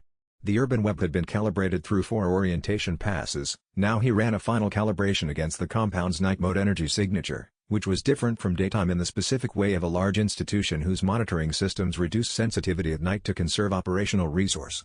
The reduction was predictable and documented and therefore a gap he could map precisely. The gap was exactly where Chu Yunlin had said it would be. He filed the confirmation and closed the web. By second bell, the team was ready. By dawn, they were on the road, and the 48-hour window was already counting down. 48 hours was the operational window that Tang San's intelligence had specified, the period between the vice-chancellor's scheduled departure from the compound and her return. During that window, the compound's security staffing would be at reduced levels and the administrative schedule would have the specific gaps that the operation required. 48 hours, minus the 6-day road that had brought them to the capital's outskirts, minus the preparation time that remained. 22 hours of operational window remaining when the formation reached the compound's outer surveillance radius. Zhu Boran had planned for 24. The 2-hour deficit was within acceptable parameters, his planning always built in 18% contingency. Tang Yin ran a thread web calibration at the compound's outer perimeter and confirmed the intelligence picture matched the operational reality. "Formation check," he said quietly. Each member reported in turn. "Ready. Ready. Ready. Ready. Ready. Ready." The operation began. Chapter 82, 6 days. The road to the central capital was the longest distance Mirror 7 had traveled together as a complete formation. Tang Yin used the 6 days. Day 1. Movement protocols. The full 7-person team moving through the practitioner transit network without triggering the compliance monitoring systems that Spirit Hall maintained in the transit hubs. Chu Yunlin's insider knowledge mapped the monitoring patterns, the specific checkpoints that Spirit Hall staffed and the gaps between them. The team moves through the gaps, which required a coordination precision that the 6-person team had not needed to develop and the 7-person team needed to develop now. Day 2, Signal System. The thread web at 3-hour range was imprecise. For the capital operation, Tang Yin needed the web adapted for urban high density, more anchor points, shorter intervals, a signal coding that could carry operational status through building materials and crowd energy. He ran thread training during the travel breaks. By the second evening he had a viable urban web architecture mapped in his head. Day 3, full formation drill in a rural field 5 li from the transit road. The first time all 7 members ran a coordinated formation scenario together, With Rong Yue's Storm Empress selective fielded operational parameters and Chu Yunlin integrated into the formation's tactical communication. It was rough at the edges but structurally correct. Day 4, Secondary Scenario Planning. Zhu Boran presented 3 contingency scenarios that the formation might face inside the capital facility: a security escalation, an unexpected personnel encounter, a timeline compression from external events. Each contingency had a designated decision maker and a default response. The formation rehearsed the decision trees until they were reflexive. Day 5, Rest and Calibration. Tang Yin enforced a reduced training schedule and ordered the team to sleep, eat well, and let the preceding day's work settle into habit rather than conscious execution. Active preparation the day before an operation was often counterproductive. The mind needed time to convert learned patterns into reflexes. He took his own advice and slept 8 hours, which was the most he had slept in 3 weeks. Day 6, Approach Protocols. The capital's outer district required practitioner registration under the same treaty framework as Brightstone, but the registration authority was Spirit Hall itself rather than an independent city administration. Chu Yunlin had prepared false registrations that were plausible without being connected to any existing practitioner identity Spirit Hall's tracking systems would recognize.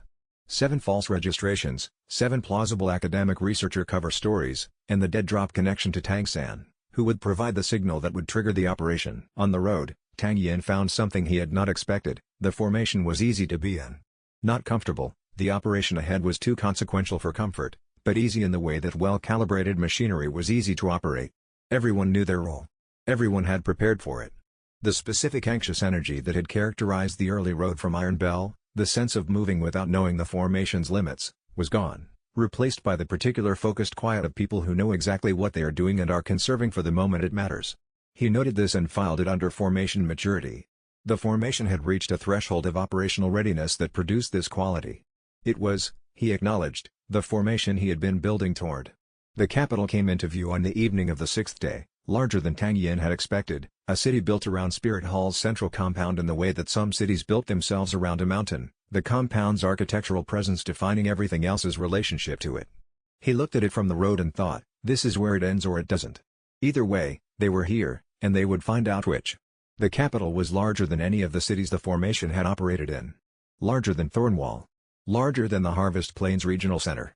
A city of sufficient scale that the Threadweb's 18-meter deployment range covered only a narrow band of the streets they moved through, and the streets were full enough that the 18 meters contained dozens of practitioners and hundreds of civilians, each producing ambient spirit energy signatures that the Threadweb processed as background noise. Tang Yin calibrated the web for the capital's specific profile: dense ambient presence, high interference from institutional cultivation facilities, the specific signature of Spirit Hall's central administrative infrastructure somewhere ahead. The formation moved in contracted spacing, tighter than standard field deployment, the kind of formation spacing that looked like a group of practitioners traveling together rather than a formation conducting an operation. Ho Feiyu maintained position at the standard point spacing. Wei Longjin walked in the 3rd position. The Threadweb ran full. This was what 2 years of field work looked like in practice. 7 people moving through a crowd with the coordinated awareness of people who had trained for exactly this. Chapter 83, the capital Tang Yin had been in 4 cities during the 14 months since Iron Bell. Each city had a character. Brightstone was commercial and practical, Thornwall was neutral and sophisticated, the free road stops were transient and cautious. The central capital was imperial. Not in the political sense, though it served as the administrative center for Spirit Hall's continental authority. Imperial in the specific sense that every building, every practitioner walking the main avenues, every interaction at every institution carried the weight of something that had been accumulating institutional authority for a long time and expected that authority to be recognized. Tang Yin registered at the outer district practitioner intake under the false academic identity, received the standard 30-day research visitor registration, and walked out of the intake office into the capital's academic district without triggering any of the monitoring checkpoints Chu Yunlin had described. The team split into 3 lodging arrangements, pairs and triads, distributed across 3 inns in the academic and research districts, to avoid the social profile of a 7-person practitioner team arriving and co-locating, which was the profile that compliance observation would flag as non-academic. He had room to think about what this place was. Spirit Hall's central compound was visible from the academic district's main thoroughfare, a stone and glass structure of significant height, built to communicate permanence and institutional weight. The kind of building that said, the practices of this institution are not negotiable. The kind of building that people looked at and understood was not going to move. The detention wing, where Elder Meng was held, was in the compound's outer ring, which was more accessible than the inner compound but still within Spirit Hall's direct authority perimeter. Tang Yin spent the first 2 days in the capital running orientation passes with the Threadweb, mapping the perimeter's energy signature, identifying the anchor points of Spirit Hall's institutional monitoring network, building a picture of the compound's external structure that Chu Yunlin's briefing had sketched and that ground-level observation was now filling in. On the second evening, Zhu Boran reported the council vote count. 6 confirmed votes for Xuantianzi's emergency session request, he said. 1 pending. The 7th council member is a spirit sage named Vice Councillor Lin Mei Yuan, known for academic conservatism and independent judgment. Her vote is the final requirement. He paused. Spirit Hall's internal political newsletter, which Chu Yunlin has access to through her former network contacts, indicates Lin Mei Yuan has been approached 3 times. She has not yet voted. How long until she votes? Tang Yin asked. Unknown, Zhu Boran said. But Xuantianzi is applying pressure. My projection is within 5 to 10 days. Then we have 5 to 10 days to be in position before the signal arrives. Yes, Zhu Boran said. We should use them. They use them. Tang Yin ran 3 more thread web orientation passes around the compound's external perimeter, refining the anchor point map until he knew the Spirit Hall monitoring network's coverage gaps to within 2 meters. Chu Yunlin spent 2 days briefing Rong Yue on the inner compound's atmospheric sensitivity profile, the places where the storm Empress field would disrupt the monitoring network and the places where it would trigger escalation before disruption. Tang San made contact through the dead drop to confirm his position and timing. By the 4th day in the capital, the formation's preparation was as complete as preparation could be without the operation itself providing the calibration that only execution produced. Tang Yin noted this. The gap between maximum preparation and actual execution was inherent and could not be removed, only acknowledged, and prepared for the signal. And they waited with the same deliberate precision that had built everything from the pavilion forward, patient and specific and pointed at the moment when everything would either work or it wouldn't, and that moment was coming. Zhu Boran had produced the operational summary in the standard format: objective, timeline, resource requirements, contingency options. Tang Yin had reviewed it twice. Each review had produced the same conclusion: the plan was sound, the timing was tight, the contingency options were fewer than he would have preferred. The fewer contingencies problem was structural. An operation inside the central administrative compound of the cultivation world's dominant institution, conducted by a 7-person formation that was legally operating in the adjacent territory, with an operational window defined by a vice-councillor's administrative schedule. This was not a situation where contingency depth was available. Elder Meng said, reviewing the summary with the attention he gave to any significant operational document. The Tang sect conducted 17 operations inside Spirit Hall's institutional infrastructure across 4 generations. I know of 12 that succeeded and 5 that did not. The successful ones had 2 characteristics in common. He paused. First, they were exactly as planned, with no improvisation.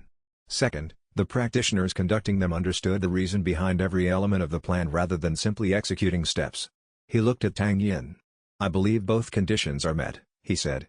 Chapter 84, Vice Councillor Lin Mei Yuan. On the 4th day, Tang San's dead drop had a message. Not the operation signal, not yet. A brief addition: Lin Mei Yuan is reviewing the Western Kingdom's Research Council's preliminary findings. She is using her vote as leverage for information access. She wants to see the documentation before she votes. This is the vulnerability. Tang Yin read this twice. Then he brought it to Zhu Boran. Zhu Boran read it and said, the preliminary findings from the Research Council were published to the academic record 3 weeks ago. Lin Mei Yuan has access to them through the standard academic channels. He paused. What she wants is not the public findings. She wants the source documentation that we compiled. The 93 case dossier. If she sees the full dossier, Tang Yin said, she doesn't vote for Xuantianzi's session. If she votes against the session, Zhu Boran said, Xuantianzi doesn't have his 7 votes. The emergency session cannot be called. The Research Council's review proceeds on its scheduled timeline without Spirit Hall interference. Scholar Bei, Tang Yin said. Yes, Zhu Boran said. The dossier is with Scholar Bei. She can transmit the source documentation to Lin Mei Yuan through the Research Council's interinstitutional channel. That channel is independent of Spirit Hall's monitoring. He adjusted his spectacles. If Scholar Bei transmits the documentation within 48 hours, Lin Mei Yuan has the information before Xuantianzi applies decisive pressure. Tang Yin drafted the communication to Scholar Bei that afternoon. 6 sentences. Specific about what to send, to whom, and through which channel. Scholar Bei's confirmation arrived the following morning, documentation transmitted. Lin Mei Yuan's office acknowledged receipt. She is reviewing. The wait that followed was 2 days. 2 days in which Tang Yin continued the compound orientation work, continued the thread web mapping, continued drilling the extraction route scenarios, and held the specific quality of patience that came from having done what was possible and waiting for the situation to develop. On the 2nd day, Chu Yunlin's network contact in Spirit Hall's internal communication system reported, Lin Meiyuan had notified Xuan Tianzi that she required additional time to review the documentation relevant to the emergency session request. Her vote was delayed indefinitely. He doesn't have his seventh vote, Tang Yin said. Not yet, Zhu Boran said. But he'll apply maximum pressure now. The delay makes him urgent. How does that change our timeline? He will pursue Lin Meiyuan's vote through personal and institutional pressure over the next several days, Zhu Boran said. When pressure fails, and it will fail, because Lin Meiyuan's review of the dossier will make her more opposed rather than more compliant, he will attempt an alternative mechanism. He paused. The alternative mechanism is what your brother's operation is designed to address. What is the alternative mechanism? Tang Yin asked. I don't know yet, Zhu Boran said. Your brother does. Tang Yin sent a message to Tang San's dead drop, Lin Meiyuan reviewing dossier. Vote delayed. What is Xuan Tianzi's alternative mechanism? The answer came within 6 hours, the fastest turnaround Tang San had ever provided. The alternative mechanism is a direct administrative reclassification of the Research Council's submission as a national security document. He doesn't need the emergency session, he needs a signature from the Spirit Hall Director General, which he has influence over. The reclassification would impound the documentation under a different authority than the council session. It would take 3 days and it would be harder to reverse. The operation needs to move within 48 hours. Stand by for signal. Tang Yin read the message and knew that 48 hours was not much time, and that everything depended on it being enough. The thread web mapped the compound's internal traffic pattern in real time, the movement of staff through the administrative corridors, the security practitioner positions at the 4 designated checkpoints, the specific absence of movement in the Eastern Archive wing that the intelligence report had identified as the primary target area. Everything matched. Tang Yin passed the formation's operational picture to Wei Longjin with a hand signal, anchor positions confirmed. Wei Longjin deployed the primary anchor at the corridor junction and held it with the absolute stillness of a practitioner who had done this exact thing in training 400 times and knew exactly what the technique required. 22 minutes into the operation. The archive wing was 30 meters ahead. The formation moved. Quietly, in the specific coordinated silence of people who had trained for this moment, each person knowing their role, each role fitting into the others, the whole operating more efficiently than its parts.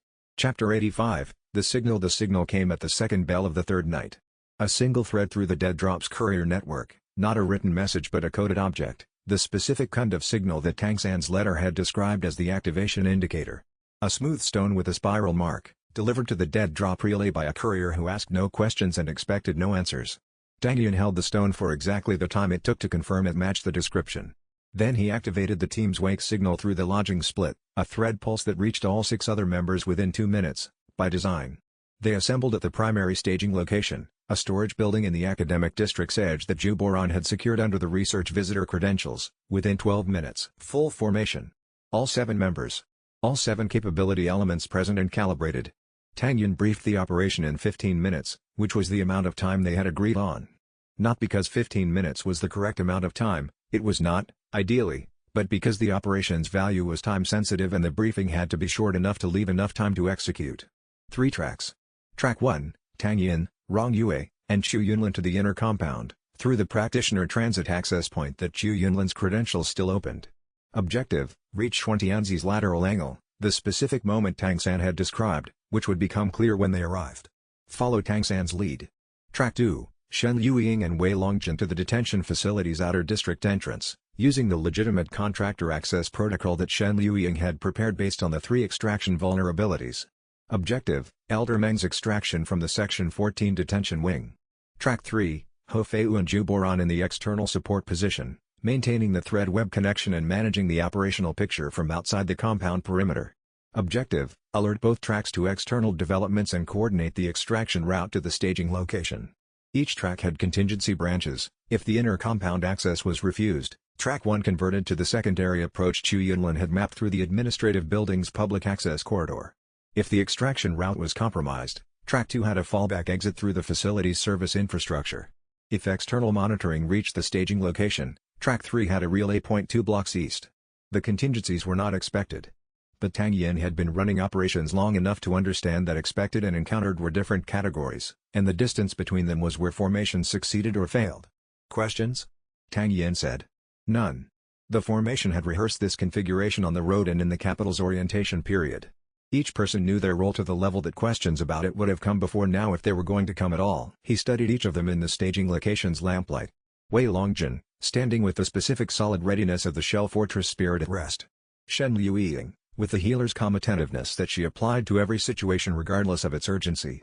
Ho Feiyu, already cataloging the room's exits as habit. Zhu Boran, reviewing his operational notes one final time with a systematic focus that meant he was verifying rather than rechecking. Rong Yue, running a minimal Storm Empress atmospheric read on the building's surrounding pressure. Chu Yunlin, standing with the particular contained quality of someone who has made an irreversible decision and is no longer second-guessing it. All 7. Complete. Then we go. The operation that Mirror 7 had been working toward for 22 months began, and somewhere in Spirit Hall's inner compound, Lord Xuantianzi was still working at his documentation station, unaware of what was already in motion. Tang Yin held this image, a man at a desk, doing administrative work, with no awareness that the documentation that would end his program was at that moment being transmitted through Scholar Bay's network and deployed to the Research Council's archive and the 3 sovereign bodies' diplomatic channels. The Research Council's finding had taken 7 months to produce. 7 months of careful, methodical assembly of the evidence that the program had been operating outside its sanctioned parameters, with the specific care of an academic institution that understood the standard to which institutional findings about other institutions were held. 7 months. And in the compound ahead, Lord Xuantianzi was working at his documentation station. The formation was 4 hours from the Eastern Administrative Facilities approach zone.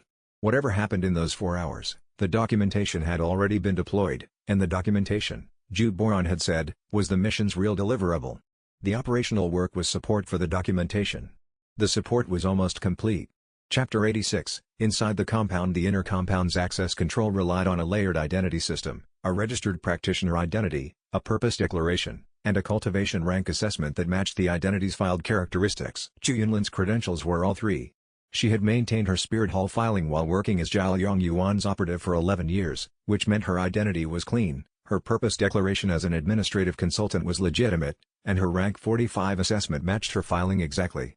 Tang Yin and Rong Yue entered as her research assistants, a registered subordinate category that required less stringent identity verification.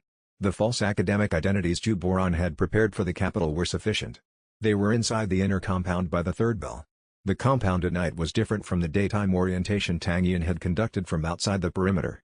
Inside, it had the specific quality of an institution that never fully slept, administrative practitioners on overnight rotation, monitoring systems running constant ambient assessments, the low-level spirit energy that permeated a building housing hundreds of high-rank cultivators creating a background field that Tang Yin's thread web navigated around rather than through.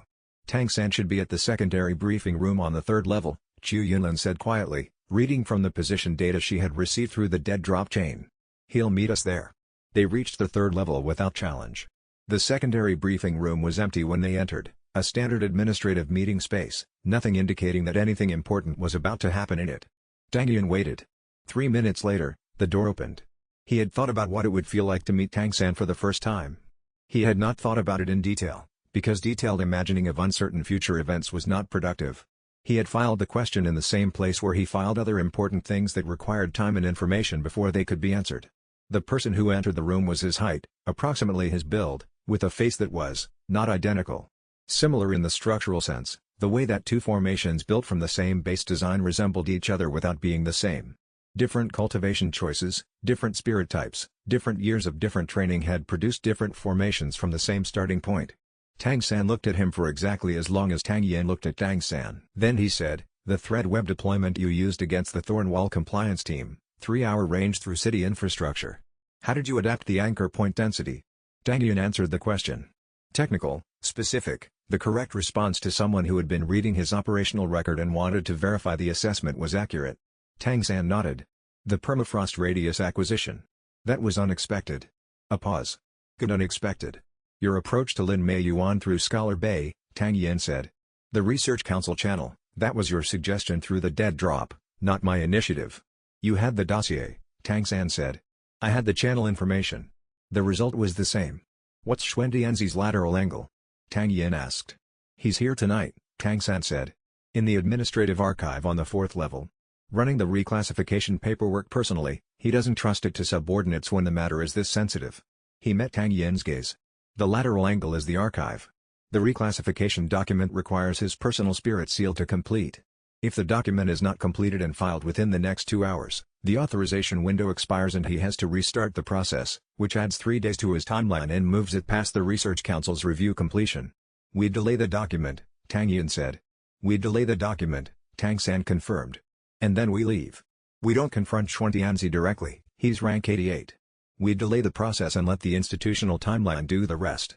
Is that enough?" Rong Yue asked. "If the Research Council's review completes before he can reclassify," Tang San said, "the findings are published findings under academic record. He cannot reclassify published academic findings, only submissions pending review. The publication makes it permanent." He looked at Rong Yue. "You're the Storm Empress spirit." "Yes," she said. "I've been hoping for someone with atmospheric coverage capacity," he said. "The fourth level has a monitoring network that is vulnerable to atmospheric interference." A pause. "I'll explain on the way up." They went up, and the archive was exactly where Xuantianzi was. Chapter 87, The Archive. The fourth level of the inner compound housed the administrative archive, the paper and documentation repository that underpinned every formal decision Spirit Hall made across its continental jurisdiction. Lord Xuantianzi was there. Tang Yin saw him through the archive's glass viewing panel before entering, a tall man of approximately 60 years of physical age, with the cultivation density of a rank 88 spirit Douluo radiating from his presence in the way that high-rank cultivators radiated regardless of intent. Not aggressive. Simply present. The way a mountain was present. Xuantianzi was working at a documentation station near the archives center, with 2 administrative practitioners nearby, not guards, but assistants. The reclassification document was visible on the station, the Spirit Hall seal visible in the corner. Tang San had laid out the approach on the way up. Rong Yue deploys the Storm Empress field at minimum calibration, enough to disrupt the archive's electronic monitoring without triggering the security escalation that full deployment would cause. Tang Yin uses the thread web to access the archive's filing system through the ventilation infrastructure, the same urban web adaptation he had been developing since the road, now deployed in the specific environment he designed it for. Chu Yunlin maintains the identity cover. The filing system access allows what? Rong Yue had asked. Insertion of a technical hold flag on the reclassification document's filing pathway, Tang San had said. The hold flag is a standard administrative mechanism. Any document awaiting a secondary authorization step is automatically held from final filing. The secondary authorization I'll flag it to is a Spirit Research Council verification request, which is a legitimate administrative step that cannot be overridden by the filer. He'll know someone filed the hold, Tang Yin had said. Yes, Tang San had confirmed. But he won't know who, and by the time the investigation identifies the insertion pathway, the 2-hour window will be closed. The operation ran in 11 minutes. Rong Yue's atmospheric field disruption was subtle, a slight pressure shift in the archive's upper atmosphere, calibrated to the minimum effective disruption level she had trained toward. The monitoring network's sensitivity dropped by 32% within range, which was enough. Tang Yin's urban thread web found the archive's filing system through the ventilation infrastructure. The thread web navigated the system's layout, administrative pathways, document routing channels, the specific node where reclassification documents awaited final filing. The hold flag insertion required a precision of thread deployment that he had not achieved at any previous moment in his cultivation history. It required 2 minutes and 23 seconds. When it was done, the archive's filing system showed the reclassification document as pending secondary authorization, with the Research Council verification request attached. The authorization window that Xuantianzi had was now paused, pending a review step that would not complete in 2 hours. Tang San's expression, when Tang Yin confirmed the insertion, was the specific expression of someone whose projection has been confirmed accurate. They left the archive through the same access point they had entered. Xuantianzi was still at the documentation station when they went, working through the secondary authorization request that had appeared without explanation, attempting to remove it, finding it appropriately resistant. By the time he identified the insertion pathway, if he ever did, the operation would already be complete, and the 2-hour window would be closed, and everything would hang on what happened next in the detention wing. Tang Yin's thread web signal reached Ho Feiyu's perimeter position as they left the archive floor. Track 1 complete. Secondary phase on schedule. Her acknowledgement came back within 30 seconds, the thread web running at the urban adaptation precision he had spent 5 days in the capital calibrating. Chu Yunlin, walking beside him in the compound's corridor, did not say anything. She had the expression of someone who had just done something she had been developing toward for 11 years and was not yet ready to process it. He understood this and did not press it. There would be time for processing after extraction, and extraction required attention, not reflection. Elder Meng's cultivation base had been at 83% of standard capacity when the formation reached him, the combination of 47 days in Section 14 detention and the specific cultivation suppression that the detention system used. Not dangerous, but meaningful. Shen Liuying had begun the monitoring protocol immediately upon contact, running the Willow Healer Spirit at full diagnostic depth. He's stable, she reported via the thread web. The suppression system wasn't designed for extended duration at his cultivation level. He compensated by reducing his active deployment to maintenance levels. Cultivation base will recover fully within 2 weeks of normal conditions. Elder Meng, overhearing this, said, 3 days, at most. I have a more efficient recovery protocol than the standard 2-week timeline assumes. He said this in a tone that was not entirely professional. There was something in it that was specifically not going to admit to being weakened by 47 days of institutional detention. Tang Yin filed this as information about Elder Meng's temperament and moved the formation toward the exit corridor. Movement, he said. The formation moved. Chapter 88, Elder Meng. The extraction of Elder Meng from the Eastern Administrative Facilities Section 14 detention wing took 47 minutes. Shen Liuying and Wei Longjin had entered the facility through Shen Liuying's certified healer registration, a legitimate credential for the facility's medical review protocol, which Section 14 mandated for detainees held longer than 90 days. Elder Meng had been held 102 days. The medical review gave them access to the Section 14 wing. The wing's security was 2 rank 32 to 35 practitioners who rotated at standard intervals, which Chu Yunlin had provided and Shen Liuying had memorized. Elder Meng was in cell 14 of the 3rd level. He was alive.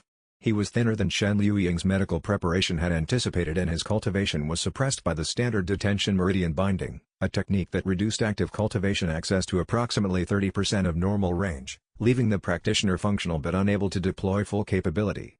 His spirit ring condition was intact. Shen Liuying, he said, when she entered the cell. Yes, she said. We have 11 minutes before the next rotation. Who sent you? Tang Yin, she said. Elder Meng was quiet for exactly 3 seconds. The formation? 7 seats, she said. Complete. He closed his eyes for one of the 3 seconds. Then he stood. The extraction route used vulnerability, one of the 3 that Shen Liuying had documented. The medical review pathway allowed a practitioner to be transported to the facility's on-site healing center for treatment, with a security escort reduced to 1 practitioner during the transit between wing and center. The security escort was Wei Longjin, who had registered as the medical review's accompanying practitioner protection under a plausible false credential. The transit from wing to center passed the facility's eastern service exit, which opened to the outer district's commercial loading area, a service door used for supply deliveries, monitored by a single spirit hall administrative clerk rather than a security practitioner. Wei Longjin held the service exit for 40 seconds while Shen Liuying completed the transit documentation. The clerk was looking at the loading record when they went through. 47 minutes from entering the facility to clearing the outer perimeter. Ho Feiyu was at the service exit's loading area with the extraction route mapped. She had the team's staging location bearing in her head and Zhu Boran's thread web signal at her wrist. Shen Liuying kept her hand on Elder Meng's arm, not because he needed support, he was mobile, but because the physical contact was a medical assessment tool that let her monitor his cardiovascular response to the movement while appearing to simply walk beside him. His pulse was elevated but controlled. His cultivation signatures, suppressed by the meridian binding but not absent, ran at the 30% reduced rate she had anticipated. "You're running well," she said quietly, which was a healer's way of saying what needed to be said without saying it in a manner that would require a response. "I've been waiting to do this for 90 days, he said. The 6 blocks from the detention facility to the academic district staging location were the longest blocks of Tang Yin's operational experience. Not in physical distance, they were unremarkable, standard city blocks, but in the density of what they contained, an extracted spirit sage, a team moving under operational conditions, a 47-minute window that had already been running for 23 minutes. The formation held its shape. Ho Feiyu scouted the path 4 blocks ahead, sending back the thread web signal that confirmed clear passage. Zhu Boran managed the external picture from the follow position, identifying 2 spirit hall practitioners in the surrounding area and routing around both without contact. They moved, and 47 minutes was all the time they had, and they used exactly 47. The extraction was clean. Not perfect, clean. Perfect would have been invisible from the inside as well as the outside, which was a standard Tang Yin had been working toward across 7 months of formation training and had not yet achieved. Clean meant, the objective was reached, the asset was secured, the exit was completed, and no one was harmed who had not created the conditions requiring them to be stopped. Elder Meng's 47 minutes in Section 14 detention had produced, he reported afterward, 3 things: a complete account of the program's operational parameters as he had understood them from his position as an observer, a specific list of dates and meetings that were not in the archive records, and the confirmation that Zhao Yongyuan had not been acting alone. There was a senior practitioner who had provided the original technique design, whose name was in Elder Meng's memory and was not in any accessible document. 3 new pieces of information. 47 minutes. Chapter 89, Extraction. The 6 blocks from the Eastern Administrative Facility to the Academic District staging location took 9 minutes at standard practitioner transit pace. Tang Yin's thread web brought track 1 status to him as he moved. Extraction successful, Elder Meng mobile. He transmitted his own status to the web, lateral angle secured, document delayed, tracks converging. The staging location was a storage building that Juboran had selected for its 2 exit routes, its distance from Spirit Hall's primary monitoring checkpoints, and its contractor registration cover that provided a legitimate reason for practitioners to be present at Third Bell. Elder Meng and the extraction team arrived 4 minutes before Tang Yin's track. When Tang Yin came through the staging location's door, Elder Meng was sitting with Shen Liuying's hand on his shoulder, not medical contact, just contact, and Wei Longjun was at the secondary exit window, watching the street. Tang Yin saw Elder Meng and held the moment for exactly as long as it needed to be held. Elder Meng looked at him. He looked thinner than Tang Yin remembered and older in a way that had nothing to do with physical aging. His eyes had the specific quality of someone who has been in a difficult place for a long time and is now recalibrating to a situation where they are not. 7 seats, Elder Meng said. It was the same thing Shen Liuying had told him in the cell, apparently, but hearing it from Tang Yin was different. 7 seats, Tang Yin confirmed. Who's the 7th? Tang Yin indicated Rong Yue, who was at the primary exit window doing an atmospheric assessment of the surrounding district. Elder Meng looked at her spirit signature, the Storm Empress energy, distinctive and large even at rest. He was quiet for a moment. Then, rank 72. Busy, Tang Yin agreed. You've been busy, Elder Meng said. We've been working, Tang Yin said. There was a pause that had more in it than the words before it. 22 months of absence, of the formation built without its teacher, of the decisions made without the person who had been the safety net for 11 years. Tang Yin did not try to compress it into the pause. He let it be what it was, a gap that time had created and that needed time to close. Then, Tang San is outside, Tang Yin said. He's maintaining the exterior watch. He doesn't know you're here yet, we haven't had a chance to communicate it. Elder Meng absorbed this. He's working with you. Tonight he is. He paused. The relationship is, he paused. In progress. Elder Meng nodded once, with the specific nod of someone who has received information about a complex situation and is filing it correctly rather than reacting to it immediately. The extraction route out of the capital? He asked.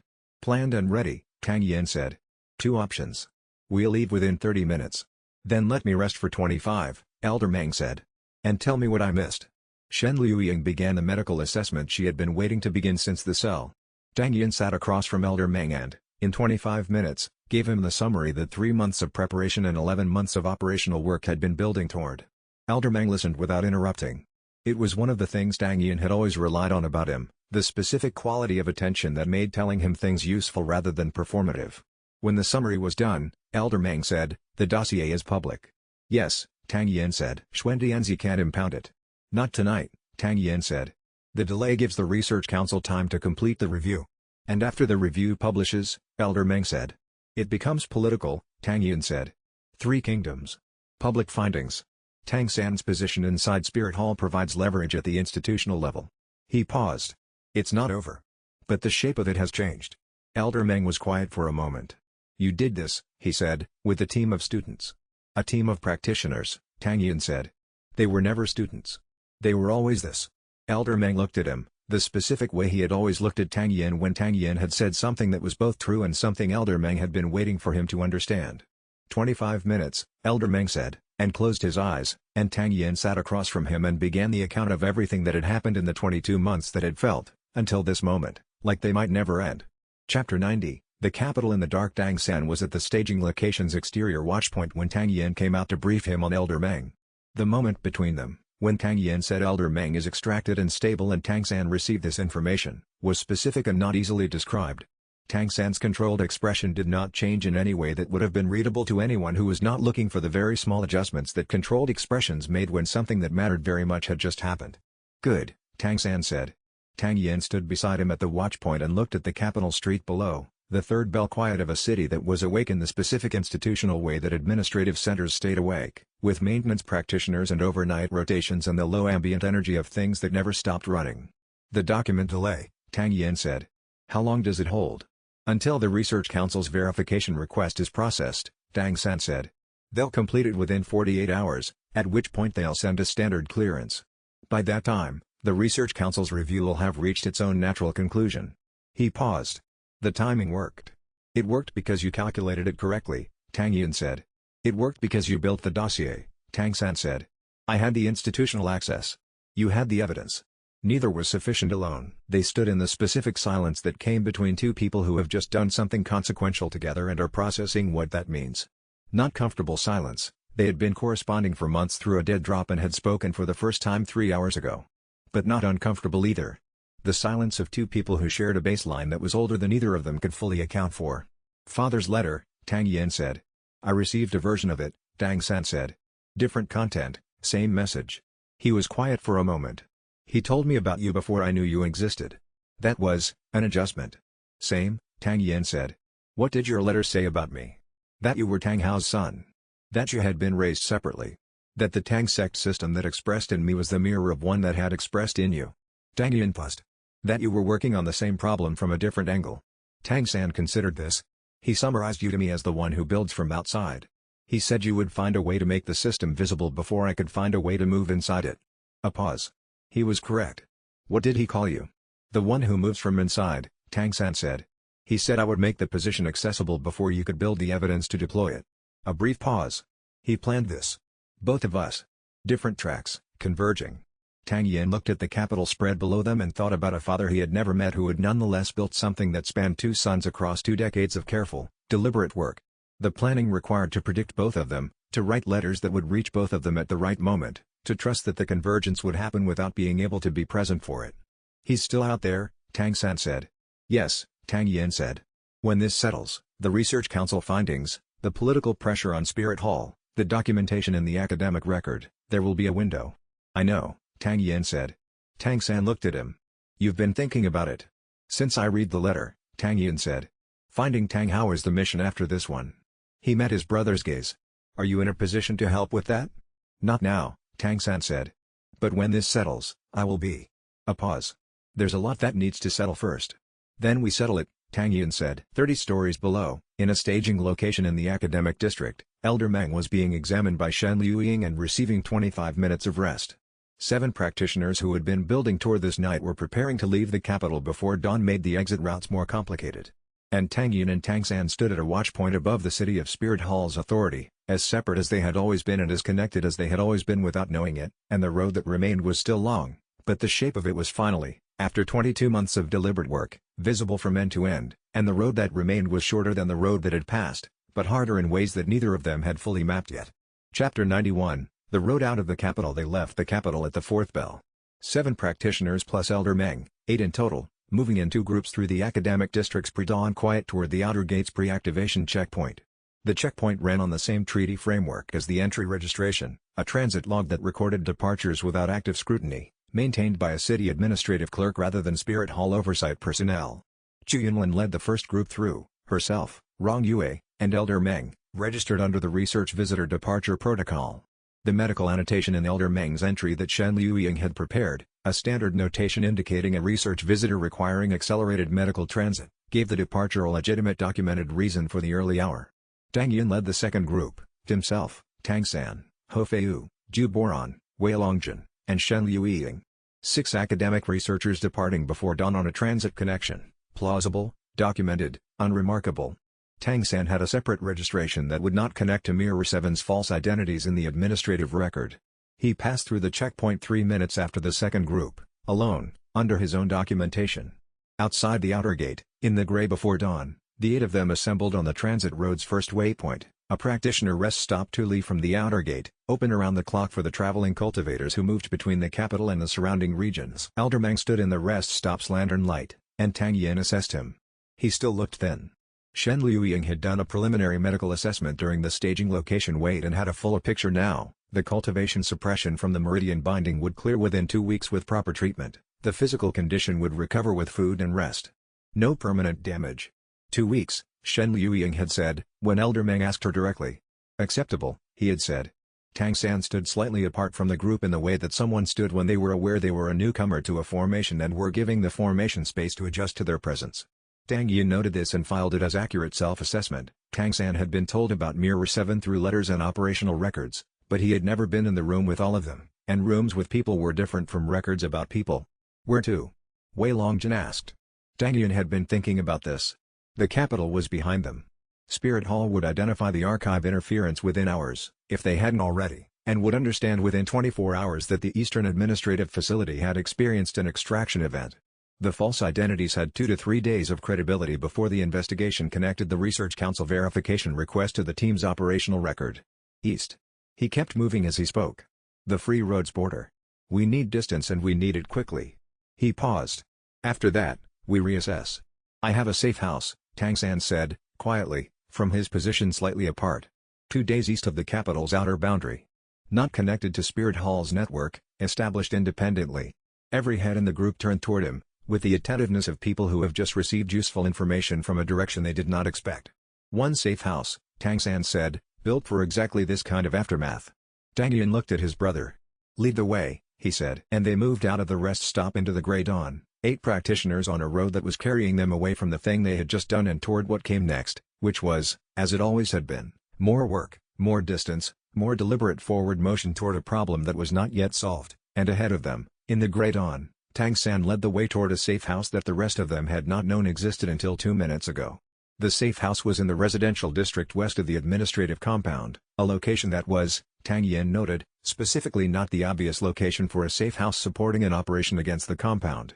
Most practitioners conducting an operation inside an institutional facility use safe houses in the direction of their extraction route, which would have been east or north.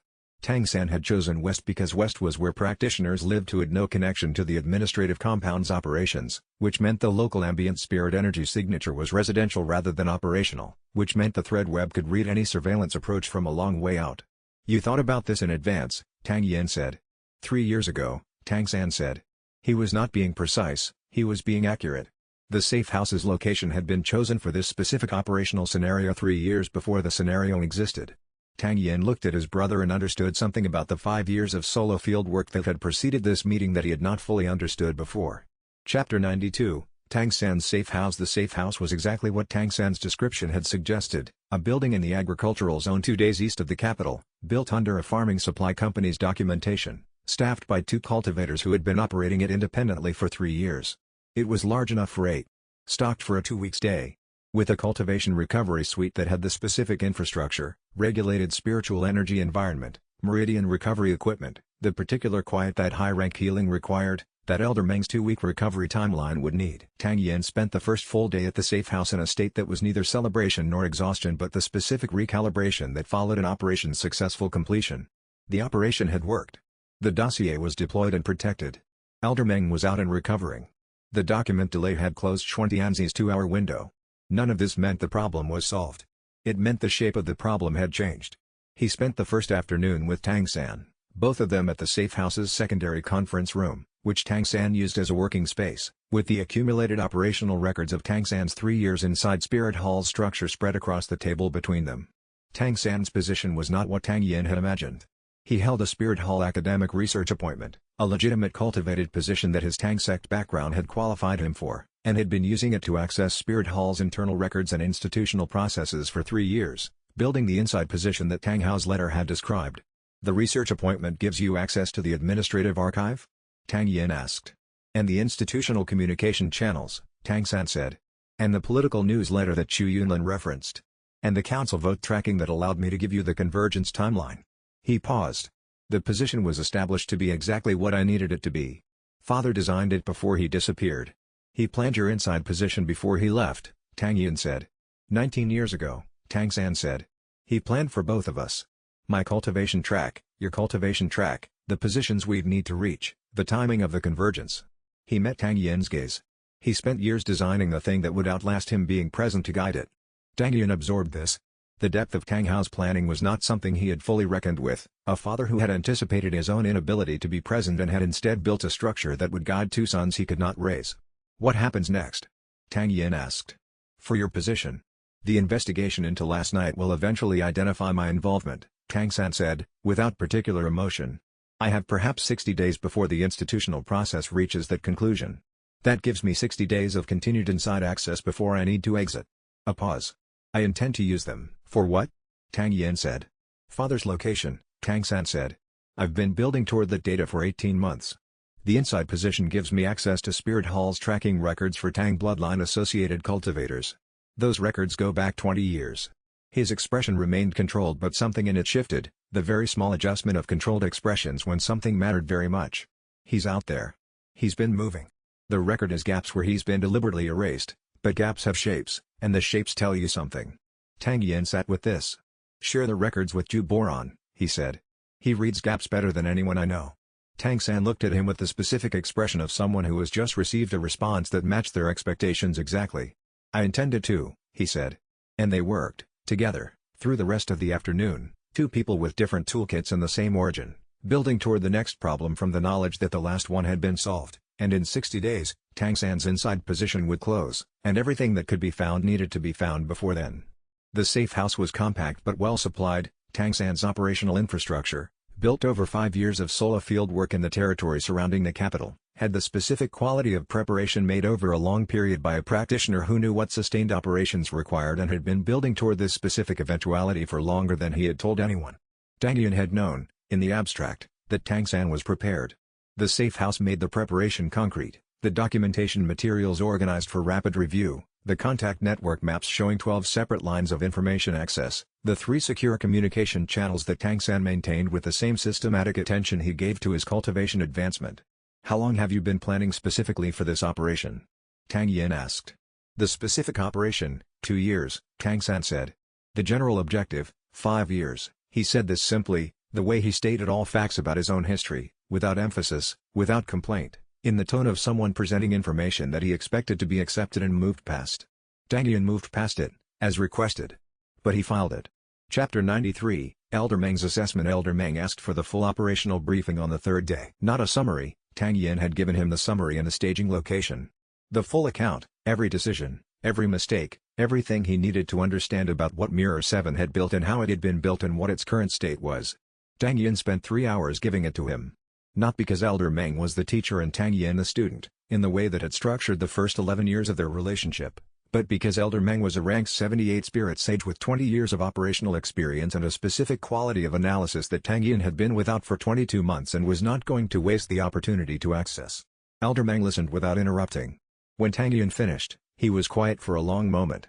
Then, the void mirrors cultivation integration, he said. Where is it? 91%, Tang Yin said. When I left it was 63%, Elder Meng said. How did you get 28 points in 22 months while also running the operational track you just described? The technique recording, Tang Yin said. Each copy acquisition produces a resonance interaction between the Mirror Tang Sect System and the void mirror secondary spirit. The interaction is cumulative. He paused. The system is more integrated than I understood when you were present. I understood it better when I had to figure it out alone. Elder Meng looked at him for a moment. That, he said, was the correct outcome. You planned it, Tang Yin said. I planned the possibility of it, Elder Meng said. I couldn't plan the actualization, that required you to need it. A pause. What's the system's next significant capability threshold? Full void mirror integration at 100%, Tang Yin said. At that point, the perfect reflection capability extends from technique recording to reality recording. The system can create a temporary environmental reflection of any observed formation scenario for training and analysis.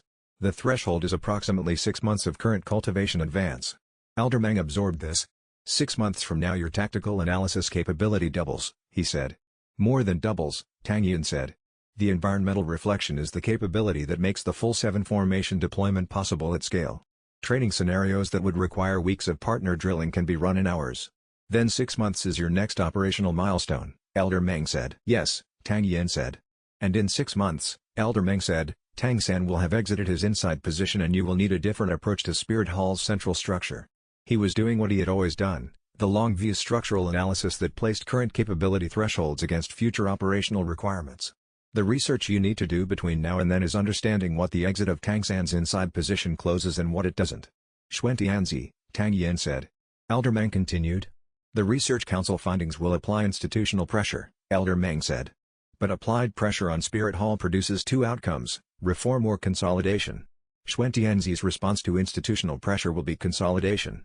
He will make himself less visible, redirect the bloodline program through mechanisms that the public documentation cannot reach, and wait for the political pressure to reduce before continuing. A pause. The documentation phase is phase 1. There is a phase 2. Tang Yin had known this.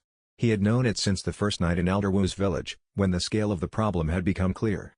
But hearing Elder Meng name the phases in his specific analytical tone, the tone that had been absent for 22 months and was now present again, clear and useful and exactly what it had always been, confirmed the shape of the problem in a way that Tang Yin's internal analysis had approximated but not fully achieved. "What is phase 2? He asked. "You're not ready to know yet," Elder Meng said. "In 3 months you will be." He looked at Tang Yin with the expression he had always used when the answer was deliberately withheld for developmental reasons. "Ask me then." Tang Yin looked back at him. "You've been in detention for 100 days, Tang Yin said, "and you're already running the developmental curriculum." "You've been running this formation for 22 months without a teacher," Elder Meng said. "You don't need me to hold your hand through phase 2. You need me to name it at the right moment." A pause. 3 months, Tang Yin. Tang Yin accepted this. It was, he noted, exactly the approach that had worked for 11 years, and the approach that had worked for 11 years had been tested severely in the 22 months following its absence, and was now being returned to a formation that was significantly more capable than it had been when it disappeared.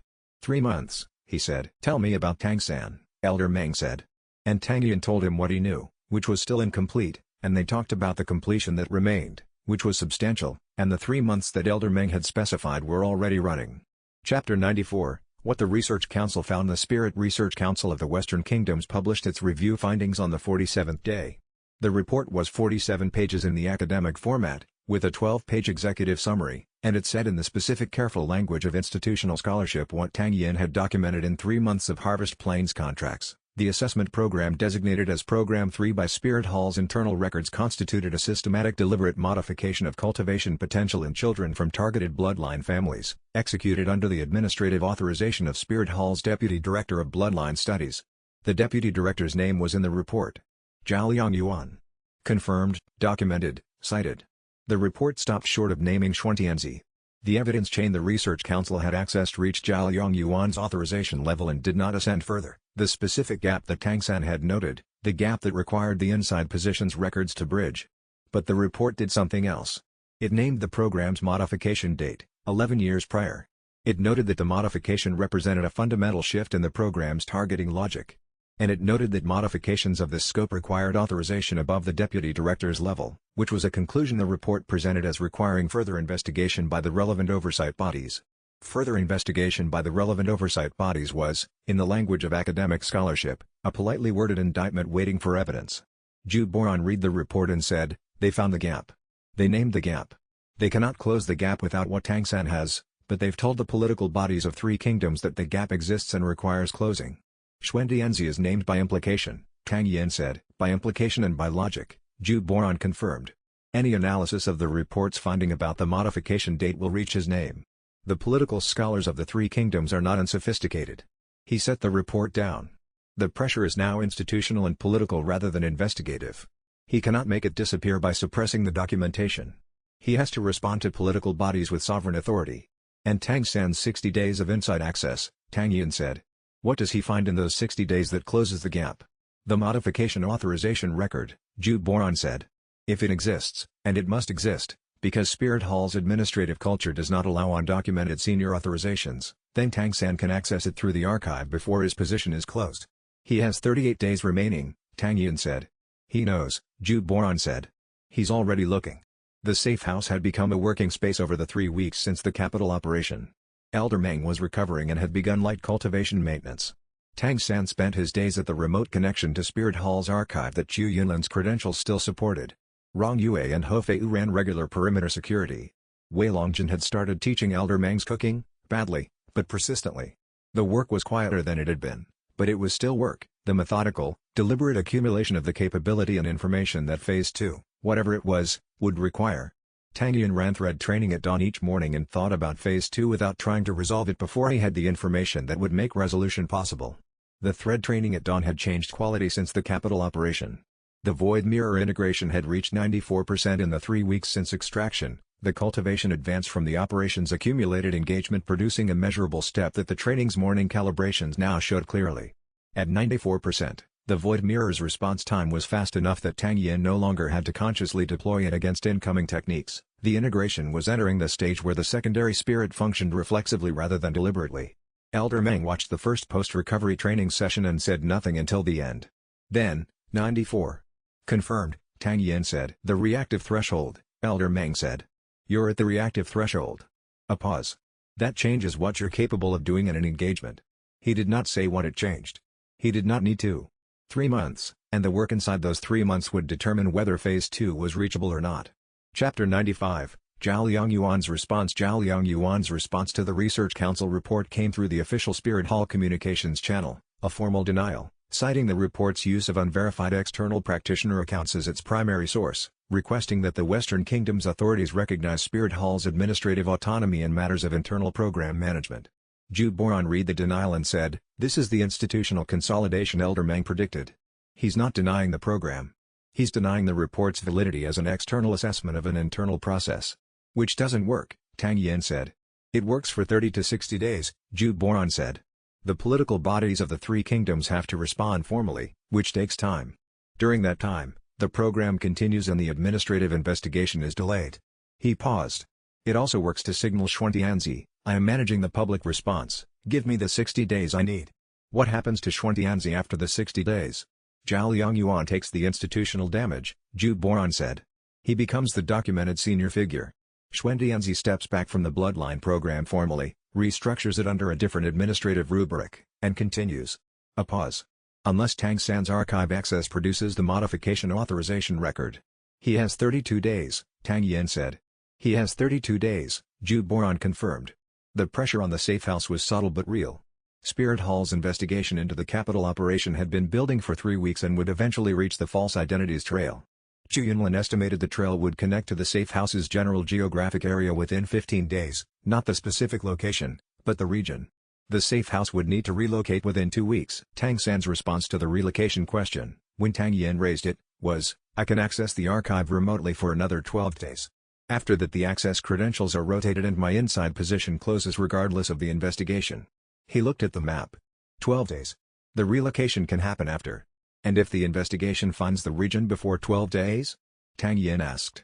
Then we handle it, Tang San said, with the specific calm of someone whose operational assessment of a situation was that the risk was acceptable and the contingencies were prepared. The safe house has 3 exit routes. I've used 2 of them. Tang Yin looked at his brother and found the look returned with the kind of assessment that Tang Yin ran on new tactical information, complete, accurate, and without the emotional loading that made assessments precise. 12 days, he said. 12 days, Tang San confirmed. And the work continued with the specific urgency of people who have a deadline and know that the work before the deadline determines the work after it. Zhu Boran began cross-referencing Tang San's tracking records with the gap-shaped methodology that Tang Yin had described, the specific technique of reading absences in administrative records that Zhu Boran had been developing since Thornwall. The result of the cross-reference, 3 days into the 12-day window, was a probability map that showed Tang Hao's movement trajectory with a confidence level higher than any individual data point had suggested. The gaps are consistent, Zhu Boran said, showing the map to Tang Yin. The movement pattern describes a cultivator who is making regular circuits through 3 specific territories. The Iron Gorge is the terminal point of each circuit. He indicated the 3 territories. He is not hiding. He is preparing something that requires these specific locations in sequence. What is he preparing? Tang Yin asked. I don't know yet, Zhu Boran said. But the pattern is deliberate enough that I believe he knows we're looking. He paused. I believe he's been waiting for us to find it. In 32 days, the archive access would close whether Tang San found the record or not, and whether Tang Hao was waiting or not, they would know in 2 months. The formation used the remaining time in the safe house for the work that was available to them, cultivation advancement, technique refinement, the formation's web development, and the documentation review that prepared them for the next phase's operational requirements. Shen Liuying completed the first draft of the healing methodology document that would become the foundation of the Mirror Foundation's approach, a synthesis of Elder Meng's Tang Sect training, Zhao Liangyuan's account of the modification technique, and the specific gaps that the combination identified. It was not yet a methodology. It was the preliminary work of someone who had identified what was missing and was beginning to build toward what was needed. Elder Meng reviewed it and said, simply, "This is better than I expected." Shen Liuying said, "I had more to work with than I expected." The 2 months in the safe house were the first time the formation had been able to work without immediate operational pressure since the Iron Bell district. The work the months produced would matter for years. Chapter 96, Tang San's find. On the 9th day, Tang San found the modification authorization record. He brought it to the full team in the safe house's primary conference room, a document capture, 3 images, the specific archival format of a senior Spirit Hall authorization from 11 years prior. Director of Spirit Development's personal seal, he said. Lord Xuantianzi's authentication mark. Authorization date, 3 months before the Bloodline Harvest program's modification was implemented. He set the captures on the table. The modification was authorized by Xuantianzi personally. His name is on the authorization record. Zhu Boran picked up the first image. He examined it for 11 seconds. Then he set it down and said, "This is sufficient." "For the Research Council?" Tang Yin asked. "For the Research Council's supplemental finding request," Zhu Boran said. "They specifically flagged the modification authorization gap. This closes it." He looked at Tang San. "What is the evidentiary status of this capture under Spirit Hall's internal archive rules?" "The archive record is an authenticated original," Tang San said. "Under the interinstitutional treaty framework that the Western Kingdom's Research Council operates under, authenticated copies of original administrative records constitute primary documentation." He paused. "I had a treaty archivist countersign the authentication seal before capturing it. The countersignature is on the reverse of image 3. Zhu Boran turned over image 3. He read the countersignature. "You prepared this for submission," he said. "I've been preparing for this submission for 18 months, Tang San said. The room held the distinct atmosphere of people who have been working towards something and have just been shown that the last piece of it has been found. Not celebration, that would come later. The specific recalibration of a formation that has achieved a significant objective and is now updating its picture of what comes next." Elder Meng, who had been recovering and present and mostly quiet for 3 weeks, looked at Tang San across the table. "The tree produces both branches," he said, which was a cultivation maxim that neither twin had heard before. Tang San looked at him. "You're Elder Meng," he said. "I am," Elder Meng said. "My brother speaks well of you," Tang San said. "Your brother speaks precisely," Elder Meng said. "The precision is more useful." A pause. "Submit the documentation." Tang San submitted the Xuantianzi authorization capture to Scholar Bay's secure channel within the hour. Scholar Bay forwarded it to the Research Council's supplemental review process within 3 hours. On the same day, Tang San's inside position closed, not from the investigation, which had not yet reached the safe houses region, but from his own decision to exit before the investigation could close the exit for him. He cleared his registration, deactivated the academic appointment, and departed Spirit Hall's administrative record as cleanly as someone with 3 years of careful preparation could depart. The inside position was gone. The authorization record was in the Research Council's hands. And the shape of the problem that had been building for 40 years had just reached the point where an institutional solution was not only possible but imminent. Tang San, having exited Spirit Hall's administrative record, sat in the safe house's primary conference room and said nothing for several minutes. Tang Yin sat across from him and did not fill the silence. Finally Tang San said, "The appointment was never what I expected it to be. I expected to be an observer. I became someone who understood the structure from the inside, and understanding it made it worse, not better. Every record I accessed made the scale clearer. The scale is in the dossier now," Tang Yin said. 93 cases and a Research Council finding. 93 cases is not the full scale, Tang San said. It is the verifiable fraction. He paused. The full scale is in Spirit Hall's internal records and those records are now inaccessible to me. He was quiet for a moment. But the verifiable fraction was enough. The Council found the authorization chain. That was what we needed. Tang Yin acknowledged this. Imminent and certain were different things, and the gap between them was still the political body's process, still months of institutional machinery, still a world that changed slowly even when the evidence was clear. Chapter 97, Aftermath. The Research Council's supplemental finding published on the 59th day. 4 sentences. Appended to the original 47-page report as a formal addendum, the Spirit Research Council of the Western Kingdoms finds, on the basis of authenticated primary documentation, that the modification to Spirit Hall's Program 3 assessment protocol implemented 11 years prior was authorized by Lord Xuantianzi, Director of Spirit Development of Spirit Hall's Central Council. This finding completes the authorization chain previously identified as requiring further investigation. The Council refers this finding to the sovereign political bodies of the Western Kingdoms, the Eastern Cultivation Alliance, and the Northern Federation under the terms of the Interregnum Cultivation Treaty. Further action is the responsibility of the political bodies thus referenced. Zhu Boran read the addendum aloud to the full team, including Elder Meng and Tang San. When he finished, the room held a measured silence. "What happens now?" Ho Fei asked. "The political bodies convene," Zhu Boran said.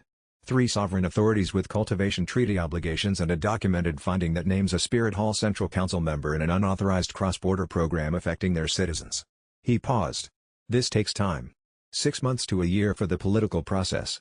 But the outcome of that process is not in Spirit Hall's control." "Xuantianzi?" Tang Yin asked. "Removed from position, at minimum," Zhu Boran said. "The political pressure from 3 sovereign bodies simultaneously is not a Spirit Hall administrative review that can be managed internally. It requires a genuine response. He adjusted his spectacles. Zhao Liangyuan will be prosecuted under the legal frameworks of the kingdoms whose citizens were affected. Xuandianzi faces the political consequence, which for a central council member with a sovereign body finding against him is removal and formal investigation. The bloodline program? Tang Yin asked. Suspended, Zhu Boran said. Immediately, under the treaty's emergency provision. Any program found to have affected citizens of signatory kingdoms is suspended pending the political review. He paused. The villages in the Harvest Plains stop receiving assessment teams within 30 days. The room absorbed this. Tang Yin thought about Elder Wu. About the 11 children under 7 and over 15 in the first village. About the 4 villages after that, and the 11 more contracts, and the 93 cases in the dossier. 30 days. It's not enough, Wei Longjin said, from the corner. The children who were already affected. The cultivation that was already taken. No, Tang Yin said. It's not. But the program stops, and the people responsible face consequence. He looked at the room. That's what we built toward. The rest is the political body's work. Phase 2, Elder Meng said, from his position at the table's edge. Everyone looked at him. Elder Meng, Tang Yin said. 3 months ago I told you to ask me in 3 months, Elder Meng said. It's been 3 months. He looked at Tang Yin directly. Phase 2 is Tang Hao. The room held the new silence of that name. Tang Hao, Tang Yin's father, Tang San's father, the person whose planning had built everything in this room across 2 decades of preparation. Alive, somewhere. Moving through a set of gaps in the tracking records that Tang San had spent 18 months mapping. You know where he is? Tang Yin asked. I know where he was, Elder Meng said. 18 months ago. I received a communication before the capture that I haven't had the opportunity to share. He looked at Tang San. The communication was also addressed to you. Tang San's controlled expression made its very small adjustment. Where was he? Tang San asked. The Iron Gorge territory, Elder Meng said. The same range where Tang Yin acquired his 3rd ring. He paused. He chose the location for a reason. The Iron Gorge has a specific property that makes it useful for a cultivator who is trying not to be found while preparing for something that requires being found when the time is correct. Tang Yin and Tang San looked at each other across the table. The convergence that Tang Hao had designed was still working.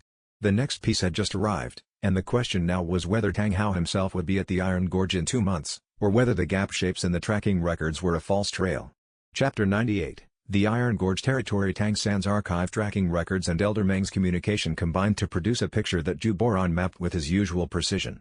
Tang Hao's movement pattern, reconstructed from the gap shapes in Spirit Hall's tracking records and the physical evidence of high-rank cultivation activity that left marks in the geography, followed a route through the eastern territories that was consistent with a cultivator running a specific preparation program, not hiding entirely, but moving through the specific places that supported the preparation he was doing and nowhere else. The Iron Gorge appeared in the record 3 times. Each appearance was separated by approximately 6 months. The most recent gap, the most recent evidence of presence, was approximately 4 months prior to the current date.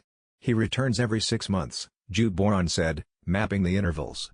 The Iron Gorge specifically. The same location, within a 2-li radius. He looked up from the map. Whatever he's doing there, he needs the location repeatedly. The crystal mirror serpent habitat, Tang Yin said. The Iron Gorge is defining spirit beast ecology. You acquired your 3rd ring from a crystal mirror serpent, Tang San said. The serpent was 1,000 years, Tang Yin said. There are older specimens in the deeper sections. The deeper habitat has properties specific to high-rank mirror-type spirit cultivation. He paused. If Tang Hao is a high-rank cultivator preparing something that requires mirror-type resonance, the Iron Gorge makes sense as a preparation location. What rank is he? Tang San asked. Unknown, Elder Meng said. When I last had direct knowledge, he was in the Spirit Douluo range. That was 20 years ago. He paused. 20 years of continued cultivation from a Spirit Douluo baseline. The outcome is significant. Title Douluo range, Tang Yin said, doing the arithmetic. At minimum, Elder Meng said. The room was very quiet. Tang Yin had read his father's letter perhaps 40 times in the 14 months since it arrived. He had built a formation, deployed a dossier, extracted a teacher, found a brother, and disrupted a 40-year program, all in service of a path that his father had designed. Meeting the person who had designed that path was not something he had let himself imagine in detail. He imagined it now, briefly, and then set it aside. Next window, he said. When does Tang Hao return to the Iron Gorge? Approximately 2 months from now, Zhu Boran said. Based on the 6-month interval pattern. 2 months, Tang Yin said. We prepare. The preparation for meeting their father was a different category of preparation than anything Mirror 7 had previously run. Not tactical, though the Iron Gorge had terrain features that required route planning. Not operational, though a high-rank cultivation encounter in a remote location required specific formation readiness. Something else, the specific preparation of people who are about to meet someone who designed them without knowing them. Tang Yin thought about this carefully and then set it aside. The preparation for the Iron Gorge would be what it needed to be, in the same way that all preparation had been what it needed to be, by identifying the actual requirements and addressing them methodically, not by imagining the outcomes. Elder Meng said nothing. He had said everything he needed to say, the Phase 2 naming, the communication detail, the cultivation assessment. The rest was the formation's work. Tang San said, "I'm in." It was not the first time he had said those words since the capital operation. But it was the first time he said them with the specific directness of someone who was no longer adjacent to the formation but part of it. He met Tang San's eyes. "Yes," he said. "You are." And neither of them looked away, because the next 2 months required both of them and they both knew it. The meeting in the safe house had been the first time Tang Yin had seen Tang San in person. He had been building an operational picture of his brother from second-hand accounts, intelligence reports, the letter that had started everything, and 2 years of inferring capability from the effects the capability produced. The person was different from the picture, not contradicting it, but adding the dimensions that indirect inference could not capture. Tang San moved with the economy of a practitioner who had been operating alone in dangerous conditions for years and had refined every physical action to its essential form. He thought in the same systematic way that Tang Yin thought, arriving at the same conclusions by slightly different routes, with a quality of patience that was not passivity but the specific restraint of someone who understood that timing was as important as capability. 2 months to Iron Gorge. 2 people who had been designed to work together, finally working together. The formation had been built for this. The preparation had been for this. The next 2 months would be the work. Chapter 99, The Formation at Rest. The safe house was 10 days away from relocation when Shen Yueying declared Elder Meng medically clear for full cultivation activity. He spent the morning after the declaration alone in the cultivation recovery suite, running the first unrestricted cultivation session since the capture. Tang Yin did not monitor it and did not check in. Elder Meng's cultivation sessions were Elder Meng's. He came out 2 hours later and said, "Rank 78 fully accessible. Recovery complete." Good. The team had achieved something in the 3 weeks since the capital operation that Tang Yin had not anticipated fully: stability. Not the stability of stopping or of the problem being solved, the problem was not solved and they were still moving, but the stability of a formation that had reached a sustainable operational baseline and knew what it was doing and where it was going. 7 seats, all occupied. An 8th member who was in the process of deciding whether to be in the formation or adjacent to it. An operational objective for 2 months out. A teacher restored. Tang Yin ran thread training at dawn and found it different than it had been at any previous point in the 14 months since Iron Bell, the thread web running at a precision and speed that reflected the cultivation advance from 2 years of continuous operational use, the void mirror integration at 93% and rising, the system's 2 copy slots occupied with techniques that the formation had developed around. He acknowledged to himself in the specific honest way that he evaluated all things, a better cultivator than he had been. Not because the adversity had been good for him in any simple sense, adversity was not inherently beneficial, and several specific moments in the last 14 months had been genuinely dangerous and difficult in ways that were not worth romanticizing. But because the formation had required him to develop capabilities that the Academy's structured program would have reached in a different order and possibly too slowly for the operational requirements he had faced. He was also, he acknowledged, not the same person who had watched an execution in Misthaven with a new formation and no clear path forward. That person had been capable and careful and rigorous.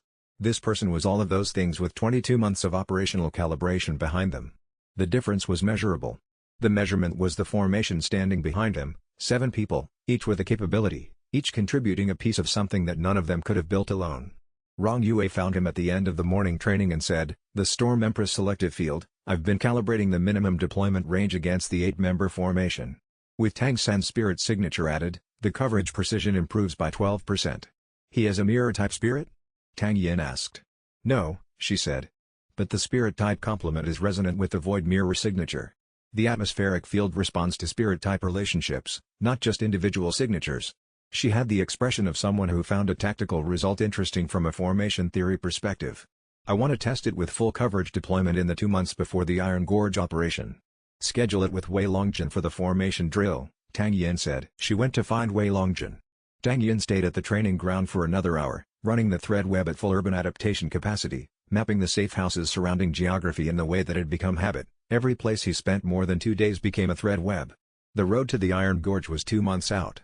The formation was ready to begin preparing, And somewhere in the Iron Gorge's deep sections, if the gap shapes told the truth, Tang Hao was already there. Tang Yin ran the formation's final status check before the last day's road to the Iron Gorge. Thread web, full operational range, resonance map active from the 4th ring integration 2 weeks prior. Void mirror, 97% integration, the ceiling that the 2 months of preparation had produced and that the Iron Gorge meeting would, if Tang Hao's letter was accurate, be the resolution of. MTS system, 2 active copy slots, Inferno step and permafrost radius, both at full operational capacity. 4th ring, resonance map fully integrated and operational. Formation status, 7 members, each at peak individual capability after 2 months of focused preparation.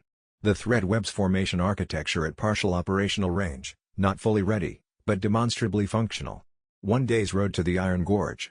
He thought about what his father had built in the deep section, 18 years of construction, designed for a practitioner who did not yet exist when the construction began, calibrated to avoid mirror developmental arc that Tang Hao had mapped from his mother's records before Tang Yin was born.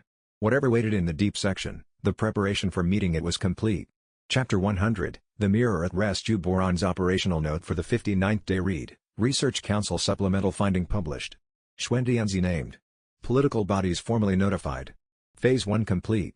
Tang Yin read it in the evening after dinner, in the safe house's secondary conference room with the window open to the autumn cooling that had been steadily arriving since they left Brightstone. Phase 1 complete. He had been thinking about the phrase since Elder Meng used it, the phasing of a problem that was too large for a single operational period. Phase 1 had been about visibility, making the problem visible to institutions that had the authority to act on it. The documentation, the dossier, the Research Council's process, the archive delay, the supplemental finding. All of it in service of making Xuantianzi's name appear on a document that 3 sovereign political bodies were now required to respond to. Phase 1 was complete. The political process that would follow was not complete, but that process did not require Mirror 7's direct involvement. It required time and institutional machinery and the specific slow weight of sovereign bodies exercising their treaty obligations. Phase 2 was Tang Hao. A different kind of problem, with a different shape, and a different kind of work. Tang Yin sat with the operational note and let the specific quality of a completed phase land. Not relief. He had found over the last 2 years that relief was rarely the appropriate response to completed work, because completed work invariably opened the next work. But something quieter than relief and more useful, the specific satisfaction of a formation that had built correctly and arrived. Wei Longjin knocked at the conference room door and looked in. "You're doing the thing where you sit with completed work," he said. "Yes," Tang Yin said. "Dinner cleanup is done," Wei Longjin said. "Shen Yueying made the tea correctly this time." "She always makes it correctly," Tang Yin said. "She makes it correctly by her own standard," Wei Longjin said. "My standard requires a different temperature." He sat in the chair across from Tang Yin, which he only did when he had something to say. 2 months to the Iron Gorge. "Yes," Tang Yin said. "And after?" Wei Longjin asked. Tang Yin thought about this. After the Iron Gorge, if Tang Hao was there and the meeting happened and went correctly, the mission that Tang Hao's letter had implied without stating. The full picture of what Mirror 7 had been built for, which Tang Hao himself would need to complete. "After is what it is," Tang Yin said. "We'll know when we get there." Wei Longjin absorbed this. "You used to say things like that and I'd wonder if you actually knew or if you were managing my uncertainty," he said. "Now I'm reasonably sure you actually know." He paused. "Do you?" Tang Yin looked at the operational note. Phase 1 complete. Phase 2, Tang Hao. Phase 3, which he had not yet named to anyone, was the shape he could see from where the formation now stood. 2 years of work and 7 people and a twin and an extracted teacher all pointing at something that the first day in the pavilion, watching Elder Meng activate the phantom thread, he could not have described. He could describe it now. "Yes," he said. "I know." Wei Longjin looked at him for a moment. Then he cracked his knuckles, stood up, and said, "Good. Then I'm going to sleep. Wake me when it's time for the Iron Gorge." He left.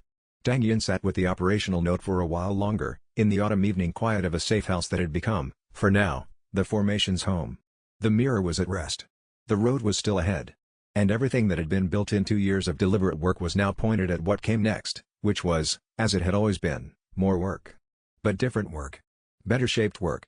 Work that Tang Yin, for the first time, could see to the end of, which meant the end was visible, and the end was not an ending but a beginning of something his father had designed across 20 years of careful, deliberate patience.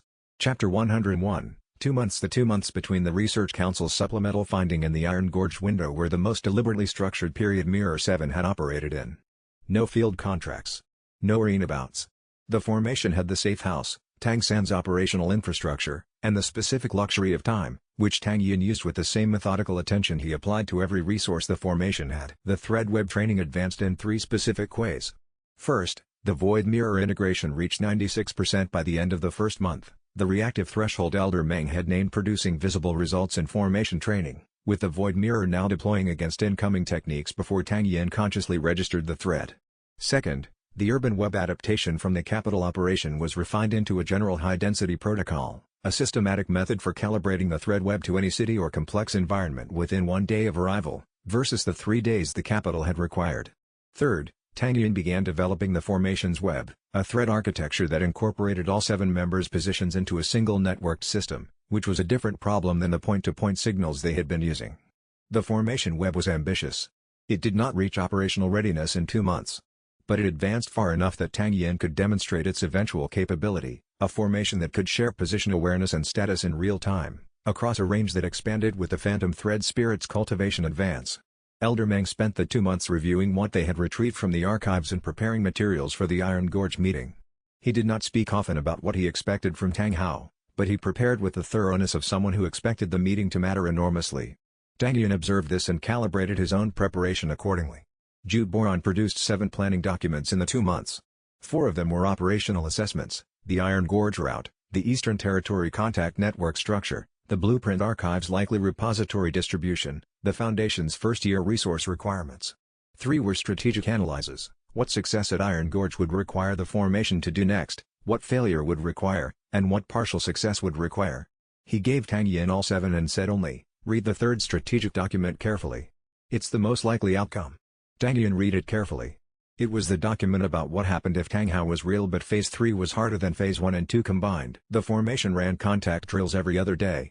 Ho Fei's Gale Rush technique had advanced to the point where she could sustain it across difficult terrain for 2 hours without recovery degradation, a significant improvement from the 6-month mark.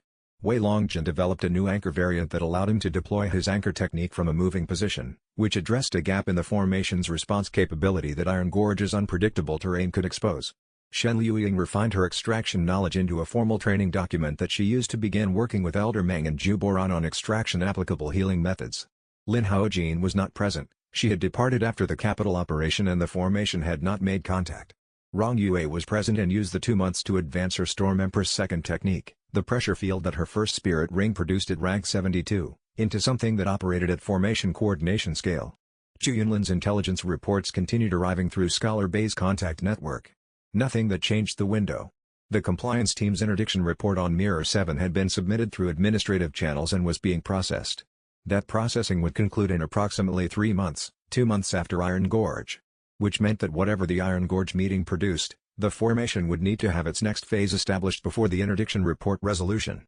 The window was not closing. But it was not open indefinitely. On the last evening before departure, Tang Yin ran a final thread calibration and found the void mirror sitting at 97% integration, 1 point past the threshold Elder Meng had specified, in a direction that felt, for the first time in 2+ years of careful incremental work, like it was beginning to understand what it was supposed to become. He understood something in that calibration that he had not quite understood before. The certainty he had been building toward, the confidence that came from knowing what you were doing and why, was not the certainty of someone who controlled outcomes. It was the clarity of a person who had built correctly and trusted the building. He ran a final thread training in the early morning. Then he briefed the departure. The formation moved north, toward the Iron Gorge, and whatever waited at its deep section, and behind them, the compliance team's report was processing, and Tang San's safe house was empty, and the 2 months of preparation were finished and about to be tested against something that neither of them had ever encountered before, in a meeting that had been designed into their lives before either of them could walk, and neither of them knew yet how much would be required of them before it was done. Chapter 102, The Iron Gorge Approach. The Iron Gorge was 7 days from the safe house at a measured travel pace, through terrain that became progressively more difficult as the Eastern Territory's gentle hills gave way to the Gorge District's rocky landscape. Tang Yin had been here before, the same canyon network where the crystal mirror serpent had been hunted 14 months ago. The geography was familiar at the scale of the outer canyon network. The deep section was something else entirely. The previous visit had not accessed it, by Tang Yin's judgment or by Tang San's implicit guidance in how he had described the Iron Gorge without describing the deep section. On the 3rd day out, Wei Longjin asked what Tang Yin expected to find. An apparatus and a person, Tang Yin said. In that order or reversed, depending on how Tang Hao arranged it. What kind of apparatus? Something designed for void mirror integration. He had been thinking about this since the 2 months of preparation. Tang Hao's letter had named the Iron Gorge specifically, and the Iron Gorge's deep section specifically, and the timing window specifically, which meant whatever was there had been placed there, by design, at a time when the specific combination of Tang Yin's cultivation advancement and the formation's operational capability would make it useful. The apparatus was not incidental to the meeting. It was the meeting's purpose. Wei Longjin absorbed this in his characteristic way, complete attention without visible reaction, and said, "Is that why the void mirror integration has been at 97% for the last 6 weeks?" Tang Yin had not told the formation the specific integration percentage. He noted that Wei Longjin had inferred it from the training results. "Yes," he said. "The natural ceiling of the void mirror's current developmental stage is somewhere between 97 and 99%. Reaching full integration requires something that I don't have yet. And Tang Hao has it. Tang Hao built something that can provide it. Whether it provides full integration or only advances the ceiling, we'll find out." They made camp on the 5th day in a sheltered canyon alcove where the spirit energy concentration had the specific dense quality of a convergence approach, not a convergence point, but a region where the underlying spirit energy currents were running towards something deeper in the canyon network. Elder Meng noted this and said it was consistent with the deep section's reported characteristics. He had been walking beside them through the rocky approach terrain, saying very little, but with the expression of someone who knew more than they were volunteering and had made a considered decision not to share it prematurely. Tang Yin noted this and filed it as confirmation that what waited at the Iron Gorge was real, and that Elder Meng had reasons for his silence that the meeting itself would clarify. On the 6th day, they made camp in a canyon alcove where the rock face formed a natural windbreak. Rong Yue and Ho Feiyu had developed a watch rotation during the 2 months of preparation that required no discussion to implement. Each member knew their position, their timing, their overlap with the next watch. The formation moved with the efficiency of people who had been operating together through difficult circumstances long enough that the logistics of shared movement had become automatic. Elder Meng spent the 6th evening reviewing his preparation materials. Tang Yin observed this from across the camp and noted that he was reading the same document 3 times, not because the content was unfamiliar, but because he was committing specific passages to memory in a way that suggested he expected the meeting to require recall, not reference. Tang San arrived at the canyon alcove an hour after the formation, from a route that was not the formation's route. He settled at the camp's edge without explanation, and no one required one. Both of them had the same bone structure and the same eyes and the same habit of absorbing a situation fully before making a decision about it. The camp recognized this as a family characteristic, which it was, and adjusted its understanding of both of them accordingly. On the 7th day they reached the outer canyon's edge and looked down into the canyon network below.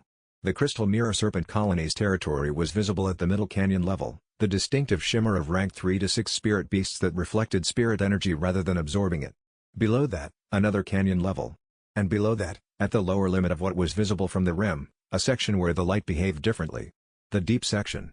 Tang Yin looked at the descent route Ho Feiyu had already identified and marked, and then at the formation standing beside him, and then at the specific deep section where something had been waiting for 2 years of preparation to be ready enough to use. The compliance team's interdiction report would resolve in 2 months.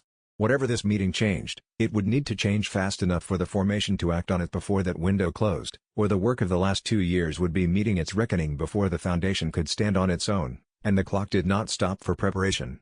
Chapter 103, The Deep Section. The entrance to the deep section was a vertical descent of 40 meters into the gorge's inner canyon network, a route that the crystal mirror serpent colony avoided by instinct and that Tang Yin's previous Iron Gorge visit had not accessed. Ho Feiyu repelled the descent in 40 seconds. Wei Longjin lowered himself with deliberate, measured patience, the kind that learned long ago that rushing in uncertain terrain produced outcomes that patience avoided. Shen Liuying descended with Elder Meng on a combined line, her willow healer spirit monitoring the geological stability of the canyon wall as they went. Rong Yue descended with the competent ease of a practitioner who had navigated more difficult terrain before. Ju Boran, who was not a combat practitioner and had made his peace with this fact years ago, descended on a line that Tang Yin anchored for him from above. Chu Yunlin was not present. The intelligence she had provided was. The deep section's floor was 40 meters below the outer canyon, and the descent produced an immediate change in perception that Tang Yin's thread web registered before his other senses confirmed it. The spirit energy concentration in the deep section was not elevated in the normal sense of a convergence point, it was structured, layered, organized in a pattern that was not geological. Someone had spent considerable time working with the spirit energy currents in this section, shaping them, building a specific kind of resonant field that was. Tang Yin ran his thread web through it, mapping the structure, matched to the void mirror's secondary spirit frequency. Not matched by coincidence. Built to match. He ran a passive diagnostic through his thread web while the formation oriented and deployed its standard perimeter check. The deep section structure resolved into something he could characterize, a resonance field generator that operated on stored spirit energy rather than active input, which meant it had been running, in low-output maintenance mode, for a very long time. 8 months. A year. Possibly much longer. Wei Longjin completed the perimeter check and reported no spirit beasts in the deep section. Ho Feiyu reported 2 exit routes if the descent route was compromised. Zhu Boran found a flat surface suitable for material display and began laying out planning documents he had prepared for the meeting, in the systematic way he prepared for every meeting regardless of how likely it was to follow any plan. Tang Yin ran his passive scan to its conclusion. He showed the void mirror everything, the full architecture of the resonance field, the phantom threads mapping of the space, the Mirror Tang Sect System's accumulated recordings of spirit techniques and approaches it had copied across 2 years of field work. The scanning felt different than a standard technique review. Like something in the deep section was paying attention. A voice came from the deeper part of the section, Tang Yin. It was not a question. Tang Yin looked at Elder Meng, who met his gaze with the recognition of someone who had been expecting this moment for a very long time and was now watching it arrive. That, Elder Meng said quietly, is Tang Hao's voice. Behind Elder Meng, Zhu Boran carefully folded his planning documents back into his pack with the methodical care of a planner who had understood that the meeting was not going to follow any of his 7 outlines. Not because they were wrong, because the reality was larger than any outline had anticipated, and the right response was the formation. Wei Longjin moved to his default position, 2 steps to Tang Yin's right, anchor technique passive ready. Ho Feiyu confirmed the 2 exit routes. Rong Yue's expression was that of a practitioner encountering a cultivation presence significantly above her own level and responding with professional competence. Shen Liuying was quiet. Tang San, who had descended separately and now stood at the deep section's outer edge, was watching with the full attention of a person who had been building toward this meeting from a longer direction than any of them. Tang Yin walked forward into the section where the resonance field was strongest, toward the voice that had known his name before he spoke it, toward whatever the next hour would change about everything the last 26 months had built, and the formation followed without question, because that was what formations did when their lead walked toward something that had been designed specifically for them, toward a voice that already knew their name, and the apparatus that waited beyond it. Chapter 104, Tang Hao was taller than either of his sons. This was the observation Tang Yin's mind produced first, which was perhaps not the most important observation available but was the one that came from the part of attention that was not yet running analysis. The father who had written a letter that had driven more than 2 years of work was a tall, heavily built practitioner in traveling clothes that showed the specific wear of years in difficult terrain, not weeks or months, but the deep grain wear of years. He was somewhere past 40.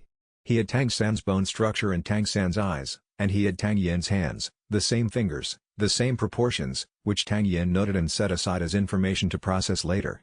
What the analysis registered: cultivation rank in the title Douluo range, almost certainly mid-range, based on the ambient spirit pressure that Tang Hao was deliberately suppressing and that Tang Yin's thread web could feel at the edges of its range.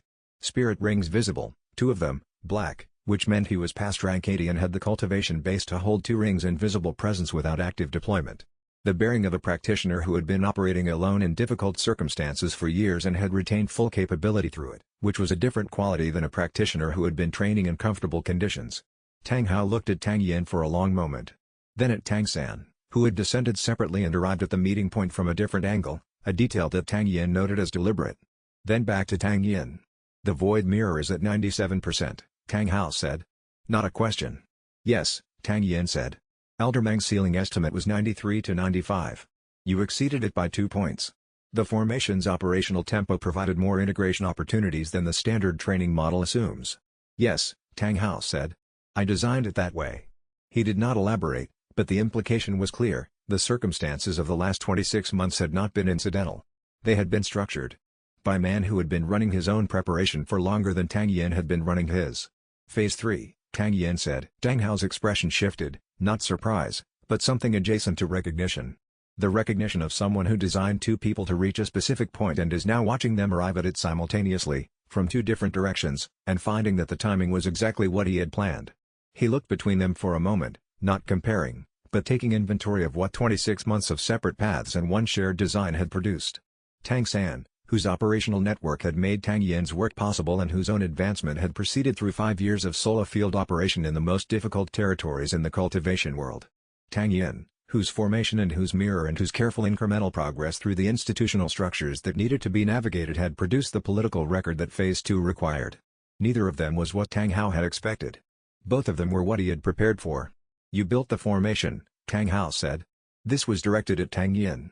It was not a question, but it carried the weight of someone confirming something that mattered to them specifically. "Yes," Tang Yin said. 7 members. Operational for 24 months. The Intelligence Council dossier. Tang Hao paused. "Your mother would have approved." Tang Yin absorbed this in the way he absorbed significant information, fully, and without immediate visible reaction, with the processing happening in the part of attention that ran beneath the surface. "Walk with me," Tang Hao said. "There is something I built that you need to see before we discuss what comes next, and what you find there will change the conversation in ways I cannot simply give you in words." He turned and walked deeper into the section without waiting for an answer, in the manner of a father who had no doubt about whether he would be followed, not arrogance, but the certainty of a father who had prepared for this meeting for 18 years and knew exactly what his sons would do at the threshold of something that had been built for them. Chapter 105, What Tang Hao found. The deep section of the Iron Gorge had a chamber at its lowest accessible point, a natural formation in the crystal rock that was approximately 20 meters in diameter and had, at its center, a structure that Tang Hao had been working on for considerably longer than 26 months. It was a cultivation apparatus, not the standard kind. Tang Yin had seen spirit ring cultivation apparatus in 4 of the training academies he had passed through and in 2 of the high-tier arena facilities. Those were passive amplification tools, designed to create favorable conditions for breakthrough and advancement. They worked by concentrating ambient spirit energy and filtering it through a resonance matrix that was calibrated to the practitioner's general cultivation frequency. What Tang Hao had built was not passive. It was targeted. The apparatus at the chamber's center was constructed from the same crystal rock formation material that the Iron Gorge's inner canyon was composed of, material that Tang Yin's previous visit had identified as having high natural spirit energy conductivity, which explained the colony's presence in the area. Tang Hao had spent years, evidently, learning how to work with the crystal rock's natural conductivity properties to build a resonance field generator of a specificity that was not commercially available at any level of the Spirit Hall's sanctioned cultivation technology. The resonance field it produced was targeted to the void mirror secondary spirit frequency. Specifically to the integration threshold where the void mirror could complete its developmental transition from reflective reactive to fully autonomous deployment. 18 years, Tang Hao said. He said this without particular emphasis, the way someone stated a fact that needed no emotional content to be understood. "How did you know what frequency to target?" Tang Yin asked. "Your mother's records," Tang Hao said. He was quiet for a moment. "She documented the void mirror's developmental characteristics in detail before you were born. She anticipated that the secondary spirit would require an external resonance catalyst for full integration, a specific deficiency in naturally occurring spirit energy that the void mirror's frequency range cannot resolve from ambient sources alone." Tang San absorbed this with the expression of someone receiving information about a parent they had not known. Tang Yin absorbed this with the expression of someone receiving information about himself, about what he was and why, and where the design had come from, and how long it had been building before he had any awareness of being built. "The apparatus is ready," Tang Hao said. "It will provide the resonance catalyst the void mirror needs to reach 100% integration. The duration of activation is between 2 and 4 hours, based on your current integration level. Afterward, the reactive autonomy should be fully operational." He paused. "At your current advancement rate, I needed to have it ready within a 2-year window. I finished it 8 months ago." He met Tang San's gaze. "I did not build this for one of you. I built it for both." Tang San's primary spirit has an equivalent transition threshold that the same apparatus can address in a second activation, in approximately 8 months. Tang San absorbed this. Tang Yin absorbed this. 18 years. Tang Yin ran the number through what he knew about the void mirror's developmental history. He had been 9 years old when Elder Meng had first registered the combination. He had been 20 when he left Cloud Haven. The integration process he had been working through, the incremental advancement from the initial registration percentage to the 97% ceiling he had hit in the 2 preparation months, had been a 9-year process that had always been moving toward a ceiling that could only be resolved with an external catalyst. The external catalyst had been in this chamber for 8 of those 9 years. Waiting for the cultivation advancement and the operational experience and the formation work to bring Tang Yin to the point where the apparatus could complete what the 9 years of natural development had started. Tang Hao had known, when he built the apparatus, that the completion would not come until the practitioner was ready, not just cultivationally, but in every other dimension of development that the work required. The apparatus had been built for the practitioner Tang Yin was becoming, not the one he had been when the design was laid. He looked at the apparatus, 18 years of careful work in crystal rock and concentrated spirit energy, waiting in silence for one morning, and understood something about his father that the letter and the intermediaries and the 2 years of following the design had not been able to convey directly. The preparation had not been a strategy. It had been faith, and now it was Tang Yin's turn to decide whether the faith had been warranted. Chapter 106, The activation. Tang Yin spent 2 hours examining the apparatus before activating it. This was not hesitation, it was the same methodical approach he applied to every technique and every system before committing to it. He mapped the apparatus's resonance field structure with his thread web, running the passive read that the void mirror secondary spirit produced at its current integration level and comparing the apparatus's output frequency to the void mirror's receptive range. The match was not approximate. It was exact, in the way that a designed solution matched a designed problem, because both had been designed, by the same person, from the same set of specifications, 18 years apart. Tang Hao watched this examination with the patience of a man who had waited 18 years and was fully capable of waiting 2 more hours. Elder Meng watched with the quiet attentiveness of a guide who had maintained a trajectory for a decade and was now watching it arrive. He had spent the last decade, evidently, knowing that this meeting was the terminus of a trajectory that he had helped maintain, and the examination of the apparatus was the confirmation that the terminus had arrived. The field stability is consistent, Tang Yin said. The resonance frequency matches the void mirror's receptive range within the calibration tolerance that the integration process requires.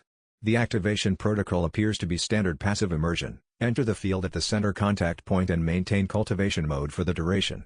Yes, Tang Hao said. The apparatus will do the rest. Your role is to remain in cultivation mode and allow the resonance field to work. If you encounter resistance, which some practitioners do, at the integration threshold, continue through it. The resistance is not an indication that something is wrong. It is the void mirror's adaptive response to a transition it has never completed before. Tang Yin considered this for a moment.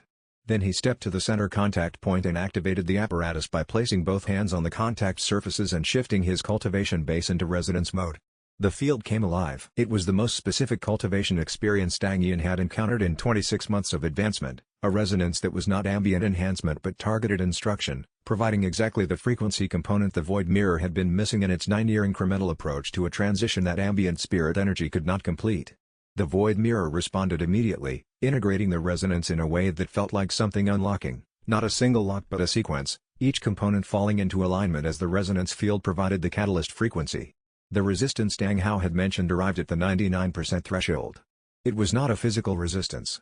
It was the void mirror structural adaptation, the spirit's own architecture adjusting to a fully autonomous deployment mode that it had never operated in before, making the changes that full integration required in the same way that cultivation breakthrough made the changes that rank advancement required.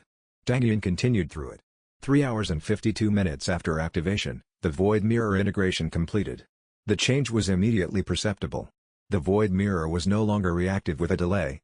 It was fully present in every moment of Tang Yin's perception, a complete secondary spirit operating at full autonomy, the reflective defensive capability that Elder Meng had described as the void mirror's completed form finally matching what had been theoretical for 9 years. Tang Yin stood at the center contact point and ran a complete diagnostic. 100% integration. Fully autonomous deployment.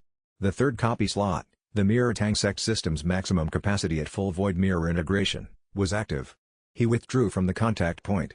The apparatus was inert, its crystal formations dark and quiet, 18 years of careful construction done with the work it had been built to do. Tang Yin stood in the chamber and ran a full formation level diagnostic. The void mirror operated with immediate autonomy, not the fractional delay that even 97% integration had carried, but the genuine parallel operation of a spirit fully present in every moment of its practitioner's perception. The phantom thread registered the void mirror as a separate autonomous agent operating within the same cultivation framework rather than as a reactive tool that required conscious direction. The third copy slot was active and waiting. The MTS system's full architecture, all 3 slots, was operational for the first time. Elder Meng said nothing. His expression said everything it needed to. The formation members waiting in the outer canyon felt the change through the thread web before Tang Yin emerged to tell them.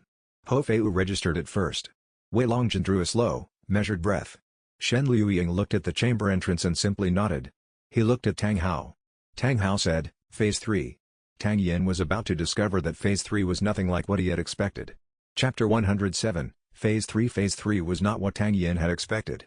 He had expected a mission, a specific operation with a target and a timeline and a formation deployment structure. That was how Phase 1 and Phase 2 had been shaped, defined objectives, specified methods, measurable outcomes.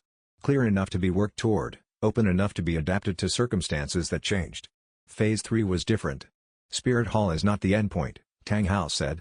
He sat in the chamber with both sons and Elder Meng. The formation had been asked to wait in the outer canyon, which Tang Yin had communicated without explanation and which the formation had accepted without requiring one.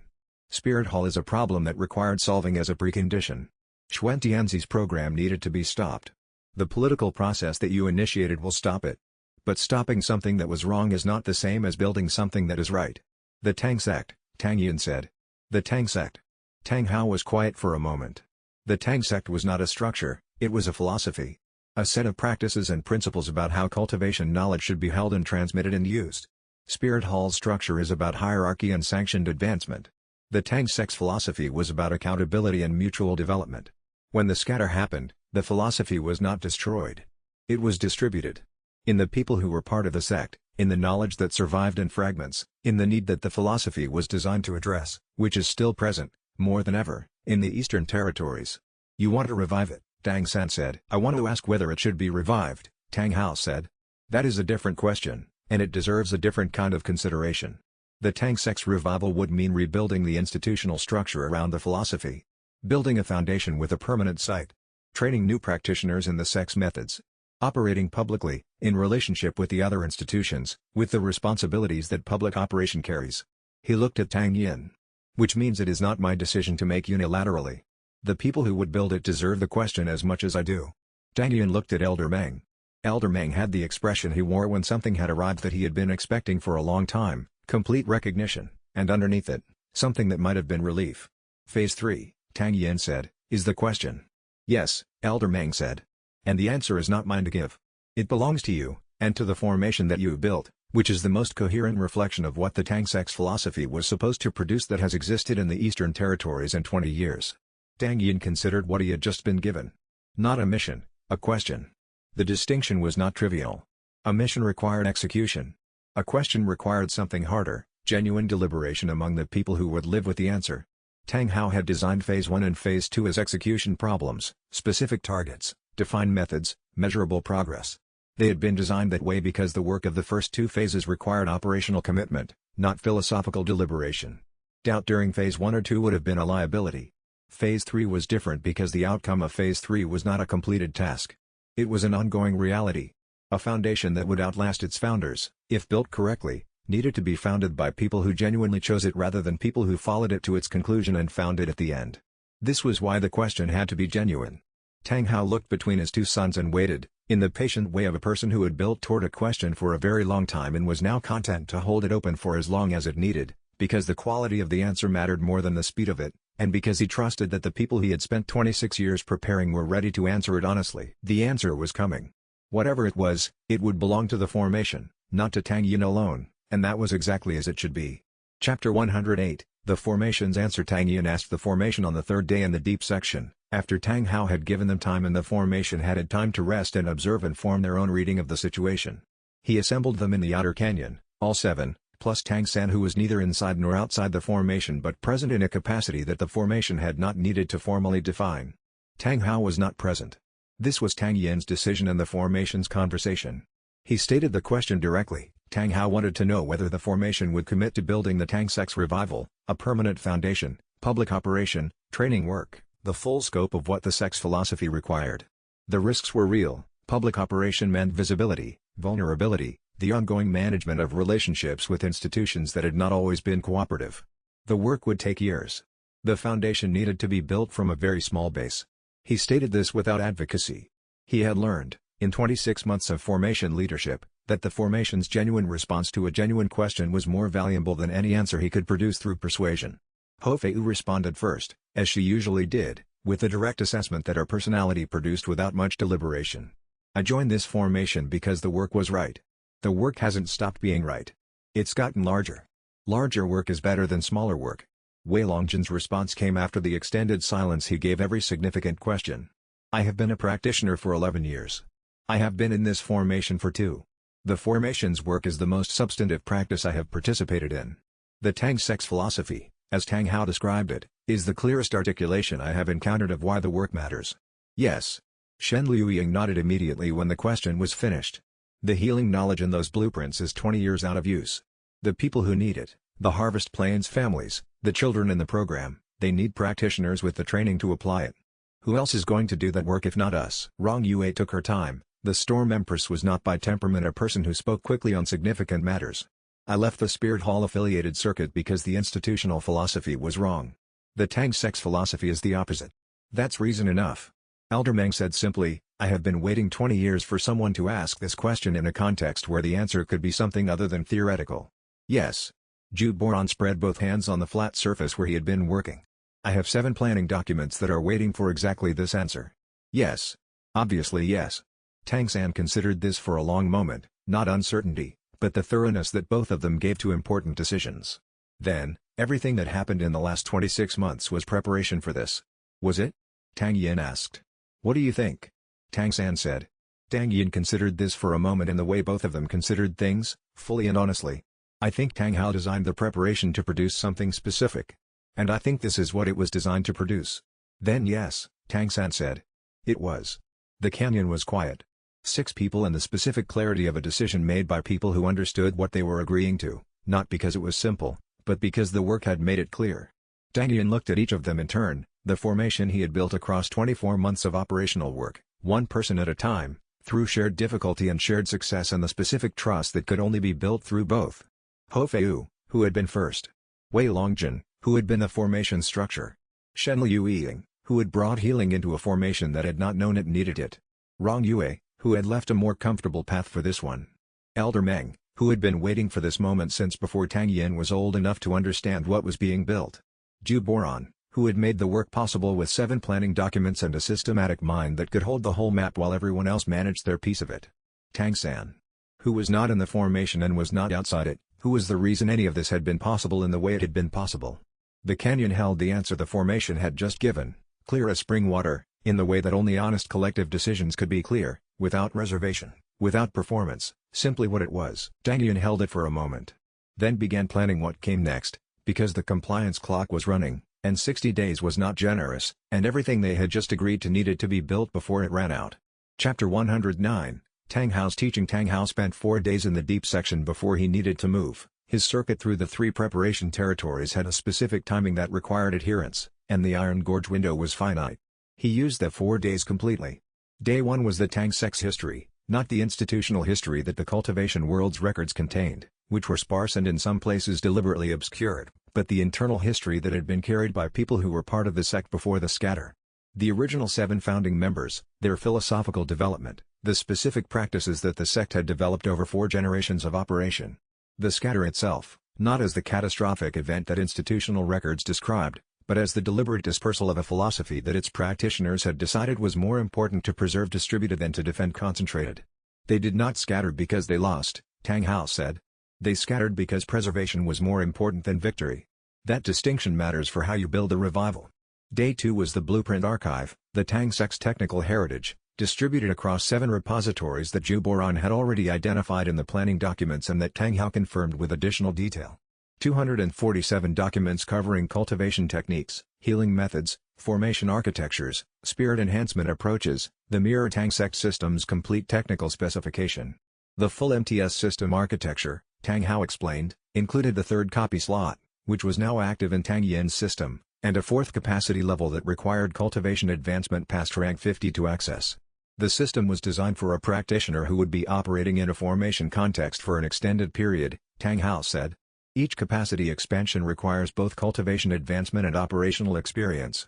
The design is deliberate. Day 3 was the full Mirror Tang Sect System architecture, the system's complete design philosophy, its limitations and their reasons, the cost structure and why it was implemented that way.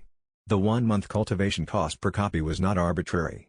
It was the mechanism that prevented the system from being used as a simple power accumulation tool. The cost ensured that each copied technique needed to be worth the price, which enforced the formation-oriented philosophy that the system was designed to support. Day 4 was the foundation plan, site selection criteria, the first year's priorities, the contact network for the Tang Sect practitioners Tang Hao had identified in the Eastern Territories. 7 names. Their locations and approximate cultivation levels and the circumstances under which they had maintained Tang Sect practice in the years since the scatter. Each of them, Tang Hao said, was waiting for a signal that the sect was real again, not theoretical, not historical, but operational. On the 5th morning, Tang Hao stood at the deep section's entrance and prepared to ascend. Tang Yin said, "How long until the next window?" 8 months, Tang Hao said. Tang San's activation requires the apparatus in maintenance mode through the summer and early fall. I'll return in 8 months for the second activation. He looked at both of them. The foundation will need to be operational before I return. The contact network will need to be established. The blueprint archive will need to be verified and secured. 8 months is enough time if you begin immediately and do not wait for perfect conditions. He paused. Perfect conditions are not available.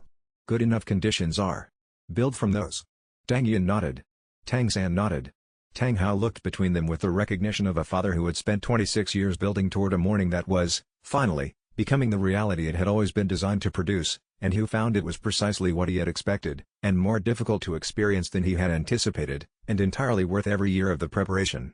Then Tang Hao ascended, leaving the formation with the full weight and the full possibility of what came next, and behind him, the compliance team's clock was still counting, and the Foundation had 8 months to become real before the next window, and the work was only beginning, and the compliance team's clock did not stop for any of it. Chapter 110, The Ascent. They left the Iron Gorge's deep section on the 6th day. The ascent was physically easier than the descent. Ho Feiyu's route finding combined with Wei Longjin's anchor formation produced a path the full team could manage without the technical difficulty the descent had required. Tang San's movement technique, which the ascent revealed in ways the vertical descent had not, was a blend of standard elevation advance and something else, a technique that Tang Yin's thread web read as having the specific quality of long-term solo development in difficult terrain, the refinement that came from years of self-reliant practice rather than supervised advancement. The climb took 4 hours. The formation used them for the kind of planning conversation that Zhu Boran had been running since the moment Tang Hao had described the Foundation's first-year requirements. Zhu Boran led. He had his 7 documents and 4 new pages of notes from Tang Hao's teaching. The priority sequence was, contact verification with Tang Hao's 7 identified practitioners, blueprint archive access and verification, site selection for the Valley Foundation, the Foundation's charter documentation, and the first-year resource plan. Everything in that sequence needed to happen before the interdiction report resolved, approximately 60 days from now. 60 days was not generous. It was not impossible. The contact verification is the gating item, Zhu Boran said. He spoke between anchor placements, in the systematic way he conducted most important conversations, practical action and planning running in parallel. We cannot establish the Foundation's external relationships until we know which of the 7 names are operational contacts and which are not. Tang Hao's information is 8 months old. Status can change. Feng Roya is 3 days west, Tang Yin said. We go there first. Agreed. And the blueprint archive verification, I have 4 of the 7 repository locations confirmed from my preliminary work before the Iron Gorge. The remaining 3 I need Tang Hao's specific notes on. He gave you those in the day 4 summary, Elder Meng said.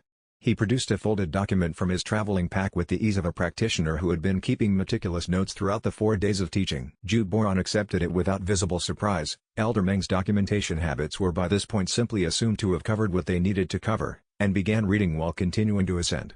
This produced a momentary concern from Ho Feiyu about not watching the terrain, which Zhu Boran addressed by switching to reading only on the anchor rest points. The ascent reached the mid-canyon level where the Crystal Mirror Serpent territory began. The formation moved through it with the practiced ease of people who had hunted in this terrain before. The serpents registered the thread web's presence and shifted territory appropriately, without challenge, which Tang Yin noted as a change from the previous visit where the colony had required active negotiation. Something had changed in how the canyon read the formation's presence. At the canyon rim, standing in the open eastern territory air with the Iron Gorge behind them and the Foundation's work ahead, Tang Yin ran a full formation status. The void mirror at full integration. The MTS system with 3 active copy slots. The formation's web, still partial but operational enough for coordination. The interdiction clock running. Feng Roya first, he said. Zhu Boran is the formation's operational baseline. No one disagreed. The road west began, the Iron Gorge behind them, the Foundation ahead, the work that the last 26 months had been building toward finally taking the shape it had always been designed to take. 60 days. It was not generous and it was not impossible. The formation had operated on tighter timelines with less clarity about the objective. They had the blueprint archive's location. They had Tang Hao's contact list. They had the charter structure. They had Lin Haojin's site assessment framework. They had, in the formation 7 members plus Feng Roya plus Tang San's operational infrastructure, the resource base to move through all of it simultaneously if the coordination held. The coordination would hold. 24 months of field operation had made certain of that much. The formation moved west at a pace that was efficient without being urgent, conserving the cultivation base for what the contacts and the archive work would require, with Zhu Boran already running his priority sequence aloud and Ho Feiyu already mapping the day's route adjustments and Wei Longjin already holding the formation's perimeter read. The compliance team would arrive or it would not. The Foundation would be real when they arrived or it would not. The formation was going to make it real, and whatever came after, the work would be what it had always been. Chapter 111, The First Contact. The first of Tang Hao's identified practitioners was a woman named Feng Roya, rank 43, living in the independent cultivator district of a trading city 3 days west of the Iron Gorge. Tang Hao's description of her: she had been the youngest of the Tang Sect's senior practitioners at the time of the scatter, approximately 9 years old. She had been placed with a trading family in the independent cultivator network by design, a cover that gave her a reason to travel through the Eastern Territories and a community that would not ask questions about cultivation practice that fell outside Spirit Hall's sanctioned curricula. She had been maintaining Tang Sect practices for 20 years with no contact from Tang Hao except the standing arrangement: if a practitioner arrived and identified themselves by the sect's contact phrase, they were to be trusted. Tang Yin arrived with Elder Meng and Ho Feiyu. The contact phrase was spoken at the market entrance of the independent cultivator district, in the specific sequence Tang Hao had provided. Feng Roya had them inside her workshop within 3 minutes. She was not what Tang Yin had expected from a practitioner who had been operating solo for 20 years in a cover identity. She was precise, organized, direct. Her cultivation had continued advancing through the 2 decades of independent operation. Rank 43 was respectable for a practitioner with no formal sect infrastructure support, particularly for one who had been operating undercover. Her Wind-type secondary spirit produced a technique family that was exactly what Tang Hao's notes had described: environmental adaptation, movement facilitation, the specific thread and flow approach that the Tang Sect's combat philosophy had developed for practitioner support roles. Tang Hao told me there would be 2 people, she said. Not how many there would actually be. There are 7, Tang Yin said. 9 counting Tang San and Tang Hao. Something shifted in her expression, not surprise, but recalibration. The 20 years of maintaining readiness had been built around an expectation that had now arrived at a scale larger than the expectation had assumed. The contact network, she said. The others he identified. We're verifying all 7. You're first. She sat back in her workshop chair and looked at the formation standing in her carefully maintained trading district front room. She had spent 2 decades preparing for a contact that might never come. She had maintained the practice and the cover and the standing arrangement because the philosophy that the Tang Sect represented was worth maintaining even in distributed form with no certain future. Come with us, Tang Yin said. We'll explain everything on the road. She looked at the door, at the workshop, at 20 years of careful maintenance of something she had never been certain would actually be needed. She stood up. Let me get my pack, she said. I've had it ready for 3 years. She retrieved it from the workshop's storage alcove, a practitioner's traveling pack, compact and well organized, packed with the deliberate weight distribution that came from years of thinking about what this day would require. On the road west, she proved to be something the formation had not had before, a practitioner with 20 years of deliberate relationship building in the independent cultivator network, who knew which communities were accessible, which practitioners were operating with Tang Sect philosophical orientation without knowing its name, and where Tang Hao's remaining contacts were most likely to be found. Her Wind-type secondary spirit had applications the formation's current roster did not cover: environmental awareness over a broad area, the ability to read a region's practitioner distribution from the quality of spirit energy circulation patterns. She absorbed the formation's 26-month history in 2 days of road conversation, asking precise questions and building a clear operational picture with the same systematic thoroughness she had applied for 2 decades to maintaining a contact network that she had never been certain would be needed. Tang Hao was right about one thing, she said on the second evening. The preparation was very thorough. We had good guidance, Tang Yin said. You had something else too, she said. You had people who were worth building it for. She paused, watching the evening light through the canyon terrain. That matters more than the preparation. I've seen thorough preparation with the wrong people. It doesn't produce what you've produced. Tang Yin absorbed this. I know where 11 more practitioners are, she said. Ready when you are. 11 more. The compliance team had 58 days remaining. Tang Yin ran the numbers and understood immediately that the next 6 weeks would define whether the foundation was real before the clock ran out.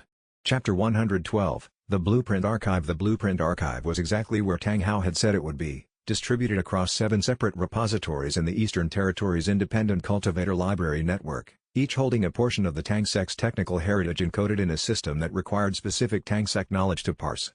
Zhu Boran spent 4 days accessing and verifying the archive against the inventory Tang Hao had provided. The inventory had listed 247 documents. The access produced 247 documents. This was not guaranteed. 4 days of careful cross-referencing of what Tang Hao's inventory specified against what was actually present in the repositories, accounting for the encoding system's formatting variations and the 20 years of document aging in the library network's storage conditions. Every document was present. Every document was intact. Zhu Boran reported this to the formation with the tone of a planner who had spent 4 days managing a very real probability that the answer would be different. Complete, he said. All 7 repositories. 247 documents. The encoding is consistent with Tang Hao's description of the original archive system. I'll need approximately 3 weeks to produce working translations of the technical documents, starting with the healing methods and the cultivation technique specifications that are most immediately relevant to the Foundation's first year. Elder Meng was quiet for a long moment. He had known the Tang sect before the scatter, had been a practitioner trained in its methods, had watched the scatter happen, had spent 2 decades in the dispersed cultivation system carrying the specific weight of knowledge that should have been available and wasn't. How intact? He asked. Fully intact, Zhu Boran said. Nothing lost. Nothing degraded beyond readability. The archive system is very well designed. Elder Meng nodded. He did not say anything else. But his expression contained 20 years of something that was ending and something else that was beginning, and the boundary between those 2 things was the 4 words Zhu Boran had just spoken. The formation secured the archive copies in the distributed manner that Zhu Boran had prepared, redundant, geographically separated, accessible only through the Tang sect encoding system, and filed the inventory against the Foundation's core documentation. 247 documents, Shen Liuying said. How many apply to healing? 63, Zhu Boran said. The healing methodology section is the largest single component. The Tang sect's healing approach was apparently their most extensively documented discipline. Shen Liuying absorbed this with the expression of a healer who had been working with an incomplete toolkit for years and was about to have access to the complete one. She had 63 documents waiting to be translated, and a foundation to build them into, and practitioners in the Eastern Territories who had needed them, without knowing they were missing, for 2 decades. The foundation was not theoretical. It was already assembling itself, document by document, contact by contact, and it needed to keep assembling itself fast enough to be standing before the compliance clock ran out. Zhu Boran spent the evening after the verification organizing the archive into working categories: cultivation technique specifications, healing methodology, formation architecture, spirit enhancement approaches, administrative documentation, historical records, philosophical texts. The last category was the smallest in document count and the most significant in implications. The Tang sect's founding members had documented not just what to do but why, with the specific reasoning that the sect's practitioners were expected to understand and apply rather than simply follow. The philosophical texts are the curriculum, Elder Meng said. He was reviewing the historical records section with the intention of someone reading documents he had last encountered 20 years ago and finding them intact. Everything else depends on whether the practitioners understand these first. Translation Priority 3? Zhu Boran asked. Translation Priority 1, Elder Meng said. The techniques are useless without the orientation that makes them Tang sect practice rather than simply effective cultivation methods. Zhu Boran moved the category to Priority 1 without argument. He trusted Elder Meng's pedagogical judgment the same way he trusted Lin Haojin's geological judgment, completely, because the expertise was real and the stakes were too high for anything less. Chapter 113, Lin Haojin. She found them before they could find her. This had become, Tang Yin noted, a pattern in how Mirror 7's formation had assembled. The people who were supposed to join found the formation rather than the formation finding them. Shen Liuying, Rong Yue, Feng Roya. All of them arriving because the formation was visible to the people who were looking for it, and the people who were supposed to find it were looking. Lin Haojin arrived at the valley's temporary camp on the 14th day after the Iron Gorge. She had been tracking the formation's movement since the Eastern Territories' first contact, which she had heard about through the independent cultivator network in the same way she had been monitoring the formation's activity since her departure after the capital operation. You left, Tang Yin said. I needed to determine whether the thing I thought was happening was actually happening, she said. The capital operation confirmed it. I've been running a side assessment of the Eastern Territories for the last 3 weeks. She produced a document, 6 pages, handwritten, with geological and spirit energy survey data that was more detailed than anything the formation had compiled in the 2 months of preparation. Lin Haojin was a terrain practitioner at rank 47, with the Earth-type spirit that made her assessment of a region's geological and energy characteristics significantly more reliable than anything available from secondary sources. She had assessed 4 potential valley locations. One was clearly superior: geological stability, spirit energy convergence pattern, water access, defensible terrain configuration, proximity to the independent cultivator trading networks that the Foundation would need for supply access. She had spent 3 weeks doing this while the formation was at Iron Gorge and making initial contacts. Why? Tang Yin asked. She was quiet for a moment. Because I left in a way that was not clean, she said. The work was right. I knew it was right. But I left because the scale of what was building was larger than I had signed on for, and I needed time to determine whether I was willing to sign on for the larger scale. She met his gaze directly. I am. I've been a contractor practitioner for 8 years. Independent work, no formation, no foundation, No permanent commitment. This is what I've been looking for. I needed time to be certain of that, rather than just want it to be true. She held out the assessment document. He considered it, the 6 pages of precise, professional evaluation from someone who had spent 3 weeks confirming that she was certain before returning to offer what she had done. "Is the question still open?" he asked. He was not asking about the valley site. She was quiet for a moment, the same honesty operating that had made her departure clean enough to allow a return. "I've been waiting for you to have space to ask it," she said. "I have space now," he said. She looked at the assessment document, and then at the formation assembled around the temporary camp, and then at Tang Yin with the directness of someone who had done the work of certainty and was ready to give what certainty produced. "Then the answer," she said, "is yes." She sat down with the formation's planning group that evening and began working immediately, which was, Tang Yin noted, exactly how she had operated before her departure. Lin Haojin did not ease into things. She assessed, decided, and worked. The 3-week site survey she had produced during the time between her departure and her return was complete, precise, and immediately actionable. The formation site selection process, the next major item in Juboran's sequence, was already partially complete because she had done it independently while the formation was at Iron Gorge.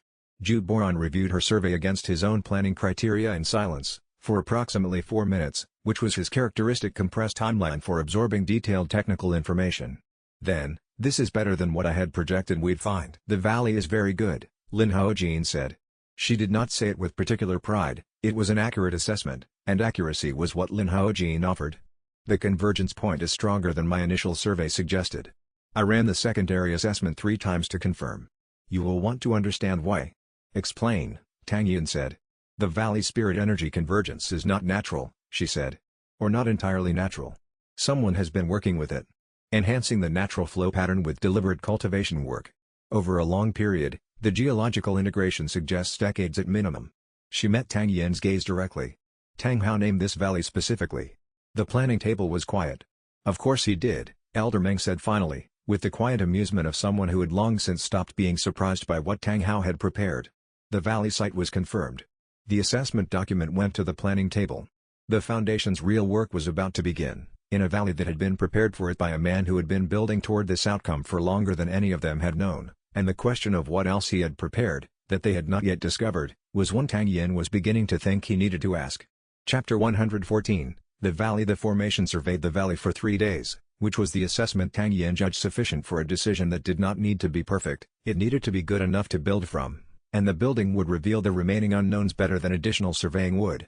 Lin Haojin's prior assessment was accurate.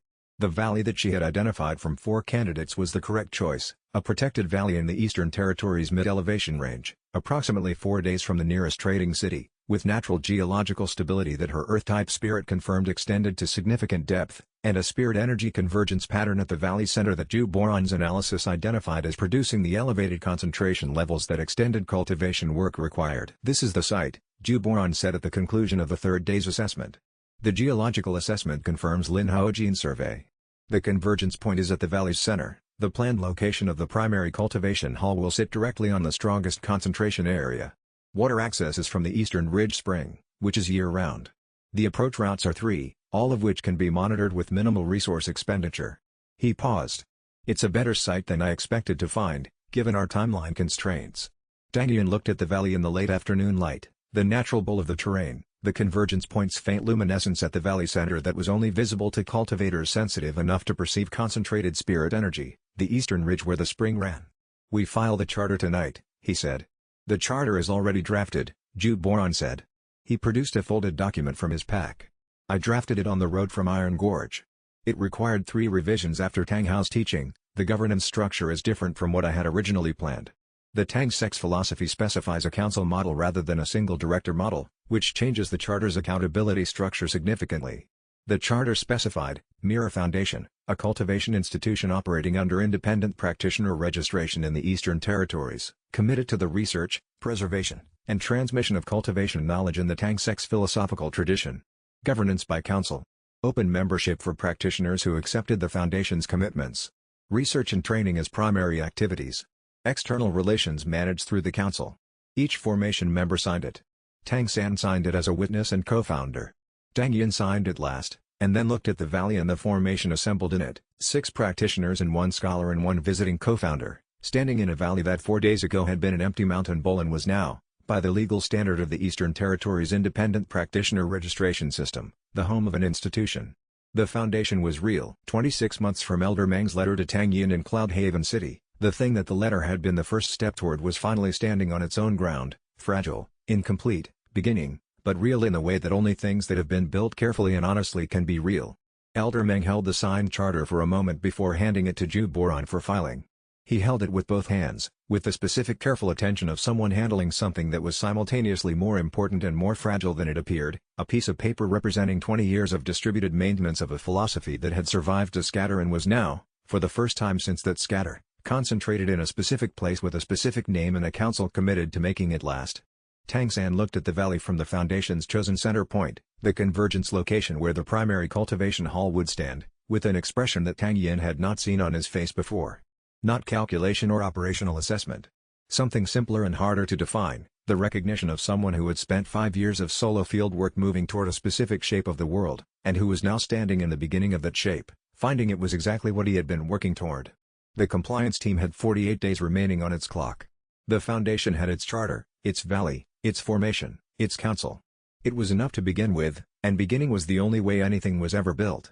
Chapter 115. What Zhao Yangyuan New Spirit Hall's formal reply to the Three Kingdoms diplomatic inquiry arrived on the 30th day of the Valley's operation.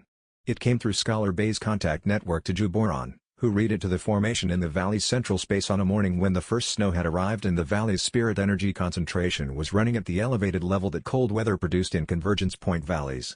The Spirit Hall's formal response acknowledged the existence of the cultivation modification program, confirmed Zhao Yangyuan's account as substantially accurate, named Xuan Tianzi as the program's director and authorized initiator, and announced the suspension of all program activities pending formal review. It did not acknowledge wrongdoing. It did not address the affected practitioners' families directly. It did not specify what the formal review would produce or when. But it acknowledged the program existed, which was the acknowledgement that the three sovereign bodies had requested and that Spirit Hall had been refusing for 7 months. Zhu Boran read the relevant passages twice and then put the document on the flat surface where the formation conducted its daily planning. Suspension is not termination, Ho Fei said. No, Tang Yin said. But the political record now contains Spirit Hall's acknowledgement. The three sovereign bodies will use that acknowledgement in the next diplomatic phase. The council vote on Xuan Tianzi's removal is proceeding. This acknowledgement accelerates the timeline. What about the children in the program? Shen Liuying asked. She had been asking this question in one form or another since the Harvest Plains. It was the question that the political process was moving around but had not yet moved toward. Suspension means the program stopped. It doesn't mean what was done to them can be addressed. No, Tang Yin said. That is our work. He said this simply, without elaboration, because it was simple. The political process was addressing the institutional problem. The actual harm to actual people was not a political problem. It was a practitioner problem. It was the specific work that the Tang Sect's Healing Methodology Archive, 63 documents, now being translated, was designed to address. How long for the translations? Tang Yin asked Zhu Boran. 3 weeks for the priority set, Zhu Boran said. Shen Liuying has been working with me on the healing section specifically. The cultivation technique translations are running in parallel. I've engaged 2 of the new practitioners on that work. The snow continued outside the valley's temporary structures. What about the practitioner who designed the modification technique? Ho Fei asked. Zhao Yangyuan named someone who gave him the approach. Is that person being investigated? The Spirit Hall review is formal but internally managed, Zhu Boran said. Whether the designer of the original technique is investigated depends on what Spirit Hall's review decides to pursue and what the three sovereign bodies press for. Scholar Bay's network indicates the review is focusing on authorization, Xuan Tianzi's chain of command, rather than technical development. Which means the practitioner who developed the technique may not be addressed by the political process at all, Shen Liuying said. Tang Yin acknowledged the point. The room was quiet with that. Not comfortable quiet, the specific uncomfortable quiet of people who understood that institutional processes and genuine justice did not always cover the same ground, and that the gap between them was real and would remain real regardless of what the diplomatic channels produced. The healing work addresses consequences, Elder Meng said finally. The political process addresses institutional responsibility. The design practitioner is a third category, one that neither of those tracks necessarily reaches. He paused. This is why the Tang Sect's philosophy specified that practitioners held individual accountability. Not because institutions cannot be held responsible, but because institutions can absorb accountability in ways that prevent it from reaching the people who made the choices. We document what we find, Tang Yin said. When the healing work produces evidence about what was done technically, That evidence goes to Scholar Bay's network. Juboran nodded. Already in the framework. The spirit energy concentration continued elevated, and the Foundation continued its 30th day of operation, doing the work that was right, in the knowledge that right work and complete justice were not always the same thing, and that the gap between them was worth facing honestly, because if the Foundation would not face that gap, it would have no claim to the work it was trying to do. Chapter 116, Winter in the Valley. The Valley's first winter was the formation's first extended period of peaceful work. Not idle, peaceful. The difference was significant. The last 26 months had been characterized by movement, urgency, operational tempo that left little margin for anything that was not directly necessary. The Valley's first winter provided the specific space of people who had a place to return to and work that did not require leaving it. The Blueprint Archive translations advanced. Juboran and Shen Liuying completed the healing methodology priority set in the third week of winter and began working through the broader archive systematically.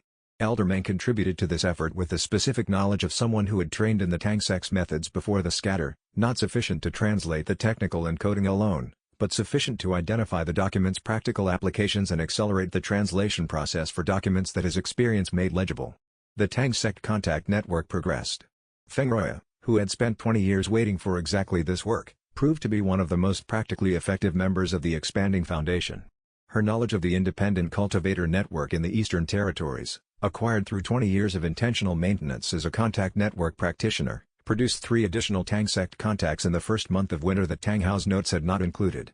People who had maintained Tang Sect practices independently, without coordination, who had been recognizable to Feng Roya from the specific quality of their cultivation approach and had now, through her introduction, been brought into the Foundation's developing structure.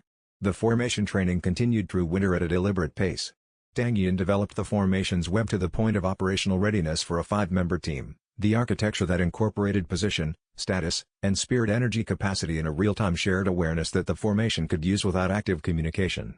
Rong Yue's pressure field technique integrated with Wei Longjin's anchor framework in a way that Ho Feiyu identified as producing a combined defensive perimeter significantly stronger than either technique alone. Shen Liuying and Elder Meng developed a formation healing protocol that could be deployed during active operations, a gap in the formation's capability that the Harvest Plains operation had exposed. The new practitioners, Feng Roya and 3 others contacted through the network, trained in the Foundation's method. Not the formation's operational structure, that remained Mirror 7's core function. But the Tang Sect's underlying cultivation philosophy, the approach to practice that distinguished the Foundation's work from standard independent cultivation. The Sect's methods required both technical knowledge and a specific orientation toward practice, the accountability and mutual development approach that Tang Hao had described, and the winter gave the Foundation time to begin building that orientation in the new practitioners alongside the technical training.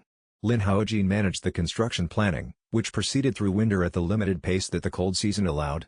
The primary cultivation hall's foundations were laid. The residential structures that the Foundation would need for a permanent operation were surveyed and planned. She had the precise, methodical approach to physical construction that her Earth-type spirit informed and that 26 months of field operation had refined into a working planning methodology.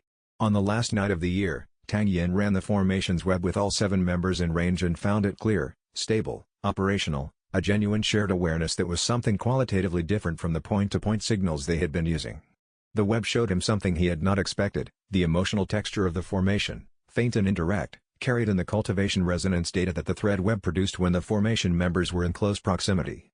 Ho Feiyu's characteristic forward-leaning readiness. Wei Longjin's deep, structural calm. Shen Liuying's focused warmth, the quality of someone whose attention on another person was always fully on that person. Rong Yue's contained precision. Elder Meng's long patience, accumulated across 20 years of maintenance and now, finally, being transformed into something different. Juboran's organized clarity. He had been working with these people for 24 months. The web was new data for information he already knew.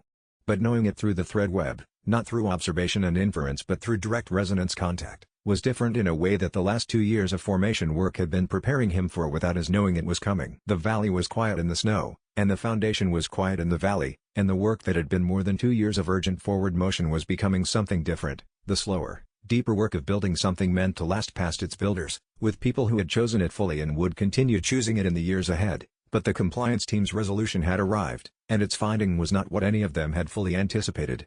Chapter 117, Spring. The valley in spring was different from the valley in winter. The spirit energy concentration elevated as the season changed, a pattern Juboran had identified in the geological survey data and that the formation's direct experience confirmed. The convergence point at the valley's center, which was the planned location of the primary cultivation hall, showed measurable intensity increase across the 8 weeks from winter's end to spring's peak. The increase was not dramatic, it was the kind of gradual, consistent change that practitioners who worked in the same place over time learned to read, which was itself a sign that the valley was producing the training environment the foundation required. The primary cultivation hall construction reached full completion in spring's third month, which was 2 months ahead of Lin Haojin's original timeline. This acceleration was partly the spring building season's improved conditions and partly the arrival of 3 practitioner builders through Feng Ruoya's contact network, practitioners who had specific construction experience and who joined the foundation during winter after Feng Ruoya's introduction. The hall was not large, not yet. It was a single practice space, 60 meters across, with a cultivation alcove structure along the western wall that Elder Meng had designed and that reflected the Tang sect's traditional layout for multi-practitioner training. The foundation for the secondary halls was poured in spring's second month, with completion planned for summer. 12 practitioners were in residence by spring's end, counting the original formation members plus Feng Ruoya and the network contacts she had brought. This was 8 more than Tang Hao's minimum estimate for a viable operational foundation and 4 fewer than his target estimate for a self-sustaining one. The gap between minimum viability and self-sustainability was the foundation's next phase challenge. Shen Liuying established the foundation's healing practice in the completed hall.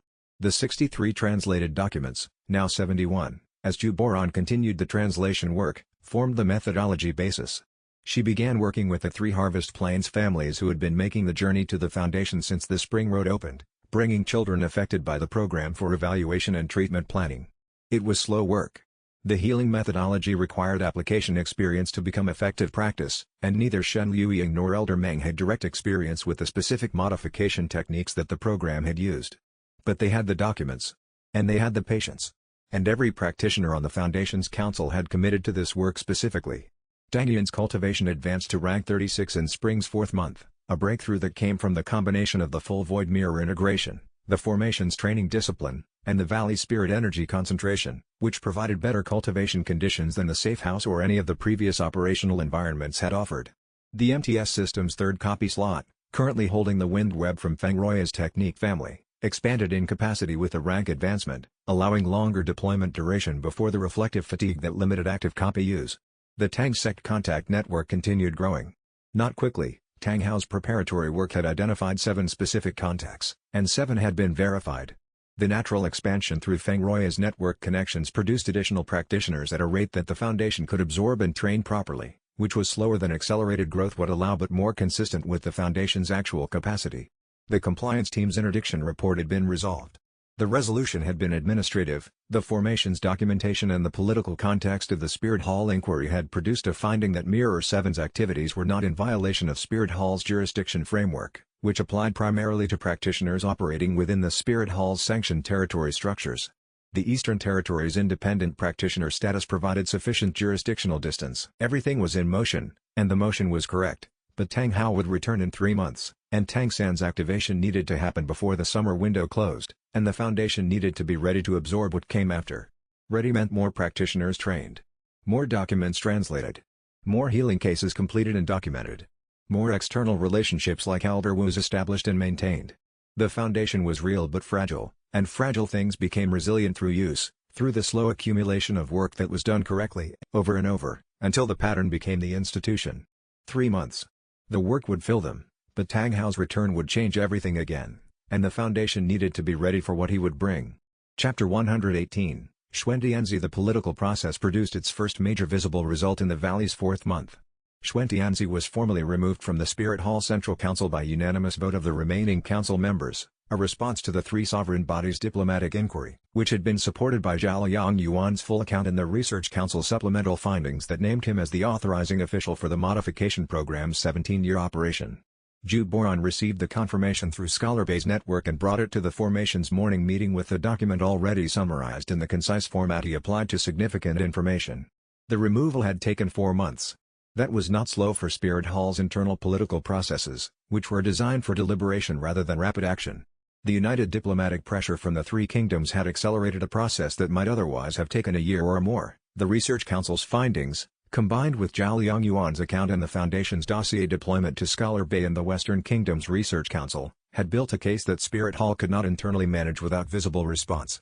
The program is suspended, Rong Yue said. Xuantianzi is removed. What happens to the children? The suspension is formal and on record, Tang Yin said. Spirit Hall's formal review is ongoing. The three sovereign bodies have standing to request that the review include remediation planning for affected families, which Zhu Boran has already drafted as a diplomatic recommendation through Scholar-based channel. He looked at Zhu Boran. Submitted 4 days ago, Zhu Boran confirmed. Scholar Bay expects a response in 3 to 6 weeks. The remediation question is politically tractable in a way it wasn't when the program was still operating. The suspension creates a de facto acknowledgement of harm that the diplomatic recommendation can build on. And the practitioner response, Shen Liuying said. The family is coming to the foundation. That is ongoing, Tang Yin said. The political process addresses the institutional responsibility. The practitioner work addresses the actual harm. Both are necessary. Neither substitutes for the other. The formation absorbed this. They had been living in the intersection of institutional politics and direct practitioner work for 26 months, and the clarity of the distinction, what political process could address and what required human practitioners with training and time and genuine care, had been one of the defining lessons of the work. Xuandianzi's removal was meaningful. It was a real change in the institutional structure that had enabled the program. But the Harvest Plains family's children who had been affected required the work that no political process could do, and that need had not been answered yet, and would not be answered quickly. Tang Yin spoke for all of them. We have work to do. The hall agreed, in the quiet way of people who understood exactly what the work was and why it could not be done any faster than it could be done, and who intended to do it anyway. That afternoon, 2 families arrived from the Harvest Plains, a mother and a grandmother, each bringing a child. The children were 7 and 9 years old. The program had run in their village for 3 years before the suspension. They had the specific presentation that the healing documents described: cultivation potential present, spirit awakening timeline disrupted, the particular quality of interrupted development that was not the same as absent development and was not the same as natural late awakening. Shen Liuying and Elder Meng met with them in the primary hall's healing alcove. Zhu Boran documented. Tang Yin was not present for the assessment. Shen Liuying had made clear that the healing work needed its own space, separate from the operational structure's rhythms, but he received the assessment summary in the evening. Both children have recoverable potential, Shen Liuying's report said. The technique described in document 17 of the healing methodology section applies. Timeline is 6 to 18 months of guided cultivation work, with the specific pattern Elder Meng has identified from the documents. Prognosis is cautiously positive. Cautiously positive. For 2 children who had been part of a program that Spirit Hall was still calling a suspended review item. The political process had addressed the institutional structure. The practitioner work was now addressing the actual harm, one family at a time, in a valley that had been a plan 2 months ago and was now the only place in the Eastern Territories where this specific work was being done. The mirror was at work. And in the Harvest Plains, 2 more families had begun the journey to the valley, carrying children who needed what only the Foundation could provide, and who had nowhere else to go. Chapter 119, The Letter to Elder Wu. Tang Yin wrote the letter to Elder Wu in the valley's 5th month. Not Mirror 7's contractor identity, his own name. Tang Yin, Practitioner, Mirror Foundation, Eastern Territories Valley. Rank 36 Spirit Ancestor. The Phantom Thread and Void Mirror combination, on file in the Practitioner Register if Elder Wu chose to verify the identification. The letter was direct. It described the Mirror Foundation's establishment, its Tang Sect philosophical lineage, and the specific work it was doing, the healing methodology for affected practitioners and their families, the cultivation training program, the blueprint archive preservation. It described the Foundation's location and the general framework of its council governance. It did not describe Mirror 7's operational history or the work that had led to Xuantianzi's removal. The political process had made that history part of the public record, and Elder Wu was sufficiently connected to the cultivation world's institutional networks to know it. The letter's purpose was simpler. The practitioner who had first registered the Phantom Thread combination and offered assistance to a 20-year-old in Cloudhaven City deserved to know what had come of that registration. Not as obligation, but as the honest accounting that the Tang Sect's philosophy specified for relationships that had contributed to the work. Elder Wu's response arrived in 3 weeks. It was 4 pages. The first page was a formal acknowledgement of the Mirror Foundation's establishment, written in the precise language of an administrator who had processed many such notifications. The second page was something different, a personal account, direct and candid, of Elder Wu's 20 years of watching the Eastern Territories' cultivation infrastructure decline as the independent practitioner network lost the philosophical grounding that institutions like the Tang Sect had provided. The third page was a list of 12 students that Elder Wu believed could benefit from the Foundation's approach, students whose cultivation showed the specific qualities that the Tang Sect's methods were designed to develop, who were not being well served by the standard Spirit Hall-affiliated progression. The fourth page was brief, If the foundation accepted students, Elder Wu would personally recommend those 12, and would continue monitoring for additional candidates. Tang Yin read this and understood that what he was looking at was not a response to a courtesy notification. It was the beginning of an external relationship that the foundation had not yet had to manage, an institution beyond the formation, reaching toward the work because the work was visible and the work was needed. In 8 months, Tang Hao would return to the Iron Gorge. The 12 names on Elder Wu's list were a different kind of problem than the foundation had encountered before. Tang Hao's 7 contacts were practitioners who already carried the Tang sect's philosophical orientation, people prepared by design for this work. Elder Wu's 12 students were something else, practitioners with potential and the right instincts but no Tang sect background, who had been identified by someone outside the foundation's existing network on the basis of observed cultivation characteristics. Taking them meant the foundation was operating as a public institution, not just a private project of people who had chosen it for their own reasons, but an organization that other institutions were recommending to practitioners who needed what it offered. Tang Yin drafted a response to Elder Wu that same evening. He accepted the recommendation, set out the foundation's admission process, and offered Elder Wu the title of corresponding scholar, an informal designation that acknowledged the relationship without creating obligations that either party could not fulfill from their respective positions. Elder Wu's response to that, which arrived 2 weeks later, was 3 sentences: acceptance of the designation, an invitation for any foundation practitioner to study in Elder Wu's practitioner register archive when in Cloud Haven, and a single line that Tang Yin read twice before understanding its full weight: I have been waiting for someone to build this since the scatter. I did not expect it to happen in my lifetime. In 8 months, Tang Hao would return to the Iron Gorge. And the foundation was becoming, one relationship at a time, something larger than the people who had built it, which was the only kind of foundation worth building. Chapter 120, The Mirror at Work. The Valley in the year's final month had 12 practitioners in cultivation training, 8 foundation members, 1 visiting scholar from the Misthaven Academy, and a primary cultivation hall that was 80% complete. Tang Yin ran the morning thread training in the hall's east courtyard, the space designated for formation practice, with the natural alignment to the convergence point that made the thread web's operation clearer in that location than anywhere else in the valley. The training involved all 7 original formation members plus Feng Roya and 2 of the network contacts who had advanced to the point where formation level training was the appropriate next step. The 9-member thread web that Tang Yin was developing was not the same thing as the 7-member formation web. The original Mirror 7 formation was an operational structure, a specific team with a specific shared history and a specific set of tested responses to difficult situations. The broader foundation training was different, developing the shared web architecture as a teaching framework, demonstrating how the Phantom Thread Spirit's capabilities operated at formation scale, building in the network contacts the same orientation toward coordinated practice that the original formation had developed through 2 years of operational work. The difference mattered. Tang Yin was not trying to replicate Mirror 7.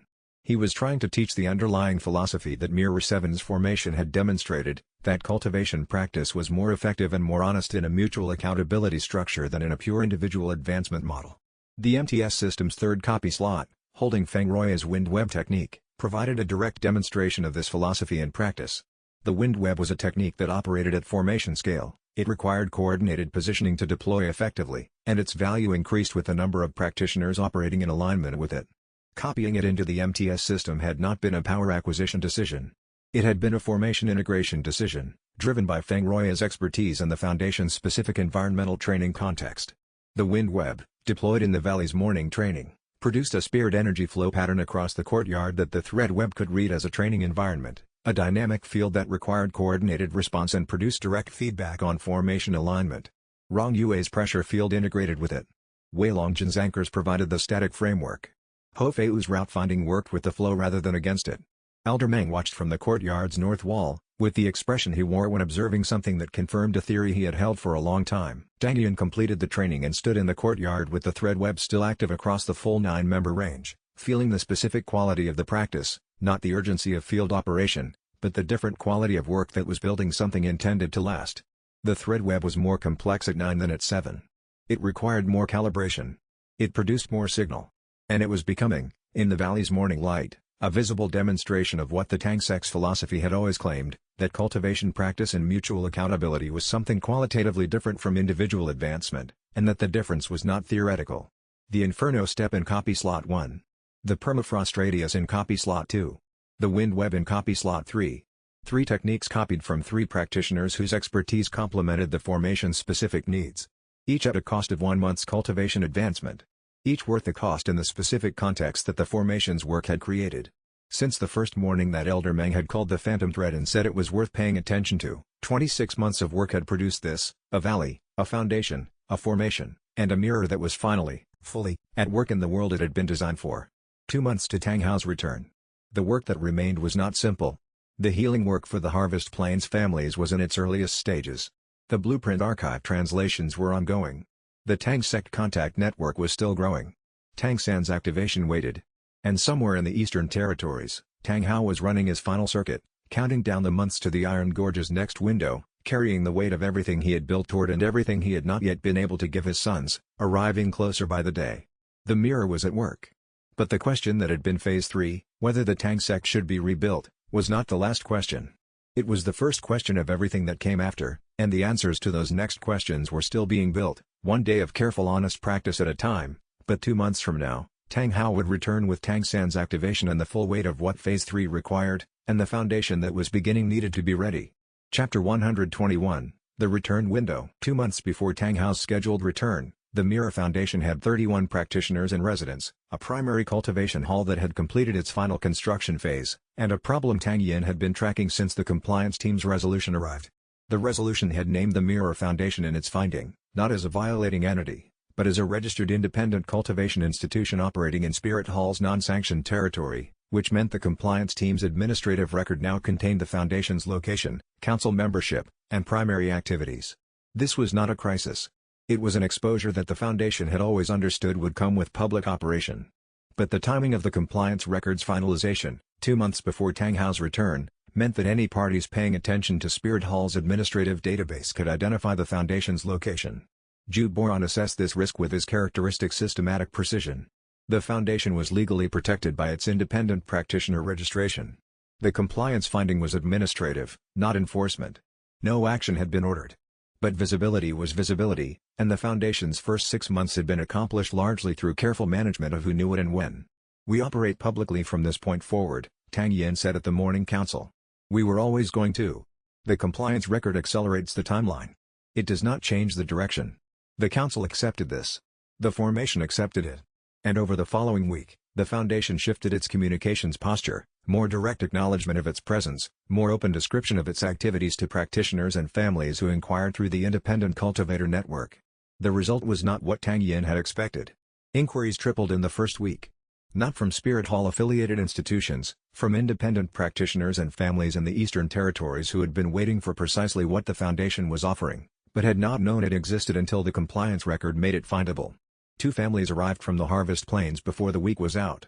A practitioner from the Northern Independent District wrote a letter that described, in careful detail, a cultivation situation that precisely matched the Tang Sect's healing methodology's documented cases. Elder Wu's 12 student recommendations arrived with a follow-up letter noting that he had learned of the Foundation's compliance record and suggesting, gently but clearly, that the Foundation consider formalized student enrollment procedures before the inquiries became unmanageable.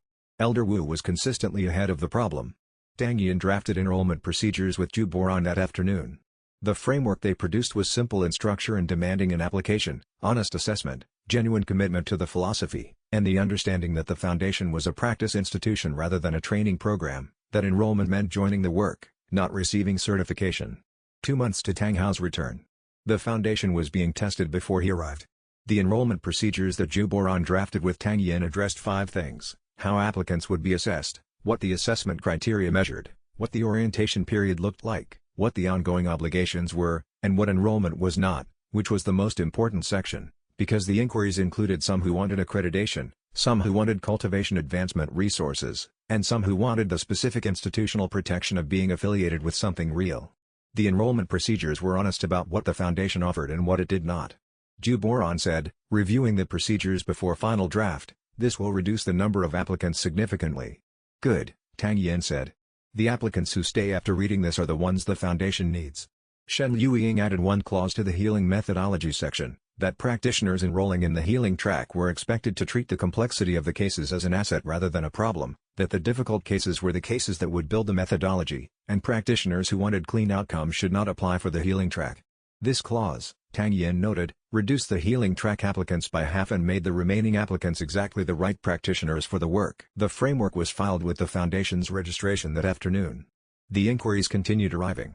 2 months to Tang Hao's return, and the Foundation was learning, in real time, what it meant to be a public institution rather than a private project, and discovering that it was more ready for the transition than it had feared, and less certain what the next phase of readiness would demand. Chapter 122, The Enrollment. The Mirror Foundation's first formal student cohort was 7 practitioners. Elder Wu had recommended 12. 5 declined or were unable to make the journey to the Eastern Territory Valley.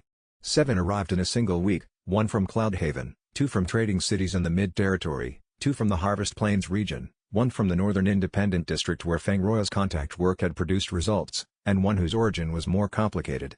A rank 19 practitioner from the Thornwall District. Zhu Boran's background check, which he ran as a matter of standard enrollment procedure for all applications, revealed that she was the niece of the archive administrator whose clearance Tang Yin had briefly borrowed during the Thornwall operation 6 months earlier. Zhu Boran brought this to Tang Yin with the document evidence and a specific recommendation, full disclosure to the applicant and a decision about whether the prior connection constituted a conflict. Tang Yin reviewed the documentation carefully. The niece, Xu Yanlin, rank 19, cultivating a water-type primary spirit with an unusual secondary manifestation, had no knowledge of Mirror 7's Thornwall operation. Her application was genuine. Elder Wu's recommendation described her cultivation as showing the specific qualities of Tang Sect-aligned practice without formal Tang Sect training. Her uncle's connection to the archive was incidental. Disclosed to her that we have background documentation and that it raised no disqualifying factors, Tang Yin said. If she has questions, answer them honestly. Xu Yanlin, when informed, was quiet for a moment. Then, does this change my enrollment status? No, Tang Yin said. It required transparency. That is all. She absorbed this and enrolled without further comment, which was, Tang Yin noted to Zhu Boran, a response that suggested she had the temperament the Tang Sect's philosophy required. Direct. Honest. Unperturbed by complexity when the complexity was clearly handled. Elder Meng developed the first formal curriculum document, the philosophical texts from the archive as the foundation, with the cultivation technique specifications following, and began teaching within the week. The 7 students were at different cultivation levels and from different backgrounds, which meant the teaching needed to hold across a broad range.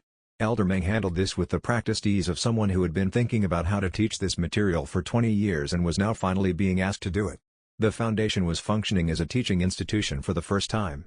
The first 7 students were learning the philosophy that had been preserved in fragments for 2 decades, finally assembled into something that could be transmitted, and their presence changed the character of the valley in ways that were hard to specify but immediately perceptible. The work that had been a formations project was becoming a community's practice. Elder Meng taught the first session in the primary hall's teaching room on the 4th day after the 7 students arrived. He began with the philosophical texts, not as history, but as active questions. The founding text's first passage asked, "What does a practitioner owe to other practitioners?" Not as institutional obligation, not as contractual duty, but as the basic ethical question of people sharing a practice and a world. The 7 students responded differently. 2 of them had answers ready, which Elder Meng noted as data about their background and their readiness to be challenged. 3 of them asked clarifying questions first, which Elder Meng noted as data about their intellectual honesty. 1 was silent, watching the others respond, which Elder Meng noted as the response of someone building a model before committing to it. 1 wrote in a small notebook throughout the discussion, which Elder Meng noted as someone who learned by creating a record. After the session, Elder Meng reported to Tang Yin, all 7 are genuine. 2 will advance quickly. 3 will advance steadily. 1 will surprise everyone, including herself. 1 will need patience. Which one needs patience? Tang Yin asked. Elder Meng looked at him with the specific expression he used when the answer was obvious. The one who was taking notes, he said. She already knows more than she is prepared to admit she knows, and she is going to need the philosophy to catch up with the practice she has already built independently. Xu Yanlin, Tang Yin noted. The Thornwall connection. Elder Wu had been right about her. The first cohort was learning, and the Foundation's character as a teaching institution was beginning to take the shape it would hold for years ahead, but the shape was still being decided, 1 cohort and 1 curriculum session at a time, and the next cohort was already being assessed, and what the assessment would reveal about the next group was not yet known. Chapter 123, The Healing Work. The healing work advanced more slowly than everything else. This was not unexpected. Shen Liuying had been clear from the beginning that this kind of healing did not have operational timelines. The modification that the program had used on affected children was technically intricate, developmental in its effects, and required healing responses as individually calibrated as the damage itself. A protocol could not be applied uniformly. Each case required its own assessment, its own treatment design, its own patience. By the Foundation's 8th month, Shen Liuying had completed initial assessments on 11 children. 3 were straightforward cases. The modification had been early stage, The damage limited, and the healing methodology from document 17 produced clear improvement within weeks. 6 were moderate cases, more significant disruption, longer timelines, but strong prognosis. 2 were complex cases that she had brought to the full council because they required decisions beyond her independent authority. The complex cases were children in whom the modification had been applied at the critical spirit awakening window, and had produced changes that the archive's standard healing methodology could address only partially. The 63 documents covered many variations of cultivation disruption. They did not cover deliberate modification applied to children at this specific developmental stage, because the Tang sect had not existed in a world where this kind of thing had been deliberately done. Elder Meng said, "We document these cases completely and continue treatment with what we have." The documentation becomes the Foundation's contribution to the methodology, the specific situations the archive did not anticipate, that our work is generating the knowledge to address. Shen Luying accepted this, in the way she accepted all things that were genuinely difficult, completely, without pretending the difficulty was less than it was. "The parents need to understand the uncertainty," she said. "They already do," Elder Meng said. "That is why they came here rather than waiting for Spirit Hall's formal review." The healing work continued, slow, specific, honest. The documentation that Shen Luying produced for each case was more detailed than the standard healing record. It included not just the treatment approach and the outcomes, but the decision-making process. Why this technique before that one? What the assessment revealed that changed the treatment design? Where the archive's methodology was directly applicable and where it required adaptation. The reasoning, captured while the reasoning was fresh, that would allow the next practitioner to understand not just what had been done but why. Elder Meng read every documentation submission. He said, after the third complex case report, the Tang sect's founders documented their failures as thoroughly as their successes. That is why the archive was useful, not because it contained only successful approaches, but because it contained honest accounts of what the practitioners actually encountered. He looked at Shen Luying's documentation. This will be in the archive's next edition, along with the cases that preceded it, which will tell a different practitioner in a different generation exactly what was attempted here and why it worked or did not. The parents of the complex cases were not told that the Foundation was building a methodology. They were told, honestly, that the Foundation's practitioners were applying the best available approach and documenting everything carefully. They were told about the uncertainty. They were told about the specific indicators of progress that Shen Luying and Elder Meng were monitoring. They stayed. They brought their children for the sessions. They trusted the honesty more than they would have trusted false certainty. That was, Tang Yin understood, the Tang sect's philosophy demonstrated in the healing work, not claiming more than was known, and being trusted because the claiming was accurate. Shen Luying's approach to the parents was the same in every case, complete information, clearly stated, with the uncertainty acknowledged rather than minimized. She told them what the methodology specified, what it had produced in other cases, where the current case fell in the range of documented outcomes, and what she did not yet know. Not one family had left after a full honest briefing. Elder Meng had observed this pattern and said, one evening, people do not want certainty. They want honesty. Certainty, when it is false certainty, fails eventually, and when it fails, it takes the trust with it. Honesty can be difficult in the moment, but it compounds over time. Shen Luying had noted this and applied it in every subsequent session. The documentation she produced reflected it as well. Every honest acknowledgement of uncertainty, captured in writing, became part of the methodology's record. The healing work was building something that would outlast the practitioners who first applied it. That was, Tang Yin thought, the most important thing it was building. And whether the Foundation itself would outlast the people who had assembled it was the question that had no answer yet. Chapter 124, Tang San's letter. Tang San's letter arrived in the Foundation's 9th month, and Tang Yin read it 3 times before sharing it with the Council. Section 1 was operational, Tang San's assessment of Spirit Hall's internal response to Xuantianzi's removal. The formal review was ongoing. 3 council members who had been aligned with Xuantianzi's faction had begun the process of institutional distancing, the typical response to a disgraced director. The program's full scope was being documented internally. The remediation question was receiving genuine consideration rather than administrative deflection. Section 2 was personal, Tang San's account of his own preparation for the Iron Gorge return window. His cultivation had advanced to rank 52 since the first visit. 5 years of solo field operation had produced a practitioner capable of sustained work in genuinely dangerous territory. He described his advancement past the rank 50 threshold with the characteristic understatement of someone who did not overstate their own capability. He was ready for the apparatus activation. He expected the experience to be different from Tang Yin's. The details were not in the letter. Section 3 was the question that the letter had been building toward. What did Tang Yin need from Tang San in the period after the activation? Not what the operation required, what the formation and the Foundation needed from the brother who had made everything possible but who was not, and could not be, a permanent member of either. Tang Yin read this section slowly. It was honestly asked, the kind of question that Tang San only asked when he already had an honest answer available and was testing whether the answer the other person gave matched it. Tang Yin wrote back that same evening. He answered directly, the Foundation needed Tang San's operational reach into the territory that Mirror 7 could not cover. Not as a formation member, the formation structure was already defined. But as a practitioner with a specific capability that the Foundation's work required and that no one else could provide. The relationship would be what it had always been, two people working toward the same direction by different paths, neither subsumed by the other. He sent the letter. 6 weeks remained before the meeting window opened. Writing the response had clarified something he had been carrying without quite naming. The formation, Mirror 7, was what it was, the 7 practitioners who had found each other through the work and built something together that was more than any of them had been alone. Tang San was not the 8th member of that formation. He was something else, something that did not have a clean institutional name, which was why Tang San's question had required an honest answer rather than a formal category. The answer Tang Yin had given was, partnership. The specific partnership of two people who were each doing the right work by their own paths, who had been designed by the same person to complement each other without requiring each other, who trusted each other with the completeness that came from 2 years of watching each other operate under genuine difficulty. Not formation. Not foundation. Something older and simpler, the relationship between siblings who understood each other's capability precisely and worked accordingly. Tang San's response, when it arrived 2 weeks later, was brief, yes. That is the accurate description. 3 additional sentences confirm the timing of his return to the Iron Gorge area for Tang Hao's activation window. Then, I have been thinking about what comes after the activation. The question you answered is not the only question. There is another one, about what the work requires of both of us, that we should discuss in person. The visit window was 6 weeks out. Whatever Tang San's other question was, the meeting at the Iron Gorge would produce the answer, and the answer would, Tang Yin was certain, be the honest one. He spent the evening after sending the letter reviewing the Foundation's current position against Zhu Boran's second-year planning documents.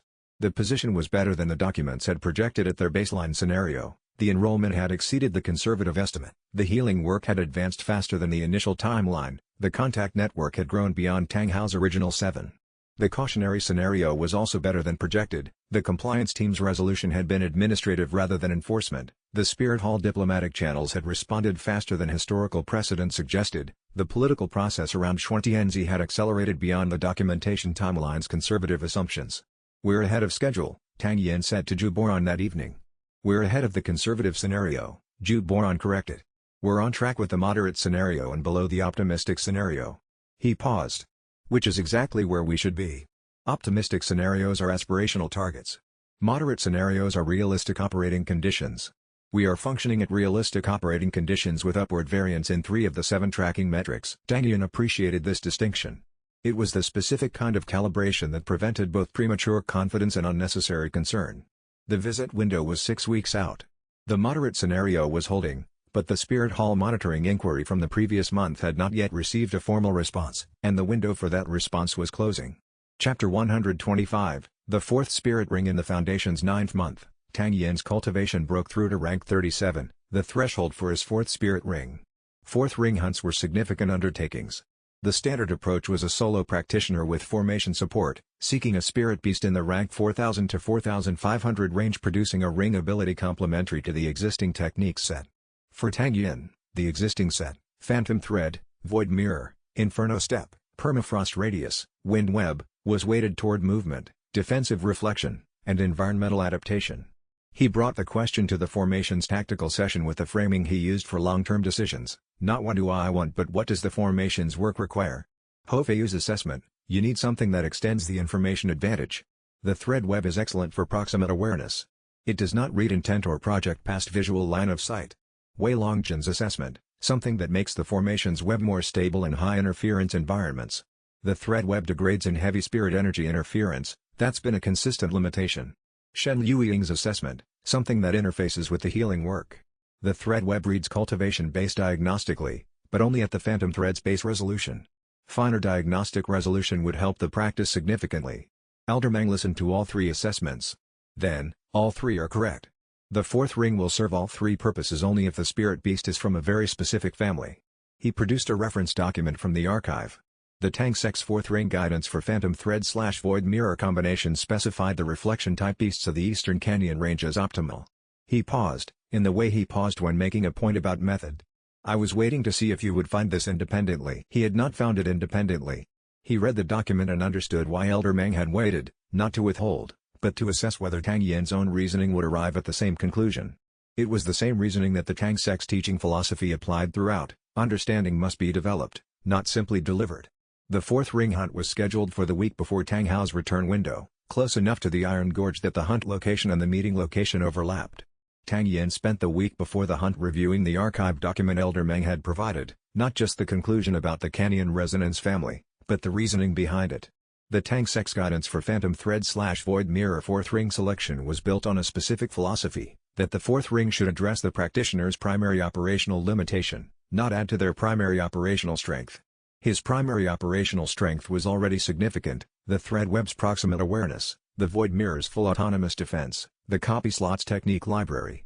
His primary operational limitation was the high interference environment problem, the situations where the thread web's accuracy degraded and the formation's web became unreliable. The Canyon resonance's resonance map ability addressed this by turning the interference itself into usable signal. The limitation became an advantage. The archive document called this approach completing the practitioner rather than enhancing the practitioner, the specific distinction between adding capability and resolving deficiency. It was the same distinction that the healing work made between treating symptoms and addressing underlying causes. The same distinction that the formation's approach to protection contracts had made between managing vulnerabilities and removing them. The Tang sect's approach was consistent across every discipline it applied to. Elder Meng had not told Tang Yin this explicitly. He had given him the document and waited. The reasoning was in the document, available to a practitioner who read it carefully and thought about what it meant. 6 days to the hunt.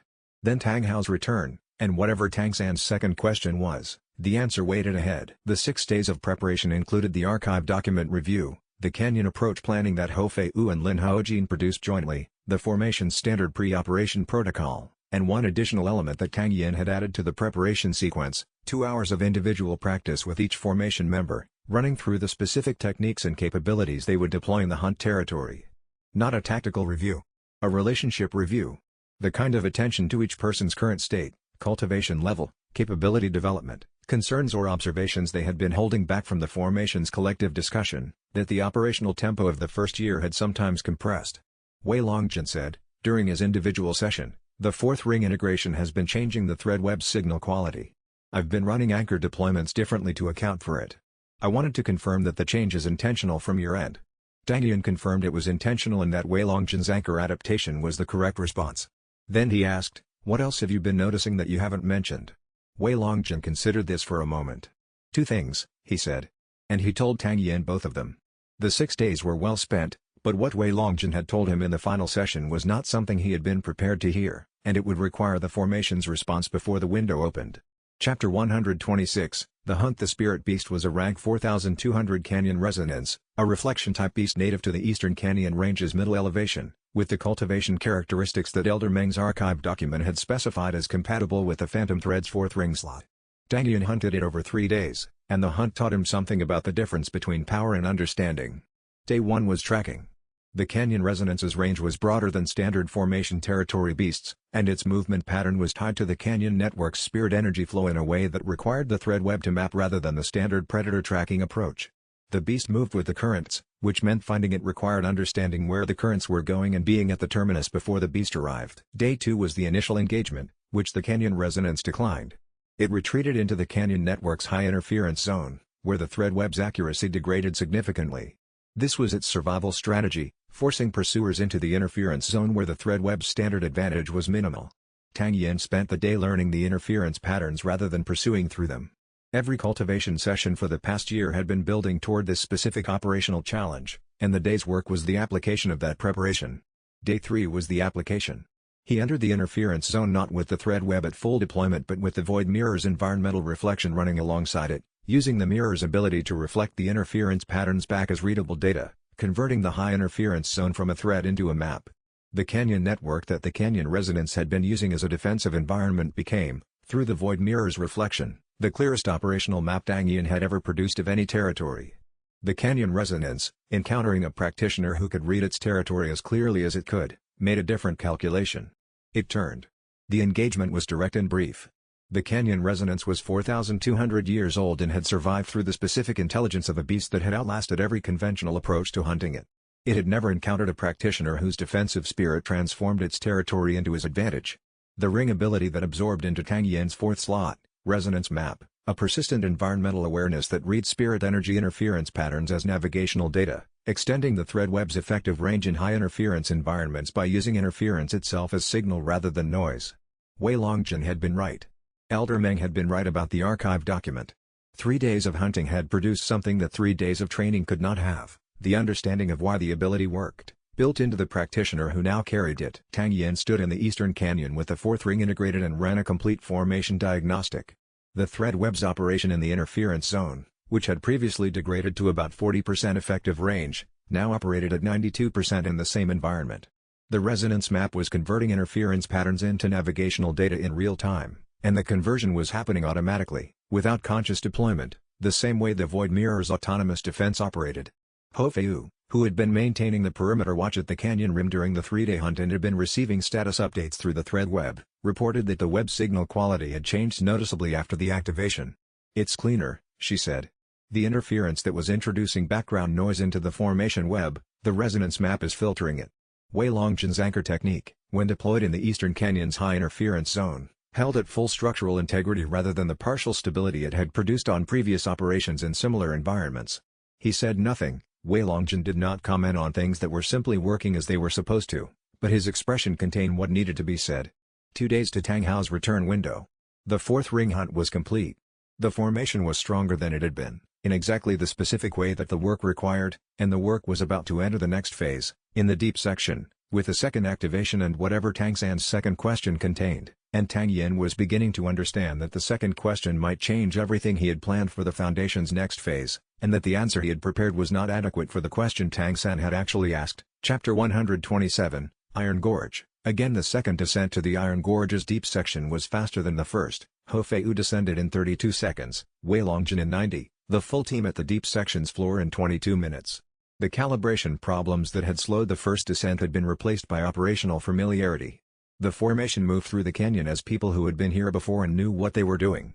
Tang San was already in the deep section. He had arrived through a different route, his own approach to the Iron Gorge that the formation had not traced and did not ask to trace.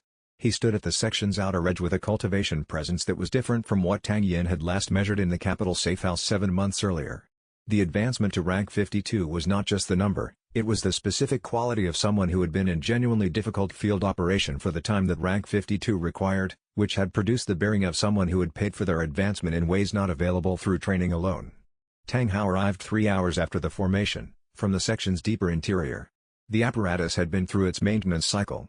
He confirmed its readiness in the same methodical way he had confirmed Tang Yin's first activation, a complete check of the resonance field components, the crystal formation status, the frequency calibration. 8 months of maintenance had kept the apparatus in full operational condition. Ho Feiyu held the outer canyon perimeter. Wei Longjin established anchors at the 4 descent access points. Shen Yueying prepared for post-activation monitoring. Zhu Boran documented with his characteristic quiet efficiency. Rong Yue and Feng Roya, who had come in place of Lin Haojin, held the canyon rim watch with the competence of practitioners who had done this kind of work before. "The activation will be different," Tang Hao said to Tang San. He said this without elaboration, and Tang San absorbed it without asking for elaboration, the same economy that the family shared. "Your secondary spirit's transition is not the same as your brother's. The apparatus will adjust. You will know when it has found the correct frequency." Elder Meng stood in the chamber doorway and watched Tang Hao prepare the apparatus with the quiet attention of a practitioner present for both activations, the first and the second of a design that had taken decades to arrive at this moment. The apparatus came to life. Tang San stepped to the center contact point. Whatever was about to happen in the deep section, the formation held its positions and the thread web held the space. Tang San looked at the apparatus with the expression of a practitioner encountering something that had been built specifically for them, the same recognition Tang Yin had experienced 8 months ago. The understanding that the 18 years of construction in this chamber had been aimed at this exact meeting. "Does it feel designed?" Tang San asked. He directed this to Tang Yin, who had experienced the activation and was the only person in the chamber who knew what it felt like from inside. Tang Yin confirmed this, "Precisely designed. The resonance field will find the frequency it needs. Your role is to remain in cultivation mode and trust the process." Tang San absorbed this. The resistance arrives at the integration threshold. It is the secondary spirit's structural adaptation. Continue through it. Tang San nodded once, the specific nod of a practitioner receiving operational information and confirming they have received it, without additional commentary, because additional commentary was not needed. Tang Hao watched this exchange with the attentiveness of a man watching two people he designed interact in the way he had hoped they would, each providing what the other needed, without waste, without performance. "You have prepared him well," Tang Hao said to Tang Yin. Tang Yin considered this. "He prepared me as much as I prepared him," he said. The preparation ran in both directions. Tang Hao's expression was exactly what both of them expected from their father, complete recognition, and the specific quiet satisfaction of a man who had designed something complex and was watching it work correctly. The mirror was ready. The apparatus was active. Tang San stepped to the contact point, and the 6-hour activation that would change everything that came after began, and the formation held its positions and waited, because that was what formations did. Chapter 128, the second activation. Tang San's activation took 6 hours and 14 minutes. This was significantly longer than Tang Yin's 3 hours and 52 minutes, a difference Tang Hao had anticipated, and the formation managed through a watch rotation that kept two practitioners alert throughout. The deep section space held the resonance field with full stability across the extended duration. The formation's web maintained position awareness without interruption. The change, when it came, was perceptible to everyone in the chamber. Tang San's cultivation presence shifted, not in magnitude, which was already high, but in quality. The specific character of his technique base changed in a way that Tang Yin's thread web registered as a new dimensional depth, a second spirit that had been present but operating at partial integration suddenly stepping into full deployment range.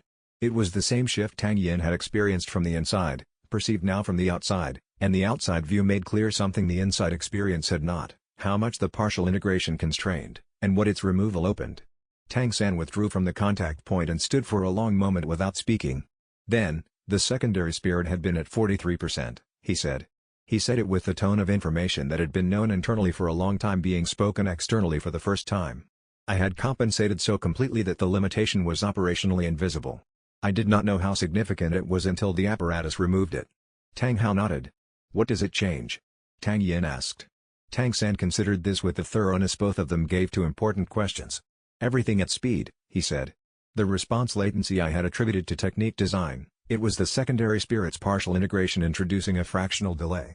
At my current advancement rate, the delay would not have been perceptible as a limitation for another decade. But it was there." He paused. "I have been operating at 83% of my actual capability for 5 years. The chamber was quiet with that. "Both of you," Tang Hao said, "are now operating at full capacity." He looked between his sons with the specific recognition of a man who had spent decades preparing for this configuration and had just watched it arrive exactly as he had designed. "The work that comes next is yours. I have given you everything I know how to give." He met Tang Yin's gaze. Then Tang San's. "What happens after this," Tang Hao said, "is not designed. It is built. What you build is what it will be." The chamber was quiet with that, with the specific quality of a statement that was both ending and beginning, that closed one phase and opened the next, from someone who had held the full scope of both phases in his understanding for 26 years. Tang San looked at Tang Yin. He met Tang San's gaze. Neither of them needed to say what they were thinking. They had been designed to understand each other at the level where the important communications happen without requiring speech. "The question," Tang San said. His second question, the one from the letter, the one he had said needed to be discussed in person. About what comes after the foundation. About the full revival of the Tang sect, not as a regional institution but as something with the scope the original sect had. "Yes," Tang Yin said. "Who leads that?" Tang Yin held this question in the way he held all important questions, completely, without deflecting from its weight. "That decision belongs to the people who have built toward it," he said finally. "Including you. Including everyone in the valley. It cannot be made now. But when the moment comes, it will be made honestly, by the people who will live with the answer." Tang San considered this for a moment. Then, "Yes. That is correct." Tang Hao looked between his sons with the expression of a man who had just heard the next chapter of a design he had spent decades building, and found that it was exactly what the design had been building toward. He did not say anything for a long moment. Tang Yin had grown accustomed to his father's silences over the course of 2 visits and 4 days of teaching in each, the silences that were not hesitation but consideration, the silences of a man who had learned to hold things fully before speaking about them. Tang San appeared to share this. The three of them were quiet together in the low light of the deep section chamber, the activation apparatus cold now, the work of the second visit complete, and the second question answered as well as it was going to be answered before the moment arrived. "Good," Tang Hao said finally. The word was not small when he said it. They ascended in the order they had descended, Tang Yin first, Tang San second. Tang Hao asked, and the deep section held what the deep section held, and the design continued its work above, in the valley, in the foundation, in the contact network spreading through the eastern and northern provinces, in the methodology archive that contained 247 documents and was still growing, and in Tang San's second question, which had been answered but not yet fully understood. Chapter 129, What Tang Hao gave on the fourth day of the second Iron Gorge visit. Tang Hao gave them the rest. Not information, the teaching of the previous visit had covered information. What remained was something different, direct experience of cultivation practice in a configuration that neither of his sons had operated in before. 3 practitioners of different advancement levels, related in the specific way that the Tang sect's philosophy of mutual cultivation had always held as its ideal, the transmission of experience from someone who had paid the costs of the path toward practitioners still building it. 4 days of practice in the deep section. No defined objectives. No instruction. Tang Hao simply practiced alongside them, with the quiet presence of a practitioner who had nothing to prove, allowing the formation to read his technique family at full operation, the way that the best teachers taught by being rather than by directing. On the second day, Tang Yin's thread web mapped the full range of Tang Hao's technique family at operation. Not to copy, the MTS system's cost would have made that decision carefully, but to understand. The understanding was itself valuable in ways that technique copying could not provide, the philosophy behind the technique, the accumulated decisions that had refined it over decades of solo field operation, the specific calibration that came from a practitioner who had been operating at the edge of their capability for years. On the third day, without announcement, Tang Hao demonstrated a technique, a thread and force integration approach he had developed during the years alone, combining physical strike techniques with precision control architecture. Tang Yin recorded it into the MTS system's recording function at zero cost, not copying, analyzing. The record was the beginning of understanding something about his father's technique family that no amount of second-hand description could have provided. On the fourth day, Tang Hao stood at the deep section's entrance. 8 months, he said. Possibly 12. Come back when the work requires it. Not on a schedule. He ascended. The 2 brothers stood in the deep section with the full complexity of what they had been given, not a mission, not an objective, but the complete preparation that their father had built over the course of their entire lives. Everything that could be transferred had been transferred. What came next belonged entirely to them. For the first time since Elder Meng's letter had arrived in Cloud Haven, there was no next step already determined. Only the work, and the people who had chosen it. Tang San sat in the deep section for a long time after Tang Hao ascended. Tang Yin sat with him, without the need to fill the silence, in the way that both of them had always operated best with each other. The 58 days, Tang San said finally. This was the reference to the first window, the 60 days from Iron Gorge to the compliance deadline that had shaped the Foundation's first phase. Yes, Tang Yin said. I was running a parallel operation during those 58 days, Tang San said. Not the same work, different territory, different problem. But the same spirit. He paused. I did not know, at the time, whether the foundation would be built. I knew you were building it. I ran my operation on the assumption that you would succeed. Why? Tang Yin asked. He asked it genuinely, not for confirmation, but because understanding the reasoning mattered. Tang San considered this. Because of the formation, he said. The specific people you assembled and the specific way they worked together. I watched it for 2 years. I concluded the formation was not capable of failing the work, because the formation understood the work too well to stop at the threshold. Tang Yin held this. There was something in Tang San's phrasing, not the conclusion, but the method by which he had reached it, that told Tang Yin something about his brother the 2 years of letters had not fully conveyed. Tang San watched formations. He watched them the way Tang Yin watched cases, not for the surface results but for the underlying coherence that produced them. The 2 years in the valley had not been observation from a distance. They had been a second kind of education. Did father tell you to watch for that specifically? Tang Yin asked. Tang San thought about it. He told me to watch what the formation did when something went wrong.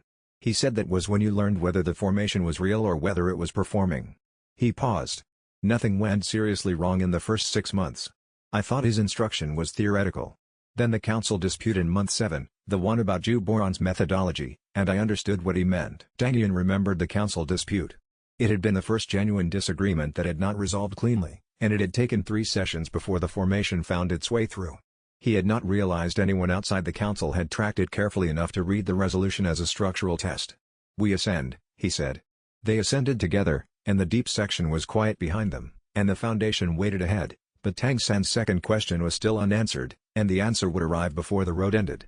Chapter 130, After Iron Gorge. The ascent from the deep section was different from the first ascent in a way Tang Yin could not fully articulate until the formation was in open territory and moving west.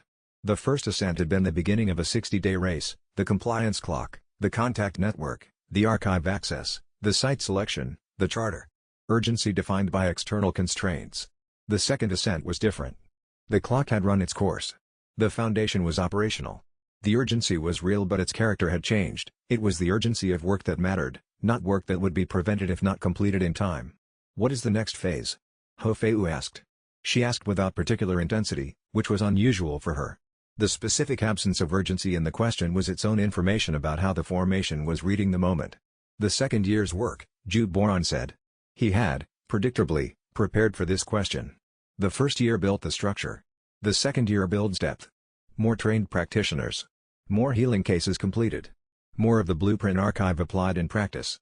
The Tang Sect contact network's expansion from 7 primary contacts to the full scope of the Eastern Territories prepared practitioners. He paused. It is not faster. It is more thorough. Wei Longjin said, the formation's field capability has not been used in field operation for 8 months. That will degrade if it is not maintained. He had been thinking about this as well. The operational history, the 26 months of field work that had built everything the foundation stood on, was both the formation's greatest asset and its most specific expertise. The skills that had produced the Iron Bell escape, the Thorn Wall archive operation, the capital extraction, the compliance documentation, those skills were not inherent to building a teaching institution. They required use to stay sharp. We continue training, Tang Yin said.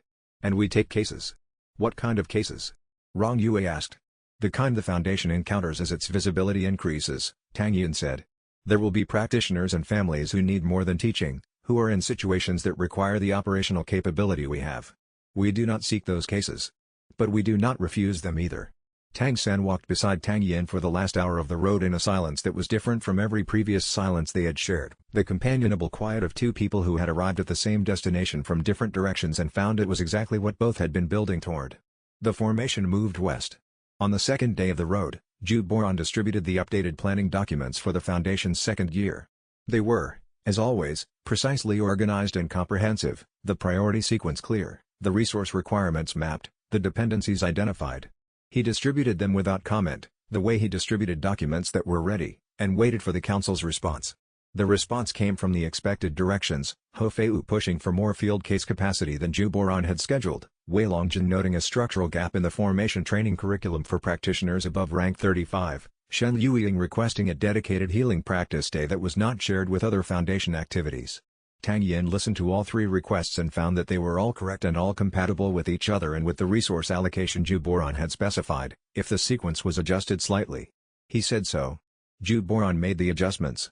This was how the formation worked now, everyone knowing their expertise, everyone trusting the other's expertise, the council functioning as a genuine deliberative body rather than a structure where one person made the decisions and the others implemented them. Tang Yin had not designed it to function this way. He had designed it to function well enough that it would find its own level, and this was the level it had found. Shen Yueying's precision with diagnostic theory created a standard that the rest of the formation measured themselves against.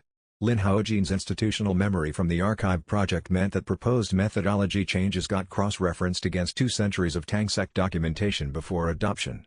Zhu Boran's cultivation research produced the only new theoretical framework the Council had formally endorsed since the Foundation's first month, the layered resonance model, which had changed how 3 of their most difficult cases were approached. Ho Fei's training program had, by year's end, produced 7 practitioners capable of independent formation work. The formation itself had grown from 5 to 11, with 4 of those 11 recruited specifically because they filled identified gaps in expertise.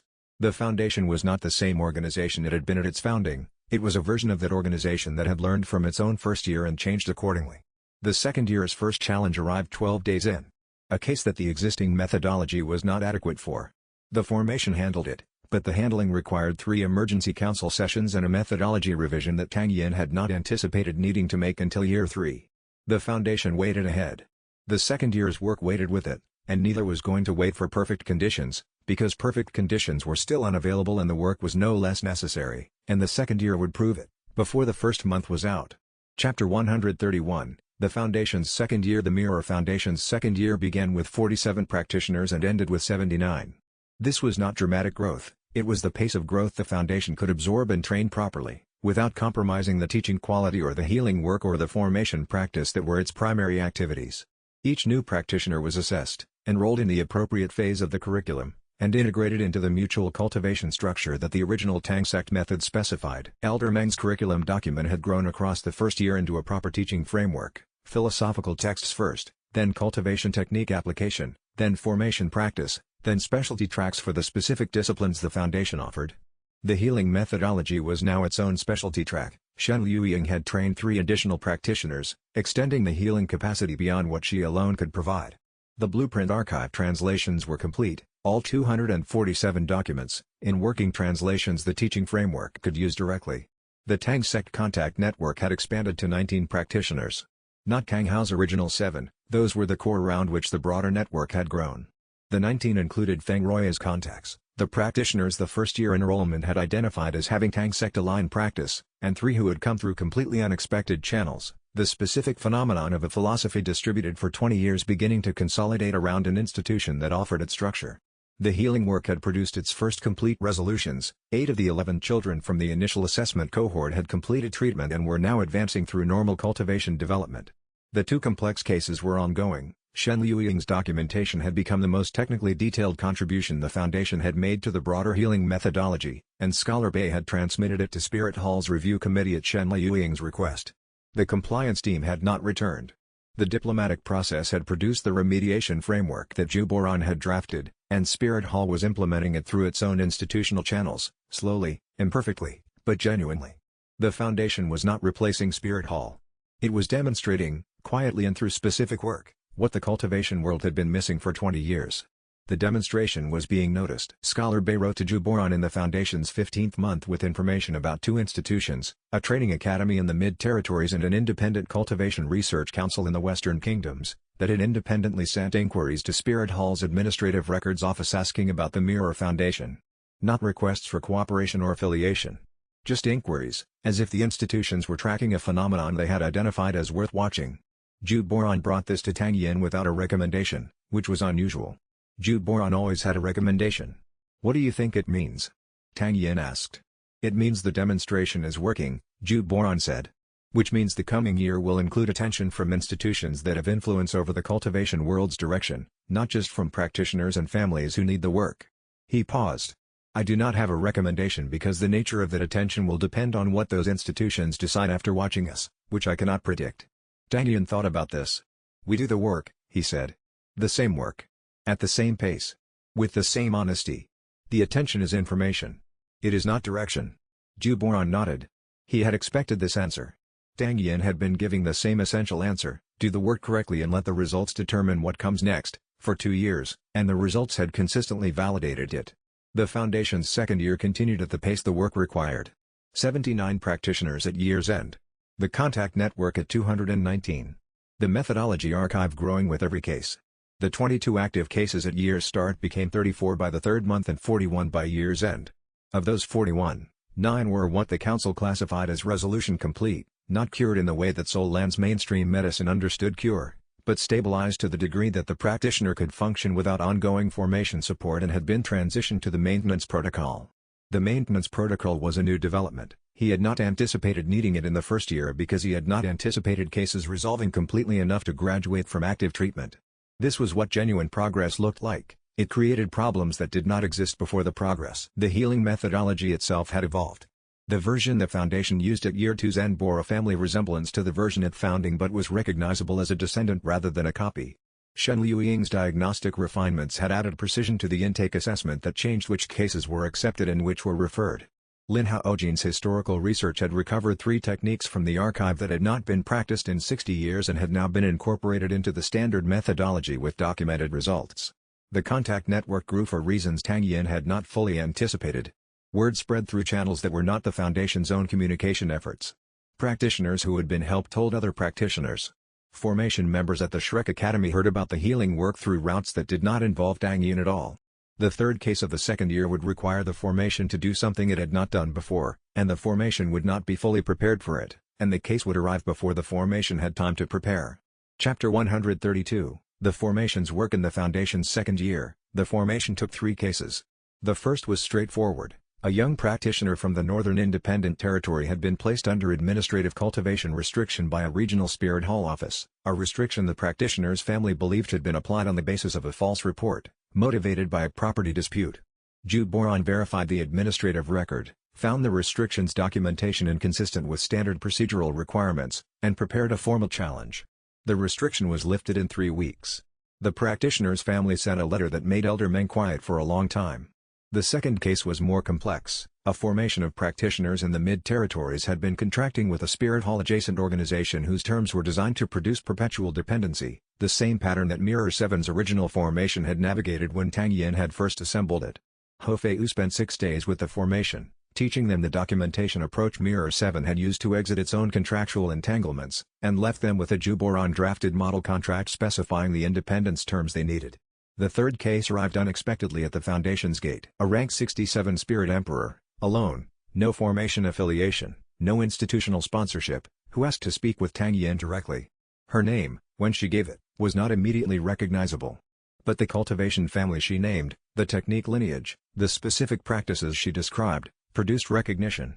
She was from the same family as Xuantianzi. Not affiliated with him. Not defending him. She had been one of the practitioners who had known about the modification program before the political process exposed it, had known, and had not acted, and had been carrying that weight since the exposure made silence no longer viable as a position. She had come to the Foundation because the Foundation was the only institution in the Eastern Territory she could think of that might have a serious answer to her question, what did accountability require of someone who had known and done nothing? The formation was very still. He studied the woman standing at the gate, at the specific courage it took to arrive here, with that history, and understood that the question she was asking was the most difficult this revival had been asked to answer. Not because she was dangerous. Not because the Foundation was at risk. Because the question itself was the hardest one, what did the philosophy require of people who had not acted when they should have? Not the people who had done harm, the institutional accountability structures handled those people, inadequately but visibly. The people who had known and had not acted were the test of whether the philosophy was serious about what it claimed accountability meant. Behind Tang Yin, in the cultivation hall, Elder Meng was teaching the founding text's passage on knowing non-action to the second student cohort. The passage had been in the archive for 60 years. It had been written by the Tang Sect's third generation of practitioners, who had encountered exactly this question in their own context and had written down what the deliberation had produced. The passage did not give an easy answer. It gave a framework, one that required genuine deliberation, genuine honesty from the person who had failed to act, and genuine accountability that was proportional to the harm the silence had permitted. The woman at the gate had come here knowing all of this. She had researched the Foundation carefully before arriving. She had read the public record of the political process. She had come anyway. Her name was Kai Wenling. She was a spirit master of rank 31, from a mid-tier noble house in the eastern provinces that had no particular power in Spirit Hall but had enough connection to Spirit Hall's lower administrative tier to have known about the program when it was operational. She had known that the program existed. She had known, broadly, what it was doing. She had not known the full scope. She said this honestly, and Tang Yin believed her, because the full scope had not been public knowledge even within Spirit Hall's structure, but she had known enough to understand that what the program was doing was causing irreversible harm, and she had chosen silence. She had not been asked to participate. She had not been compensated for her silence. She had simply been afraid, and the fear had been well-founded, the consequences for speaking had been genuine and significant, and she had weighed the cost to herself against the cost to the practitioners being harmed and had chosen the wrong side of that calculation. And she had known it was wrong at the time. And she had come to say this. She brought documentation. Not comprehensive documentation. She had destroyed most of what she had known out of fear in the period after the program was formally ended, but 3 documents from the administrative correspondence chain that established the scope of institutional knowledge in the year the program was at its most active. Those 3 documents would be significant, later, in ways Kai Wenling could not have known when she handed them over.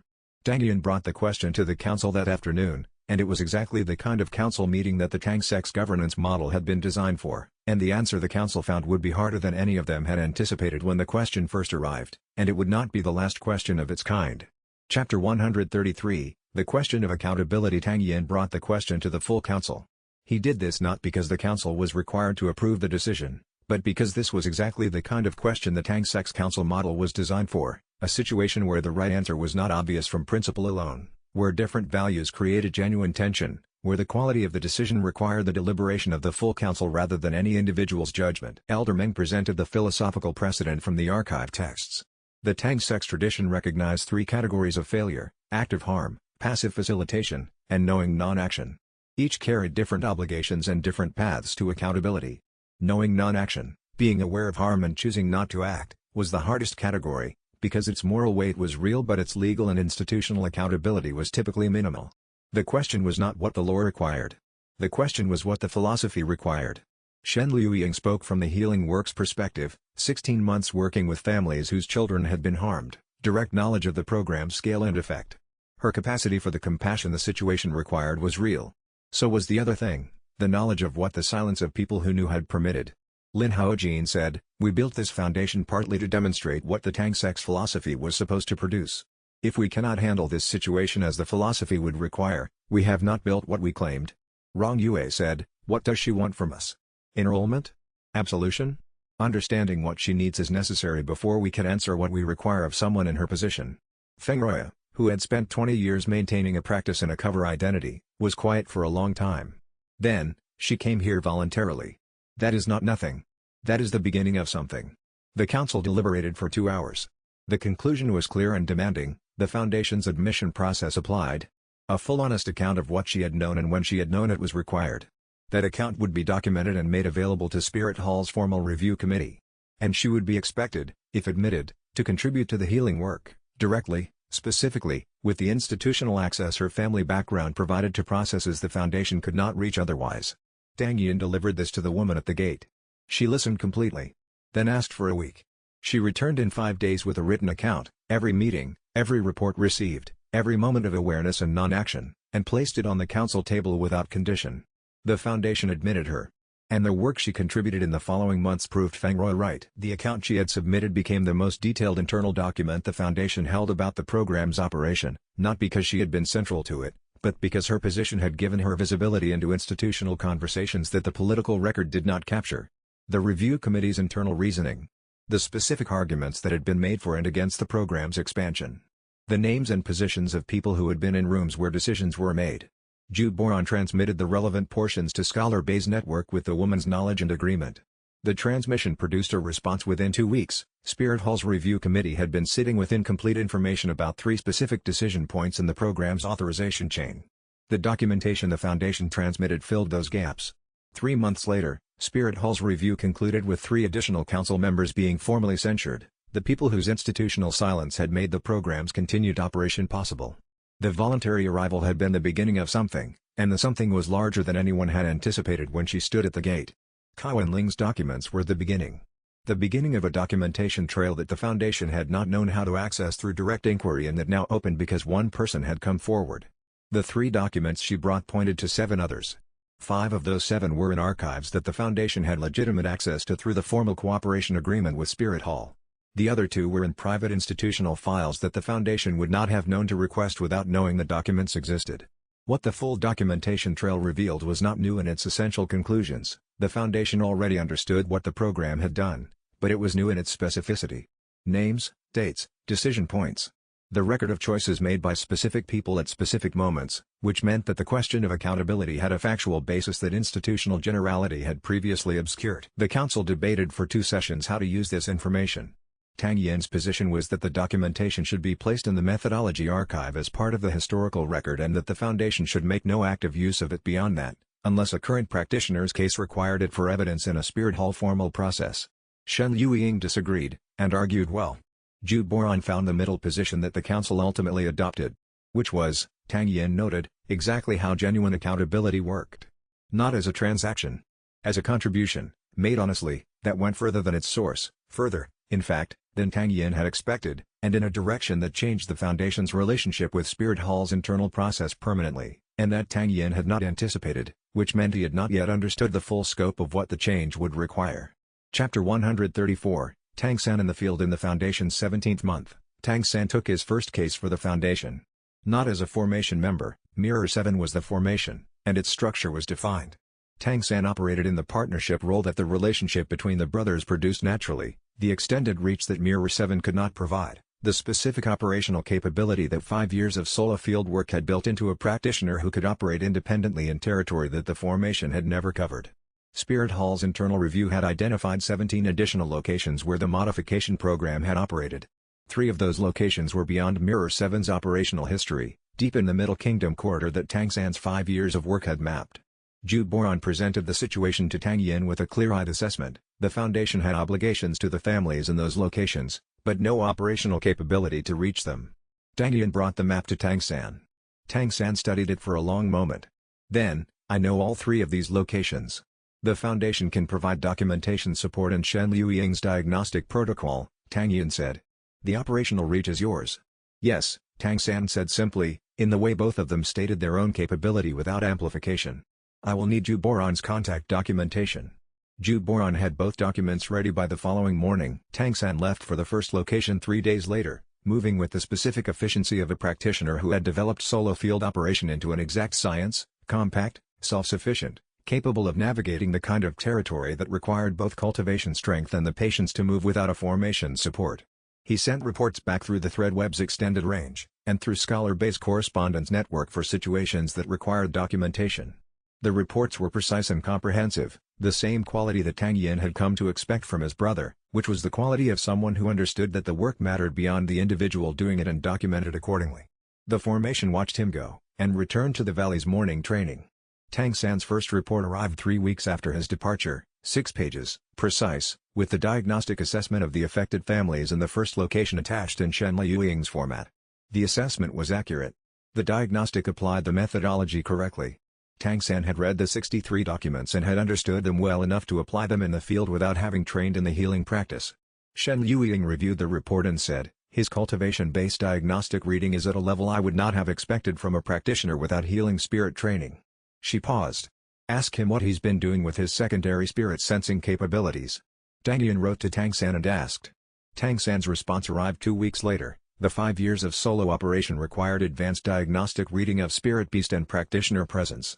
The secondary spirit sensing applications overlapped with the healing diagnostic methodology by approximately 40%. I adapted the remainder from the document set. He had done this in 3 weeks, on the road, in between conducting the first field assessment. Tang Yin shared this with the formation. Ho Fei said, that is either remarkable capability or we underestimated the healing methodology's accessibility. Shen Liuying said, after a moment, both. The work at home continued. The work in the field continued.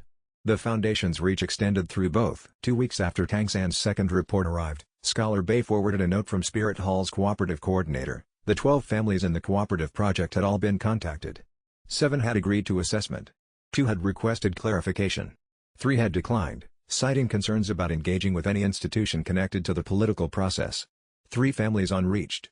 Tang Yin noted this and thought about what it meant, about the limits of institutional cooperation, about the families who had been harmed by an institution and had no reason to trust another institution's good intentions, about the specific gap between the remediation framework's administrative reach and the actual families it was supposed to serve. The 3 who declined, Tang Yin said to Zhu Boron.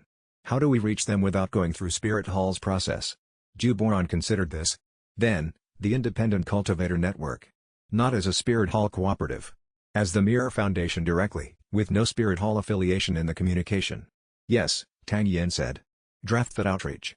The work continued, and the gap between official remediation and actual reach was a problem the Foundation was now obligated to address, and the 3 unreached families were only the first gap between the official framework and the actual work required, and identifying the gap was not the same as knowing how to close it. Chapter 135, Elder Meng's Assessment. In the Foundation's 18th month, Elder Meng asked to speak with Tang Yin privately. They walked the valley's upper ridge in the early morning, before the cultivation training began, the valley's best time, when the convergence point was at its daily peak and the spirit energy concentration made even simple movement feel precise and effortful in the way that indicated genuine cultivation engagement. I want to give you an assessment, Elder Meng said.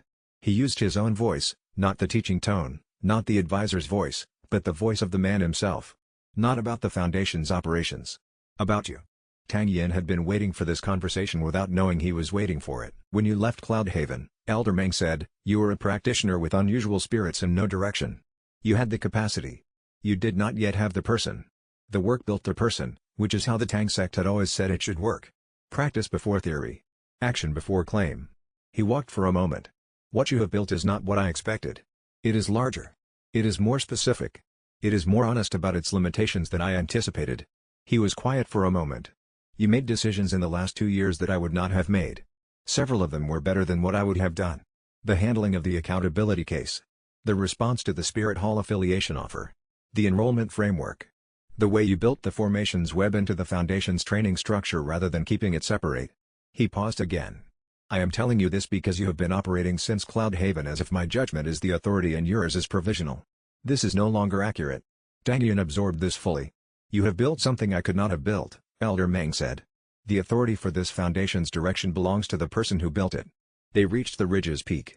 The valley was visible below, the convergence point at the center, the cultivation hall completed and occupied, practitioners in the morning courtyard beginning their forms. 83 people doing the work that the philosophy specified, in the valley that Tang Hao had prepared and that the formation had built into something real. What do you want me to do with that? Tang Yin asked. Lead, Elder Meng said. Not as someone acting in place of an absent authority. As the person who built this and knows it better than anyone. Tang Yin looked at the valley for a long moment. Yes, he said. I will. They walked back down in silence.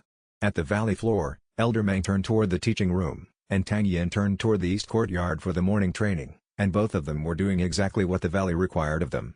The change was not dramatic, it was not a different set of decisions or a different relationship with the people in the foundation. It was an internal shift, the specific change between a practitioner who was acting on behalf of something and a practitioner who was the thing. The foundation's direction belonged to Tang Yin not because he had been given it but because he had built it. The formation noticed. They did not say anything about it directly, which was how the formation communicated about significant developments that everyone had already independently registered, but the morning training had a different quality. Not the quality of people operating under direction, but the quality of people operating in genuine coordination with someone who understood the work as thoroughly as they did and would not misuse the trust they extended. Ho Feiyu, at the end of the training, said, "Good session." She said this in the specific tone she used when something had been qualitatively better than the equivalent session before it. Tang Yin acknowledged this. Then went to the council meeting, where the foundation's direction waited for the person who understood it best to lead it forward, and found, in the first 30 minutes, that the assessment Elder Meng had offered was accurate in every element of the assessment. The agenda for that meeting included 3 items that had been deferred from the previous session. The first was the revised intake criteria following the Willa Diagnostic Edition. The second was the contact network expansion proposal covering the western provinces, an area the Foundation had not yet reached, which represented both an opportunity and a resourcing challenge. The third was the question Tang San had raised in correspondence about the Methodology Archive's long-term governance structure, which the Foundation's formal charter did not yet address. Tang Yin moved through all 3 items with the specific quality of attention that the 2 years of council work had built in him, not rushing to conclusions, not withholding judgment when judgment was ready, not confusing decisiveness with haste. The formation worked with him at this pace. This, he understood, was what Elder Meng had assessed correctly, not capability in the abstract, but the specific operational mode that the Foundation's work demanded from whoever led it. Chapter 136, Rank 40. The breakthrough to Rank 40, the boundary between the Spirit Ancestor and Spirit King ranges, came in the Foundation's 19th month. During the morning thread training in the East Courtyard, the Foundation's consistency of location and time and practice had created the cultivation conditions that Elder Meng had specified as optimal for major breakthroughs, not the intensity of a special training session, but the deep calibration of a practice repeated correctly over time until the accumulated work produced its natural result. The breakthrough was brief. The formation paused its training and acknowledged the moment with the warmth of people who had been working alongside the advancement that had just reached this threshold, who understood, from direct observation over 19 months, what the path to it had required. Elder Meng said nothing. His expression said what needed to be said. The MTS system's 4th copy slot became active. 4 copy slots. The existing 3 held, Inferno Step from the Arena training period, Permafrost Radius from the same, Windweb from Feng Roya's technique family. The 4th was waiting. Tang Yin looked at the empty slot. He had been thinking about this moment for several months. What technique would be worth 1 month of cultivation advancement at the beginning of the Spirit King range, where each month's cost was beginning to matter more than it had in the lower ranges? Not a powerful combat technique from a strong opponent. Not an operational capability that made Mirror 7 more formidable. Something from the healing work.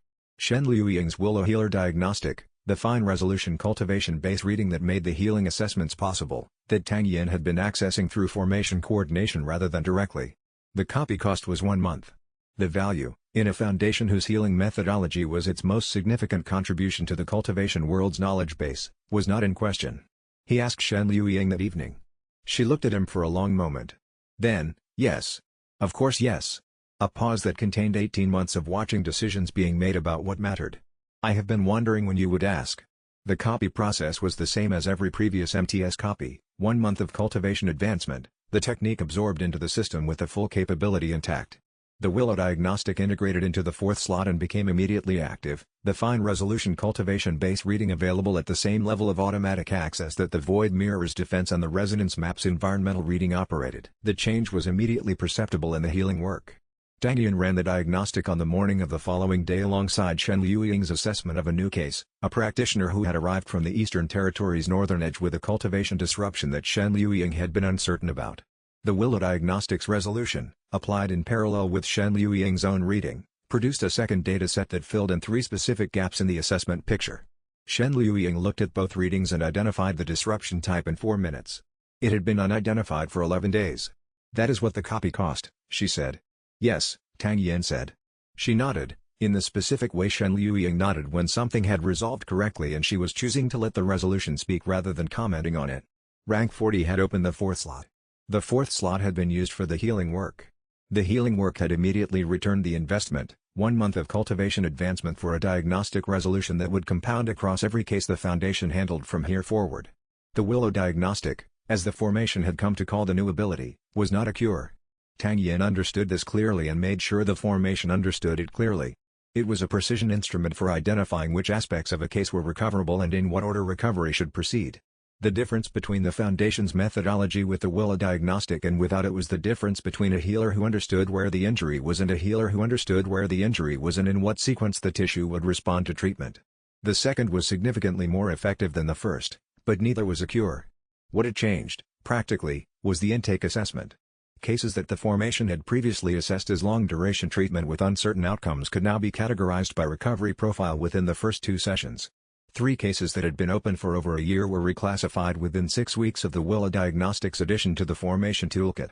1 of those 3 was resolved to maintenance protocol within the following 4 months. Tang Yin reported this to the council with the same level of affect he brought to all council reports, specific, factual, without overstating the significance or understating it. Shen Liuying's acknowledgement was the nod she used when something had resolved correctly. The council recorded the ability addition in the methodology archive. Then the Spirit Hall letter arrived the following month, and it changed the calculation, not in the direction Tang Yin had expected, and not in a way the formation was prepared to respond to immediately. Chapter 137, The Letter from Spirit Hall in the Foundation's 20th month. Spirit Hall sent a letter. Not a compliance notification. Not a diplomatic inquiry. A direct communication from a member of the Spirit Hall Central Council to the Mirror Foundation's Council, addressed to Tang Yin by name, signed by a council member whose post-Xuantianzi position Zhu Boran's intelligence network had been tracking. 3 items. First, a formal acknowledgement of the healing work documentation that Shen Liuying had submitted to the review committee. The documentation had been reviewed, incorporated into the remediation framework, and was being applied in Spirit Hall's official healing practitioner training. Spirit Hall was grateful for the Foundation's contribution to the methodological record. Second, a request. The review committee had identified 12 additional locations where the modification program had operated, locations outside Mirror 7's history and outside Tang San's current field coverage. The committee wanted to know whether the Foundation had practitioners who could assess the affected families and provide the documentation the remediation framework required. Third, an offer.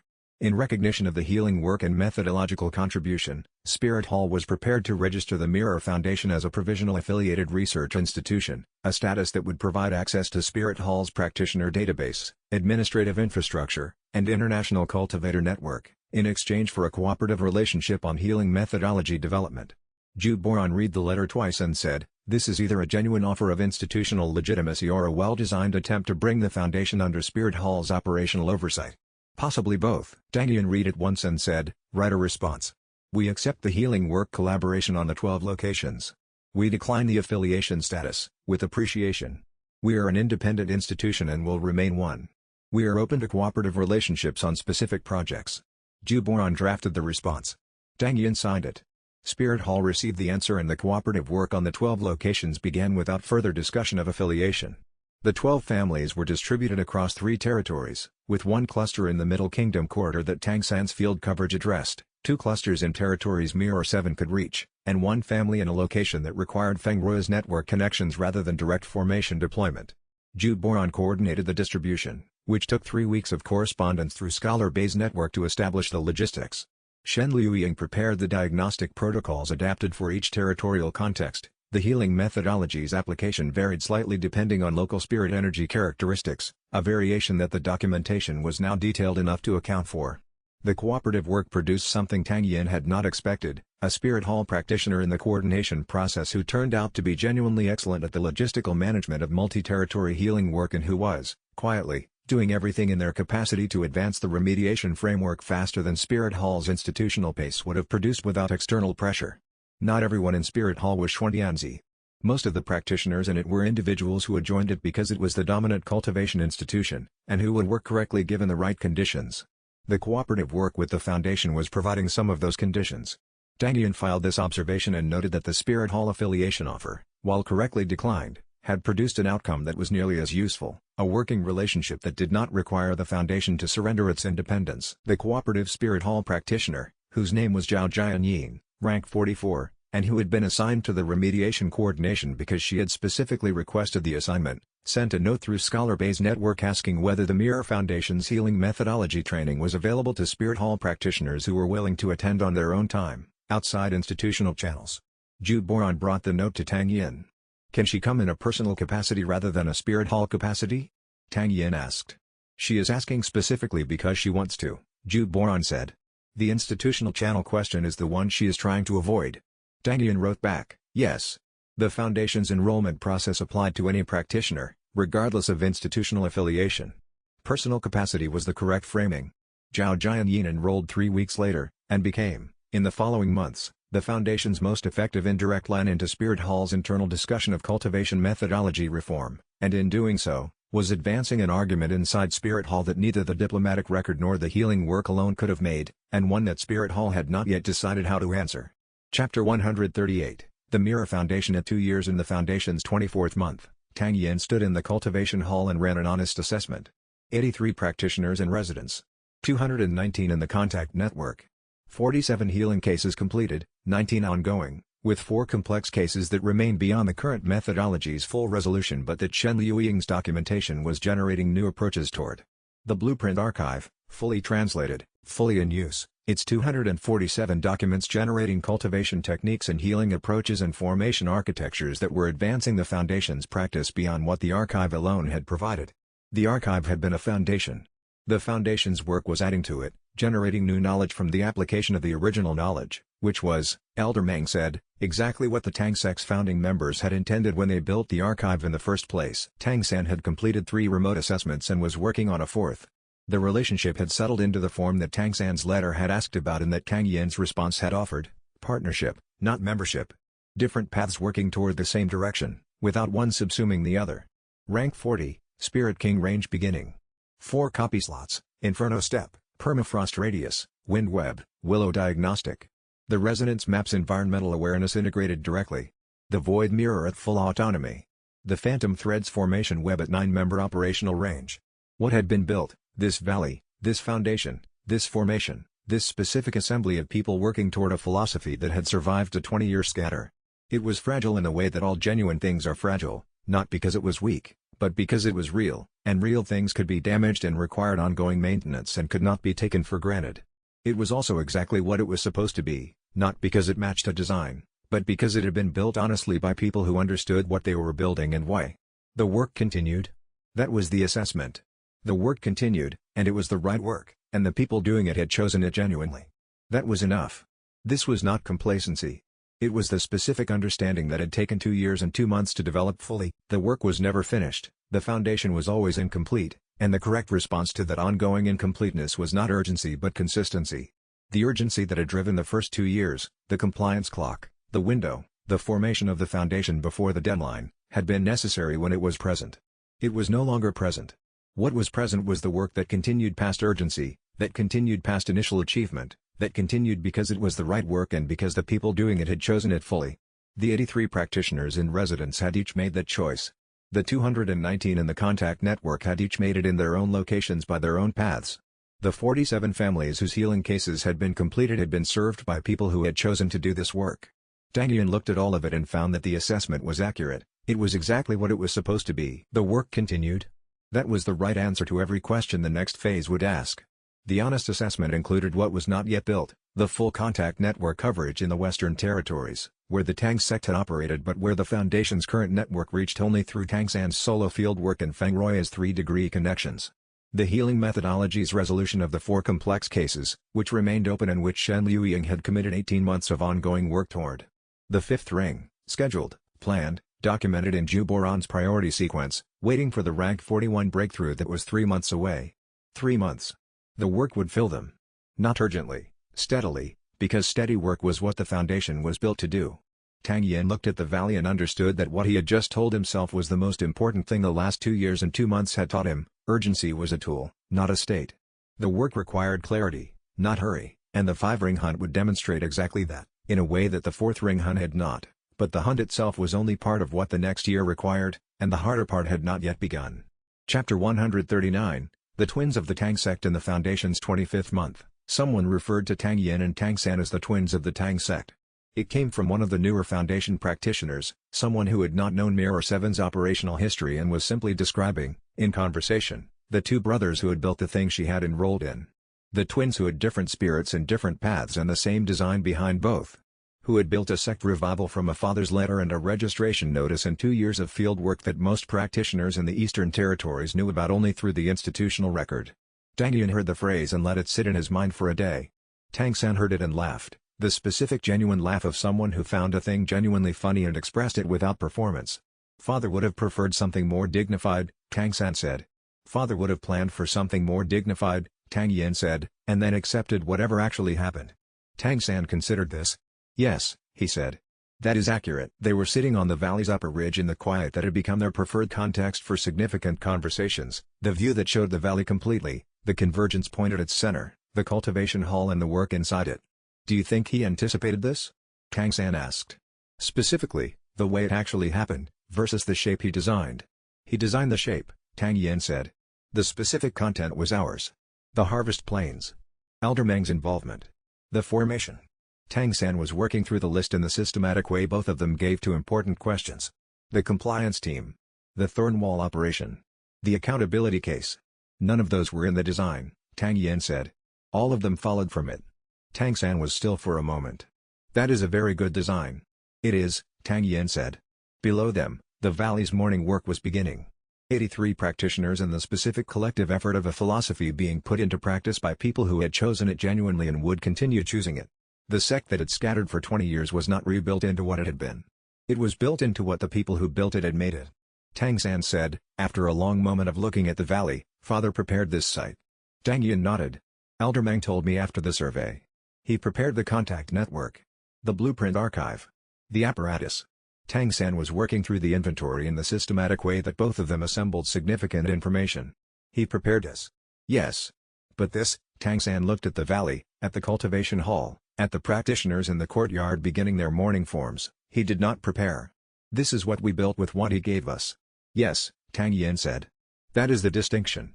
They held it together in the specific silence of 2 people who understood the same thing completely and did not need to add to its understanding.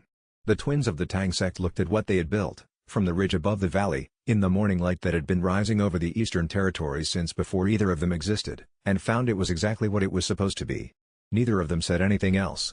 They did not need to. Below, in the valley, the morning training was producing visible results.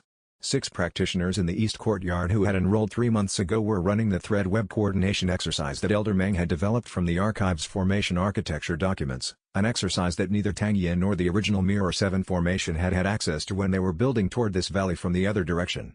The new practitioners were learning faster than the original formation had learned, because they had the framework the original formation had built by trial and experience. This was how traditions worked, when they worked correctly, each generation building on what the previous one had developed, advancing faster because the foundation was already there. The Tang Sect was not rebuilt. It was continuing, in the valley below, in the people who had chosen it, in the work that would continue past both of them, and in the valley below, the morning training was proving it, one session at a time. Chapter 140, The Mirror's Work. The Mirror at the Mirror Foundation was at work in its 26th month. 312 names in the contact network. 104 practitioners and residents. 60 healing cases completed with full documentation. 19 ongoing. The 4 unresolved complex cases that Shen Liuying's methodology was advancing toward, one careful document at a time, with the patient faith that the right approach existed and needed to be developed rather than discovered preformed. Tang Yin ran the morning thread training in the East Courtyard, the same space, the same formation, The same daily practice that had been building the cultivation base and the formation's web and the foundation's collective capability since the charter was signed. The web was now 11-member operational range. The void mirror deployed automatically, in full autonomy, the defensive reflection that Elder Meng had described when Tang Yin was 20 years old, finally doing exactly what he had said it would, and doing it without Tang Yin needing to think about it. The way a practitioner's breathing happened without conscious direction. Rank 41 was 3 months away. The 5th ring hunt was already in planning. Elder Meng had a specific archive document, Lin Haojin had a canyon survey, Zhu Boran had a timeline. The formation worked as it had always worked, each person knowing their expertise, deploying it without being directed, trusting the framework that the philosophy provided. What had been built over the last 2 years and 2 months, a foundation. Genuine, operational, growing at the pace the work required and no faster. A formation. 7 practitioners who had found each other through the specific gravity of people doing work that needed doing, who had developed from a contractor team into something the original Tang sect would have recognized as its own. A methodology. The healing work that no other institution was doing, documented, transmissible, growing with each case into something more complete than the archive alone had provided. A philosophy in practice.